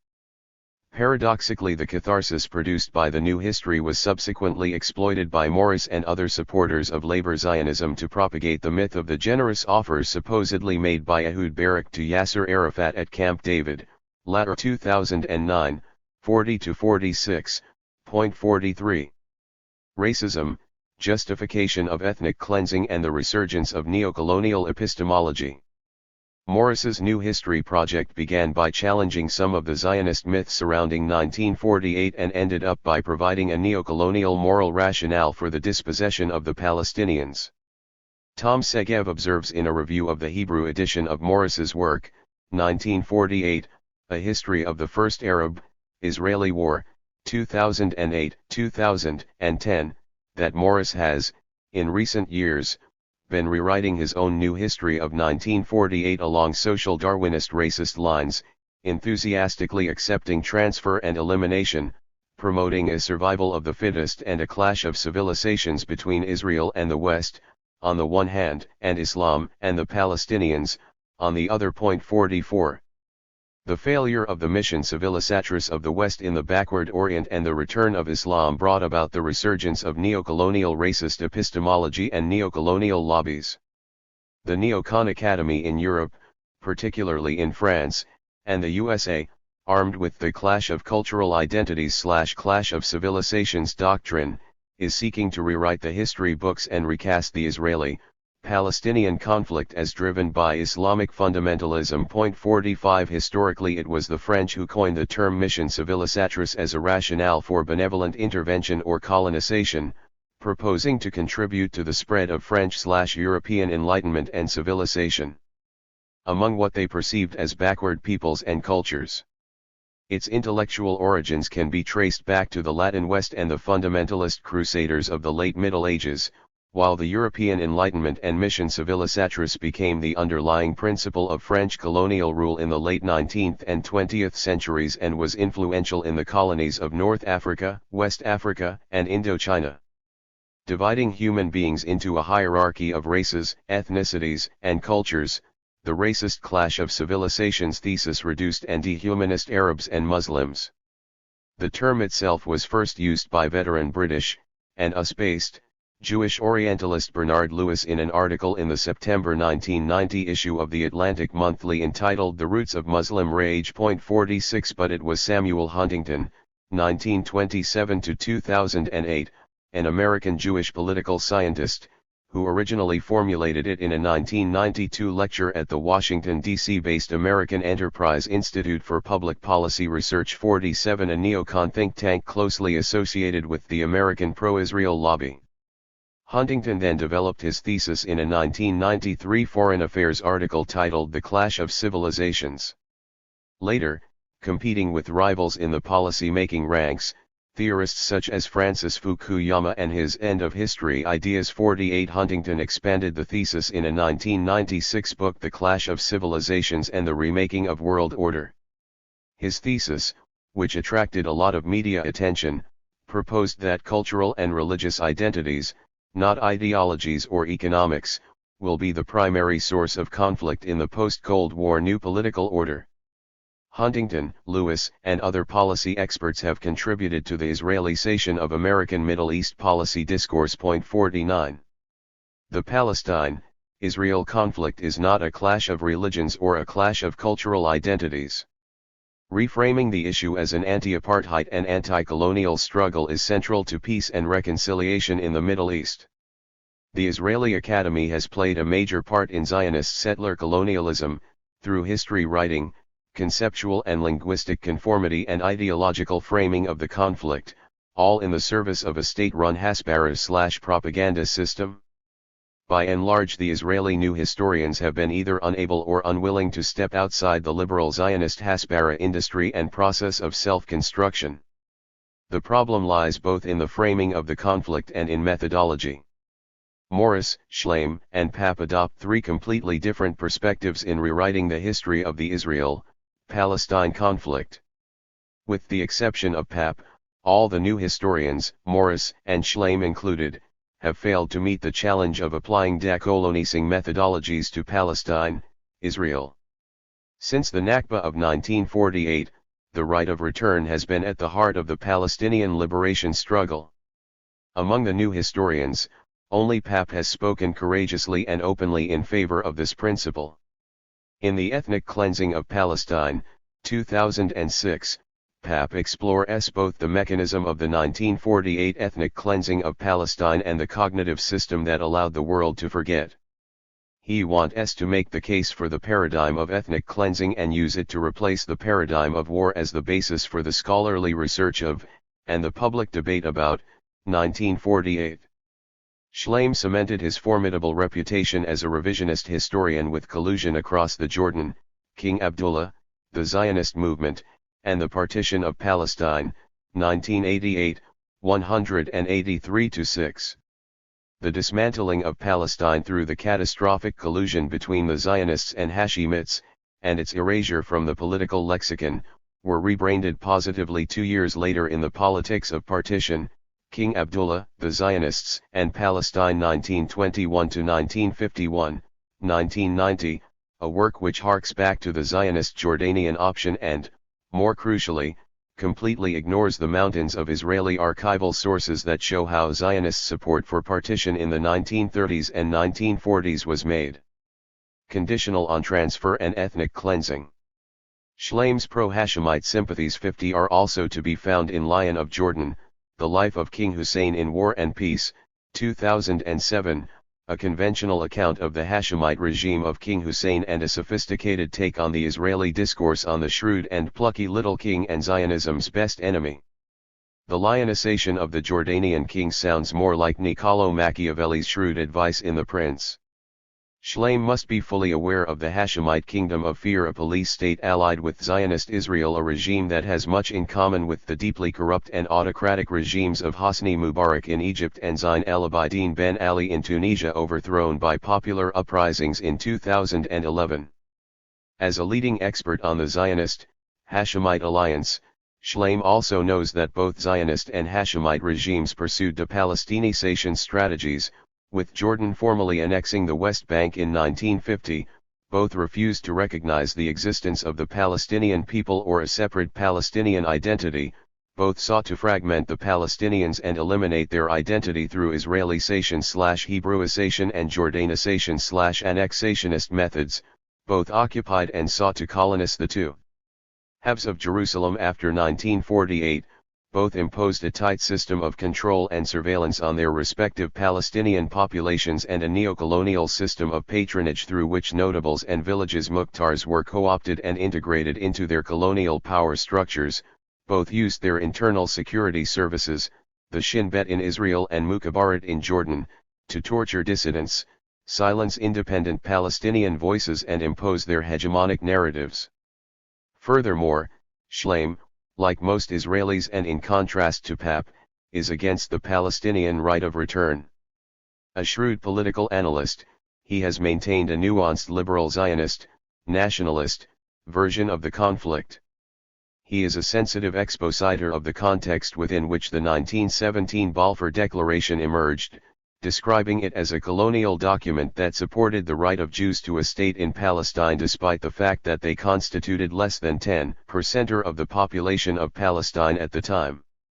He also accepts that the UN 1947 Partition Plan, General Assembly Resolution 181, which recommended a Jewish state on 55% of historic Palestine, was unfair, but nonetheless claims that it was legal and thus established a hugely expanded Israel as a legitimate state 51 on the ruin of Palestine, on a territory encompassing 78% of historic Palestine.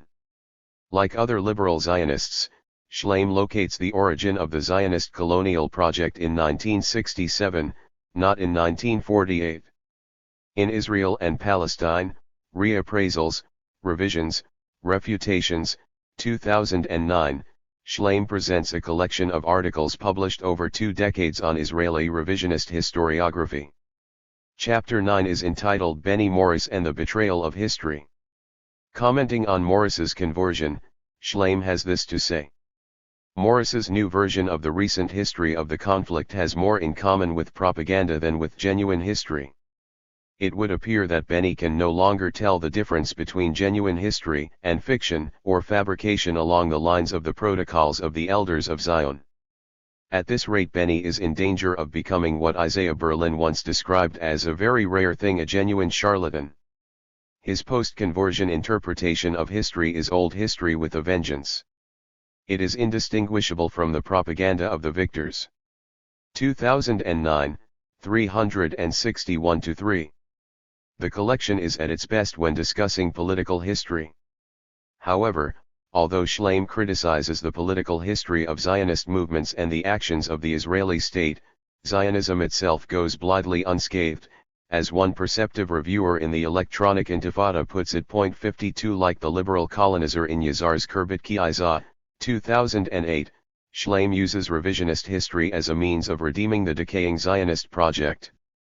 Commenting critically on Schleim's revisionist history and its failure to critique Israel as a settler state, Max Ichel, one of the key coordinators of the Gaza Freedom March 53, writes, "This evasion takes two forms. One is that Schleim seems temperamentally unable to practice ideology critique, criticism of society and its governing ideology. He cannot lay bare the basic fact of Zionism, its core and necessary subordination of the national rights of an indigenous people to the ostensible national rights of a settler colonial people, arriving from Europe, some of them the desperate refugees from genocide.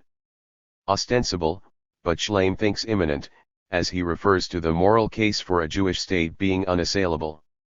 But this moral case was not tried before magistrates adjudicating the merits of various land masses, finally setting on the Palestine mandate, unpopulated, awaiting Jewish settlement, a social fact of the Zionist imaginary. The moral right granted by horrific Jewish suffering meant, in turn, the abrogation of another set of rights, those of a people living on their land." Max Ichel exposes the contradictions inherent in Schleim's liberal Zionist position, especially with regard to UN General Assembly Resolution 181 of 1947. Schleim says this affirms the legality of the Israeli state. This is tenuous, if not outright disingenuous. The history of that vote is too well known, the diplomatic pressure by the United States and the Zionist movement's bartering and promises to sway votes. The United Nations General Assembly in those days was only barely grasping at legitimacy as an institution. Legitimacy differs from legality anyway, and legality differs from illegalism that's a mere veneer for power dynamics shaped by wrenching collective guilt. Schleim seems unable to step outside the Zionist self-construction of its own actions and sharply assess those actions and the context within which they occur. For example, when commenting on Israel's invasion of Gaza, Schleim insists on the Israeli right to self-defense. But a blockade is an act of war, and it was Israel that broke the June 2008 ceasefire on November 4, 2008, not Hamas. It was Israel and not Hamas that had other options, such as ending the asphyxiating blockade or ending the occupation, the chief grievances behind violent resistance. Schleim also seems unable to link the core tenets of Zionism with Israeli history. Schleim repeatedly criticizes the Israeli interpretation of security by claiming that it is one-sided or unaccommodating to the genuine security concerns of the Palestinians. Yet he won't reconcile it with the claim that this conception has nothing remotely to do with security and everything to do with territorial maximalism, which has been embedded in the Zionist political project from the outset, as a bit of time with the primary documents makes obvious. Schleim is obviously aware of these documents and the voluminous secondary literature analyzing them, and that he ignores them is disappointing. This decision is, perhaps, due to Schleim's own ideological predispositions. While he acknowledges the tragedy of the Palestinian Nakba or forced dispossession in 1948 and Israel's responsibility for the destruction of Palestinian society and the creation of the Palestinian refugees, he sees the June 1967 war as the inflection point. And Zionism's transformation from a legitimate movement of national self-determination to an ideology tightly entwined with a colonial occupation. This legerdemain summons up a pre-1967 Israel brimming with innocence, and contrasts it with a post-1967 occupying power that is simple European settler colonialism redux. This one is contrived. The aspiration to the whole of the land was embedded in Zionism from the outset, as was a privileging of the rights of European Jews over the territory's native inhabitants. An excessive emphasis on the decay of the Zionist project after 1967 distracts Schleim from these core points. It's time for the 1967 Zionists to move past this nationalist tribalism or past time point 54. The failure of the new history brought Morris, once considered a liberal Zionist, back to old Zionist history. This radical shifting of ground has puzzled many observers. In 2008, the managing editor of The Nation in New York, Roanne Carey, asked whether it is possible for someone like Morris, who supports crimes against humanity, to be a good historian. 55 Carey, and Schleim, see below, Consider that Morris's character combines both Dr. Jekyll and Mr. Hyde. Carey was commenting on an extraordinary January 2004 interview with Morris in the Israeli daily Haaretz. Not only does Morris refrain from morally condemning the ethnic cleansing of 1948, he openly and explicitly endorses it. That is what Zionism faced. A Jewish state would not have come into being without the uprooting of 700,000 Palestinians. Therefore it was necessary to uproot them. There was no choice but to expel that population. It was necessary to cleanse the hinterland and cleanse the border areas and cleanse the main roads. It was necessary to cleanse the villages from which our convoys and our settlements were fired on Point 56.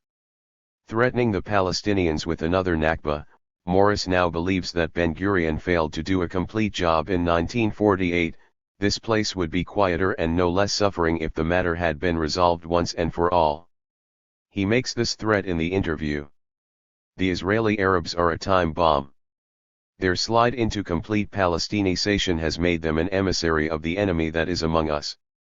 They are a potential fifth column. In both demographic and security terms they are liable to undermine the state. So that if Israel again finds itself in a situation of existential threat, as in 1948, it may be forced to act as it did then. If we are attacked by Egypt, after an Islamic revolution in Cairo, and by Syria, and chemical and biological missiles slam into our cities, and at the same time Israeli Palestinians attack us from behind, I can see an expulsion situation. It could happen. If the threat to Israel is existential, expulsion will be justified. Point 57. Edwards said, in Orientalism, 1978, made the powerful argument that Orientalist and New Colonialist historians had practiced a kind of subjugation of Eastern cultures and Islamic societies by writing about them from a perspective that unconsciously assumed their characteristics were inherent traits of inferiority compared to the West. Promoting a typically hegemonic new colonial narrative, Benny Morris reproduces Theodor Herzl's Eurocentric observations made 11 decades earlier. He has asserted the inherent superiority of Israel and the West. We are an outpost of the West, as they see it and as we also see ourselves, in a largely Islamic, backward and in some ways even barbaric area of 58. In the pre-1948 period, Zionist proponents of transfer continuously asserted in private discussions that there was nothing immoral or unethical about this racist solution. Today Morris openly provides a moral justification not only for the ethnic cleansing of Palestine in 1948, something he did not offer before the eruption of the Second Intifada in October 2000, but also for a new Nakba, for expelling Palestinians from Israel and the West Bank and Gaza. Point 59. According to Joel Bienan, the racism Morris has openly expressed during the Second Intifada is prefigured by his historical method, beginning with his earliest publications during the First Intifada. All his work is characterized by the near-total exclusion of Arab testimony. Point 60. Morris's new empirical findings also reflect the profound contradictions that inform much Israeli historical revisionism. Morris, of course, is fully aware that Israeli revisionist historiography has shown that in reality throughout the 1948 war the Jewish army not only outnumbered all the Arab forces operating in the Palestine theater, but also outgunned them. However, as a reincarnated neocon, he clearly views the Israel-Palestine struggle in terms of a new colonial clash of cultures. Morris's thinking remains deeply wedded to old Zionist settler colonialism and new separation/apartheid wall policies. This is how Herzl put it in the Jewish State 61: for Europe we would constitute part of the wall of defense against Asia, we could serve as an outpost against barbarism. As a neutral state we would remain in contact with all of Europe, which would have to guarantee our existence. Herzl 1970, 52. For Morris, Bienan writes, the entire historical project of demonstrating Israel's ethnic cleansing of the Palestinians in 1948 is emptied of its obvious current political implications and reduced to an antiquarian curiosity. 62. In the Returns of Zionism, Myths, Politics, and Scholarship in Israel, Gabriel Peiterberg comments critically on Morris's embrace of the clash of civilizations narrative. There is something irresistible about the brutal candor of Benny Morris. For 2 decades he has been a notable historian of the Arab-Israeli conflict. He meticulously and thoroughly documented the ethnic cleansing that was an integral part of the birth of the State of Israel in the 1948 war, as well as other episodes in that conflict's history. The 2000 Camp David fiasco caused Morris to shed any lingering inhibitions. He pronounced that the ethnic cleansing of 1948 should be completed, and that Israel is the West's crusading outpost in its clash of civilizations with Islam. This combination of scholarly integrity and authority on the one hand, and on the other unmasked social Darwinism that would have made Max Nordau blush, prompted the editor of the New Left Review to publish verbatim a striking interview Morris gave to Haaretz. In 2004, entitled, aptly in both languages, Survival of the Fittest in the English edition and Awaiting the Barbarians in the Hebrew original. The New Left Review's introduction justifiably states that the interview is a document of unusual significance in the modern history of Zionism. To his shocked interlocutor, Morris sets out 2 unpalatable truths: that the Zionist project could only be realized by deliberate ethnic cleansing, and that, once it was embarked upon, the only reasons for stopping short of the complete elimination of the Arab population from Palestine were purely temporary and tactical ones. 2008, 28-9. Today Morris is a self-declared admirer of Prime Minister David Ben-Gurion and his ethnic cleansing policies in 1948. Initially unable to find an academic job in Israel, he was invited in 1996 by Israel's President Ezer Weizmann, a nephew of Israel's first president, Chaim Weizmann, to his office, whereupon the latter arranged a post for him at Ben-Gurion University of the Negev in Beersheba 63, where he lectures today and fulfills the role of an establishment professor. Fellow revisionists, especially Pap, are scathing about Morris's openly Islamophobic and pro-ethnic cleansing, racist views. 64. The Israeli Academy and the political, military, security establishment. It is in the nature of imperialism that citizens of the imperial power are always among the last to know or care about circumstances in the colonies.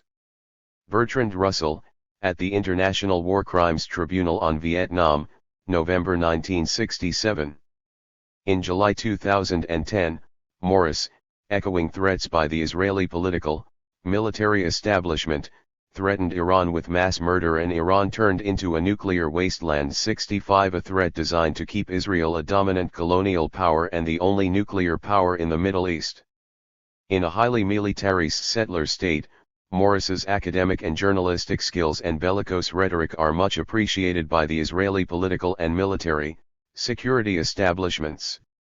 In June 2010, the Israeli Knesset enacted a bill that provides 1 year of free tuition to any discharged soldier, reservist, who studies at an institution of higher learning in the areas targeted for Israeli Judaization, the Galilee, the Nakba, Negev, and the illegal Israeli colonies in the occupied West Bank. A month later, Jewish high school students participated in the leveling of a Palestinian Bedouin village in the Nakba, Al-Araqib. Jewish high school students are encouraged to join the Civilian Guard, an army-sponsored program designed to incorporate Israeli children into the state's military apparatus.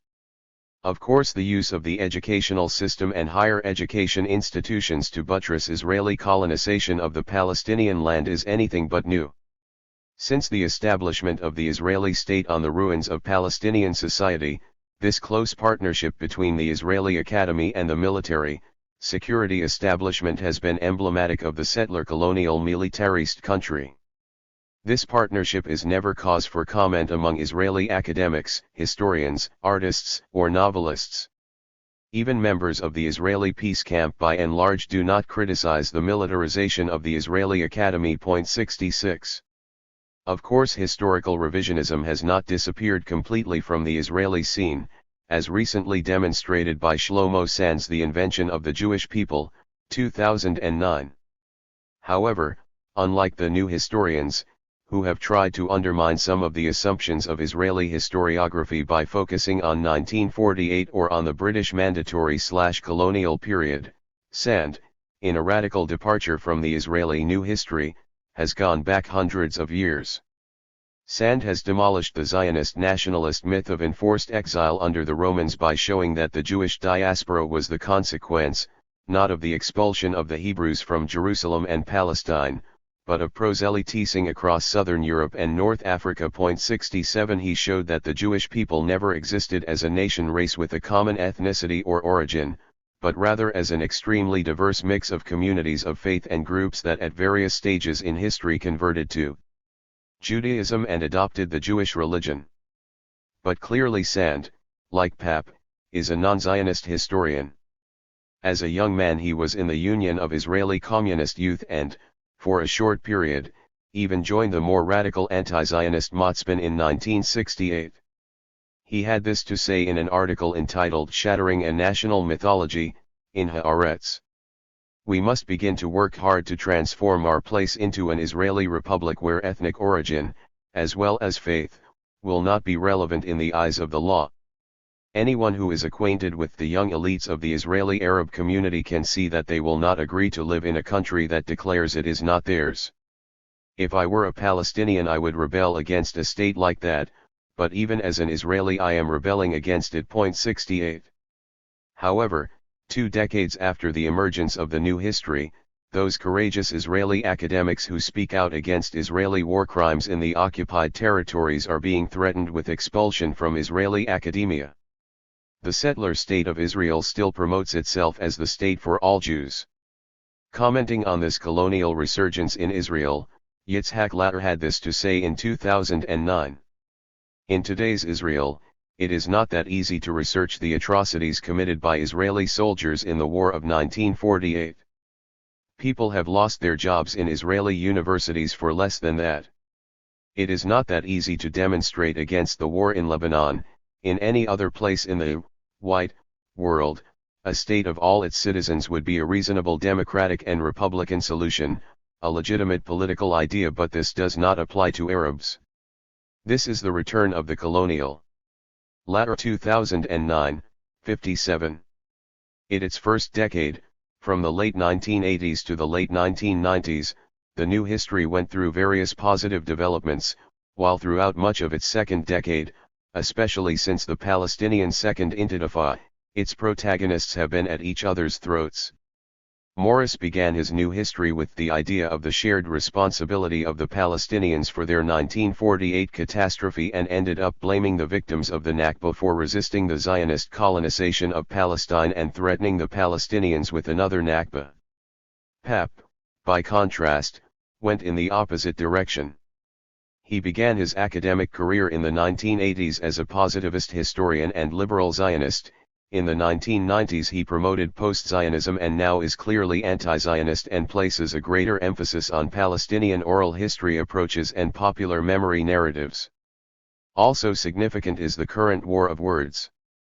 Papp denounces Morris as a Zionist fascist and a racist anti-Arab pundit, 2010, 20. Schleim, as we have seen, views Morris as both Jekyll and Hyde, the careful researcher and historian and the bigoted ideologue.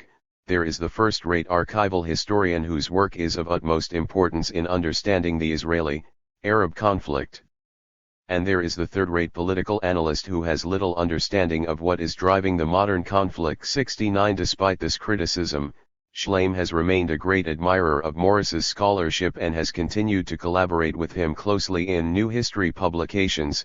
Schleim 2007a, 124-46, in Morris 2007. Papp and Morris, on the other hand, have been trading personal insults in public and exchanging accusations of falsifications of history and even outright fabrications of fact. 70 Today Morris, Schleim, and Papp represent three distinct and even contradictory perspectives in Israeli historiography: the right-wing racist colonizer, the liberal colonizer, and the anti-Zionist decolonizer. Papp, in contrast to Morris, is a great believer in the idea of scholarship committed to historical truth, social justice, equality for all and human liberation. After serving for 22 years as a senior lecturer in the Department of Middle Eastern History and the Department of Political Science at Haifa University, he was effectively denied promotion, at which point he left for Exeter University in the UK, where he is now director of the newly established European Center for Palestine Studies. His fascinating and courageous journey from Zionism to post-Zionism and then anti-Zionism, and his being practically hounded out of Israel, are vividly described in Out of the Frame, The Struggle for Academic Freedom in Israel, 2010. 6. Decolonising History and Narrating the Subaltern, Palestinian Oral History, Indigenous and Gendered Memories. I didn't grasp the true meaning of the word Nakba until I worked in Palestinian refugee camps in Lebanon. In the alleys and passages of the Shatila camp, I discovered the truth of the catastrophe. Villagers expelled from the Galilee had suddenly found themselves living in huts set up hastily to provide temporary shelter. But the temporary became permanent, and the people were forced to construct a nation for themselves out of words and memories.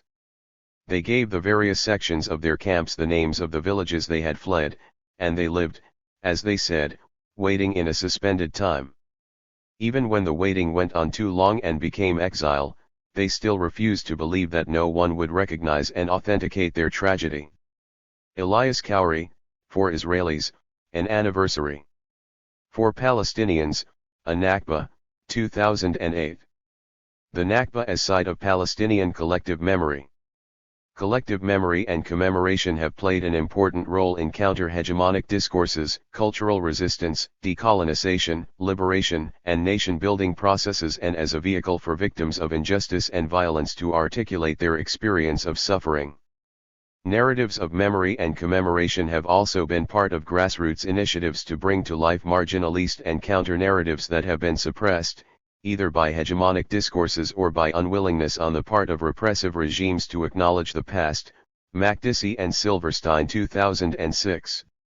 In the case of the indigenous inhabitants of Palestine, the Nakba has been a key site of collective memory and history that connects all Palestinians to a specific point in time that has become for them an eternal present, Saida 2002, 177. While Palestinian national identity took root long before 1948, Palestinian memory and accounts of the post-Nakba period played a major role in its reconstruction and the emergence of the PLO in the 1960s.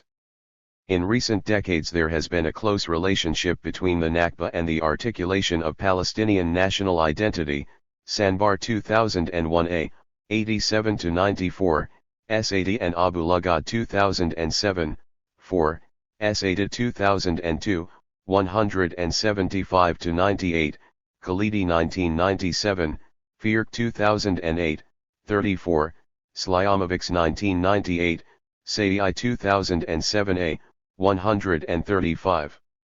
In the post-1948 period, Palestinians have maintained the multiple meaning of their Arabic names and the multilayered Palestinian identity, Dumani 1995, embedded in ancient names.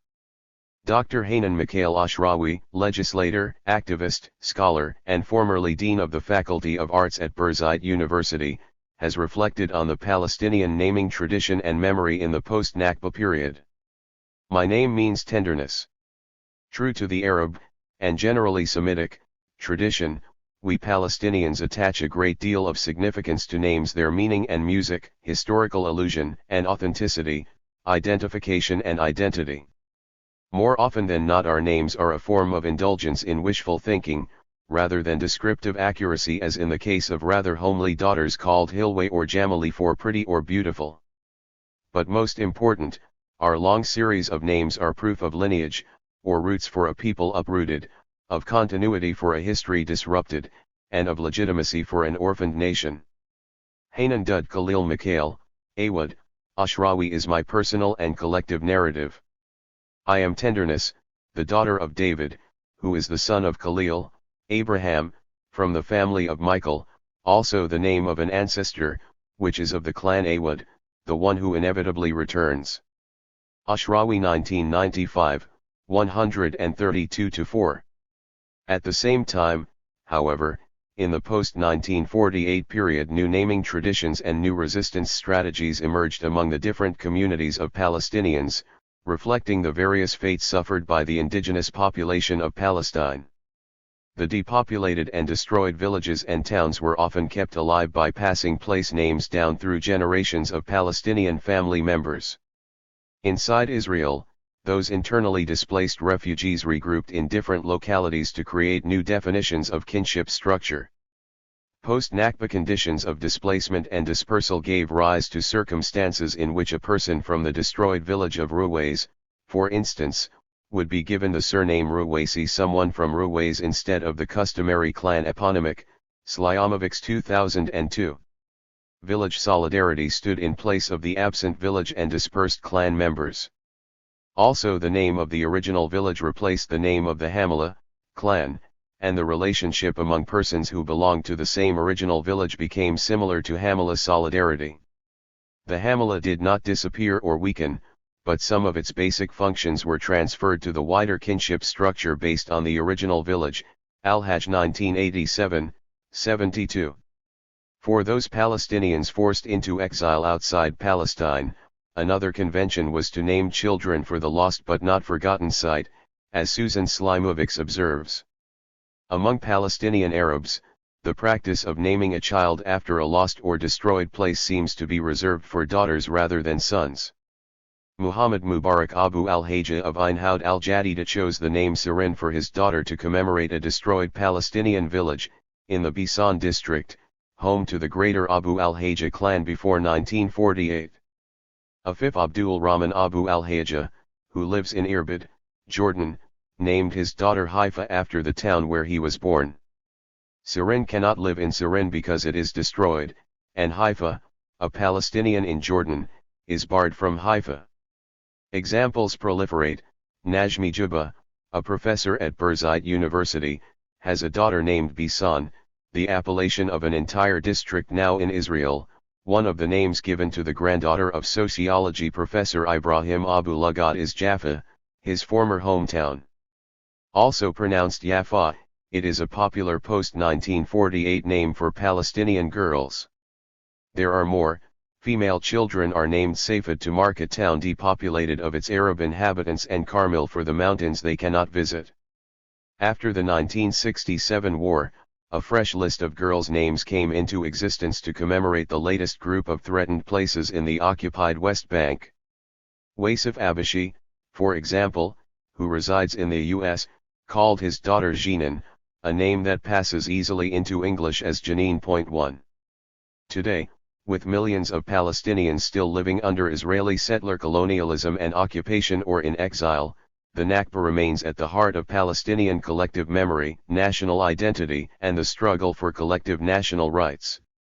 To begin with, there was always an intense relationship between the Nakba and the formation of Palestinian national identity, especially from the late 1950s onwards. Today the politicist collective memory of the Nakba plays a major role in Palestinian cultural resistance and the struggle for self-determination. Today memory accounts of the traumatic events of 1948 are central to Palestinian society and its collective struggle. By Palestinian society I mean Palestinians inside Israel, those in the occupied territories, and the refugee and diaspora communities outside historic Palestine. The Nakba remains a key site of Palestinian collective consciousness and the single most important event that connects all Palestinians to a specific point in time. The collective memory of the Nakba unites the three constituencies deeply and emotionally even though they are separated by geography and the politics of expediency, by historical fragmentation and the colonial boundaries imposed on the Palestinian people by the Israeli state, and by differences deriving from the legal and political conditions in Israel, Palestine and neighboring countries. In the absence of a Palestinian state, which might have been expected to devote material and cultural resources to commemorative events, memorialization projects, archives, and museums, Palestinian refugee communities in Lebanon and elsewhere in the Middle East have actively promoted Nakba commemoration and memorialization as a form of cultural resistance. Khalili 2005, 30-45. Since 1948 Palestinian refugees from individual villages marked their Nakba, or the anniversary of the date of the fall of their village. At the same time, however, for many years the topic of the Nakba was hardly broached in Palestinian filmmaking. It was a memory too painful to evoke, Bresci 2007, 160-63. In Nakba, Palestine, 1948, and the Claims of Memory, 2007, Ahmed H. Saadi and Laila Abu Lughod show how in the last decade this has changed dramatically, with Palestinian filmmakers examining the history and the memories of this cataclysmic event. The book provides excellent accounts of memory of the Nakba in a number of recent Palestinian films. It also explores concepts of home and exile, identity and its relationship to memory, and exilic cinema and its characteristics, cinematic use of narrative devices and storytelling, and the struggle between two opposing narratives: the hegemonic, Zionist, narrative which tries to displace and suppress the narrative of the indigenous people of Palestine, Saadi and Abu Lughod 2007. Of course, as Palestinian filmmaker Omar Al-Khattan, 2007, 191, points out, there is no single Palestinian memory of the Nakba, rather, there are many tangled memories. A collective memory or experience is in its nature complex and elusive, constantly changing with time. Nakba, Palestine, 1948 and the Claims of Memory and Catastrophe Remembered, Masalha 2005, are two recent collections that explore the complex narratives of the Nakba. Drawing on the works of memory theorists such as Maurice Halbwachs, 1980, and Pierre Nora, 1996, 1997, 1998, Saadi and Abu Lughod show that authors dealing with Palestinian narratives of memory have not always been sensitive to the complex and multilayered relationships between collective memory, oral history, cultural resistance, and historiography. As a result, studies of Palestinian collective memory have been largely divorced from the broader political context, national narratives and identities, elite discourses and the class structures which inform and shape them. Saadi and Abu Lughod 2007. In 1998 there was a remarkable proliferation of Palestinian films, memoirs, and archival websites all created around the 50th anniversary of the Nakba, the exodus of the Palestinians and the dismemberment of Palestine.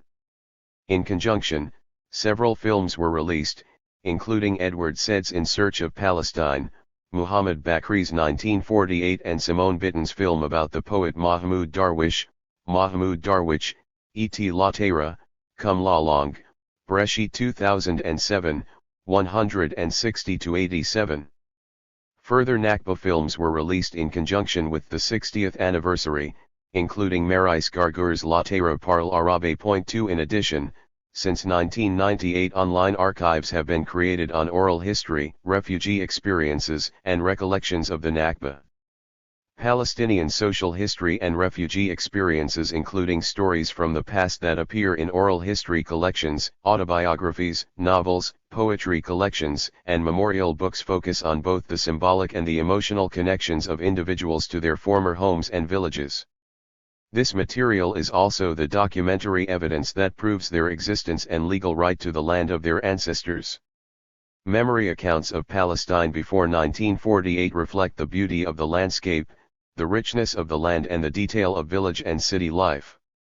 These affirmative narratives about the land testify to the intimate and intense experience of everyday life on the land, the names of the valleys and wadis, hills, tombs and shrines, streets, springs and wells, cultivated fields and vineyards, the importance of trees, olive, almond, grape, and other natural elements in memories of the past. Hand-drawn maps marking the places of importance to villagers, personal documents, individual memories, and oral accounts all intertwine to create a larger picture and a collective narrative of life before the Nakba. Saadi and Abu Lughod 2007. Interestingly, however, Saadi and Abu Lughod show how until recently little research had been carried out into the underlying power claims within the context of what, following French sociologist Pierre Bourdieu, we can understand as the Palestinian symbolic marketplace. Bourdieu 1977, a range of voices and multiple narratives of memory are the archaeology of a people crisscrossed with individual experiences, narratives of suffering and sumud, steadfastness, of courage and resistance. Born out of anger and revolt against oppression, Saadi and Abu Lughod 2007. Archiving Popular Memory and People's Voices, Palestinian Oral History and Subaltern Studies. Israeli positivist and revisionist historiography has long privileged state papers and official documents over the people's voices behind the documents. By contrast, in recent decades, oral history has attempted to redress the imbalance within modern historiography by developing methodologies for understanding the contexts and meanings of documents, facts, and evidence, and generally for exploring the history and voices of the people behind state and other official papers. Oral history revolutionized historical methodology by bringing to light hidden, suppressed, or marginalized narratives. Furthermore, it has brought together academics, archivists, and librarians, oral historians, museum professionals and community-based arts practitioners. As a producer of meaning, oral history has become an important catalyst in creative practices and interpretations within history-related fields and in the construction of alternative histories and memories. Oral history, like written documentation, is never free from factual error and has to be treated critically. Morris argues that written documents, and Israeli archives, are less liable to distort the record than interviews with Palestinian refugees, 2004, 4. However, archival documentation is itself often based on memory, and can distort, misinform, omit or even fabricate evidence, Humphreys 2009, 79-80. As Lewis Starr notes, memory is fallible, ego distorts and contradictions sometimes go unresolved. Nevertheless, problems of evaluation are not markedly different from those inherent in the use of letters, diaries, and other primary sources. The scholar must test the evidence in an oral history memoir for internal consistency and, whenever possible, by corroboration from other sources, often including the oral history memoirs of others on the same topic. Starr 1984, 4-5. From the 1970s on, oral history began to be considered in a more positive light by the Academy, following work by scholars such as Luisa Passerini, who studied the history of the Turin working class under Italian fascism, Humphreys 2009, 78, Passerini 1998, 53-62. There has since been a proliferation of oral history archiving memory projects in Britain and internationally, which promote the collection, preservation, and use of recorded memories of the past and people's voices. Point 3. In the UK, the BBC has developed an archive of World War II memories, based on oral history and written by ordinary people for and BBC Memory Share, which is described as a living archive of memory from 1900 to the present day. The majority of content on Memory Share is created by Memory Share contributors, who are members of the public. Point 5. Ordinary people can contribute memories, research events, and link to context material relating to any date back to January 1, 1900. As for the WW2 People's War Archive, the BBC asked the public to contribute their memories of World War II to a website between June 2003 and January 2006. This People's Memory Archive contains 47,000 stories and 15,000 images. Stories not just on air raids, military operations and the armed forces, but also on the concentration camps in Europe, on women's roles, on resistance and occupation, on civilian internment and conscientious objection.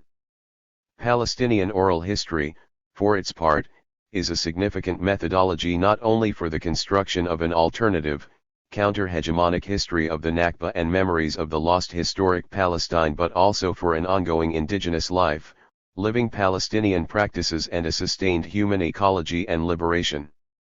In contrast with the hegemonic Israeli heritage-style industry of an exclusively biblical archaeology, with its obsessive assembling of archaeological fragments, scattered remnants of masonry, tables, bones, tombs and officially approved historical and archaeological theme parks of dead monuments and artifacts in museums, in recent decades Palestinians have devoted much attention to the enormously rich sedimentations of village history and oral traditions as a reminder of the continuity of native life and living practices, said 2004, 49, Masalha 2008, 123-56. In the context of rural and peasant Palestinian society, Oral history is a particularly useful decolonising methodology. Throughout much of the 20th century, the majority of Palestinians lived in villages as fellahin, peasants. In 1944, 66% of the population was agrarian with a literacy rate, when last officially estimated, of only 15%, as per 2003, 22. Their experiences in the fields, in their villages and in exile are largely absent from written history and from much recent historiography, ISA 2005, 179-86. Moreover, the Nakba itself, and the political instability and repression faced by the dispersed Palestinian communities since 1948, have also impeded Palestinian research and study, Khalidi 1997, 89. In Palestinian Identity, Rashid Khalidi argues that modern Palestinian historiography has suffered from inherent historical biases and that the views and exploits of those able to read and write are perhaps naturally more frequently recorded by historians, with their tendency to favor written records, than those of the illiterate, Khalidi 1997, 98. As has been observed, Palestinian oral accounts give voice to the subaltern, peasants, the urban poor, women, refugee camp dwellers and Bedouin tribes.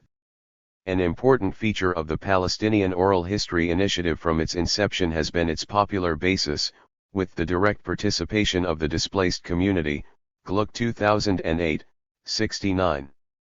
Since the mid-1980s, this grassroots effort has shown an awareness of the importance of recording the events of the Nakba from the perspective of those previously marginalized in Palestinian elite and male-centered narratives.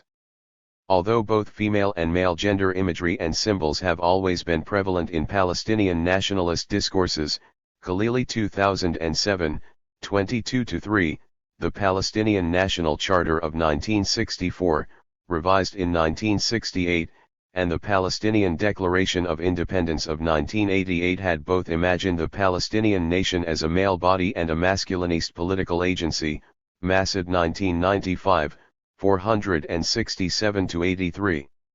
In 1949, Konstantin Zurek published Ma'ana al-Nakba, The Meaning of the Nakba, which was translated into English in 1956. This was followed by Palestinian historian and native of Jerusalem Arif al-Arif, who published 6 volumes in Arabic in the period 1958-60, entitled Al-Nakba, Nakbat Beit al-Makdis wal Firdaus al-Mafqud, The Catastrophe of Jerusalem and the Lost Paradise. Also in the late 1950s and early 1960s, Walid Khalidi published 3 pioneering articles on the circumstances surrounding the Nakba, Khalidi 1959a, 21-4, 1959b, 22-32, 1961, 22-8. However, with the exception of these articles, which are based on written documentation, and an important article by Irish journalist Erskine Childers in 1961, little was published in English about the Nakba during the first 2 decades following 1948. In 1972, Palestinian author Mustafa Dabak began publishing in Arabic his 11-volume encyclopedic work entitled Our Country, Palestine, describing all the villages of Palestine during the British Mandate, Dabak 1972-86. Nevertheless, with the exception of a few sympathetic books in English on the Palestinian question which, tending to emphasize the loss of property in 1948, were largely legal, abstract, and alienating, and recorded Palestinian elite voices but never those of the people. 7. There was almost total silence on the Palestinian Nakba, which was associated with defeat and shame. Consequently, Palestinian people's voices went largely unheard until the 1970s. Khalidi went on to co-found in December 1963, since when he has served as Secretary General, the Institute for Palestine Studies, IPS, established in Beirut as an independent research and publishing center focusing on the Palestinian problem and the Israel-Palestine conflict. Under his guidance, the IPS has produced a long list of publications in both Arabic and English and several important translations of Hebrew documents, texts, and books into Arabic. In 1984, the IPS published Before Their Diaspora, A Photographic History of the Palestinians, 1876–1948, edited by Khalidi. However, Khalidi will always be known for his encyclopedic work on the Palestinian villages occupied and depopulated by Israel in 1948, All That Remains, 1992a. This monumental work of collective memory includes several hundred photographs and has clearly benefited from the contribution of Palestinian oral historians. Palestinian Oral History, Gendered Memories and Liberating Experiences.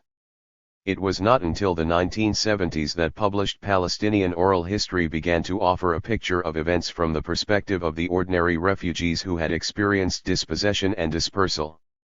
It should be noted, though, that this was before the opening of the Israeli governmental and institutional archives in the late 1970s and at least a decade before the emergence of the Israeli new historiography in the mid to late 1980s.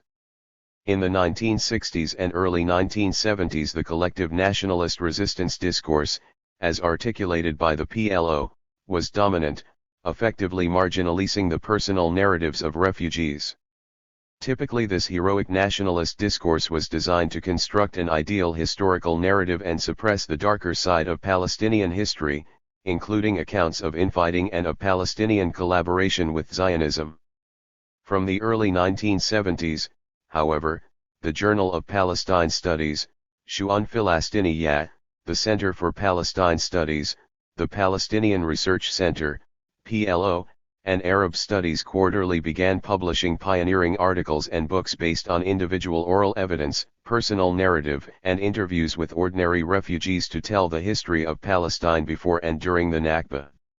This included works by Elias Shaufani, 1972, 108–21, Nafiz Nizal, 1974a, 58–76, Fawzi Khawakji, 1975, Riga e Busa'ila, 1981, 123–51, Elias Sanbar, 1984, Walid Khalidi, 1984, and Ajaj Nuwayhid, 1993.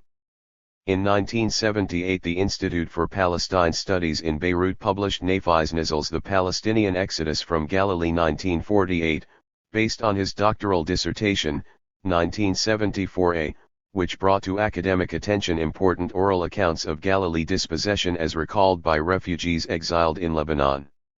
Ironically, Benny Morris, who claims to distrust Palestinian oral evidence on 1948, Morris 1988, too, cites Nizal's work repeatedly and extensively, as well as Shaufani's, in The Birth of the Palestinian Refugee Problem, 1947–1949, 1987. Notwithstanding his anti-Palestinian polemics, Morris found Nizal's oral history research extremely useful in reconstructing several of the Israeli massacres of Palestinians in 1948. The 1970s and 1980s were two of the most creative and inventive decades in Palestinian history and popular memory. In the 1970s, Rosemary Saidii, an anthropologist based in Lebanon, pioneered a whole new discipline of narrating the Subaltern. She began to record and translate conversations with and individual testimonies of Palestinian refugees, writing them up into a number of articles in Journal of Palestine Studies, 1977a, 1977b, and a book, Palestinians, From Peasants to Revolutionaries, 1979. However, neither Saidii, who pioneered working with women in the camps, nor Nizal theorized oral history in their work. They simply recorded it. As Saidii later recalled, in my approach to oral history I was simply doing it, using large chunks of what people told me. I didn't have any idea of what oral history was or about its potential for liberation struggles. 8. The seminal works of Saidii and Nizal encouraged further oral history projects at Birzeit University, initially proposed in 1979 by Sharif Kanana and Kamal Abdel Fattah. In 1985, the University Documentation Center launched a series of monographs on the villages destroyed in 1948.9. Since 1993, this work has been overseen by Saleh Abdeljavad, Gluck 2008, 69. As time went on, Saidii, while working with the General Union of Palestinian Women and Women in the Camps, became more theoretical in her approach. She later wrote her doctoral dissertation on the life stories of women in Shatila camp. She recalled, "I was particularly interested to see how they would relate themselves to the national movement, how they would reflect through their own lives the nationalist discourse, and how this would interface with their gender identity.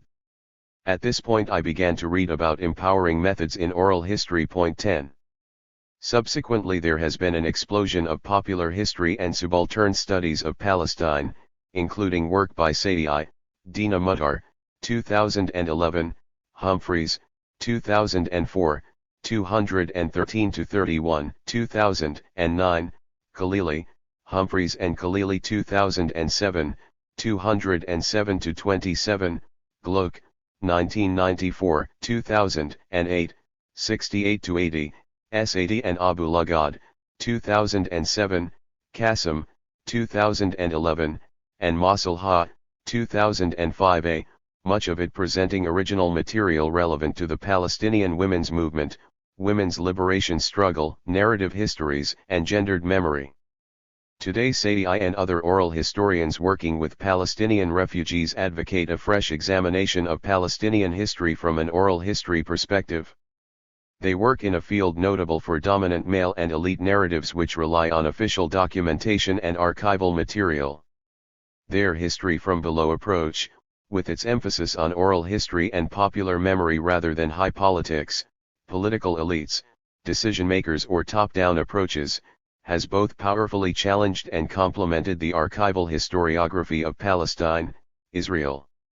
In her book What It Means to be Palestinian, Stories of Palestinian Peoplehood, Dina Muttar insists that her work on Palestinian popular memory aims to complement, rather than subvert, the top-down approaches prevalent in most modern histories of Palestine and adds to burgeoning oral history and popular memory research on the Palestinian people pioneered by the ethnographic work of Rosemary Sadie and that of Nafis Nizal, Muttar 2011, 8. Sadie's highly original contribution to the field of oral history has made it possible for the victims, the subaltern, the marginalist, especially women, to challenge Zionist hegemonic and Palestinian elite narratives. In 2002 the editors of a special oral history edition of the Beirut-based Al-Jannah, The Harvest, published by the Arab Resource Center for the Popular Arts, indicated that individual initiatives were being undertaken even before the 1980s, when more projects began to develop with institutional support, especially from NGOs. Since the late 1980s, with the decline of the PLO, Palestinian historiography has further developed, fashioning a different discourse as part of a history from below approach. This new direction upholds people's past as a source of authenticity. 11 This was given a major boost in the 1990s with the publication of Ted Swedenborg's seminal work on the Great Palestinian Rebellion of 1936-39, Memories of Revolt, the 1936-1939 Rebellion and the Palestinian National Past, 1995. Earlier, in 1990, Swedenborg commented on the internal silencing of the Palestinian past and popular memory by both the Palestinian traditional and PLO leaderships. Perhaps the sensitive nature of the subject of infighting during the 1936-39 revolt is one of the reasons why the PLO, which funded numerous projects in Lebanon during the 70s and early 80s, never supported a study of the revolt based on the testimony of the refugees living in Lebanon. Maybe the resistance movement was hesitant to allow any details about the internal struggle of the 30s to be brought to light because bad feelings persisted in the diaspora community. 1990, 152-3, also Swedenborg 1991, 152-79.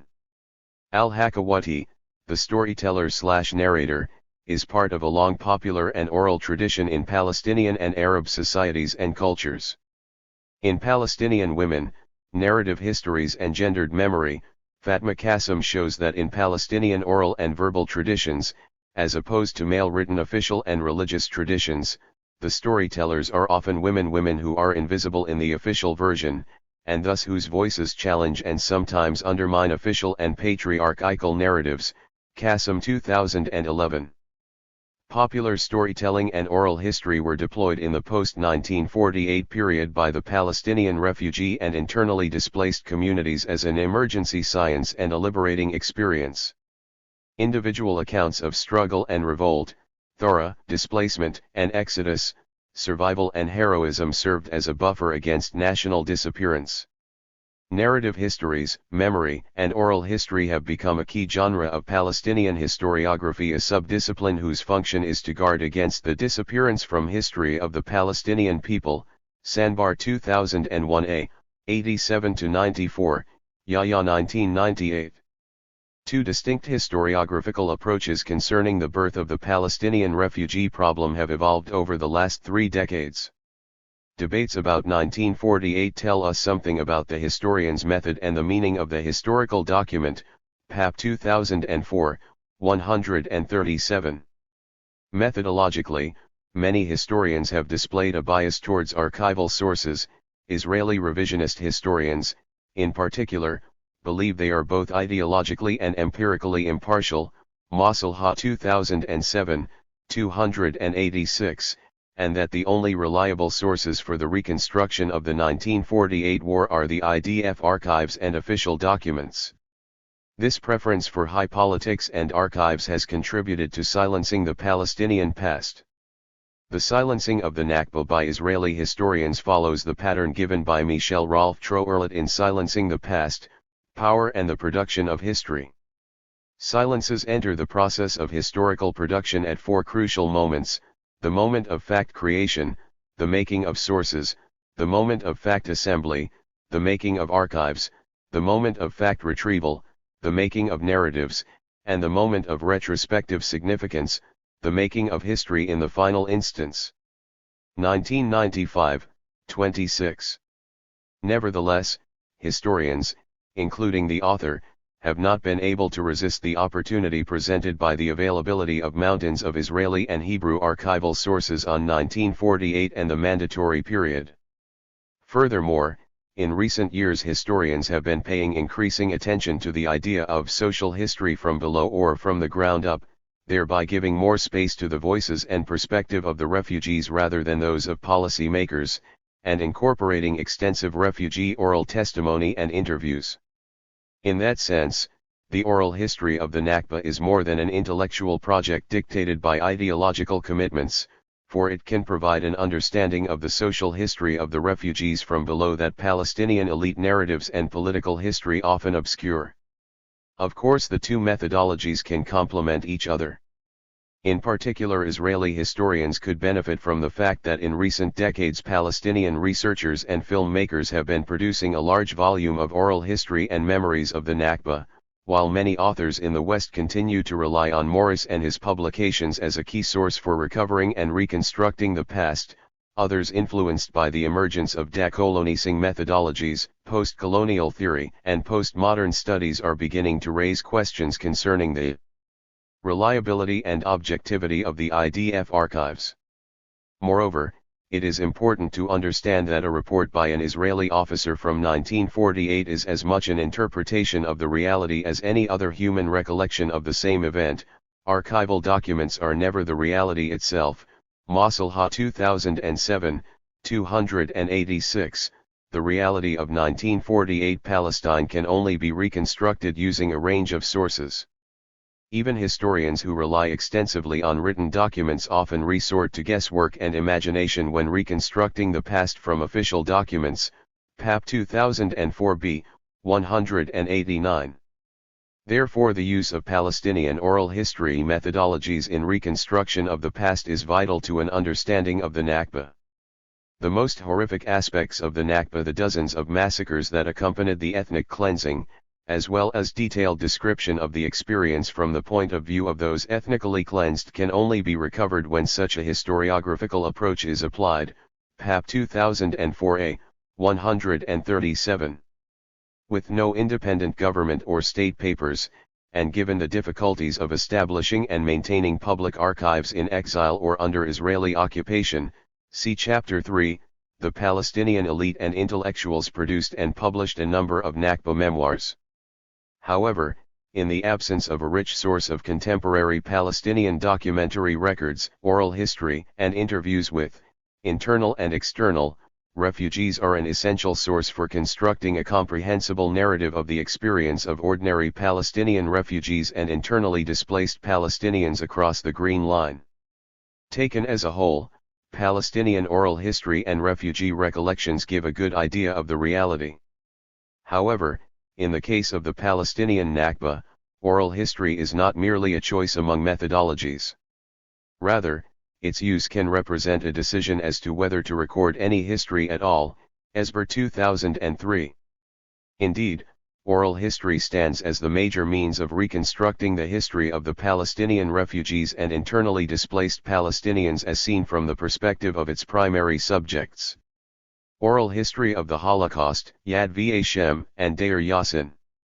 Oral history as a producer of meaning and testimony in the museum and gallery has been of great importance in the recollection and collective memorization and memorialization of the Holocaust. The National Memorial at Yad Vashem, the Holocaust Martyrs and Heroes Remembrance Institution, is based predominantly on oral history and millions of pages of testimony. It was established in 1953 by a Knesset Act and located in West Jerusalem. According to its website, Yad Vashem is a vast, sprawling complex of tree-studded walkways leading to museums, exhibits, archives, monuments, sculptures and memorials. It has been entrusted with documenting the history of the Jewish people during the Holocaust period, preserving the memory and story of each of the 6 million victims, and imparting the legacy of the Holocaust to generations to come through its archives, library, school, museums, and recognition of the righteous among the nations. The archive collection of Yad Vashem comprises 62 million pages of documents and nearly 267,500 photographs, along with thousands of films and videotape testimonies of survivors. The Hall of Names is a tribute to the victims by remembering them not as anonymous numbers but as individual human beings. The pages of testimony are symbolic gravestones, which record the names and biographical data of millions, as submitted by family members and friends. To date, Yad Vashem has computerized 3.2 million names of Holocaust victims, compiled from some 2 million pages of testimony and lists. The collections of Yad Vashem include tens of thousands of testimonies dictated, recorded and videotaped, in their own languages, by survivors of the show in Israel and elsewhere. A second type of testimony consists of forms completed by survivors and relatives containing information about individuals, such as their names, place and date of birth, place of residence, vocation, place and circumstances of death, and so on. Point 12. In contrast to the Israeli National Memorial at Yad Vashem and other Holocaust museums, including the Auschwitz-Birkenau Memorial and Museum in Owasim, Poland, and the U.S. Holocaust Memorial Museum, there is no Nakba Museum, no Nakba Hall of Names, no central database of Nakba victims' names, no tombstones or monuments to mark the hundreds of Palestinian villages ethnically cleansed and destroyed in 1948. This information has been suppressed. It has no place in Israeli popular consciousness. Especially chilling is the fact that the Deir Yassin massacre of April 9, 1948 took place within sight of the place that became the Holocaust Museum in Jerusalem, that is, only a mile from where Jewish martyrs are memorialized lie the Palestinian martyrs of Deir Yassin, whose graves are unknown, unmarked, McGowan 1998, 6-7. In fact, Yad Vashem itself is situated on the lands of Deir Yassin, as is the city of Jerusalem Western, Jewish, Cemetery, Davis 2003, 25. The irony is breathtaking. All Israelis and foreign visitors to Yad Vashem go to Deir Yassin, yet in dedication ceremonies at the Jewish Memorial no one ever looks to the north and remembers the Palestinian dead, McGowan 1998, 6-7. For Palestinians inside and outside Israel, Deir Yassin has remained a potent symbol of collective memory and cultural resistance. But in Israel the ghosts of Deir Yassin, Lubia, Kafr 13 and the hundreds of villages destroyed in 1948 are rendered completely invisible. Dras mi Bishara, a leading Palestinian intellectual from the Galilee, and a member of the Israeli Knesset between June 1996–April 2007, wrote in October 1992. The villages that no longer exist were forced out of Israeli public awareness, away from the signposts of memory. They received new names of Jewish settlements, but traces of their past were left behind, like the sabra bushes, the Arabic name for a type of cactus which flourishes in Palestine, or the stones from fences or bricks from the demolished houses. The Arab villages have no tombstones and there are no monuments to them. There will be no equality and there will be no democracy in Israel, and there will be no historic compromise between Israelis and Palestinians until they receive their tombstones. The Jewish side cast out utterly the other, the local, i.e., the other who was in that place. The response of the Israel Jewish left to the Palestinian use of the nomenclature of the collective memory was that this matter must be removed from the Jewish-Arab national compromise, that there is no room in the compromise of history. History itself will prove that it must be part of the compromise in order for the victim to forgive, he must be recognized as a victim. Point 14. Recent developments have major implications for the study of Palestinian historical consciousness and Nakba memory. The rise of the new global media and the Internet, in particular, has strengthened the role of Palestinian oral history and personal narratives in shaping Palestinian historical consciousness. In the last decade, the Internet has become one of the most important means of archiving Palestinian oral history and personal narratives. Moreover, since 2002, the Nakba archive in Lebanon has recorded on digital video more than 500 interviews with first-generation Palestinian refugees living in the country about their recollections of 1948.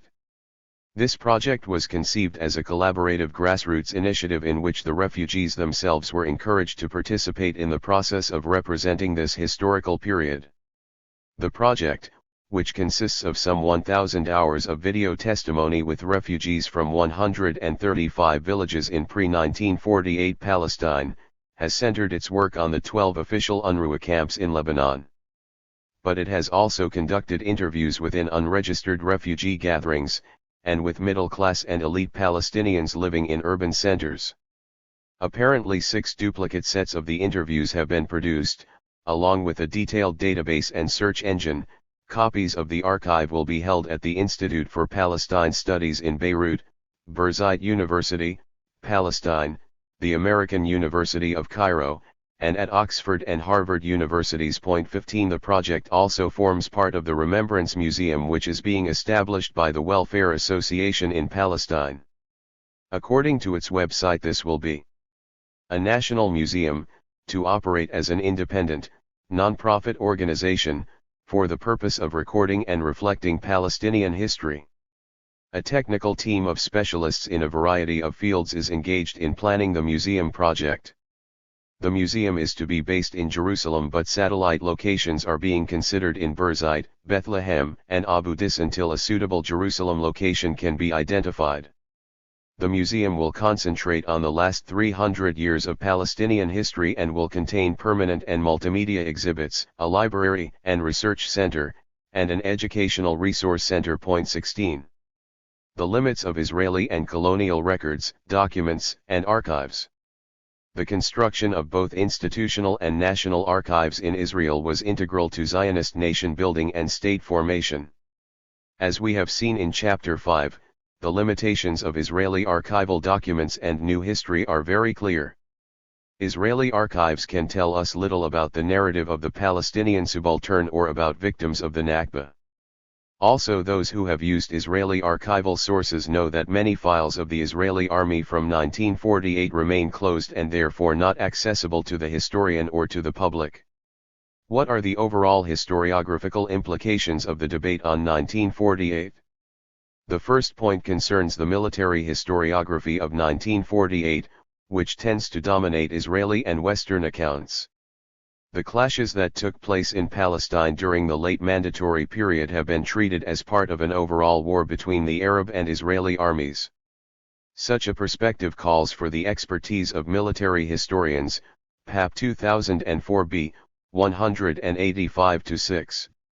Military historians tend to concentrate on the balance of power and on military strategy and tactics. They see actions and people as part of the theater of war, where events and actions are judged on a moral basis very different from that applicable in a non-combatant situation. Therefore, conventional writing of the historiography of 1948 is inherently biased and tends to favor military history and the victorious Israeli army. Elon Papp argues that the events of 1948 should be examined within the category of population transfer and ethnic cleansing and not just as part of military history. Unlike the 1937 Peel partition proposal, the UN partition plan of November 1947 did envisage some form of binationalism for Palestine, Israel. The UN certainly did not envisage an exclusive, ethnically cleansed, Jewish state.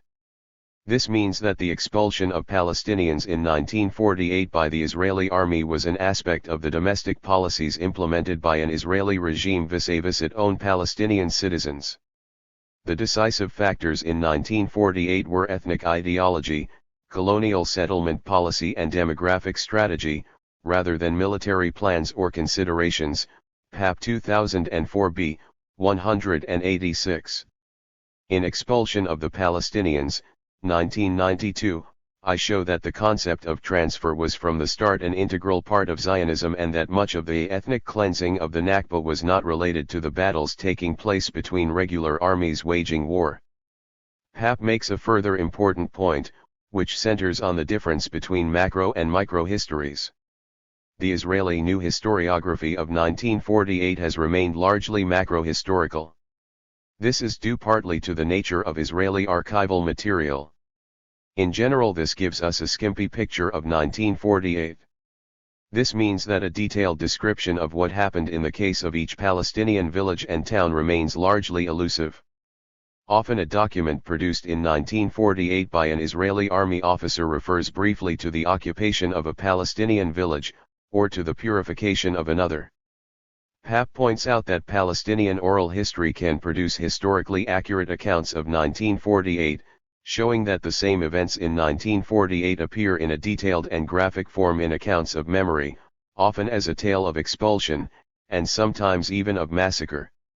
Israeli historians who reject Palestinian oral history may conclude there was no massacre until precise documentary sources assure them otherwise. Avishai Margalit, 2003, Alessandro Portelli, 1994, 96-107, 1997, and others argue that memory is knowledge from the past, it is not necessarily knowledge of the past, quoted in Fierk 2008, 34, and that oral history tells less about events in history and much more about their significance. But written documents are also often the result of a processing of oral testimonies.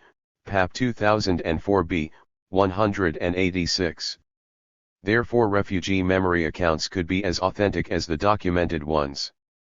But it is also the case that narratives of individual villages and towns in Palestine can only be constructed with the help of Palestinian oral history. Consequently, oral history is a crucial methodology for pursuing further research on the Nakba. Oral history can function as a substitute for archival material, especially where there is no documentary evidence and where the voices of victims are marginalized and silenced. Oral history can supply crucial material to fill gaps in historical evidence, and be cross-referenced with archival sources and documentary evidence. Silencing Palestinian women's voices within the Subaltern story. For nearly 3 decades, as we have seen, Rosemary Saei has been working on oral history projects with Palestinian women in the refugee camps of Lebanon. In Voices, Palestinian Women Narrate Displacement, 2005, a digital book, with an introduction by Saei, you can hear the voices of Palestinian women telling their stories of loss of home through displacement, refugeedom, deportation, imprisonment, Israeli shelling and the siege of refugee camps in Lebanon in 1982, and the total transformation of their environment. The Voices of Palestinian Women and Oral Histories from Survivors of Destroyed Villages in the Galilee provided the Lebanese novelist and narrator Elias Khoury, b. 1948, with material for his novel Bab al-Shams, 1998, Gate of the Sun, 2006, filmed in 2004, an epic retelling of the life of Palestinian refugees in Lebanon since the Nakba, which subtly addresses the ideas of memory, truth, and storytelling. Khoury was highly critical of the traditional male-dominated Palestinian leadership and its role in silencing the Nakba. In the late 1960s, Khoury had joined Fatah, the largest resistance organization within the PLO, and he subsequently worked as a researcher at the Palestine Research Center in Beirut. Khoury had the initial idea of turning stories he heard in refugee camps in Beirut into a memorial narrative in the 1970s, when he worked for the center. He spent much of the 1980s gathering thousands of stories before writing Gate of the Sunday 17. The novel's story of love and survival is told by Khalil, a doctor at a hospital in Shatila refugee camp in Beirut. It involves a dying Palestinian fighter called Yunus and his wife Nahili, an internal Palestinian refugee living in the Galilee, whose relationship forms during secret visits across the Lebanese-Israeli border to a cave renamed Bab al-Shams. The cave is a house, and a village, and a country, and the only bit of Palestinian territory that's been liberated. The relationship produces a secret nation, a family of 7 children, who by the end of the book have borne 4 more Yunuses. For Khoury, Yunus, of course, is a hero. He used to go to Galilee, he used to cross the borders, but in the end we discover that he was nothing, that Nahili was this whole story, her relationship with the children, and how she actually defended life. In the refugee camps I met hundreds of women like Nahili. Then it's no more a metaphor. It's very realistic. Point 18. Khoury was a close friend of Mahmoud Darwish, the Palestinian national poet, and had worked very closely with him in the PLO publication Shu'un Filastiniya. Both Darwish and Khoury were very critical of Palestinian elite and male-dominated narratives. In Memory for Forgetfulness, 1987, and in other poems, Darwish attacked the record of the PLO leadership during the Lebanese period, 1970–82, including the construction of a state within a state in Palestinian refugee camps in Lebanon and that of Arab leaders during the Israeli invasion of Lebanon for their indifference to the Israeli shelling of Palestinian refugee camps and the sufferings of people in Beirut in August 1982. Remarking on Arab indifference and the silencing of the events surrounding the Nakba in Palestinian elite and male-dominated narratives, Khoury had this to say in 2005. A shame, a total defeat, it's a disaster, a real personal disaster. There are stories here about the woman who left her child, about a woman who killed her child. So it's not easy to talk about. The Palestinians did not realize, and if they realized they did not believe that this could happen, because actually this is something unbelievable. Point 19. And again in 2008. I always considered the word catastrophe Nakba inappropriate. It rendered the perpetrator anonymous, and it exempted the vanquished from bearing any responsibility for their defeat.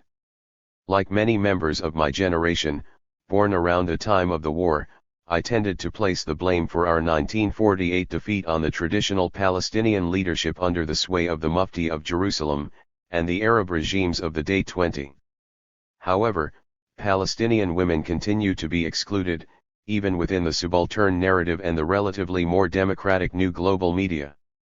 Qasim, 2011, Humphreys, 2009, 90–91, Humphreys and Khalili, 2007, 207–27, and Hamami, 2003, 35–69, have all shown that gender narratives and women's voices and contribution to collective Nakba memory and Palestinian historical consciousness are doubly marginalized within the Palestinian refugee story. Often women's memories are silenced because they complicate Palestinian nationalist narratives, an issue that Palestinian subaltern studies have failed to address adequately. Humphreys 2009, 90–91. Despite the interviews with women and the recording of women's voices, men are presented as the main protagonists in Michel Clife's Malul Celebrates Its Destruction and Rachel Leah Jones's 500 Dunam on the Moon, Humphreys 2009, 90–91. Clearly more accounts of memory and further oral history research are needed to bring to light the events surrounding the Nakba and its dramatic aftermath as experienced and remembered by the whole non-elite majority of Palestinian society. 21. 7. Resisting memoricide, reclaiming memory, Nakba commemoration among Palestinians in Israel. The Nakba led to the dispersal and fragmentation of the Palestinian people and produced a major division between the minority of Palestinians who remained inside Israel and the refugees forced outside its borders, today numbered in millions. Since 1967, Israel has fostered further Palestinian splits, between East Jerusalem and the West Bank, between the West Bank and Gaza, since the Oslo Accords of 1993 between the leadership of the Palestinian Authority and refugee and diaspora communities, and, more recently, between the main rival political movements, Fatah and Hamas. The shock and concessions of the Oslo Accords motivated Mahmoud Darwish, who was born and brought up in the Galilee, to draw painful parallels, in his poem Sequence 11 Planets at the End of the Andalusian Scene, between the loss of Al-Andalus, Muslim Spain, in the 16th century and the ongoing dismemberment of historic Palestine. This chapter focuses on Nakba commemoration by Palestinians inside Israel in the last 2 decades. It situates memory and commemoration within the context of cultural resistance to the Zionist character of the Israeli state and the struggle for collective rights and Palestinian reunification. In 1948, the Zionist concept of transfer had not been applied universally, and the Israeli army's expulsion policy failed to rid the new Jewish state of a small Palestinian minority that remained in situ. However, having expelled 750,000 Palestinians from the greatly enlarged boundaries of the state and having reduced the Arab population from a large majority to a small minority, the pragmatic labor leadership believed that it had largely, although not entirely, solved its land/settlement and political/demographic problems, and was prepared reluctantly to tolerate the presence of a small, politically subordinate, and economically dependent Arab minority. Some 160,000 Palestinians of the over 900,000 who used to reside in the areas that became the State of Israel in the aftermath of the 1948 war. In search of international recognition for the newly proclaimed state, the Israeli Provisional State Council, the forerunner of the Knesset, included in its independence charter a promise that the Jewish state would uphold the full social and political equality of all its citizens, without distinction of religion, race, and sex. What in fact took place was exactly the opposite. After its establishment, Israel treated the Palestinians remaining within its frontiers almost as foreigners. It swiftly imposed a military government in the areas inhabited by the Palestinian minority, expropriated over half of the lands of this non-Jewish population, and pursued various policies of demographic containment, political control, exclusionary domination, and systematic discrimination in all spheres of life. The military government, imposed by Prime Minister and Defense Minister David Ben-Gurion, became closely associated with both his hostile attitude towards the Palestinian minority and his authoritarian style and almost unchallenged leadership of the ruling Labour Party. Ben-Gurion's views on the Arab citizens echoed deep-seated sentiments within the labor establishment, sentiments that found their crude embodiment in the establishment of military rule in the Arab areas. Generally speaking, the supporters of Ben-Gurion's militarist approach deemed that the security aspect must take precedence over any other consideration in dealing with the Arab minority. Officially, the purpose of imposing martial law and military government on Israel's Arab minority was security. However, its establishment, which lasted until 1966, was intended to serve a number of both stated and concealed objectives. The first was to prevent the return of Palestinian refugees, infiltrators in Israeli terminology, to their homes. In the process, others who had not infiltrated the country were sometimes driven out as well. The second objective. The third purpose of the military government was to maintain control and supervision over the Israeli Arabs, who were separated and isolated from the Jewish population. The use of force and coercion formed an important element in Israel's policy towards its Arab citizens in the post-1948 period. The institution of the military government, together with the imposition of the defense emergency regulations, promulgated by the British Mandatory Authorities in 1945, empowered the military governors to close off the Arab localities and to restrict entry or exit only to those who had been issued permits by the military authorities. These regulations also enabled the Israeli authorities to evict and deport people from their villages and towns, to place individuals under administrative detention for indefinite periods without trial, and to impose fines and penalties without due process. The military governors also were authorized to close Arab areas in order to prevent internal Arab refugees, also referred to as present absentees. They were estimated at 30,000, or one-fifth of those remaining, from returning to their homes and lands that had been confiscated by the state and taken over by new and old Jewish settlements. Although over the years Israeli Jews became more realistic in their attitude towards the existence of an Arab minority in the country, Zionist premises and fundamental principles with regard to the Palestinian minority remaining under Israeli control have not altered. Today almost a quarter of all Palestinian citizens inside Israel are internal refugees or present absentees, Nifkadim Nakahim in Hebrew. Inside Israel, after the Nakba, the key stipulation was, as it still is, that it was a state created for Jews. Non-Jews, both present and present absentees, were treated as foreigners in their own homeland, despite being the indigenous inhabitants and formerly resident in the country. The present absentees concept is a legal one, coined with Kafkaesque irony by Israel's legal bureaucracy in its 1950 absentees property law to describe those Palestinians who had been displaced from their homes and villages in 1948-49 and become internal refugees within their own country. The internal refugees originate primarily from 44 destroyed villages located in northern Israel. A second and smaller group consists of those who have been displaced since 1948 due to internal transfer and eviction, land expropriation, and house demolition. This group consists largely of Palestinian Bedouins in the Nakab/Negev. The Israeli population censuses carried out in the 1950s and 1960s did not include questions designed to distinguish between Israeli Arabs who had become internally displaced and those who had not. This lack of attention to the internal refugees was deliberate. It was also consistent with the general neglect suffered by the Palestinians inside Israel. Another reason for the lack of official Israeli statistics was the unwillingness on the part of the government to draw attention to the existence of the internal refugees and their awkward situation by providing means of identifying them. To do so would serve as a reminder that the Palestinian refugee problem also existed within Israel. The internally displaced found themselves in a unique situation. Despite their historical, geographical, cultural, and national ties with the Palestinian people, they were refugees in their own homeland and their special situation was shared with the Palestinian national minority in Israel. Sharing common memories of their towns and villages of origin, they formed a distinct group, in a distinctly weak position, among the Palestinian citizens of Israel, a minority within the minority with the adverse consequences of double marginalization. The displacement of the Palestinians did not end with the 1948 Nakba. The Israeli authorities continued to transfer and dispossess Palestinians inside Israel during the 1950s.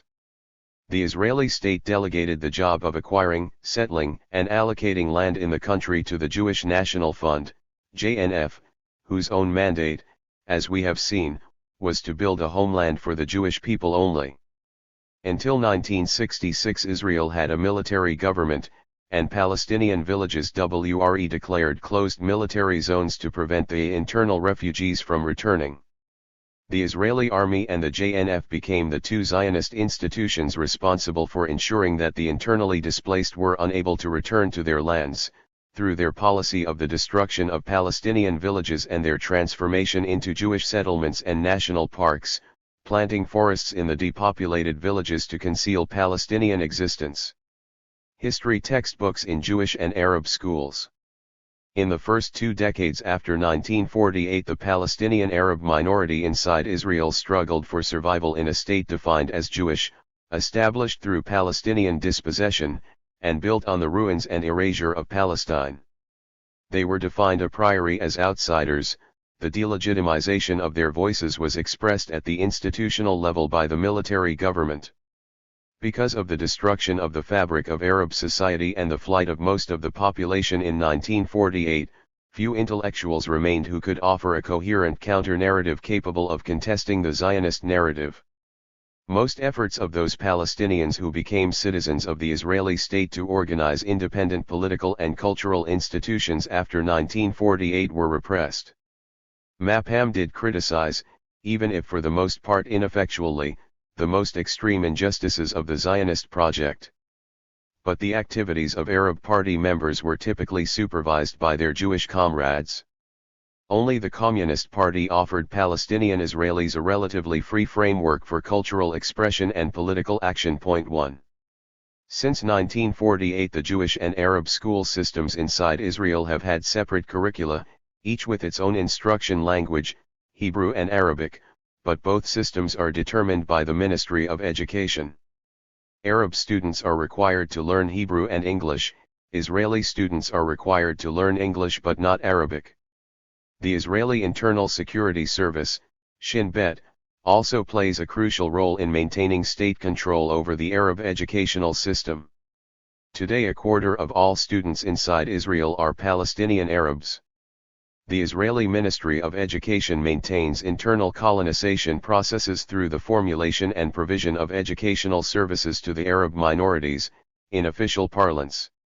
Hillel Cohen of the Hebrew University of Jerusalem notes in Good Arabs, the Israeli Security Agencies and the Israeli Arabs, 1948 to 1967, 2010, how the Israeli state moved very quickly after the Nakba to de-Palestinize the minority, who were officially recognized as minorities, Miyudim, or Israeli Arabs. It has tried to change the consciousness of the Palestinian minority through the influence of school teachers, village muhtars, collaborators, and local sheikhs, with the aim of creating a new Israeli Arab identity. Cohen 2010. Already in 1949 the Ministry of Education was working to emphasize and develop contradictions between the Druze, Christian, and Muslim populations to diminish their Palestinian national identity. Cook 2008. 31. Cohen also shows how Palestinian nationalists inside Israel resisted these efforts. Cohen 2010. The Arab school curriculum in Israel, argues Ismail Abu Sayyad, a Palestinian professor of education at Ben-Gurion University of the Negev, is designed to de-educate, or dispossess, indigenous Palestinian pupils of the knowledge of their own people and history. It gives them only carefully screened and censored exposure to their history, culture, and identity, and suppresses any aspects that challenge or contradict the Zionist narrative and mission. Furthermore, the attempts of Palestinian educators to create a more balanced or inclusive curriculum have been largely excluded by the formal, state-approved curriculum. Yet, the Palestinian community inside Israel must play a crucial role in remembering, discussing and retelling its own history. Abu Sayyad 2008, 17-43. In 1953, the Israeli Law of State Education was enacted. It describes the Zionist discourse and general aims of the Israeli educational system. To base education on the values of Jewish culture and the achievements of science, on love of the homeland and loyalty to the state and the Jewish people, on practice in agricultural work and handicraft, on pioneer training and on striving for a society built on freedom, equality, tolerance, mutual assistance, and love of mankind. Quoted in Mari 1978, 50. This law was amended in 2000. But it maintained the same educational objectives for state schools, both Arab and Jewish, emphasizing Jewish values, Jewish history and culture, while ignoring or denying Palestinian history and cultural heritage. Abu Sayyad 2008, 19. In June 2001 the Minister of Education, Limer Livnat, announced that she would like to ensure that there is not a single child in Israel who doesn't learn the basics of Jewish and Zionist knowledge and values. Abu Sayyad 2008, 19. In Israel, Zionist knowledge and collective memory are promoted by school teachers, academics, educators, historians, and novelists, and involve a campaign of Nakba denial and concealment. The horrors of the Nakba are completely hidden from Jewish school children, with teachers and educators helping to construct and preserve a national narrative that eliminates collective Palestinian memory. This elimination, Papp observes, is the main constitutive element in the construction of collective Jewish identity in the State of Israel. It is manifested in the tales told by child minders on Independence Day and Passover, in the curriculum and textbooks in elementary and high schools, in the ceremonies of freshmen and the graduation of officers in the Army. It is broadcast in the printed and electronic media as well as in the speeches and discourse of the politicians, in the way artists, novelists, and poets subject their work to the national narrative, and in the research produced by academics in the universities about the Israeli reality in the past and the present. 2006, 287-8. As we saw in Chapter 1, knowledge of the land of the Bible, Yediat Haaretz, plays a big part in the state Jewish school curriculum. In the 1960s and 1970s, Georges Tamarin, an Israeli educational psychologist and lecturer at Tel Aviv University, conducted research involving 1,000 Israeli school children 8 to 14 years old. The exercise involved reading to the children the biblical story of Joshua's sacking of Jericho. They were then asked the question, "Do you think Joshua and the Israelites acted rightly or not?" The outcome was that 66% approved of Joshua's action, 26% disapproved, the remainder, 8%, partially approved. Masalha 2198. Central to Zionist foundational myths is the theme that, until the arrival of European Zionist settlers, the land was barren, desolate, and empty, waiting to be made fertile and populated by Israel. It was the rightful property of returning Jews. Witt Elam 1996, 40-45. The myth of an empty territory runs through state education in Israel and finds strong expression in children's textbooks and literature. One such children's book contains the following story. Joseph and some of his men thus crossed the land Palestine on foot, until they reached Galilee. They climbed mountains, beautiful but empty mountains, where nobody lived. Joseph said, "We want to establish this kibbutz and conquer this emptiness. We shall call this place Tel Hai Living Hill. The land is empty, its children have deserted it." Reference is, of course, to Jews. They are dispersed and no longer tend it. No one protects or tends the land now. Gurevitz and Navon 1953, 128, 132, 134, quoted in El Asmar 1986, 83. In 1982, Israel's leading satirist, Dan Ben-Amotz, observed that the Arabs do not exist in our textbooks for children. This is apparently in accordance with the Jewish, Zionist, socialist principles we have received. A people without a land returns to a land without people, Ben-Amotz 1982, 155. 6 decades earlier, the Anglo-Zionist Jewish writer Israel Zangwill wrote, "If Lord Shaftesbury was literally inexact in describing Palestine as a country without a people, he was essentially correct, for there is no Arab people living in intimate fusion with the country, utilizing its resources and stamping it with a characteristic impress. There is at best an Arab encampment." Zangwill 1920, 104. This promotion by the Israeli educational system of the lie of an empty territory, underpopulated, is closely linked to the non-existence of the Palestinians as a nation and their non-attachment to the particular soil of Palestine. This propaganda of an empty territory, empty not so much in the sense of the actual absence of its inhabitants, but more as a civilizational barrenness and a pastoral biblical landscape, helped in the construction of a mythical continuum of biblical and modern Israel and justified Zionist colonization, encouraging obliviousness to the fate of the indigenous people of Palestine. Point 2. Moreover, this fabricated memory of a mythical continuum between the ancient, theological, biblical, and the modern, secular nationalist, means that this is a difficult, untilled, desolate, ruined, inhospitable, silent, mournful, land that resists agriculture and can only be redeemed and made to yield up its fertility by the extraordinary effort of Jewish immigrants and Zionist pioneers. It mattered little that in reality most of Palestine, other than the Nakba desert, was not desert but an intensely and successfully cultivated fertile land. 3 In 1999, a decade after the emergence of Israeli new historiography, Israeli school textbooks, especially children's storybooks, were surveyed by Daniel Bartal, a professor at Tel Aviv University. He studied 124 elementary, middle, and high school books on Hebrew grammar and literature, history, geography and citizenship. Bartal found the textbooks that portrayed Palestinians as murderers, rioters, robbers, bloodthirsty and generally backward and unproductive. Direct delegitimization and negative stereotyping of Palestinians and Arabs were the rule rather than the exception. By contrast, the books presented Israelis as industrious, brave, and determined to improve the country in ways they believed the Arabs were incapable of. Hebrew language geography textbooks from the 1950s through the 1970s focused on the glory of the Jewish ancient past and how the land was neglected and destroyed by the Arabs until the Zionist Jews returned from their forced exile and revived it. Bartal observes, this attitude served to justify the return of the Jews, implying that they care enough about the country to turn the swamps and deserts into blossoming farmland. This effectively delegitimizes the Arab claim to the same land.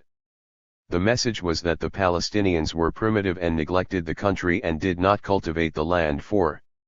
At around the same time, another Israeli researcher, Adar Cohen, conducted an opinion survey among a group of 4th to 6th grade Jewish students at a school in Haifa, a mixed Arab, Jewish city. He found that 75% of the children described the Arab as a murderer, one who kidnaps children, a criminal and a terrorist. 80% saw the Arab American Samoa as someone dirty. 90% stated they believed that Palestinians had no rights whatsoever to the land in Israel. Cohen also researched 1,700 Israeli children's textbooks published after 1967. He found that 520 of the books contained humiliating, negative descriptions of Palestinians. Of these, 66% are referred to Arabs American Samoa violent, 52% as evil, 37% as liars, 31% as greedy, 28% as two-faced. Cohen observed that the authors of these children's books effectively instill hatred towards Palestinians by stripping them of their human nature.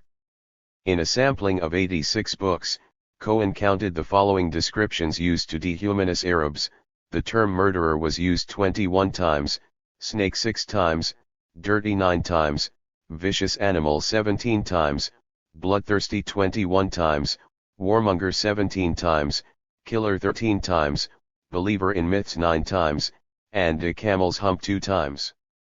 Both Bartal's and Cohen's studies revealed a culture of dehumanization deeply rooted in Hebrew literature and Israeli history books. Cohen believes that Israeli authors and writers deliberately portray Arab characters in this stereotyping way, particularly to their younger readership, in order to influence their outlook early on so as to prepare them to deal with Arabs. 5. Jamal Adamna, coordinator of the Arab Education Committee in support of local councils, a Haifa-based NGO, notes that major historical events hardly get a mention either. When I was in high school 12 years ago, the date 1948 barely appeared in any textbooks except for a mention that there was a conflict. Palestinians refused to accept a UN solution and ran away instead. Today the idea communicated to school children is basically the same. Adamna explains that textbooks used by the nearly 1.4 million Arab Israelis, 1/5 of Israel's population, are in Arabic but are written and issued by the Israeli Ministry of Education, where Palestinians have no influence or input. Professor Ilipade, of the Hebrew University in Jerusalem, indicates that certain changes in Israeli textbooks are slowly being implemented, but the discussion of Palestinian national and civil identity is never touched upon. 6. Today Israeli school teachers, academics, educators, broadcasters, historians, biblical archaeologists, politicians, novelists, and tourist guides constantly speak of Judea and Samaria as rightful parts of the Jewish state, claims made on the basis of the stories and legends of the Hebrew Bible and without reference to the rights of the land's indigenous inhabitants. This promotion by the Israeli educational system of the foundational myth of continuity between biblical Israel and modern Israel was hinted at in an article by Israel's leading novelist Amos Oz shortly after 1967. When I was a child, some of my teachers taught me that after our temple was destroyed and we were banished from our country, strangers came into what was our heritage and defiled it. The desert-born Arabs laid the land waste and let the terraces on the hillsides go to ruin. Their flocks destroyed the beautiful forests. When our first pioneers came to the land to rebuild it and to redeem it from desolation, they found an abandoned wasteland. True, a few backward, uncouth nomads wandered in it. It seems that the enchantment of renewing the days of old is what gave Zionism its deep-seated inclination to see a country without inhabitants before it. How fitting would it have been for the return to Zion to have taken the land from the Roman legions or the nations of Canaan and Philistia. And to come to a completely empty country would have been even better. From there, it is only a short step to the kind of self-induced blindness that consists in disregarding the existence of the country's Arab population, or in discounting it and its importance on the dubious grounds that it has created no valuable cultural assets here, as if that would permit us to take no notice of its very existence. In time, Naomi Shemer would express the state of mind in her song Jerusalem of Gold, "The marketplace is empty / and no one goes down to the Dead Sea / by way of Jericho." Meaning, of course, that the marketplace is empty of Jews and that no Jew goes down to the Dead Sea by way of Jericho. A remarkable revelation of a remarkably characteristic way of thinking. Oz 1988. Furthermore, in contrast to the construction and promotion of a national, Zionist Jewish, identity in the curriculum developed for the Jewish schools, that developed by the Ministry of Education for Arab schools blurs rather than enhances the cultural identity of the indigenous Palestinian community. Palestinian cultural identity is treated as something non-existent, irrelevant or, at worst, completely antagonistic to the goals and aims of Zionist education in Israel. Abu Sayyad 2008, 20-21. Professor Abu Sayyad, of the Department of Education, University of Ben Gurion, using Israeli geography textbooks for both Jewish and Arab pupils in 2005-06, has shown what is present in the textbooks, alongside what is absent from, or left out of, the telling of the story. He illustrates how the Palestinian presence in the land is completely erased, making Palestinian Arab pupils in Israel into present absentees in their own homeland as they learn about the history of the land of Israel. Produced nearly 2 decades after the appearance of the Israeli New History, the textbooks show that the state-sponsored curriculum for Arab elementary schools maintains an emphasis on Jewish settlement and Zionist colonization of Palestine, while at the same time erasing Palestinian history and preventing Arab students learning about and identifying with the Palestinian people and their history. Abu Sayyad 2008, 21-4. Educated within the framework of the Israeli Arab education system, and subjected to a school curriculum dictated by an Ashkenazi Zionist elite, with its focus on the newly invented Hebraist and Judaist land of Israel, the younger generation of Palestinians growing up inside Israel are often unfamiliar with many of the Arabic names and sites of historic Palestine. It seems imperative that a liberal Palestinian civil society, along with the NGOs inside Israel, make a greater effort to challenge this Zionist cultural hegemony and reinvention of history by educating the Palestinian youth in Israel about the material and cultural heritage of the indigenous inhabitants of Palestine. In 2007, under intensive lobbying from Arab educationalists and Palestinian civil society organizations inside Israel, the Education Ministry, then headed by Yuli Tamir of the Labour Party, introduced a passage into a textbook taught in Arab schools in Israel, which describes the 1948 war as follows: "The Arabs call the war the Nakba, a war of catastrophe, loss, and humiliation, and the Jews call it the Independence War." But the term Nakba was never introduced into the curriculum in Jewish schools in Israel. 2 years later, in July 2009, however, the Ministry of Education decided to remove the term Nakba from the textbook in question, and indeed to ban any use of it in Arab schools. Prime Minister Benjamin Netanyahu had earlier stated that use of the term was tantamount to spreading propaganda against Israel. Palestinian human rights organizations in Israel reacted to the ban by calling the Ministry of Education's decision an attempt to distort the truth and seek confrontation with the Palestinians inside Israel. 7. Crucially, today in the Jewish democracy of Israel, crude racism and an obsession with demography serve to vilify 20% of the population, the Palestinian citizens of Israel, who are labeled in Jewish children's textbooks a demographic threat. The nearly 1.4 million Palestinian citizens of Israel are now being threatened with ethnic cleansing, removal to the Bantustans of the West Bank. Nakba Day and the struggle for collective rights inside Israel. Your celebration is our mourning. Knesset member Azmi Bishara, April 30, 2006. Because of the Nakba, your Independence Day is still an open bleeding wound. Knesset member Jamal Zahalka, April 30, 2068. Living inside the Jewish state, Palestinian citizens of Israel are confronted with the Zionist dominance of the historical narrative in multiple ways, from the shaping of their school curriculum to the superimposition of Hebrew, biblical, toponymy and physical inscription over their own land. Humphreys 2009, 96. Isabel Humphreys, 2009, shows the complexities and dilemmas facing those trying to build a counter-hegemony in the current political environment inside the Jewish state. It is hardly surprising, therefore, that in the past 2 decades Palestinians in Israel, after a long period of silence and present absenteeism, encouraged by the Israeli state, have begun to challenge the hegemonic Zionist narrative and the officially imposed attempts to silence the Nakba.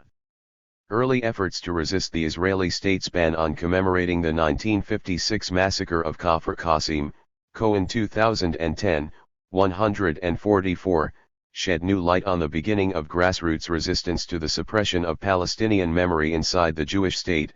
Robinson 2003, 393-416. The new efforts at commemorating the Nakba, which have brought a growth in confidence and encouraged politicization, have met with varying degrees of success. In 1998, the Israeli state's jubilee served as a catalyst and focal point for intense feelings of mourning and protest among the Palestinians inside Israel. Today, the Nakba Day on 15 May and the Land Day on 30 March are key dates on the calendar of anniversaries, not just for the Palestinians inside Israel but for those throughout historic Palestine. 9 Interestingly, in the past 2 decades the Nakba Day has been more widely commemorated by this community than in the previous 4 decades. The anniversary of the massacre of Kfar Qasim, October 29, is a third key day of protests and demonstrations. The same community also discovered that a collective memory of the Nakba could be mobilized as a powerful tool of peaceful resistance and in the struggle for collective rights inside Israel. The Nakba Day connects the previously isolated Palestinian community inside the Green Line with other Palestinian communities inside and outside historic Palestine. Collective memory helps to consolidate national bonds, mutual solidarity, and shared history, memories and struggles. Discrimination against the Palestinian citizens of Israel has remained blatant and institutionalist. Shimon Peres, President of Israel at the time of writing, stated in 1986, then Prime Minister, that the per capita budget allocated for the Palestinians inside Israel was 30% of that allocated for Jews. Beit Halami 1992, 90, Masalha 1997, 158-60. The same community is excluded from 90% of the land within the Green Line. Since 1948, the Palestinians inside Israel have experienced an improvement in living standards and in level of education. Many Palestinian villages now enjoy the modern services of running water, electricity, a high standard of housing, healthcare, and schooling. Palestinian citizens of Israel have thus been transformed from a marginal group, historically disparaged and marginalized by both Israel and the Palestinians outside the country, into a consolidated and politically aware community that recognizes its own value and challenges the majority Jewish community by presenting documents demanding collective equality and the rights of an indigenous national minority, In the words of Marone Benvenisti. 10 Benvenisti is fully aware of the fact that the Zionist mindset could never accept Palestinians inside Israel as equal citizens. He also knows that these benefits for second-class citizens can easily be revoked. Indeed, threats to revoke them are constantly made by Jewish politicians and public figures. SA 2000, 25-37. In the last decade, public discussion of the transfer of Israeli Palestinians into the West Bank has become common among mainstream Jewish politicians and even government ministers. Cook 2006, 116-22. It is the failure of decades of Israeli efforts to eliminate Palestinian identity within the Green Line, as evidenced by the recent reassertion of Palestinian identity and growing solidarity with Palestinians in the occupied territories, that has provoked the anger of the political and security establishment and the threats of another Nakba.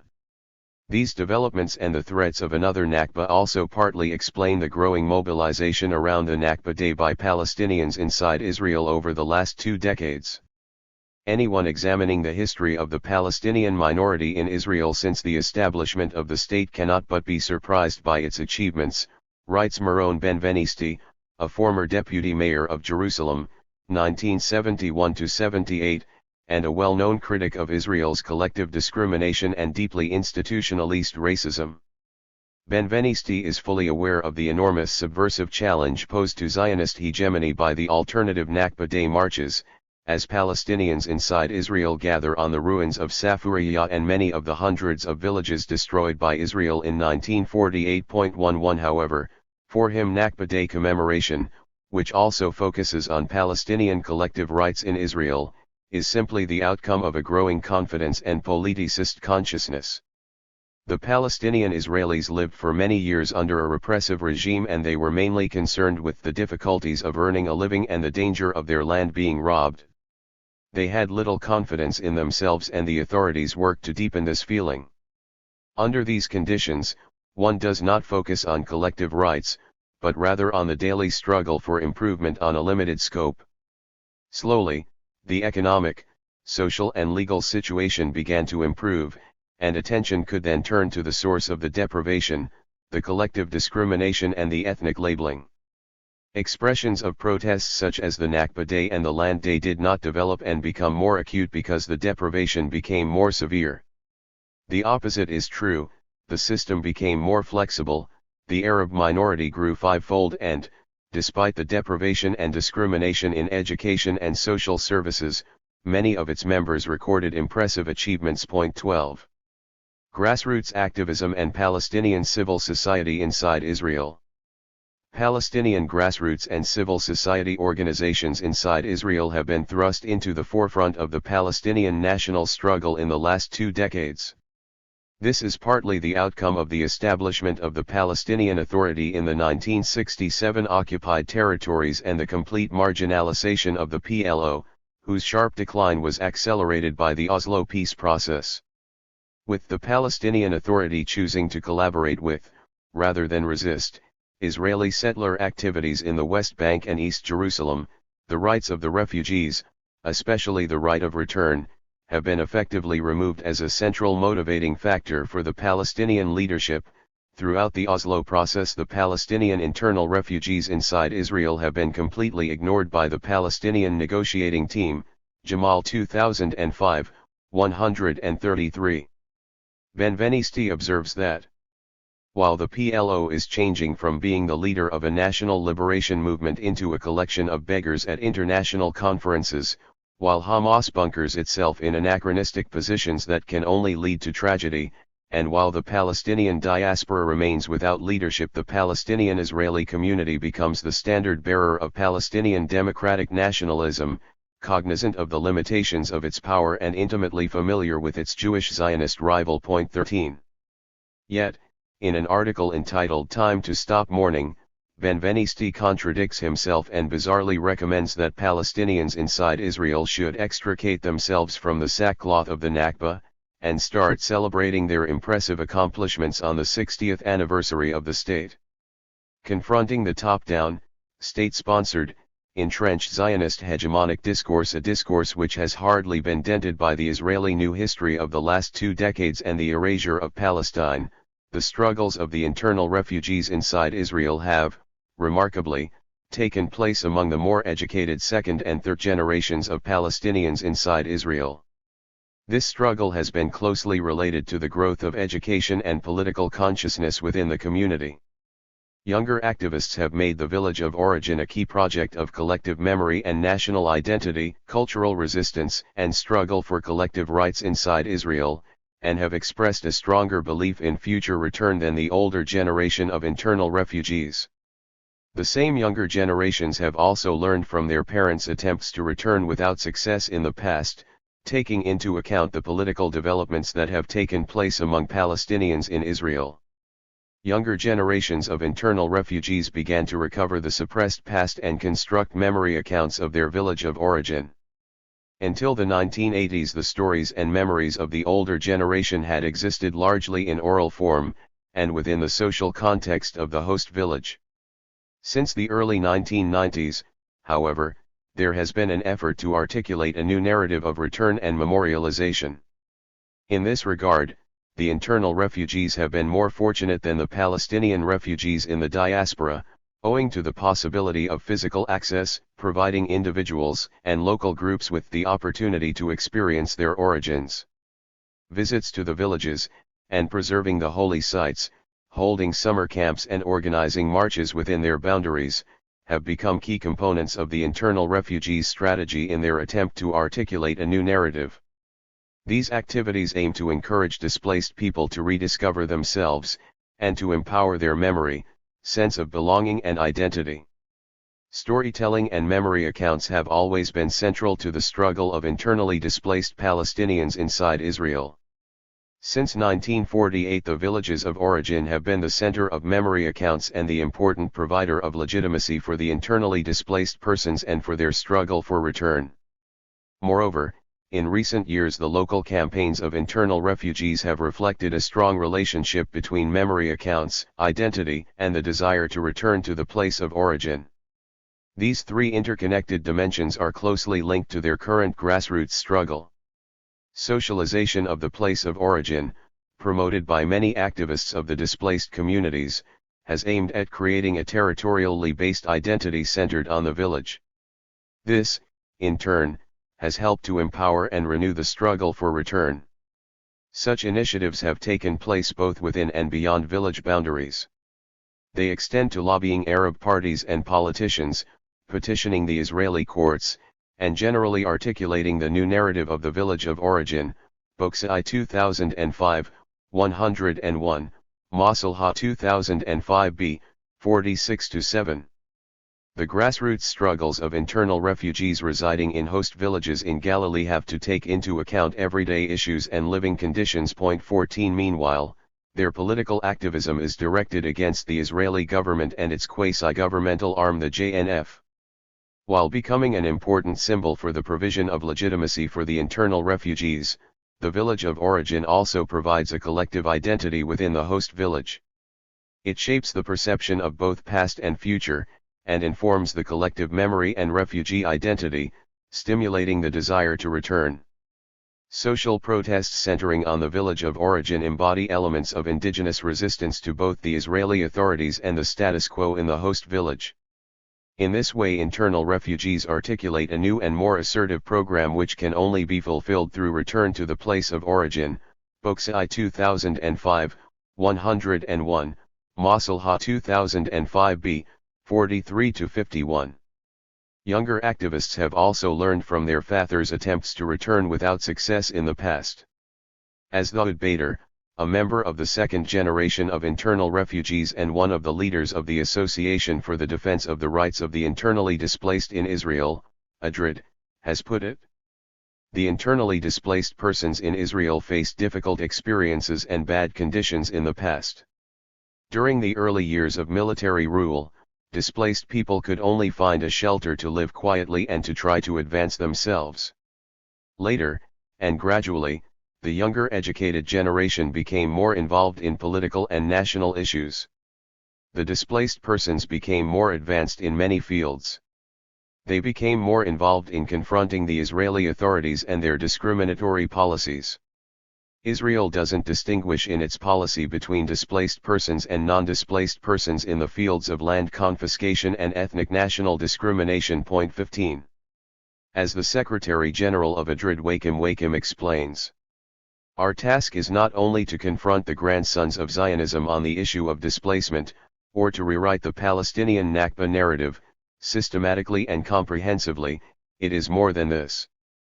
We aim to organize the displaced communities through the popular committees and relevant associations, and under the umbrella of the Displaced Committee THIRD, as an organized national forum, and by encouraging the local committees to organize visits to the villages of origin, by publishing bulletins to strengthen the belonging of the depopulated village as a microcosm of Palestine, by organizing summer camps for displaced children, and by protecting the holy sites in the depopulated villages. Wakam 2001b. During the commemoration of the Nakba in 2000, THIRD organized, in coordination with local refugee committees, some 20 marches and trips to villages of origin. Badile 2002b. Point 16. In 2003 most of the Nakba commemoration activities were held in villages of origin. SAID 1992, 1999, Books I 2005, 103.17.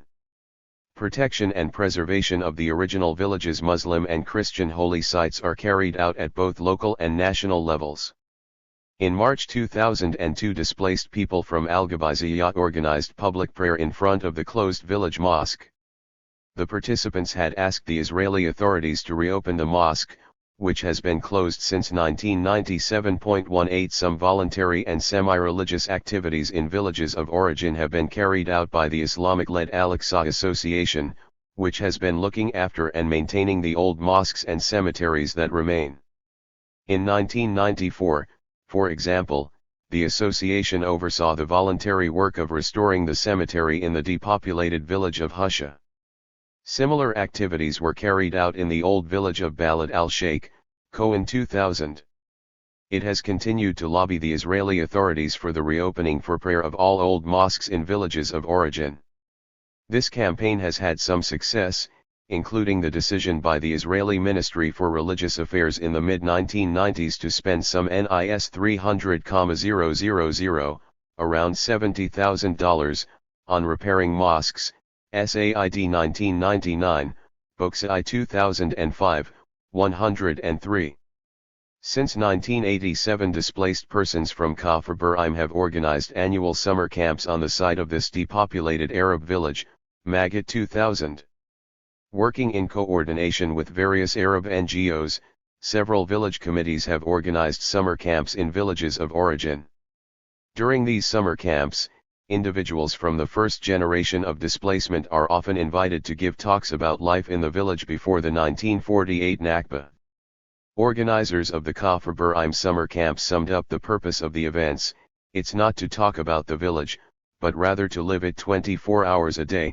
SAID 1999, Books I 2005, 103-4.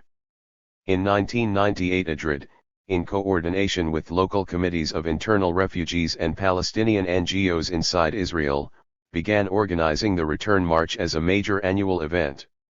The Return March is held on the same day as Israeli Independence Day, which is marked according to the Hebrew calendar with the participation of thousands of displaced people and Palestinians inside Israel. One of the key slogans of the Return March is "Their Independence Day is our Nakba/catastrophe." The route of the Return March included one of the host villages, ending with one of the villages of origin. In 1998, on the commemoration of the 50th anniversary of the Nakba, the march started from the town of Nazareth and ended in the pre-Nakba village of Safuria. 19. In 2000 the march began in the host village of Kabul and ended in Al-Daman village of origin. In 2001 it began in the host village of Yafa and ended in the Ma'alul village of origin. In 2001 there was also a march to Al-Birva village of origin, Wakam 2001b, Badile 2001, and in 2003 to Al-Zinat village of origin. 20 Other national dates around which marches were held included Land Day, and the 1948 date of village occupation. For example, a march was held on March 28, 1998 from Sheikh Danyun host village to Al-Gabaiziyah village of origin.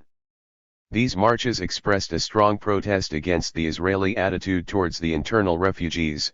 The return each year to the village of origin on exactly the same day as Israel's independence is symbolically powerful. Boksai 2005, 104. Inevitably, Palestinians inside Israel and Israeli Jews disagree fundamentally on the refugees' right of return, a right that is at the heart of decolonising strategies in Palestine, Israel. Many Israeli Zionists rightly argue that the implementation of the right of return would both undermine the Zionist project and transform Israel into a binational state. For supporters of the ethnocratic colonial regime of Israel, Yiftikel 2006, the victims, the ethnically cleansed indigenous inhabitants of the land, are a threat to Israel's demographic racism and Jewish character. Indeed, Zionist Israelis do not want the repatriation of the Palestinian refugees, who would question the colonial nature of Israeli society. Thus, the decolonization strategies of Palestinian citizens of Israel openly emphasize the already existing binational reality within the Green Line. Palestinians inside Israel would positively welcome and encourage the transformation of Israel into a state of all its citizens and absentees, that is, into a binational state. Clearly, the refugees' right of return is central to decolonization in Palestine, Israel. It touches on the very nature of Israel as an exclusivist apartheid state and on the question as to whether it should become a multicultural democratic state, a state of all its citizens. Epilogue. The continuity of trauma. For the millions of Palestinian refugees, the past is still present and the sense of displacement remains heightened. The processes of ethnic cleansing and transfer in Palestine continue. As Juan Cole observes, the phrase ethnic cleansing conjures up a swift, comprehensive act of expulsion. But in reality, moving a large population off its land is the death of 1,000 cuts, a slow, inexorable process of stealing property, harassment, forcing people into a condition of malnutrition. The indigenous people of Palestine, like the Native Americans or the Aborigines in Australia, were only sometimes forced off their land suddenly and en masse. 1 Dina Mudar shows in What It Means to Be Palestinian, Stories of Palestinian Peoplehood, 2011, 129-32, that the continuity of the trauma is not just the result of 1948 but an ongoing process, continuing into the present and linked to current Israeli settler policies and practices. Adi Ofer, of Tel Aviv University, in an article entitled Genocide Hides Behind Expulsion, wrote in January 2004. Under the conditions of Israeli control in the occupied territories today, transfer is being carried out slowly by the Ministry of Interior, by the civilian authority at airports and border crossings, by sophisticated means such as forms, certificates, and denial of certificates, and by less sophisticated means such as the destruction of thousands of homes and checkpoints and closures and sieges, that are making the lives of Palestinians intolerable and leading many of them to try to emigrate in order to survive. Ofer 2010, 162. Contemporary Palestinian anxiety seems to be focusing on the need to prevent the final Zionist ethnic cleansing of Palestine. In particular, in the post-Second Al-Aqsa Intifada period, marked by increased Israeli repression, both the fear of another Nakba and the yearning to return appear to be intensifying. Milstein 2009, 64, Jamal 2005, 133-60. The threat of transfer and continuing trauma are also apparent in the ongoing dehumanization of Palestinians inside Israel, which, as Eliazurike noted in October 2010, takes its place in standard Israeli rhetoric among members of the ruling establishment. Disregard for Palestinian life has characterized the attitudes of Israeli authorities towards its Arab citizens since the establishment of the state. The Palestinians constitute what the Italian philosopher Giorgio Agamben calls homo sacer, according to which the laws of humanity do not apply to them. For Israel, the Palestinians exist in conditions of bare life. Their minimal existence is tolerated but not enhanced. Invariably, the law is suspended when it comes to rectifying Palestinian grievances. Israel is usually quick to cite national security as justification for its lethal actions. Life for Palestinian citizens of the state is in a perpetual state of emergency where exception to the universal application of the law is the rule. As a colonial state, life in Israel is best viewed from a racialized prism where ethnicity and race govern the treatment of its citizens. As in all colonial regimes, territory and population are the two central elements which occupy the colonizer, and Israel is no exception. Both of these components provide the cornerstone of modern Zionism. Debates about demography, population, and settlements are the logical expressions of Zionism, and they will continue to be its cornerstone until Israel achieves its objectives of getting rid of as many of its Palestinian citizens as possible and bringing more land under its control. Point 2. The Israelis continue to insist that Palestinians should accept Zionist colonization of historic Palestine, while liberal Zionists believe in the existence of two distinct entities, one being the Israeli state, effectively an institutionalist apartheid state, and the other the fragmented and colonist areas, administered by the Palestinian Authority, that lie on the other side of the 1967 Green Line. No colonist people can be expected to give up their indigenous identity, accept the abrogation of their national rights, hand over most of their country, and then accept that this is right and just. As Israeli human rights activist Jeff Halper observes, only to the degree that Israel itself decolonizes will true integration, acceptance, normalization, and reconciliation in historic Palestine be possible. Halper 2008, 221-2. With responsibility for the 1948 Nakba, along with the history, rights, and needs of the Palestinian refugees, excluded from recent Middle East peacemaking efforts, and with the failure of both the Israeli state and the international community to acknowledge the events of 1948, ethnic cleansing continues to underpin the Palestine-Israel conflict. To write more truthfully about the Nakba is not just to practice a professional historiography, it is also a moral imperative of acknowledgement and redemption. Refugees' struggle to publicize the truth is a vital means of protecting their rights and keeping alive the hope for peace and justice. Peace will remain elusive as long as Israel's approach to Palestinian refugees is to erase them from history, as long as Palestinian property in the West Bank continues to be expropriated and developed for Israel, and as long as Palestinian families are uprooted and their homes demolished because they are not Jews. Piecemeal solutions will not suffice. There is a need to address the questions of land and property, which have symbolic, religious, national, cultural, and economic significance for the Palestinian refugee community. As long as the truth of the Nakba is denied, there can be no peace, no reconciliation in the Middle East. We should not be enslaved obsessed by the past, but neither should we deny the potency of historical memory and its centrality to the continuing trauma. Remembering the Nakba is also vital because its most salient byproduct was the Palestine refugee problem, the greatest and the most enduring in the world. The last 2 decades have been witness to major contributions by Palestinian authors, many of whose accounts have been based on oral history of the refugees themselves, on social history from below. Palestinian authors have also been producing data and memory accounts of the Nakba through compiling and recording oral history and encouraging annual commemorations designed to preserve the memory of the catastrophe, while emphasizing the link between refugee rights, collective identity, and the challenge of return. Remembrance seems to be about the past.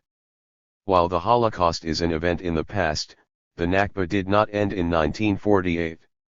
For Palestinians, mourning 63 years of al-Nakba is not just about remembering the ethnic cleansing of 1948, it is also about marking the ongoing dispossession and dislocation.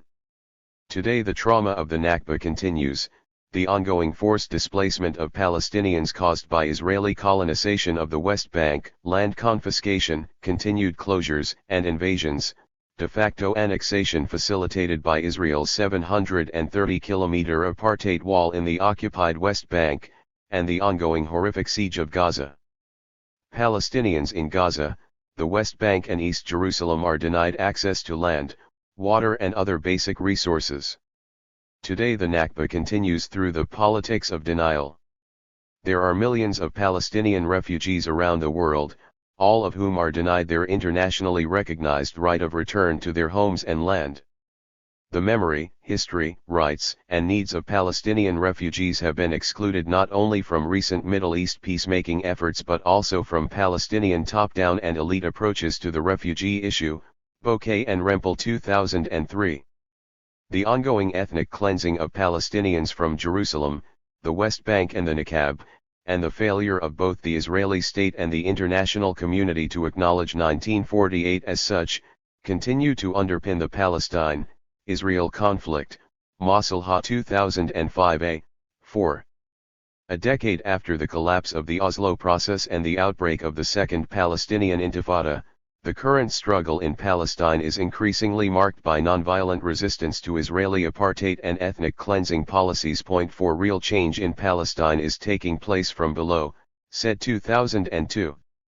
Mazen Kumziya's recent work, Popular Resistance in Palestine, A History of Hope and Empowerment, 2010, conceptualizes a new frame for popular resistance in Palestine, a nonviolent struggle to be combined with an anti-apartheid international campaign. This multi-track approach to resistance is intended to build on and deepen the changes from below occurring in Palestine, Israel, and the paralysis in the Palestinian national arena, and address the enormous power asymmetry between Israel and the Palestinians. Many Palestinian activists believe that the struggle to publicize the truth would be better served by the institutionalization of Nakba commemoration. In Israel, Holocaust commemoration is heavily institutionalized. Holocaust remembrance is a state-funded industry. In 1959 the Knesset made Holocaust Remembrance Day, Yom HaShoah, a nationalist public holiday. In 1961 another law was passed that closed all public entertainment on that day. At 10 in the morning a siren is sounded, at which point everything stops and people stand in remembrance. In the absence of a Palestinian state, the efforts to institutionalize Nakba commemoration in Palestine will remain patchy. But arguably the last thing the Palestinians need is a state-controlled Nakba industry, on the Jewish Holocaust model. Of all the sectors and constituencies of the Palestinian people, the refugees and the camp dwellers in particular have a primordial interest in reviving the PLO and making its institutions more representative of their rights and claims, Say 2011, 61.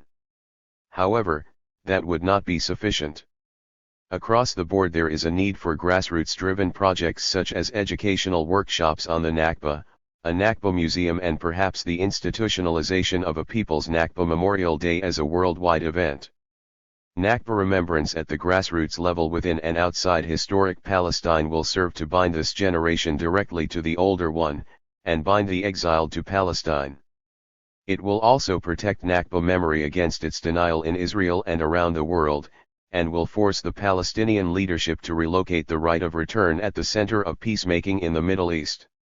There is a clear need to articulate new counter-hegemonic narratives and devise fresh liberationist and decolonization strategies. These must build on the recognition that the root cause of the Palestine conflict is the Nakba and on belief in the unity and territorial integrity of historic Palestine. The righting of the wrongs inflicted in 1948 and redressing the evils inflicted on the Palestinians ever since would allow both citizens and returnees to enjoy a normal and peaceful life on an equal basis in Palestine.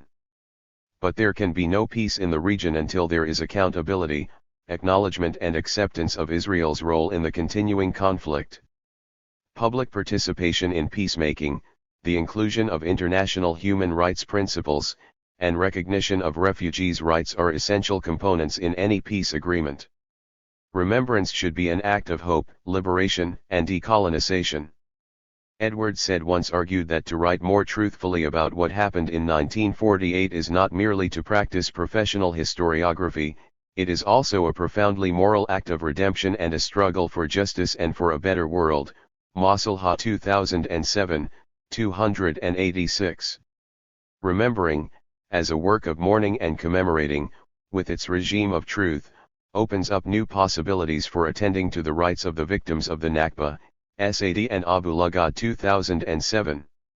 To remember is to put the wreckage of a painful past back together in ways that help end suffering and facilitate the process of healing. Gray 2007. Collective amnesia and contemporary forms of silenced voices are not confined to the Palestinian refugees, they are found among groups of migrant workers and asylum seekers in many countries. These silences are partly due to racism and the lack of status granted to certain groups, people who fall into the category of the despised other. They are often maintained because they serve racist and colonial interests, or vested interests. Gray 2007. As long as injustice remains unaddressed in Palestine, violence will continue to occur. How to break open the silence of injustice and of multi-layered oppression, a key question faced in Palestine, is a crucial dimension in building truth and effecting reconciliation. As Archbishop Desmond Tutu remarked, it wasn't possible to move forward in South Africa without listening to the painful stories of victims of apartheid in the Truth and Reconciliation Commission. In 2002, Tutu reflected that Israel was practicing apartheid in its policies towards the Palestinians. He was very deeply distressed by a visit to the Holy Land, adding that it reminded me so much of what happened to us black people in South Africa. 5 In Guatemala, also, there is the Recovery of Historical Memory Project, REMI, the truth-telling of memories of the killings to enable healing. Truth-telling projects must be part of the solution in historic Palestine. Acknowledging and remembering the Nakba will help us to begin to tackle the Palestine refugee problem.